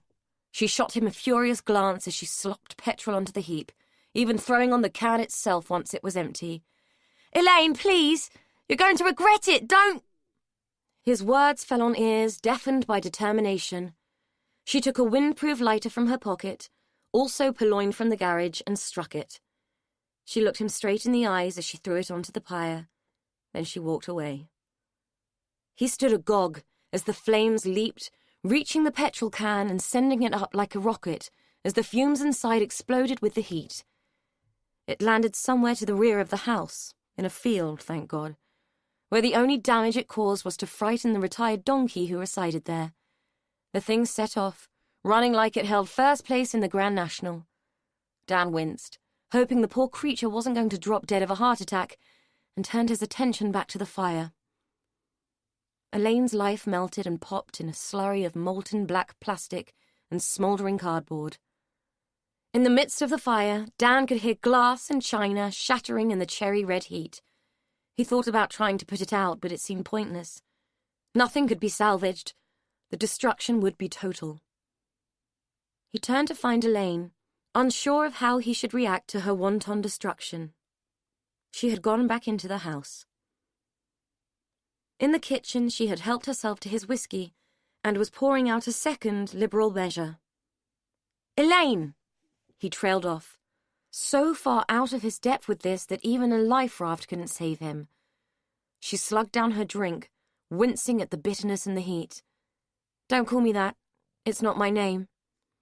If you love me as much as you say you do, you will never call me that again." Dan stood, open-mouthed. It was the first time she had spoken more than a perfunctory word or two in weeks. He reached for the whiskey bottle and took a swig. She was shaking now, so much so that she could hardly put her glass on the table without knocking it straight back off again.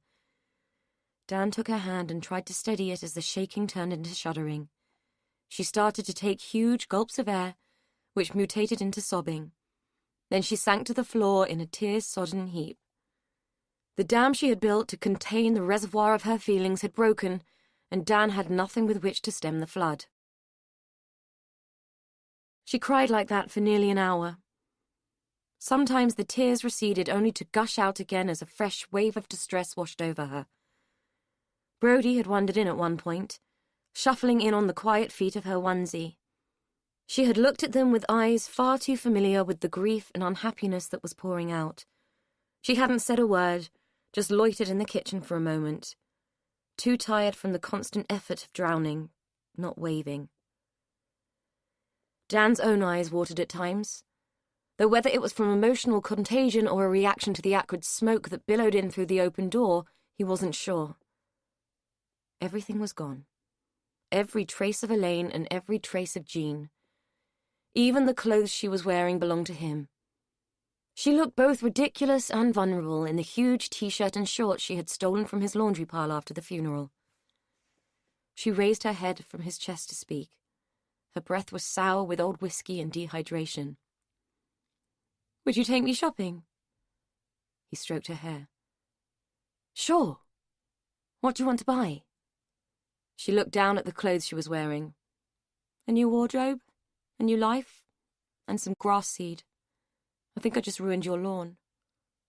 He was tempted to laugh, but it twisted and died in his throat. He felt like he had lost her. The woman he knew was in the garden, tangled in the dying embers of the fire, soon to be extinguished completely by the summer rain that had started to fall. When the three of them returned from their shopping spree, Dan could finally admit to a whole new understanding of the term retail therapy. Even Brody seemed to have cheered up from the acquisition of a few new items of apparel. The only thing that had truly suffered from the experience was Elaine's credit card, which must have been wilting from overuse. Even Dan had enjoyed it, though loitering self-consciously in women's clothes shop wouldn't have been his favourite way to spend an afternoon. He had loved the spark of life that the activity had engendered in his two favourite people. The kitchen table looked like the aftermath of a high-end jumble sale as Elaine and Brody reviewed their haul. Dan nursed his coffee and smiled at them, nurturing a flicker of hope for the future. When the clothes had been put away, the torn labels put in the bin, and Brody had made a fresh pot of coffee, Elaine spoke. "We need to talk." "About what?" Brody asked. "Everything." Brody and Dan exchanged glances that were loaded with trepidation. "When you were both at the supermarket yesterday, Tony called round. It was Fern's court hearing yesterday morning. She's been charged with blackmail and perverting the courts of justice." "Good," Brody said. Dan said nothing. "I've arranged to go and see her." "What the hell for?" Brody demanded. "I would have thought you would never want to see her again after what she did." Elaine sighed and squeezed her brow between thumb and fingers. "I don't particularly, but she's the only one who can tell me what really happened that day. I need to see her, I need to know, because we all need to put this to bed and move on." "Well, I'm coming with you," Brody said. "No, not this time. I'd like to do this on my own." Brody opened her mouth to argue, but one look from Dan and a slow shake of his head stayed her. "I still don't think it's a good idea," she muttered under her breath. "I don't think she's asking us, Brody. I think she's telling us." He'd resorted to calling her she after the ban on the use of Elaine. He felt like he was talking about the cat's mother and kept expecting a clip around the ear for saying it, just like his own mother would have dished out. Brody looked as if she was about to sulk, but seemed to think better of it. Dan was strangely heartened to see it. Brody sulking because she couldn't get her own way was a sign of normality, and the first marker that things were slowly getting better.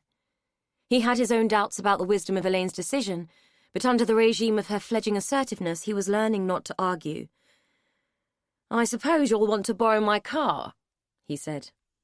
She had refused to drive her own, and despite the fact that he had offered to have it thoroughly valeted, still insisted that too much of Jean still lingered. It was currently sitting at the yard awaiting sale. "If you wouldn't mind." "If you accept that it is a measure of my complete faith in you and see it as a gesture of absolute and unconditional love, then no, I don't mind. However, if you dent it, I will throw you out onto the street and disown you." He was pleased to see the flicker of a smile twitch at the corners of her mouth. "I won't dent it, don't worry." It was probably the nearest he was going to get to a statement of undying love from her, but for the time being, it was enough. Elaine drew some strange looks from other drivers as she made her way down the M5. She was probably the only person on the planet who would voluntarily drive an Aston Martin under the prescribed speed limit. Taking unnecessary risks with Dan's pride and joy was not an option. She was still struggling to accept that he loved her more than the car, but taking care of it was her way of showing him that she was trying. One day soon she would tell him what it had been like growing up with Jean, how claustrophobic it had been, and how hard it was to identify with a sense of self and know how to be. Being the most precious object in another person's world was not all it was cracked up to be. She hoped he would understand that she loved him too, but didn't want to be consumed by his feelings as she had been by Jean's. At this stage of things, she found herself chronically averse to the concept of love. all thoughts of that were pushed aside as she approached the junction where she needed to turn off. Fern had agreed to meet her on the neutral territory of a country pub, and only a few minutes of driving remained before they were due to meet for probably the last time. Brodie had been astonished to learn that the doyens of the justice system hadn't clapped Fern in irons and thrown her into an oubliette. Elaine had carefully explained that being exponentially greedy and immoral weren't, in legal terms, capital crimes. Morally, the jury was out. Brodie had declared, "That dude who said the law is an arse was dead right." Elaine was inclined to agree, but she didn't want to save the world. Just herself, Dan, and Brodie. Fern was waiting for her at a picnic table in the pub's garden, the ubiquitous cigarette hanging from her fingers. Elaine bought herself a drink and sat down opposite, surprised to find that she didn't feel nervous at all. Fern looked worn, and 10 years older than her 44 years. "I suppose you want to tell me what a scumbag I am, and how I ought to be ashamed of myself. Well, join the queue, love, you won't be the first," Fern said. "No, I haven't come to say that. Neither have I come to let you off the hook or to forgive you. You'll have to work all that out for yourself, Fern. I came because I wanted to know what happened to me and why." Fern snorted. "Yeah, 'cause it's all about you, isn't it? No one ever bothers to ask about me, do they?" Elaine swallowed in a bid to ingest some stoicism. "I'm asking now. Tell me, how was it for you?" Fern stared at her and seemed to think about it. She stubbed out her cigarette, took a swig of her drink and lit another. "Okay, so you want a family history lesson. Where to start? Shall I start with my mum dying when I was 7? Or shall I start with your mum getting herself up the duff so my dad would marry her? Or shall I start with the fact that after my mum died, the only thing my dad ever loved was the bottle? I could tell you what it was like for me and Tony, but you don't want to know about that, do you?"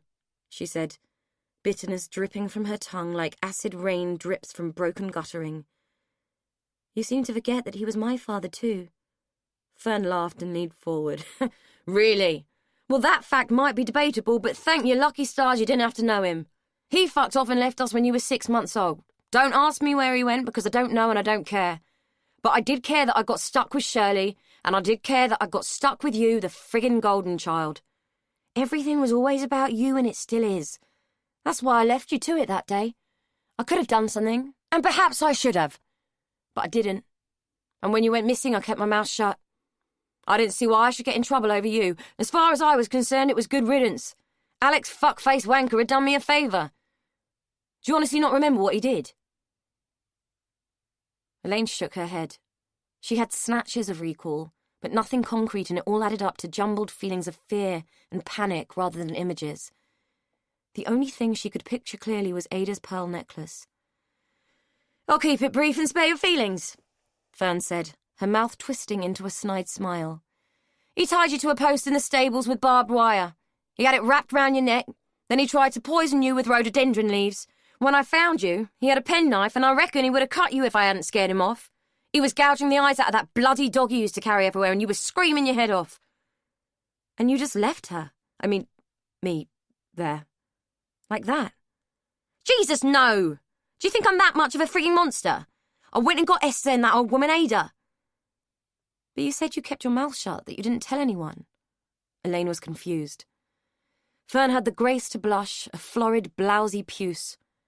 "Well, I did after. When they came, you were out of it, blood everywhere. The barbed wire was all the way into your neck, and Esther had to go and get pliers to cut it off. We all thought you were dead. Ada was freaking out, and when Esther got you free, she checked your pulse and said you were a goner. I don't know what they did then, they never told me." She said it as if it was an inconsequential detail. "And you never said a word? Not to Shirley, not to the police, not anyone?" Fern didn't say anything and refused to look at Elaine. Her silence seemed to stretch out into long, uncomfortable minutes. Nature abhors a vacuum, and like her daughter, Fern was compelled to fill the gap. "All right, she fucking paid me. 200 lousy fucking quid to keep my mouth shut. Happy now?" Elaine stared at her, wide-eyed and incredulous, her mind working 19 to the dozen, connecting all the dots. Eventually she spoke. "Exactly how long were you blackmailing Ada?" Fern shrugged and looked mildly shamefaced. "Long enough. Put it this way, life on benefits isn't much fun, you know. You had it easy, we all did you a favour. Elaine's shout drew the curious stares of several customers. Had it easy? You left me for dead! Calm the fuck down, people are staring at us, Fern hissed. Anyway, you didn't friggin' die, did you? Elaine took several deep breaths and tried to regain some composure. She was gripping the edges of the table with both hands and felt as if she might snap the wooden plank at any second. Excuse me if I'm finding all this a little hard to take in, she said through gritted teeth. So what happened? I turned up alive and kicking and you decided to up the ante? Something like that. I figured what with him running for election I might get a bit more out of them. Not exactly short of it, are they? Turns out he wasn't as easy to scare as Ada, and there was no money left if you can believe that. If you can't get it one way, you get it another. I figured the papers would pay even more for the truth. Anyway, what's it to you? I'm getting my comeuppance. Elaine peered at her in feigned indifference. Oh, I don't know, Fern. Not much, I suppose. Only that you making laughable that monster over the edge and nearly cost me and your daughter our lives. You're hardly worth worrying about, really. Though she had fairly oozed sarcasm, the whole effort was lost on Fern. You lived, didn't you? At least you aren't facing a prison sentence. Wasn't she? Not all prisons had bars on the windows and locked doors. Elaine looked at her, weighed her up, and tried to decide if it was plain old narcissism or outright sociopathy that made Fern Miller tick. Maybe it was just bog-standard stupidity, given that her greed had outweighed her sense. Either way, Elaine knew she was on a hiding to nothing. She stood to leave. One more thing. Why did you give Brodie away to Shirley, and why did you want her back? Fern seemed surprised by the question. Might as well be totally honest while we're at it. Not going to save me now, is it? I didn't want a kid, and Shirley did. It was compensation for you, I suppose. I felt I owed it to her. Stupid, really. And if you really want to know how low I'll go, I'll tell you. I wanted her back so I could get the tenancy on Shirley's flat. You can't look a gift horse in the mouth. I hope, Elaine said, that one day you'll discover that there is a special kind of hell just for people like you. In fact, you're probably already in it, but too stupid to know. She turned around and started to walk away. Fuck you, Mandy Miller! Fern shouted. Elaine just carried on walking. She had one more visit to make before she finally turned her back on the past. Miriam seemed to have shrunk from the inside. Her once plump flesh had started to sag away from her bones, as if she was folding in on herself. She had developed a tremor, evidenced by the way the cup rattled in the saucer as she handed it to Elaine.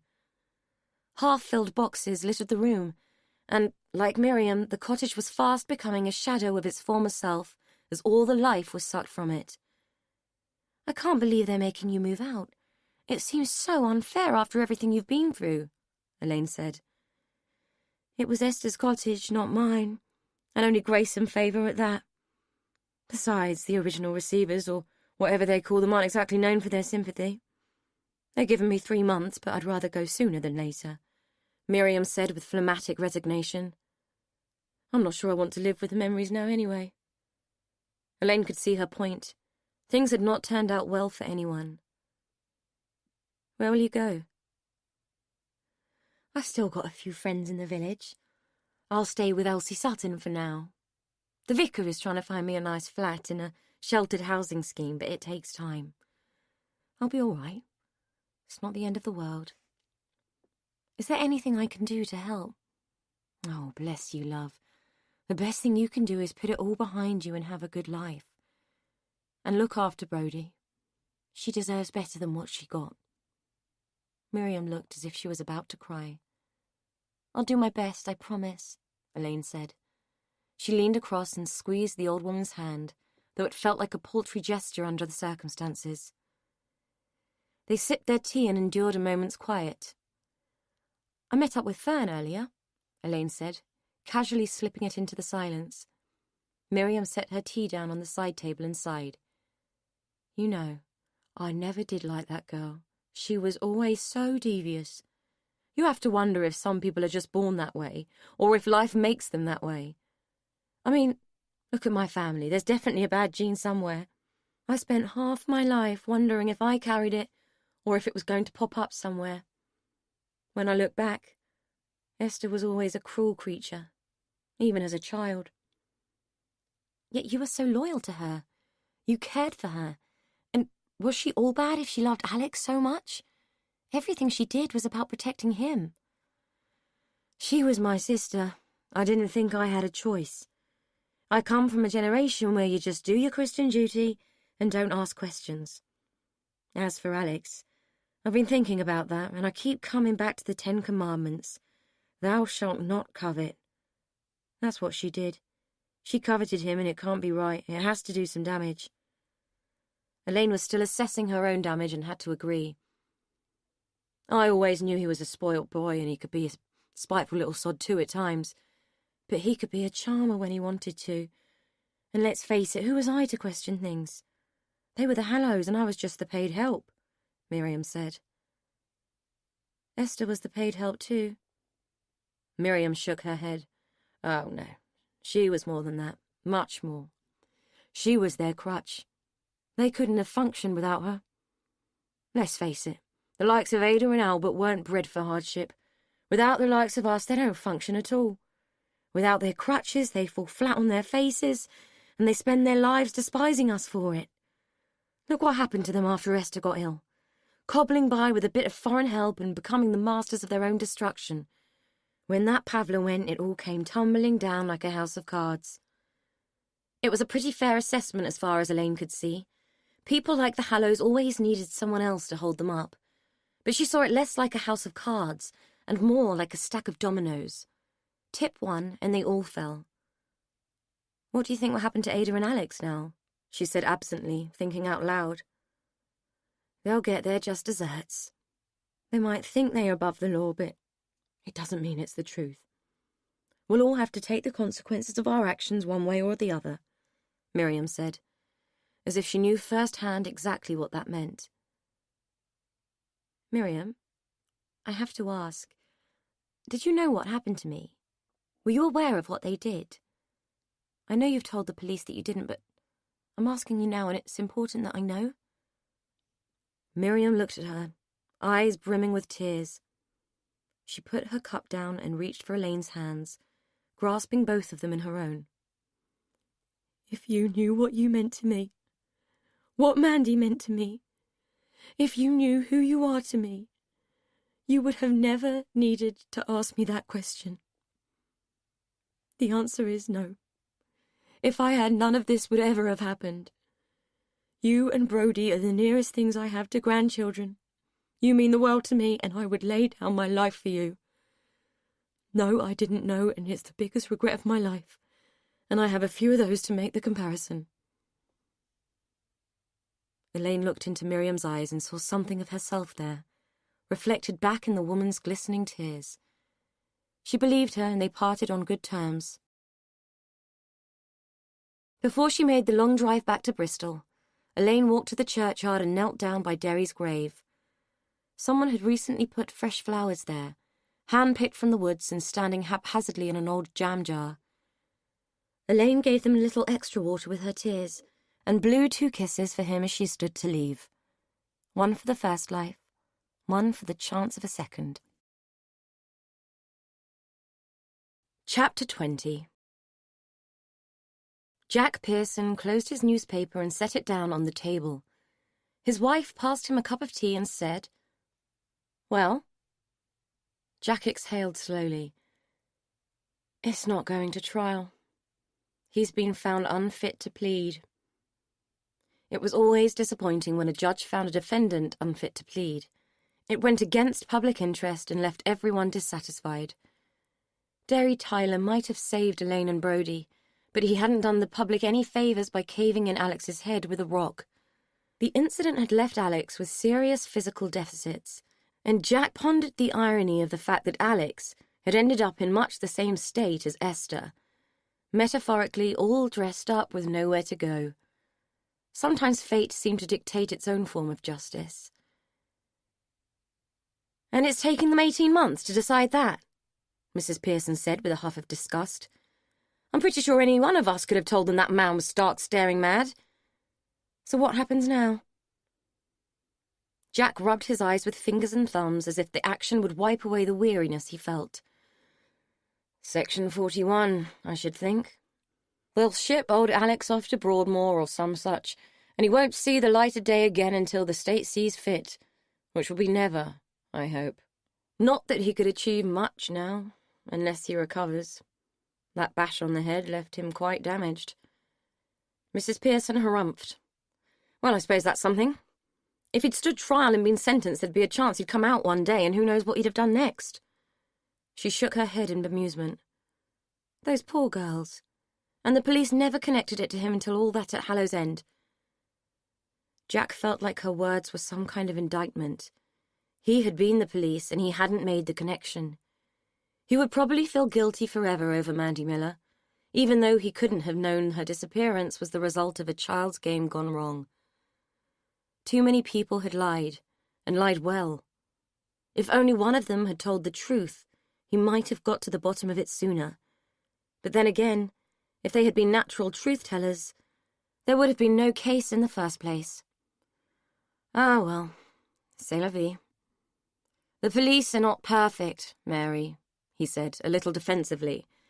Besides, that lot at Hallow's End were pretty good at covering their tracks. I'm not sure if that makes them mad or just plain bad. Mary poured herself a cup of tea. Born bad, if you ask me. Maybe the silver spoon was tainted. Which reminds me, whatever did happen to the old lady? It all seemed to go a bit quiet in the papers about her. I must admit I was a bit curious about that myself, so I did a bit of digging. He saw Mary roll her eyes. She never had accepted that just because he had retired, he wasn't dead. The machinations of the law and all it encompassed still drew his interest. Apparently she was sectioned after the to-do at Hallow's End, under the theory that no woman of 80 could possibly be in her right mind to pull a shotgun on someone. Elaine broke her shoulder, you know, when she hit her with the gun. Who'd have thought that slip of a thing would have had that in her? The words were accompanied by a wistful shake of his head. For all that had gone before, he still missed Dan, Elaine, and Brody, even though they were a motley crew. Anyway, Ada's dead now. Died about a year ago of natural causes. Mary frowned. Well, I know which place she ended up in, and I hope she's nice and warm down there. Evil old cow, she said. Jack wasn't so sure. Was she evil? I don't know. I always got the impression she was just out of her depth. I think she acted out of fear and confusion rather than evil. Everything had gone wrong, and she blamed the only person she could see as the common denominator. He mused. Mary let out a snort of derision. You're too bloody soft, Jack Pearson. Life goes wrong for lots of people, but they don't go around trying to shoot people, she argued. Jack thought she might be surprised by how many who did, but didn't say so. Anyway, there was an interesting twist on what happened to the estate.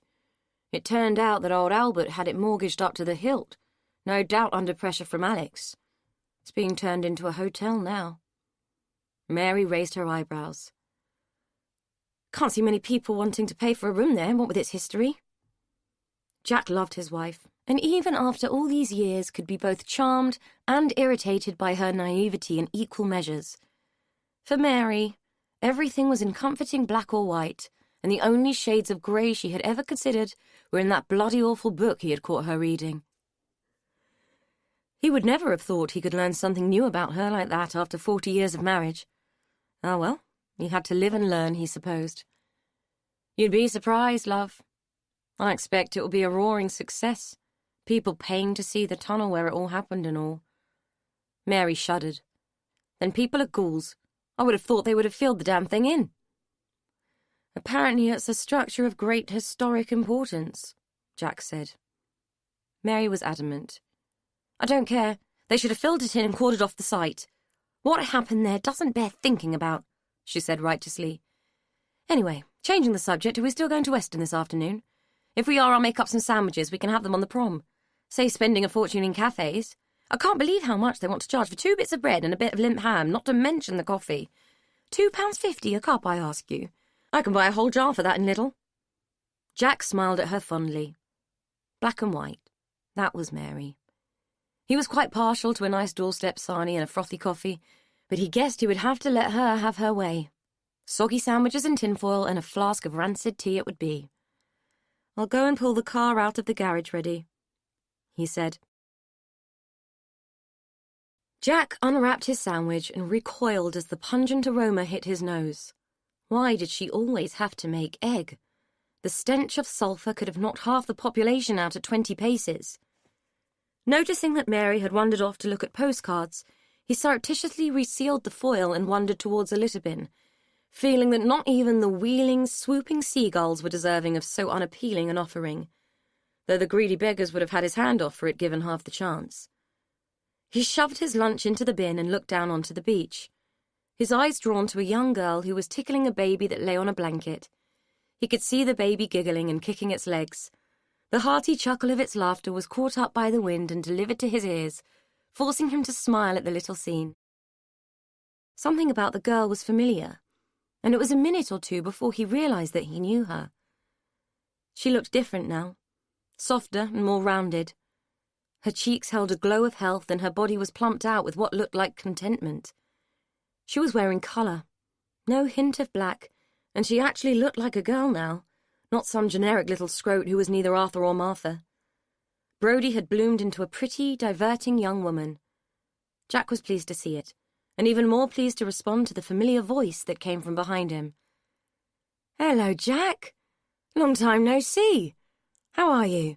Dan said, his voice conveying genuine pleasure at this unexpected meeting. Jack turned to look at Dan, his face cracking a real smile as he greeted the other man as if they were long-lost friends, which, in a way, they were. "Bloody hell. Fancy bumping into you," Jack said, pumping Dan's outstretched hand with real warmth. "I was only thinking about you this morning." "Fancy a coffee? I just came up to get one for myself," Dan said, nodding towards a small kiosk advertising takeaways. Jack scanned the promenade for Mary. She had disappeared into some shop or other. "Why not? It'd be good to catch up," he said. Dan bought their drinks and they settled on a bench overlooking the beach. Jack pointed down to the sand. "I see Brodie's still in tow," he said fondly. Dan laughed. "Oh, yes. Couldn't shake her off if I tried. She's a good kid, all that business changed her a lot, and she seems to have grown into herself now. She's got a lot of guts, that one. You know it was her as well as Derry who saved Elaine's life that day. She stood up to Gardner Hallow good and proper." Jack nodded. "I heard. I always knew that mouth of hers would come in useful one day." They both laughed, but it had a hollow ring. Too much of Brodie had been lost. "She's at college now. Wants to be a chef. I think that's why I'm getting fat. I'm the victim of her experiments." Dan patted his stomach, which was as flat as ever as far as Jack could see. He smiled. It was good to know that the kid had found a meaningful future. "I'm pleased. She deserved a break." "Do you ever hear from Tony or Fern?" Dan shook his head. "Nah. Tony kept in touch for a while. I think he thought he had to, but it drifted. Brodie won't have anything to do with Fern, and the last we heard she had buggered off to Spain with some bloke called Gary. I can't believe she only did a year inside. Doesn't seem fair somehow. No doubt she will turn up like a bad penny one day." Jack gazed down at the girl who sat on the blanket, looking out to sea as the baby gurgled and kicked beside her. "Can't help but think she's better off without them," he said tentatively. Dan gave him a slow nod of agreement. "Me too, though I don't say too much. She's still a bit sensitive where all that is concerned." "Not surprising. It can't be nice finding out you drew all the short straws in life," Jack mused. "What's the baby called?" He waved his paper cup towards the beach. "You mean the centre of our universe? He who must be obeyed, adored, and worshipped? That's Derry. Cute little bugger, isn't he?" Dan said, his voice oozing affection. Jack's eyebrows rose in surprise. "She named him after—" "Yeah, she did. He was the one who saved both of them." Jack nodded his understanding. He hadn't gone to Derry Tyler's funeral, but often felt he should have. "She sent me one of her pictures, afterwards.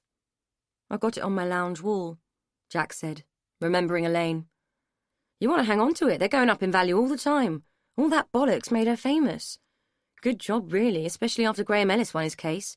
She was left with nothing after that. Yes, I expect it did. Jack was avoiding asking about Elaine and hoping that Dan would furnish what he wanted to know. He knew that she hadn't been charged for the assault on Ada Gardner-Hallow. Plenty of witnesses swore that it was self-defence, though word on the inside was that it was revenge for everything that had been done to her. Jack wouldn't have blamed her if it was, and he was glad that she'd been allowed to get away with it. Justice wasn't always best served by the process of law. Sometimes it was a natural and instinctive thing. He'd been quite moved when Elaine's parcel had arrived. It was one of her original illustrations, an old one, featuring the little girl who appeared most in her work. A cherubic little thing in a pink cardigan. In his picture, she was picking flowers in a beautiful garden, while a little one-eyed dog gambolled round her feet. Jack liked to think that Elaine had sent it because she knew he loved his garden, but of course, she had never seen it. The truth was, she'd sent it because it was a picture of Mandy, though Elaine hadn't known that when she painted it. He loved the picture and could spend hours looking at it, but sometimes wondered if it was a gift or an accusation. Until he worked it out, he would keep hold of it. So she copes all right, does she? He said, pointing at Brodie. Dan sighed beside him. She has her dark days, but she manages. I was worried when Derry arrived whether she would cope at all, whether it would bring too much back for her, but I think he helps. And looking back, it might have been a mercy, really. She was so young. Jack thought he knew what Dan was trying to say, but he had a strange way of putting it. Yes, it can't be easy taking responsibility for a baby at that age, he said. Dan laughed. Yeah, she loves him to bits, but still turns her nose up when he needs changing. It's a good job me and Mel aren't so squeamish.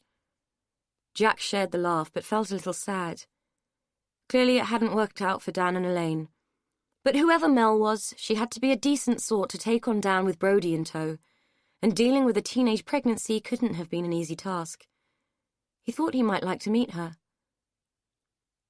Do you ever hear from Elaine, then? Jack asked, sorry that he wouldn't get to see her again. Not really. She doesn't make much of an appearance these days. After the incident, she just sort of disappeared. I used to think it was a bad thing, but I'm not sure she could have coped with it all, really. Things had to change with little Derry in the picture. A woman, who Jack had spied earlier, standing on the shoreline, was walking up the beach towards them. Even at this distance, Jack could see that she was pregnant. The wind had pulled the fabric of her dress tight across her stomach, revealing a burgeoning belly. As he looked, he saw her put a hand up and wave. He wondered if he was supposed to know who she was, then realised as Brodie returned the wave that it must be Mel, the new woman in Dan's life. He felt sorry that Elaine hadn't stuck round. She was the one who deserved the happy family. She changed her name, afterwards. I don't think she could stand to be either Elaine or Mandy. Neither of them had brought her much luck, Dan said, getting to his feet. After Brodie lost the baby, everything had to change. She said that if she allowed us all to get stuck in the past, then none of us would move on. So she reinvented herself. Anyway, come and say hello. Jack stood up to follow, feeling confused.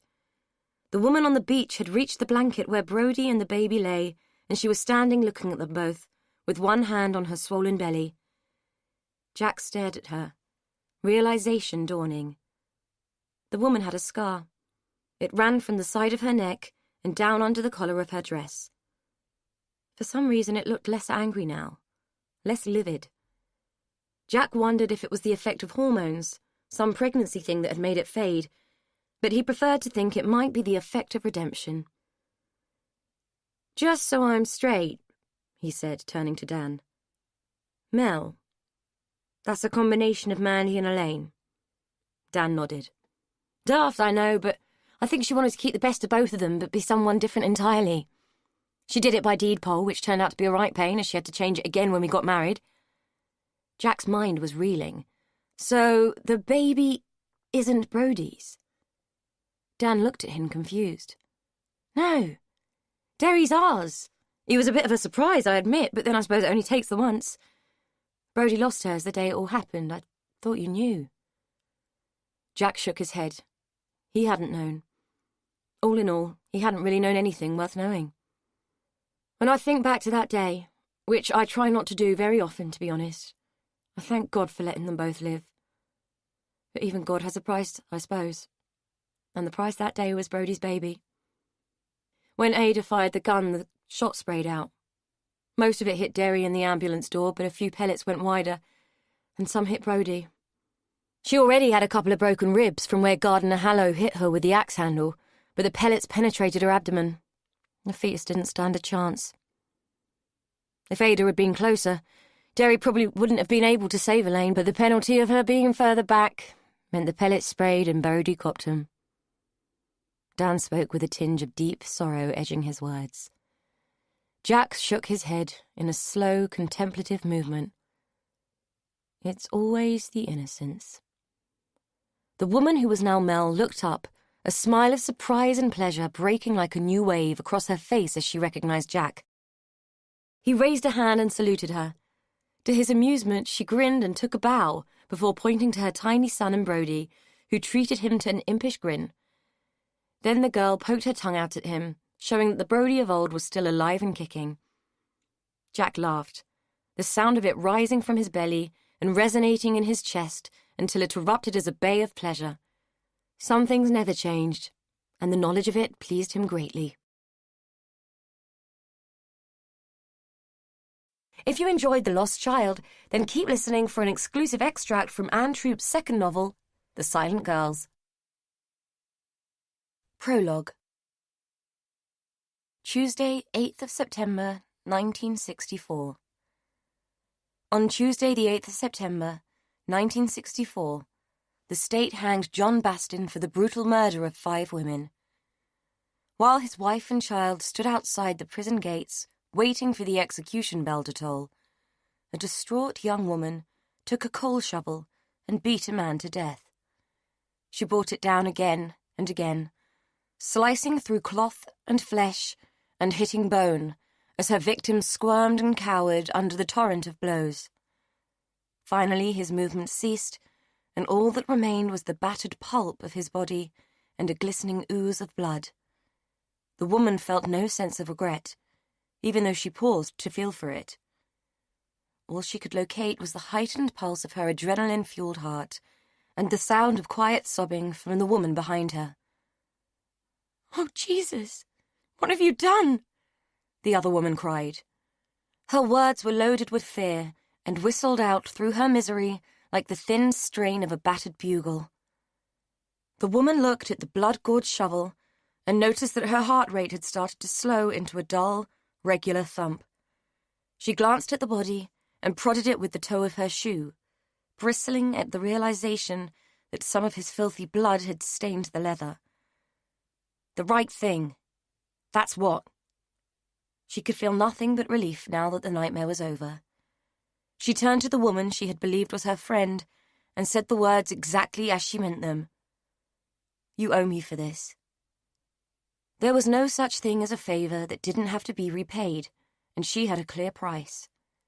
The other woman glanced down at the dead man, and then at her own ruined body. She paid her debt 4 months later. That was The Lost Child by Anne Troup, read by Jenny Bede. This program was produced by ID Audio, an audiobook from HQ, an imprint of HarperCollins. Text copyright Anne Troup 2015. Production copyright 2018 by HarperCollins Publishers, all rights reserved. Anne Troup asserts the moral right to be identified as the author of this work. Thank you for listening.